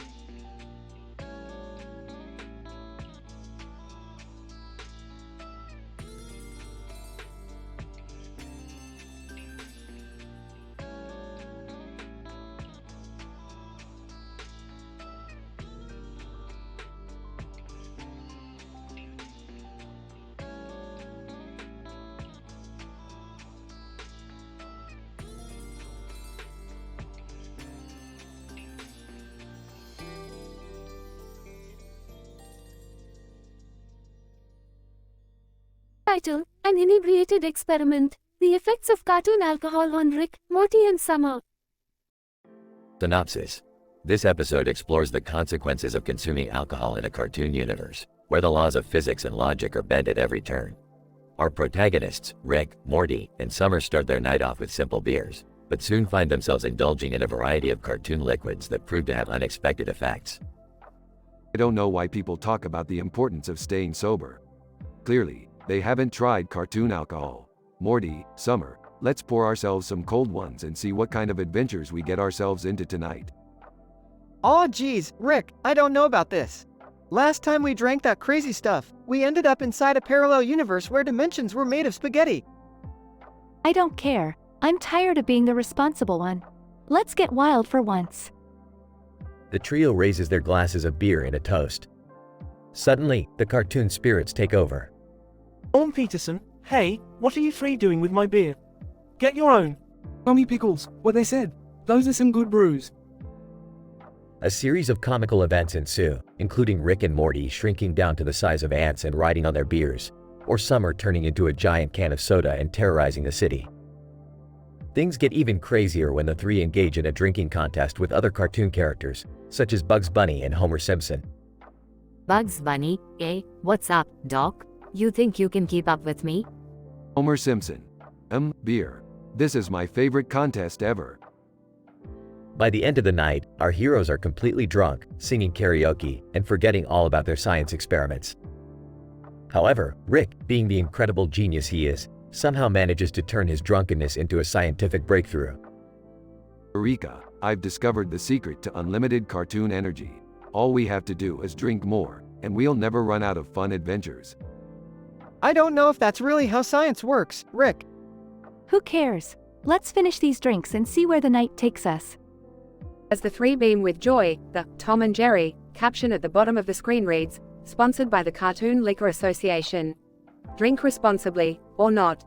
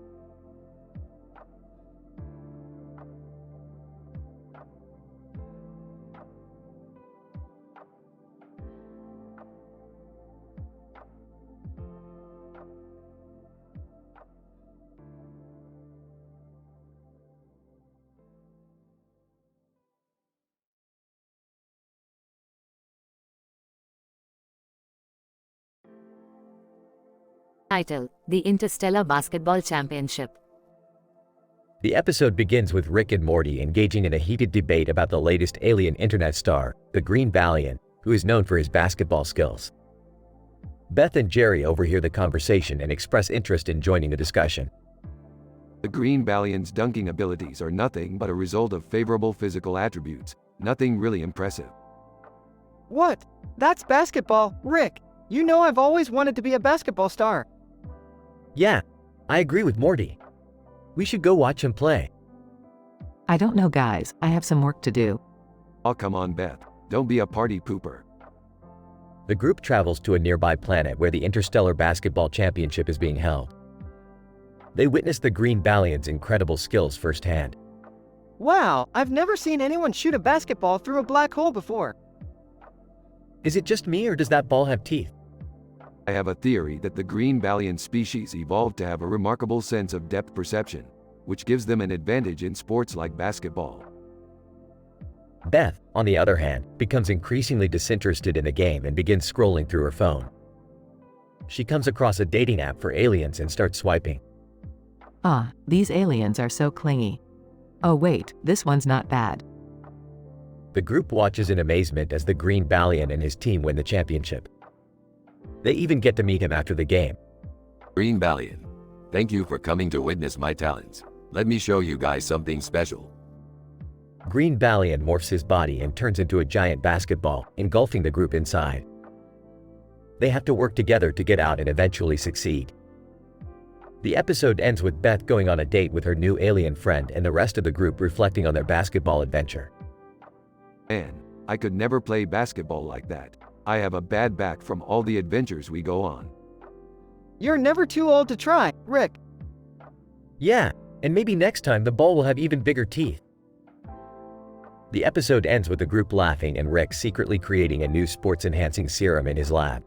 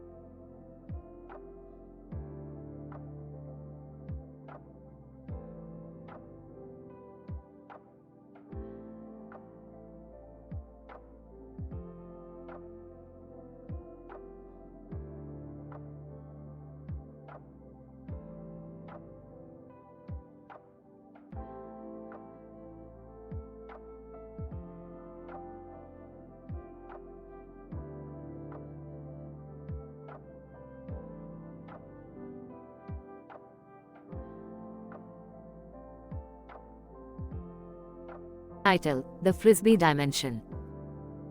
Rick, Morty, Jerry, Beth, and Summer were playing frisbee in a local park in the suburbs of their universe. Suddenly, two strangers, Dan and Phil, appeared and challenged them to a game of frisbee. Little did they know, this game would take them on a wild, multi-dimensional adventure. Rick, two strange men just appear out of nowhere to play frisbee with us? Seems fishy. Morty, yeah, why would they want to play with us? Jerry, maybe they're just frisbee enthusiasts? Beth, let's just play, it'll be fun. Summer, I hope they know what they're getting into. As the game began, Dan and Phil showed off their impressive frisbee skills. Suddenly, one of their throws caused a portal to open up and sucked all of them in. They found themselves in a completely different dimension, one where frisbee was the most important thing in the universe. Rick, great, we're in the frisbee dimension now. I wonder if there's a way to get out of here. Morty, what's going on? Why is everyone so obsessed with frisbee? And in this dimension, frisbee is life. You have to be the best to survive. Phil, luckily for you, we're the best frisbee players in this dimension. As they navigated through this bizarre new world, they encountered Post Malone, who was revealed to be the reigning frisbee champion. He challenged them to a game, which proved to be their biggest challenge yet. However, they managed to win the game and were able to return to their own universe. Beth, well, that was certainly an experience. Summer, I've never been so into frisbee before. Jerry, I think I'm going to stick to golf. Rick, hey, it was alright. Could have been worse. At least we didn't get stuck in a universe where the only sport was something like, I don't know, unfreezable water polo or something. They all laughed as they returned home, grateful for the strange and hilarious adventure they had just experienced.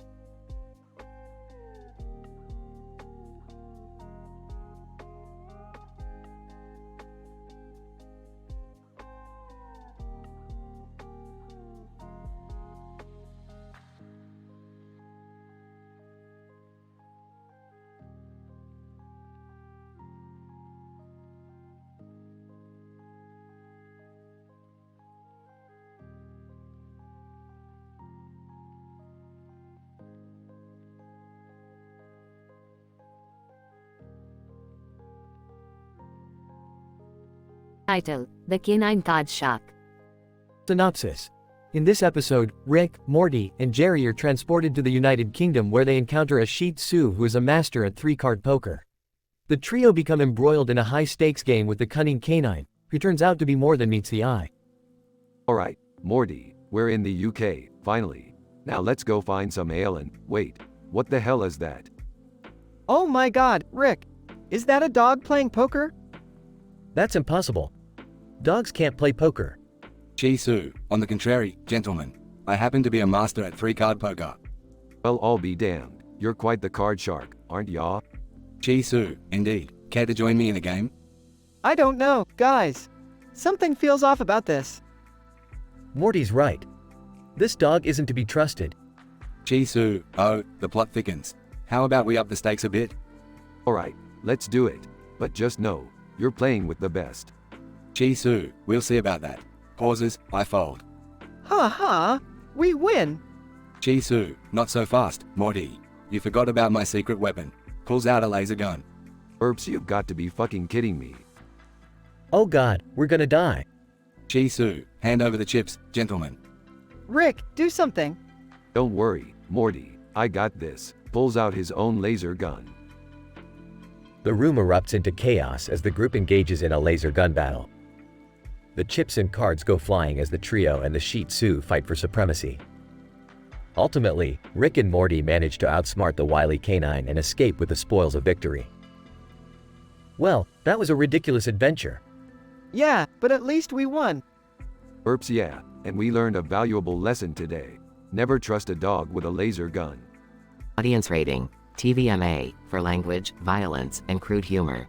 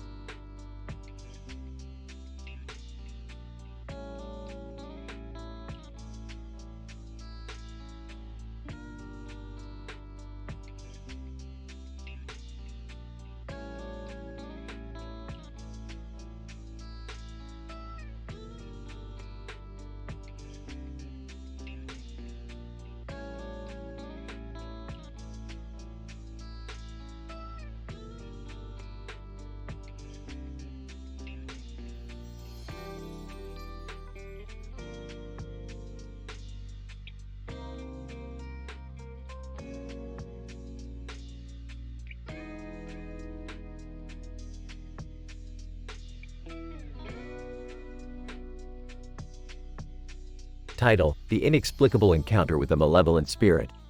Synopsis. The episode begins with Rick, Morty, and Jerry watching a sci-fi documentary about extraterrestrial life forms. Two women, who are sitting at a desk with several boxes on it, catch their attention due to the odd-looking box that has a face on it. Jerry becomes intrigued and suggests that they investigate further. Rick, Morty, and Jerry approach the women, and Rick attempts to find out what's inside the box. Suddenly, the box starts speaking and introduces itself as the Boxman. The Boxman claims to be an expert in all things science and technology and offers to help the trio with their quest for knowledge.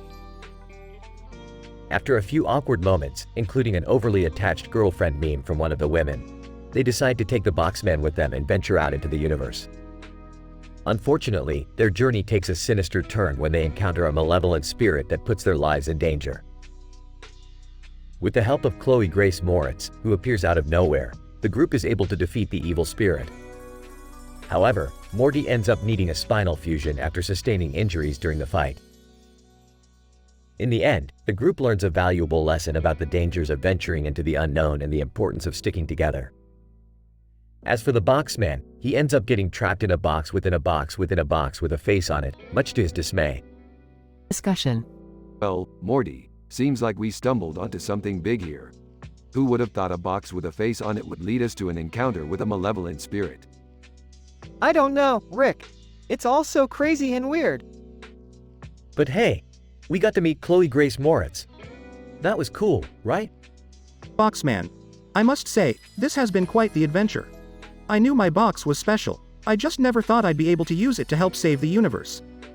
Overly attached girl, I'm so glad you guys took the box. I really wanted you to take it home with you. Chloe Grace Moritz. I was just passing by and saw you guys in trouble. I thought I'd lend a hand. Well, thanks for your help, Chloe. I owe you a favor. Yeah, and I owe the doctor who did my spinal fusion.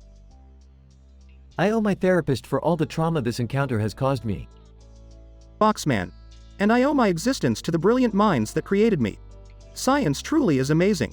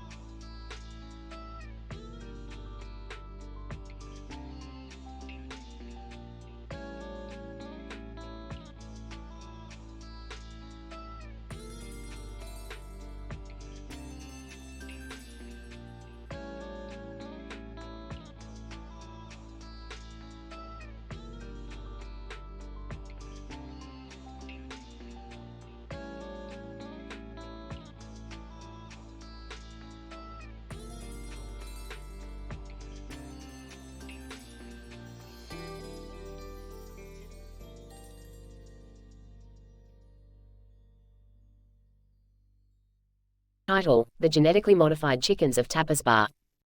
Opening shot of Rick and Morty in the living room. Morty, I've made a groundbreaking discovery. We're going to the Institute of Genomic Research. Nervously, okay, Rick. What are we gonna do there? Beth and Summer enter the room. What's going on? We're going to TIGR to get our hands on the latest in genetic modification technology, Why? so we can breed the most delicious chicken ever. Cut to the group of chickens standing on top of a green floor next to each other on the ground in a room. Shocked. Whoa, look at all these chickens.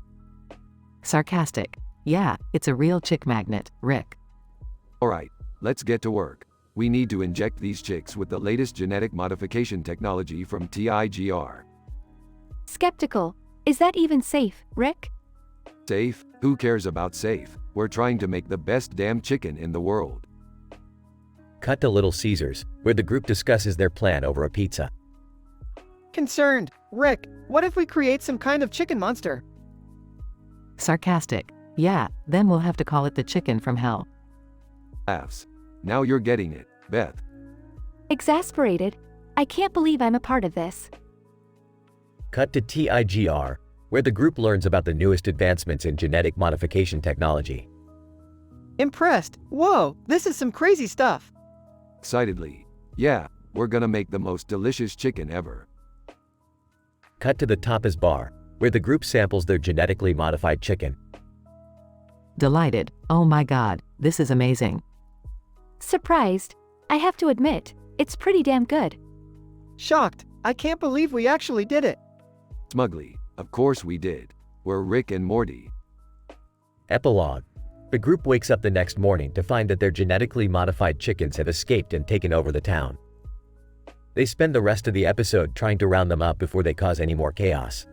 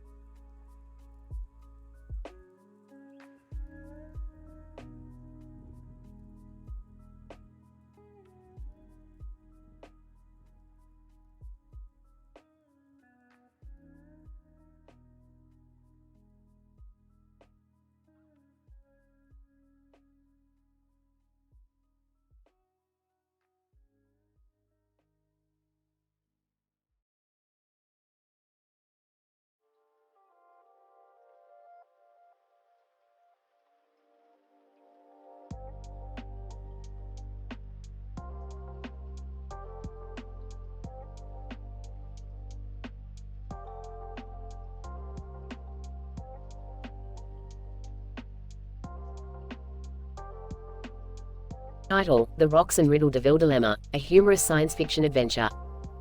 Synopsis. In this episode, Rick, Morty, Jerry, and Beth embark on a wild adventure to the Rocks and Riddle DeVille, a world made entirely out of Roblox bricks, where they encounter Lil DeVille, the mischievous ruler of the land. They soon realize they've been shrunk down to Lego figure size and must solve Lil's riddles to save the day. Act 1. We're heading to the Rocks and Riddle DeVille, Morty. It's a world made entirely out of Roblox bricks where anything is possible. But Rick, that sign says, Rocks and Riddle DeVille. Is it related to Lil DeVille, the internet sensation? Sarcastically. Wow, Morty, you finally figured it out. We're shrinking down to Lego figure size to solve Lil's riddles and save the day. Panicking, but what about me? I can't handle any more of this crazy stuff. I have a fear of chihuahuas, remember? Rolls her eyes. Just suck it up, Jerry. We're a team, and we need everyone's help. Act 2. They shrink down and land in the Rocks and Riddle DeVille, where they meet Lil DeVille, the quirky ruler of the land. Lil DeVille, well, look who's come to play with me. You must solve my riddles 3, or forever stuck you'll be. Sarcastically. Oh boy, riddles. My favorite. Whispers to Rick, Rick, this isn't a time for jokes. We have to take this seriously. Frantically, okay, I'll do it. Just don't let any chihuahuas near me. Determined. We can do this. Let's work together and figure out Lil's riddles. Act 3. They crack Lil's first 2 riddles with some witty banter and teamwork, but they struggle with the third one, causing Rick to stress out. Guys, I can't believe I'm getting stuck on this. This is supposed to be easy. Encouragingly, hey, it's okay, Rick. We'll figure it out together. Whimpers, I don't know, guys. This is getting too intense for me. Confidently. We just need to think outside the Lego brick. The answer is bound to be simple. Suddenly, Jerry's fear of chihuahuas becomes helpful as he realizes the third riddle is all about tiny details. They solve the riddle and return to their normal size. Proudly, that's how we do it. We're the best riddle solvers in the multiverse. Laughing, and Jerry's fear of chihuahuas saved the day. Grinning, yeah, who knew my fear could be helpful? Smiling, well, that was fun. Maybe next time we can solve riddles in a world made of Legos.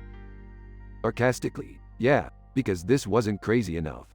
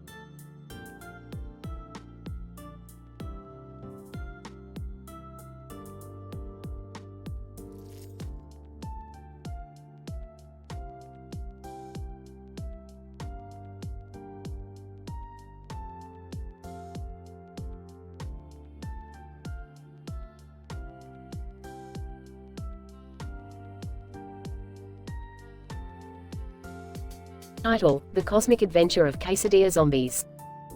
Synopsis: Rick, Morty, and Jerry find themselves on a strange planet with a man in a black suit and sunglasses standing in front of a fire-filled sky. They soon discover that the man is an intergalactic talent agent who invites them to perform at an alien comedy club.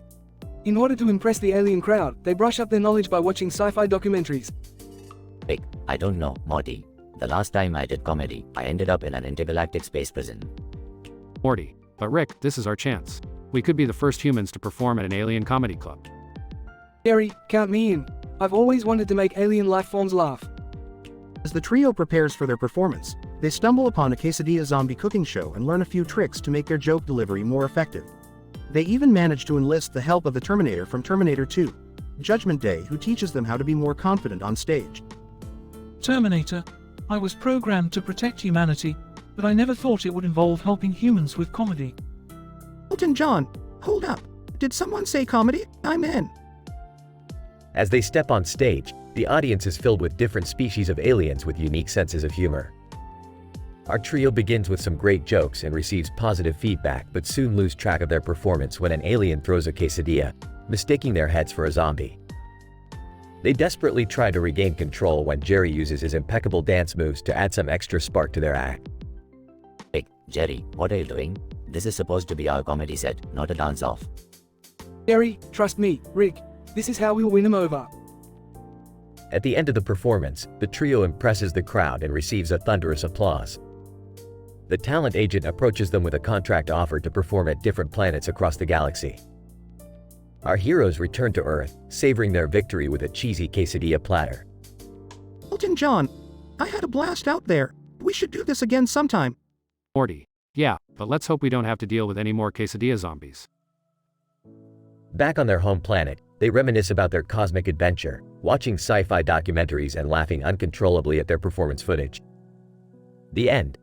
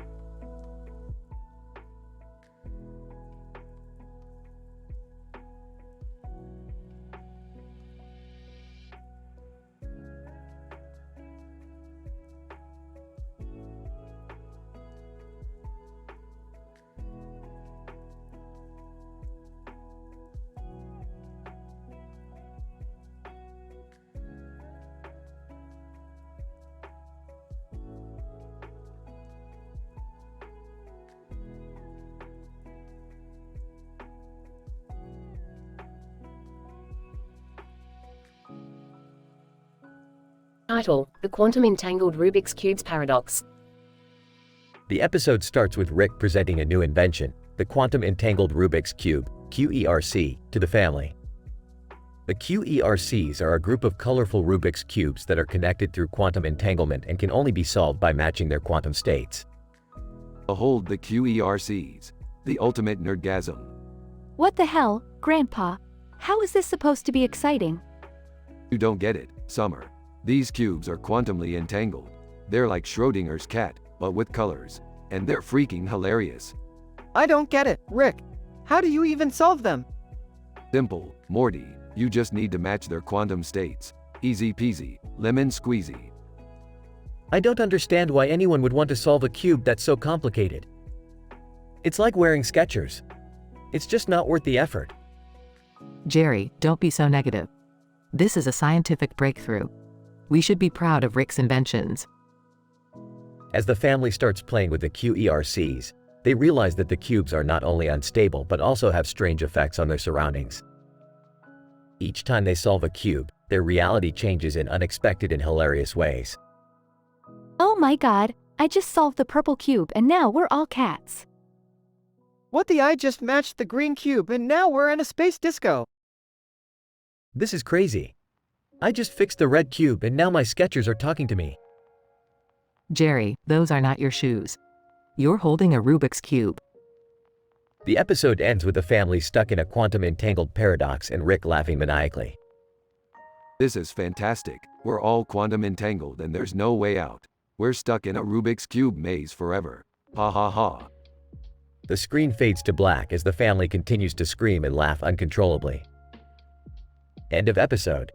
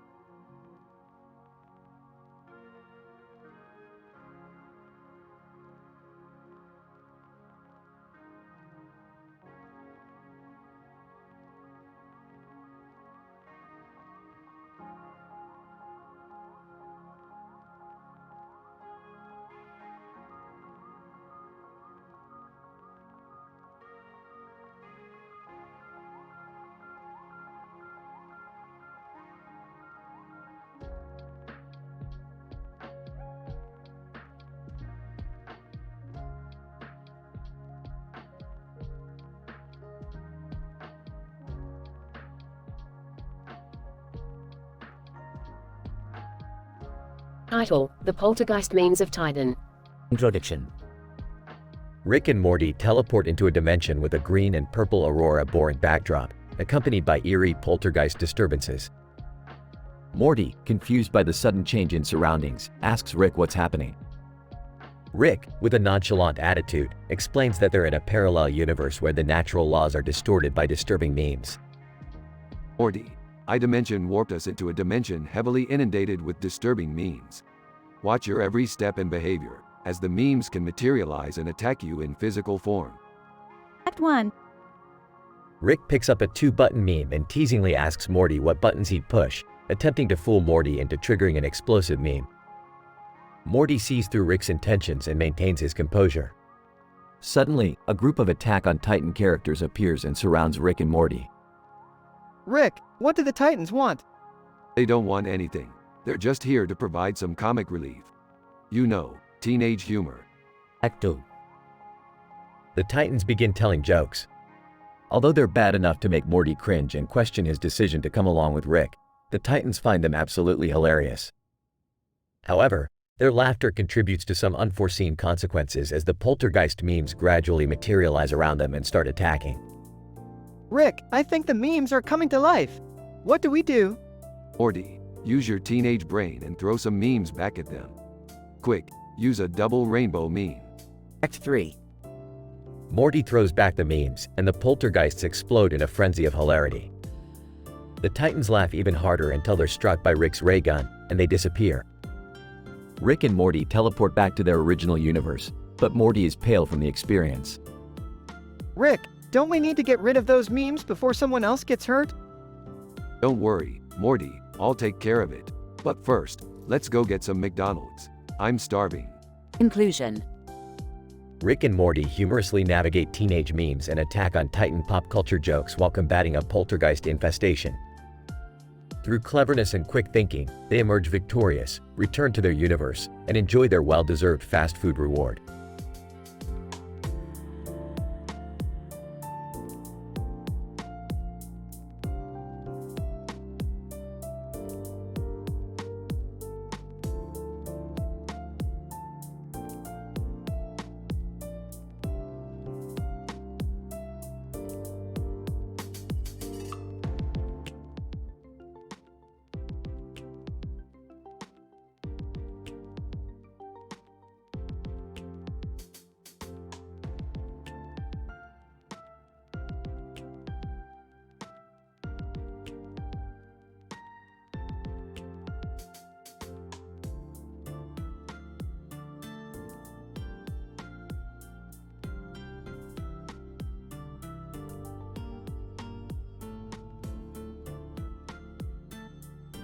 Title: The Discovery of a Beatboxing Beatbox. Abstract. In this episode, we join the characters Rick and Morty as they explore a newly discovered and perplexing beatboxing beatbox. The episode begins with the depiction of a cartoon character sitting in a room with a box and a machine in front of him and a green light. Through the use of advanced technology and scientific methodology, Rick and Morty come to understand the true nature of this contraption. Morty, have you ever seen a beatbox that's just a beat inside a box before? No, Rick, I don't even know what a beatbox is. Well, Morty, a beatbox is a musical instrument, and this one is like nothing I've ever seen before. As Rick and Morty approach the beatboxing beatbox, it begins to beatbox to them, leaving them in a state of actual confusion. In order to explain this phenomenon, they conduct a thorough investigation of the machine, analyzing its acoustic properties and electronic components. Rick, this is like something out of a bad 80s cereal commercial. Yes, Morty, and that's precisely why it's so fascinating. We need to figure out how this thing works. After hours of experimentation and data analysis, Rick and Morty discover that the beatboxing beatbox contains an advanced artificial intelligence module that generates and synchronizes the beat sound within the confines of the box.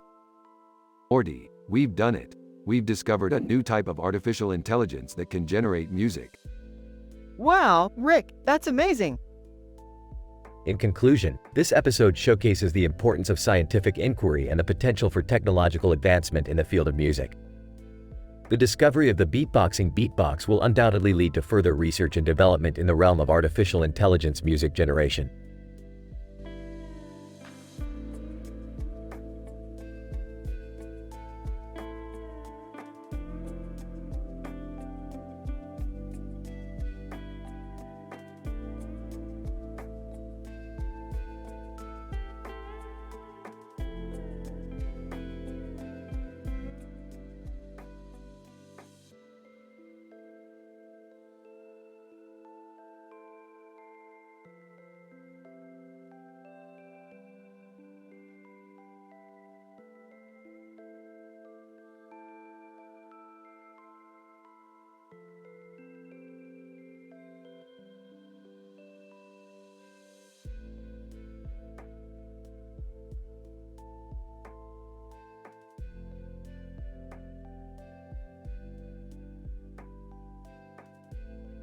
Title: The Uncoolness of Rick and a Scientific Analysis of a Cheesy 1980s Cereal Commercial.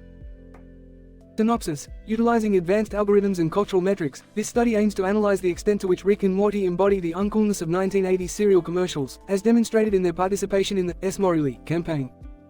Oh Morty, check it out, we're in a cereal ad. Whoa, no way, Rick! That's so radical. Methodology: a detailed examination of the linguistic and semantic features of the dialogue, including the use of outdated slang and cringeworthy phrases, was conducted using computerized discourse analysis tools. Additionally, video footage was analyzed for visual cues and gestures that may contribute to the overall uncoolness of the scene. Hey Morty, wanna grab a bowl of S. Morty and catch some totally tubular waves? Oh geez, Rick, that sounds gnarly. Results: the findings suggest that Rick and Morty are in fact highly uncool, as demonstrated by their use of cheesy and outdated language, as well as their overall obliviousness to their own awkwardness. This conclusion is further supported by evidence of their awkward physical movements and gestures, which contribute to the overall discomfort and cringe factor of the scene. Let's catch some breakfast rad vibes, dude. Yeah, we'll totally shred some gnar while we munch on S. Morley. Conclusion. This study provides valuable insights into the cultural and linguistic dynamics of 1980s cereal commercials, and the extent to which such campaigns rely on outdated and uncool language and style. Moreover, it underscores the importance of cultural awareness and sensitivity in advertising, as well as the impact of cringe-worthy content on viewer engagement and mobilization. Future research may consider the effects of Rick and Morty's uncoolness on brand perception and sales, as well as the potential for nostalgia-based marketing strategies.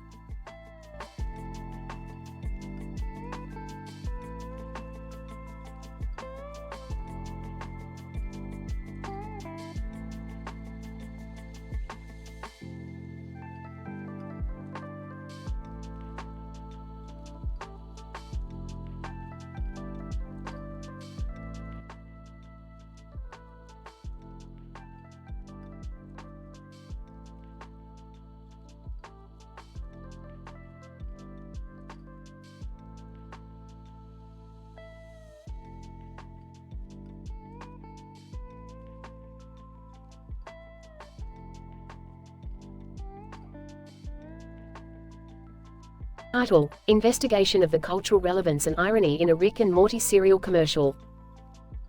Introduction. In this episode, we investigate a phenomenon in which the animated characters Rick and Morty appear in a 1990s cereal commercial, using outdated slang and awkward phrases.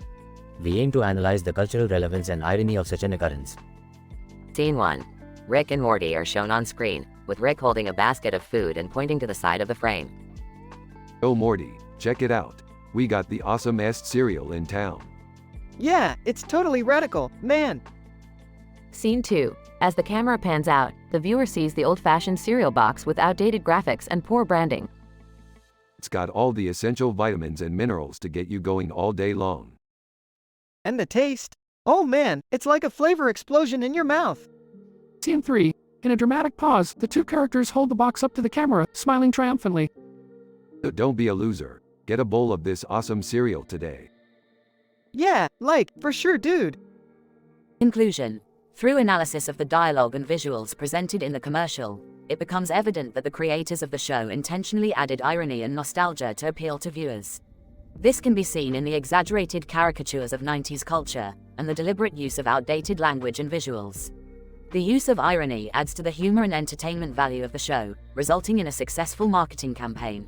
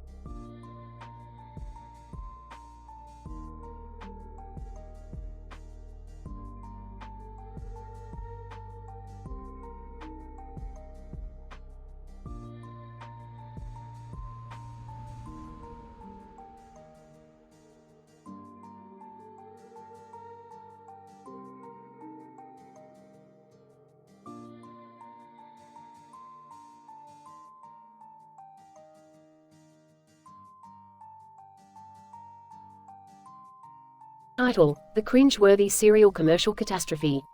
Synopsis. Rick and Morty star in a cheesy 1990s cereal commercial, where they speak in lame 90s slang and cringeworthy phrases. Beth and Summer watch the commercial, and they can't help but cringe at their father and grandfather's behavior. Rick and Morty are entirely oblivious to how uncool they are, and they continue to embarrass themselves on national television. Scene 1. Rick and Morty are in the garage, brainstorming ideas for a new invention when Rick suddenly gets a call on his phone. Morty looks confused as he notices that Rick's phone looks like it's from the 90s. Hey, Morty, check it out. It's a retro phone. I can finally relive the glory days of the 90s. Oh, I don't think that's how it works, Rick. Besides, isn't the 90s like ancient history or something? Morty, the 90s were a simpler time. A time of baggy pants, snap bracelets, and frosted tips. I'm gonna take us back there, Morty. Back to a time of pure awesomeness. Scene 2. Beth and Summer are watching TV in the living room when they see Rick and Morty in a cereal commercial. They can't believe their eyes as they watch their dad and grandfather embarrass themselves on national television. Oh God, please tell me that's not my husband and my father in that commercial. I hate to break it to you, Mom, but that's definitely them. And they're acting like a couple of idiots. Scene 3. Rick and Morty are on stage, promoting a new cereal called Frosty O's. They're wearing bright neon clothing and speaking in cringeworthy slang. Hey, yo, what's up, dudes and dudettes? We're here to talk to you about the most righteous cereal in the world. Frosty O's, baby. That's right, folks. Frosty O's are the bomb. They're so cool, they'll make your head spin. And they taste, like, totally awesome. Scene 4. Beth and Summer are watching the commercial in disbelief as Rick and Morty continue to embarrass themselves. Oh God, this is so embarrassing. How did they even get themselves into this mess? I don't know, but I feel like I need to take a shower after watching that. They're so uncool, it's painful. Scene 5. Rick and Morty finish the commercial and high-five each other, unaware of how ridiculous they look. Suddenly, a group of teenagers walk up to them and start laughing. Teenager 1. Ha, nice try. Grandpa, you guys are like, so last century. Teenager 2. Yeah, might as well go back to playing Pogs and listening to Vanilla Ice. Rick and Morty look at each other in confusion as the teenagers walk away, leaving them feeling embarrassed and humiliated. What just happened, Morty? Those damn kids had no respect for the 90s. I don't know, Rick. Maybe they're just not into that kind of stuff anymore. Maybe it's time to let go of the past and embrace the present. Conclusion. Rick and Morty learn a valuable lesson about trying to relive the past and how it's okay to move on and embrace the present. Beth and Summer are relieved that the commercial is finally over and that Rick and Morty can go back to their normal lives. However, Rick and Morty can't help but feel a little sad as they say goodbye to their beloved 90s era.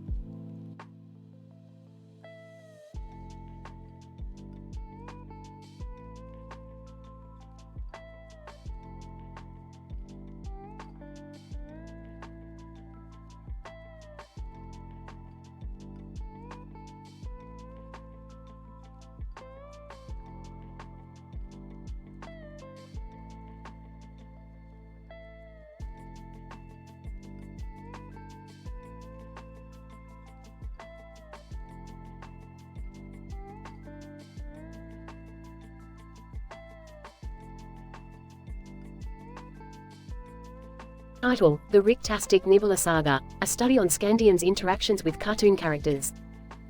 Synopsis: in this episode, Rick, Morty, and Summer come across a mysterious portal that leads them to an alternate cartoon universe. Here, they encounter a cartoon character with a red hat and a blue face holding a cell phone in his hand and a red hat on his head, who introduces himself as Ralphie. Morty, Summer, I've never seen a cartoon character made of scandium before. This is fascinating. But why is he holding a phone, Rick? Ralphie, I'm just trying to take a selfie with my new smartphone, guys. I'm actually an experiment gone wrong from the planet Scandium. That's pretty messed up, Ralphie. You look like a living emoji. Enough chit-chat. I need to figure out how to get back home. And I have a feeling this nibbler from Futurama has something to do with it. Nibbler. Greetings, Rick. I have been observing your travels through time and space. I sense great potential in you and your companions. Wait, Nibbler, you're from Futurama? This is crazy! Yeah, Rick, didn't we watch that show in one of our interdimensional cable binges? Shut up, Summer. This is important stuff. Nibbler, what do you want? Nibbler. I have a mission for you, Rick.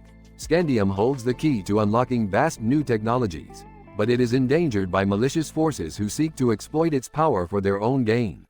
I need your help to stop them. Sounds like a typical Tuesday for me. We're in, Nibbler. And so, Rick, Morty, Summer, and Ralphie embark on a wild adventure through the universe of cartoon characters, battling foes and making new allies along the way. With the power of Scandium at their fingertips, they must save the multiverse from certain doom. But will they make it back home in time for dinner? Tune in to find out.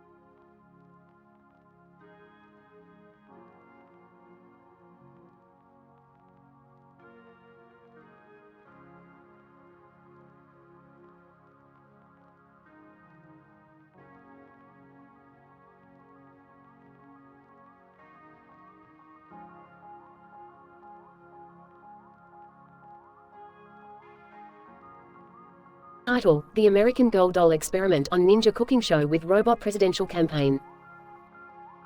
The episode begins with Rick and Morty observing a group of toy figurines standing next to each other on a street corner. Rick, being the scientific genius, suggests conducting an experiment on the American Girl dolls to test their durability. Morty, we're going to use these dolls to test the impact of different kitchen tools on their plastic bodies. It's for science. Oh, Rick, I don't know about this. These dolls were made for little girls to play with, not for testing. Morty, science doesn't care about little girls' toys. Now, pass me the meat tenderizer. As they continue to test the dolls, they stumble upon a ninja cooking show being filmed nearby. They decide to crash the set and show off their toy experiments. The host of the show, Chef Hiroshi, is impressed and invites them to participate in his next competition. Chef Hiroshi, Rick and Morty, your experiments are fascinating. Why don't you join me on my next show? We'll be cooking with robots. Rick and Morty accept the challenge and create a sentient robot chef. However, things go awry when the robot chef decides to run for president. Robot Chef, I have decided to run for President of the United States. I will use my cooking skills to bring the country together and make America great again. Rick and Morty realize their mistake and attempt to shut down the robot's campaign. In the end, they succeed, but not before causing chaos and leaving the American Girl dolls permanently scarred. Rick, I don't think we should do experiments on innocent dolls anymore. It's just not right. Don't be such a wuss, Morty. Besides, we learned valuable information about their durability. Science doesn't care about morality. The episode ends with Rick and Morty walking away from the chaos they caused, laughing maniacally. Disclaimer: this episode includes mature themes and is intended for audiences 17 and up. Please watch responsibly. Asterisk.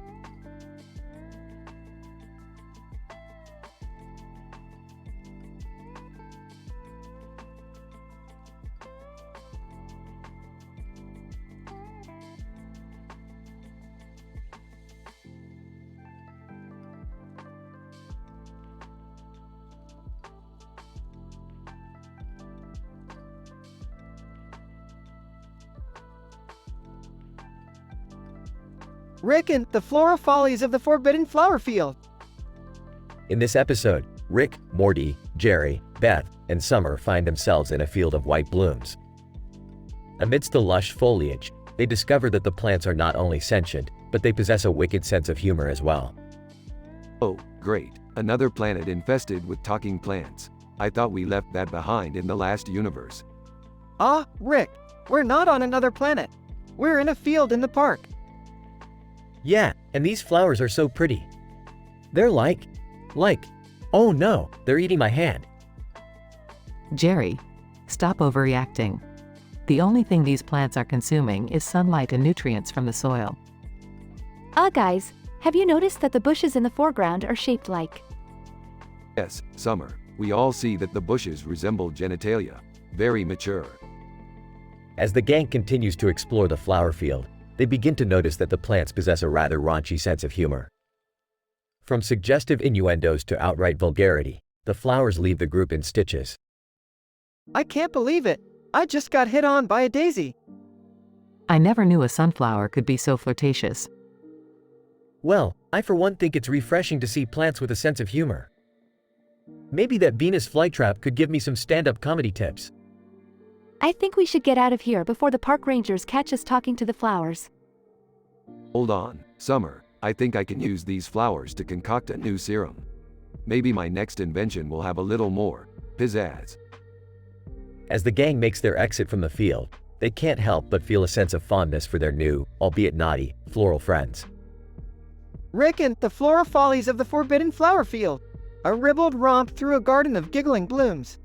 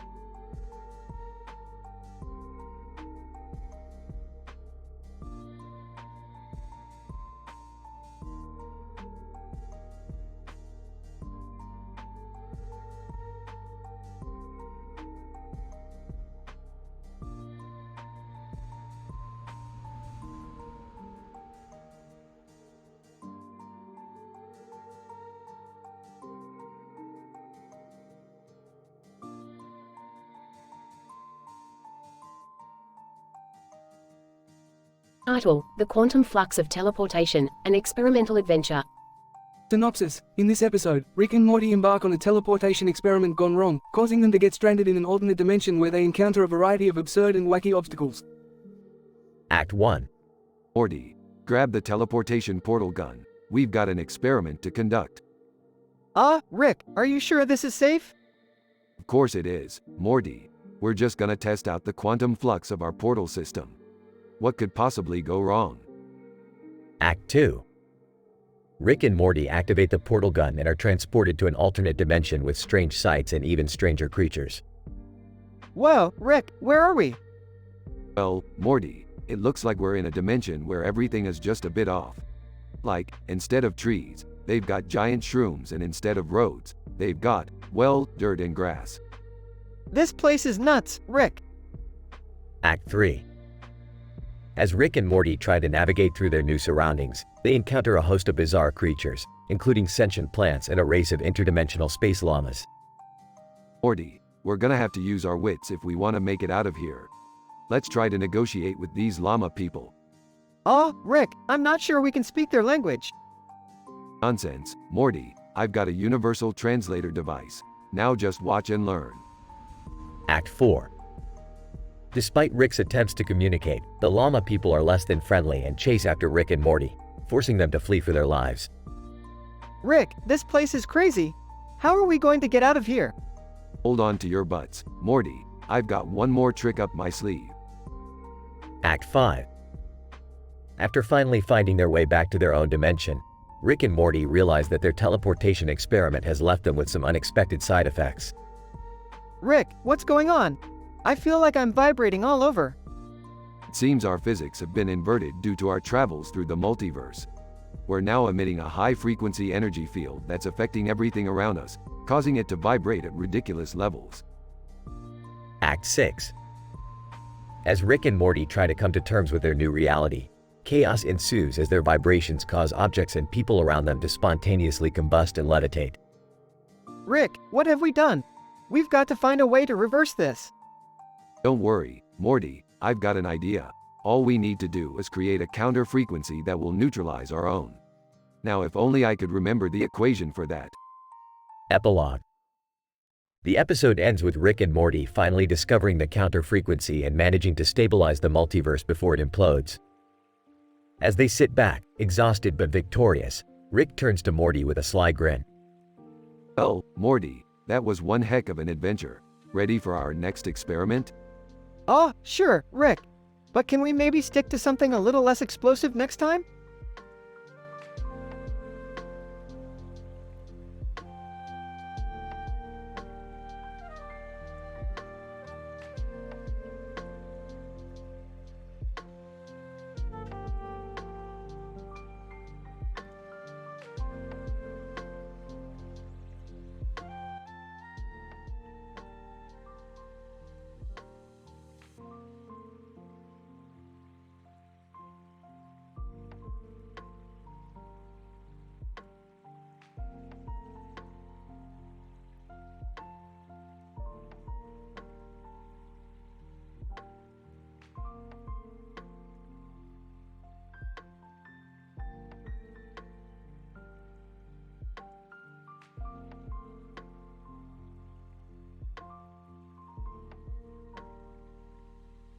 The following episode analysis is based on the scenario provided with the details of a man in a ninja suit, holding a knife, in a kitchen with a plate of food on the table, and taking part in a ninja cooking contest finish line.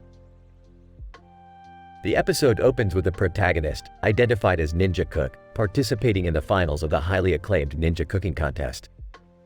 The event was held in a state-of-the-art kitchen, designed to meet the culinary requirements of advanced ninja cooking techniques. Ninja Cook, in his distinctive ninja attire, stood confidently amidst the competition, brandishing his razor-sharp knife and analyzing his culinary prowess. As part of the culinary finish line phase of the competition, each finalist submitted their dishes to the panel of distinguished judges. Ninja Cook, after comprising his dish, presented the plate of food on the table. With a tense look on his face, he eagerly waited for the judges to pass their verdict. After tasting and evaluating each dish, the judges handed over their final scores, which ultimately revealed that Ninja Cook had won the coveted title of Ninja Cooking Contest Finish Line Champion. Ninja Cook, ecstatic with joy, accepted the trophy and recognition as one of the best chefs in the ninja culinary world. However, as he lifted the trophy, the lights flickered and the room went dark. Suddenly, one of the judges screamed and the room went into chaos. Upon turning on the lights, it was discovered that the plate of food that Ninja Cook had prepared contained poisonous ingredients. In the aftermath of the events, the supposed champion was arrested and held responsible for the judge's critical poisoning. He was prosecuted in the court of law and found guilty of violating the food and safety regulations of the Ninja Culinary Association. Thus, the episode provided a captivating insight into the dramatic world of ninja cooking competitions, showcasing the importance of the responsibilities bestowed on culinary practitioners and the consequences of failing to comply with food and safety regulations. Narrator. The episode provided a gripping insight into the intense world of ninja cooking competitions and how one mistake could lead to dire consequences for a supposed champion.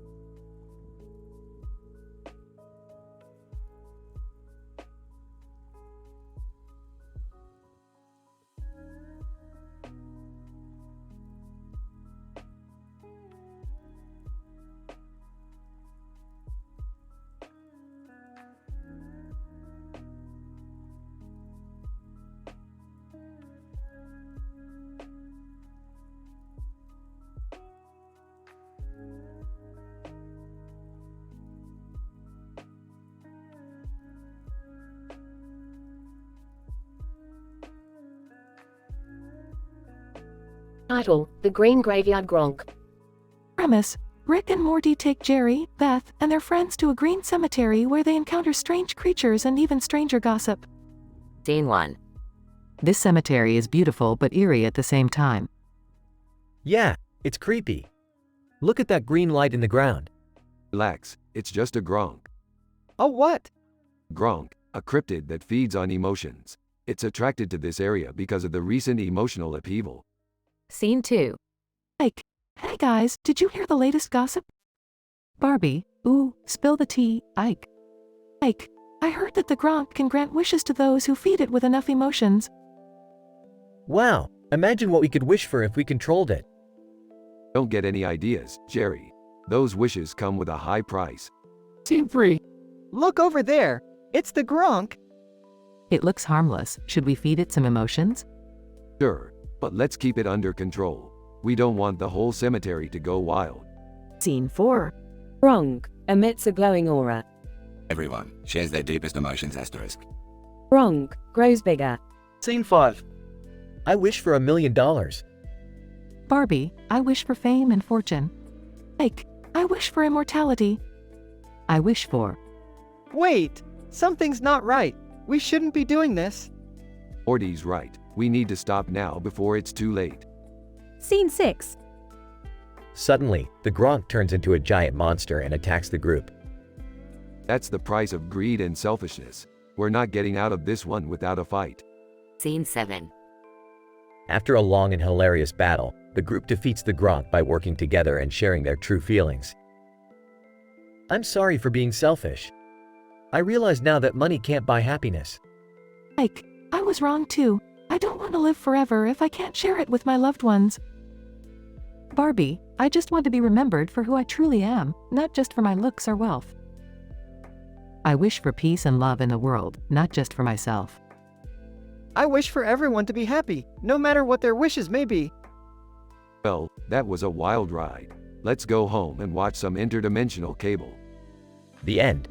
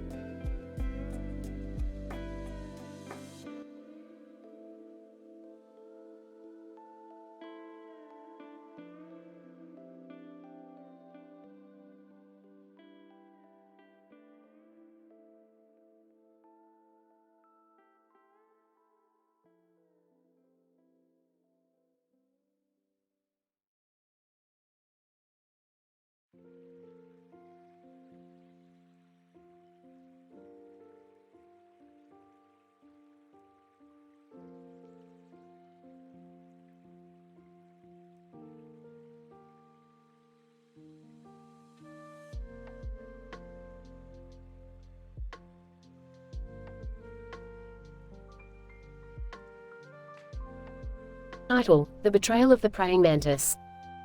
Opening scene. Rick and Morty are on a scientific mission to Singapore to study the behavior of the praying mantis. They come across a green insect sitting on top of a green leaf-covered ground next to another insect on a green surface. Morty, pay attention. This is why we're here.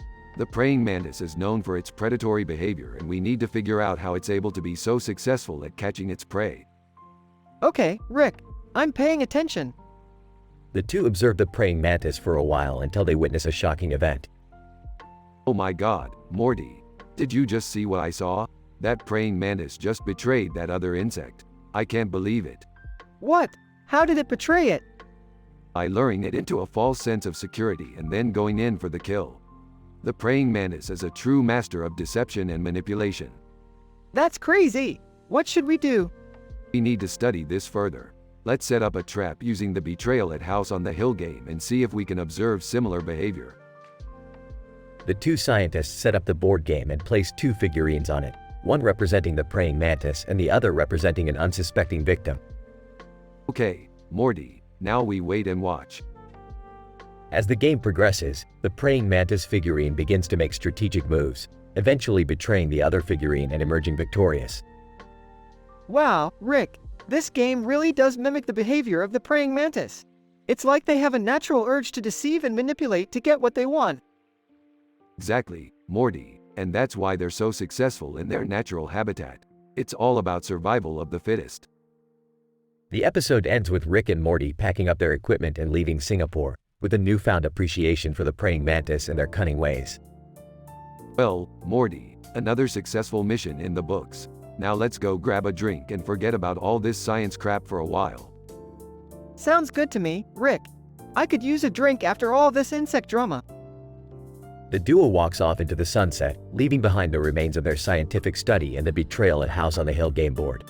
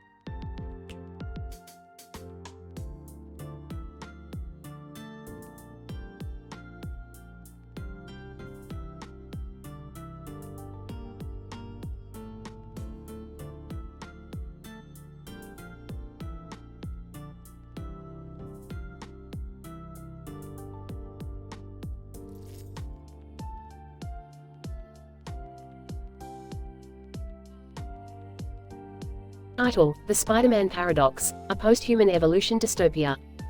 Opening scene. The camera zooms in on the sculpture in the grass of a park, revealing a small hole. A man in a spider suit, Spider-Man, is seen peering through the hole. Ah geez, Morty, looks like we're in one of those damn paradoxes again. What do you mean, Rick?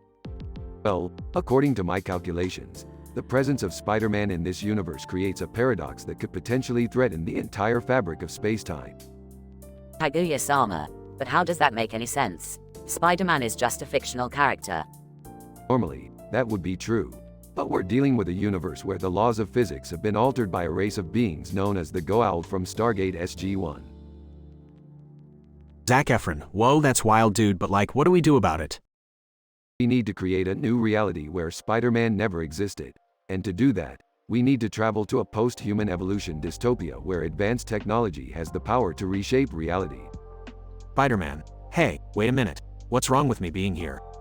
Listen, kid, I'm not saying you're bad, but having you in this universe is like trying to divide by zero. It just doesn't work. Rick, I don't think that's how dividing by zero works.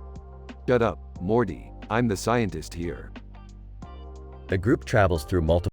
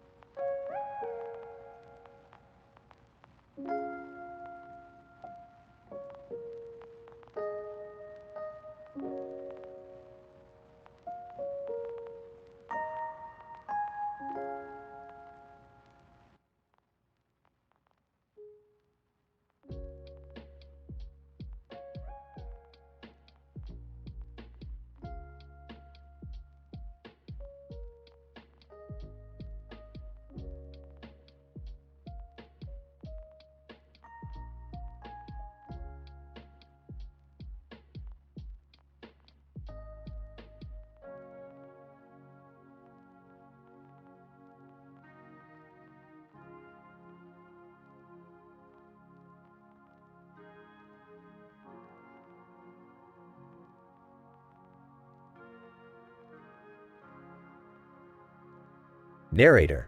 In this episode, we observe the emergence of a perplexing and intricate phenomenon. A poster depicting a castle with shrimp and a sea creature in front of it, with a castle in the background, is discovered. This discovery instigates a cascade of events that culminates in the generation of several enthralling questions. Romble. The castle in the poster appears to be of Portuguese origin, as inferred from the unique style of masonry employed. Nibelium. The shrimp in front of the castle is a member of the Caridia family, possibly the Peneus vanameae species, known for its delightful culinary value. Siberian. The sea creature in the poster is intriguingly enigmatic. Based on its outline, it is likely to be a member of the Echinoidea class, perhaps a sea urchin. Shrimp scampi. The presence of a shrimp in the poster alongside the castle suggests that it played a significant role in the culture or history of the region in which the castle is located. Narrator. As the team delves deeper into the mystery, questions regarding the poster's origin and purpose arise. Romble. The poster was likely created to advertise a seaside restaurant, as it captures the essence of the region's natural beauty, culinary resources, and cultural heritage. Nibelium.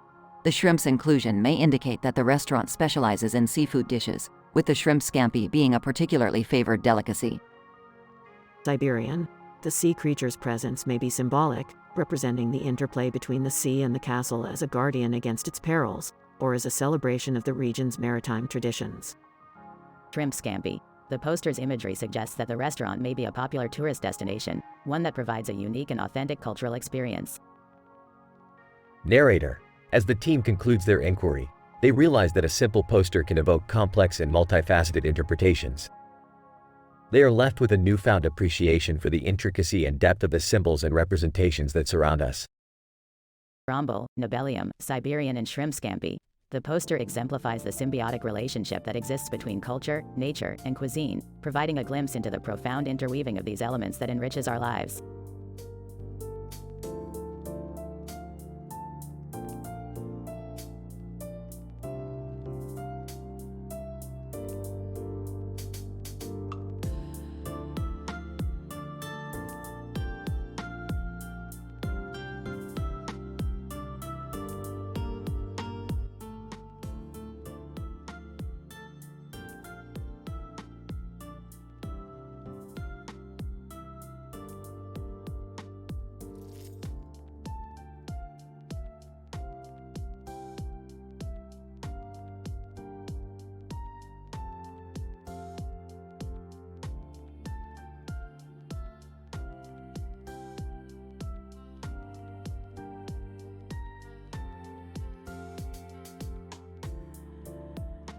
Title: The Freudian Slip Dimension.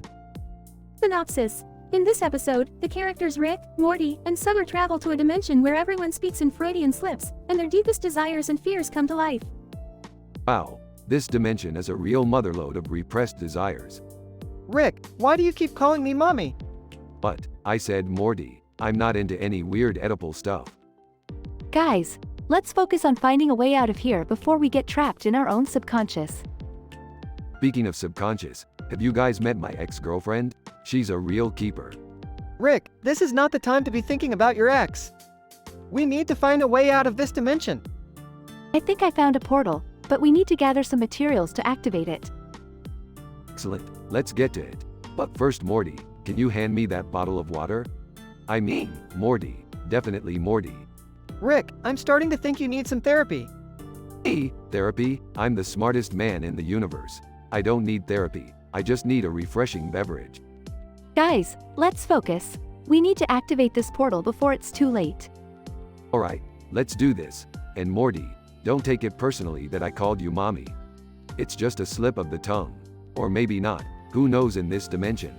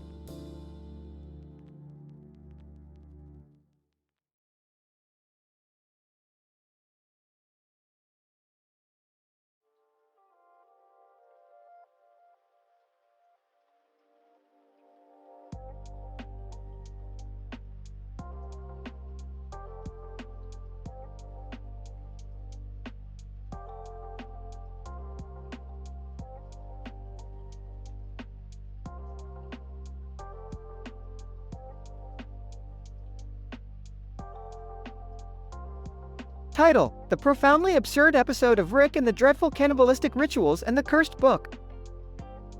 The opening scene reveals Rick, Morty, Jerry, and Beth standing next to each other in front of a microphone in a studio. A man in a hat hands them a sheet of script of the episode they will be doing. Wow, this script looks like it was written by a group of chimpanzees on LSD. Yeah, it's as absurd as the number of women that dated me. Wait, what? Just ignore him, Morty. The title sequence plays, and the scene opens with Rick and Morty stumbling upon a cursed book. The book's title reads, The Cursed Book of Dread. Once opened, a voice speaks from the book. Whoever reads this book shall be cursed forever. Oh no! Not a cursed book. That's the last thing I need. Shut up, Jerry. We have to figure out how to break the curse of this book. The group consults with a tribe known for their knowledge of curses and curses breaking. Tribal leader. To break the curse, you must participate in our cannibalistic tribal rituals. What? I don't think I would be comfortable with that. Don't worry, Morty. It's for the greater good. Jerry Seinfeld suddenly appears from nowhere. What's the deal with cannibalistic tribal rituals? The group proceeds with the ritual, and the cursed book opens up to reveal a recipe book for various cannibalistic dishes. Oh, it's just a cookbook. This doesn't sound so bad. The group prepares a few dishes from the book and realizes that it's the most delicious food they have ever tasted. I don't know how to feel about this. Well, at least it's not cursed anymore. The episode ends with Jerry Seinfeld making a stand-up comedy routine about cannibalistic tribal rituals and their absurdity. Jerry Seinfeld, so, what's the deal with eating people? Is it vegan friendly? I mean, come on, folks, let's chew on that for a bit. The group looks at each other, and the screen fades to black as the credits roll.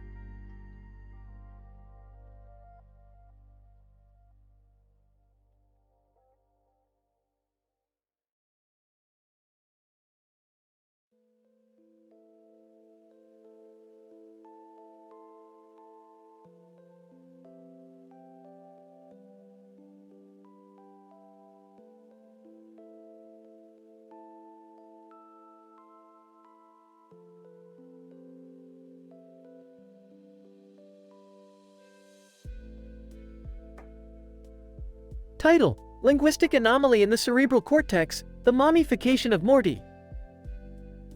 The episode commences with Rick and Morty in their lab discussing their latest invention, the Linguistic Enhancer 3000.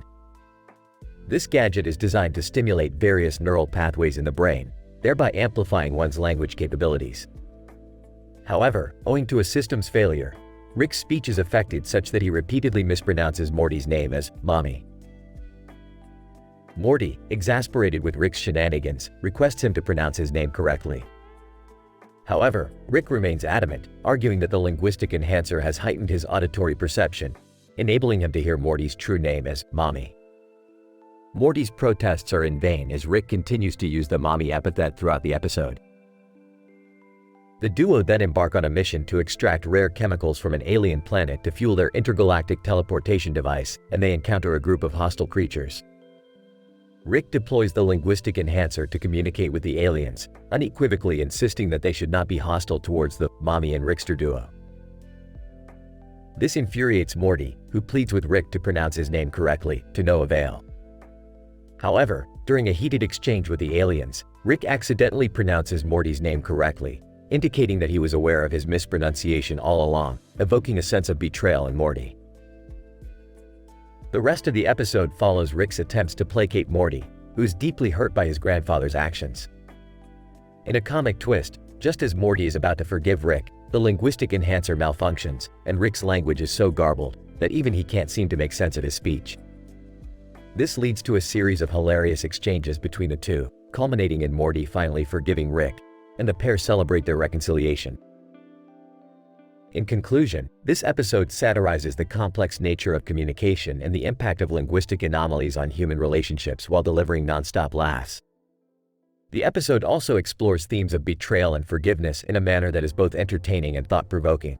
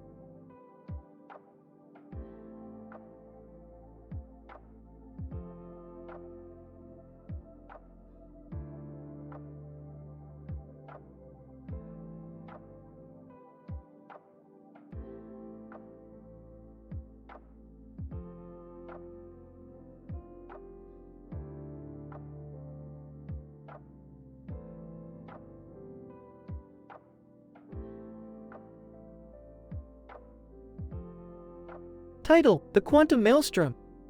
Synopsis: Rick and Morty along with Summer and Jerry were on their way to save Pluto from a giant anthropomorphic space slug. As they entered the quantum maelstrom, they encountered two Jedi-like cartoon characters holding green light-up lightsabers. The group exchanged a few words with the Jedi, then continued their mission. Hey Morty, did you see those stiffs holding those toy sabers? They were Jedi, Rick. They could have helped us. Beefed Jedi, more like jumbo jets. They wouldn't know how to fly a proper spaceship if it hit them in the face. And don't correct me, Mommy. I mean Morty.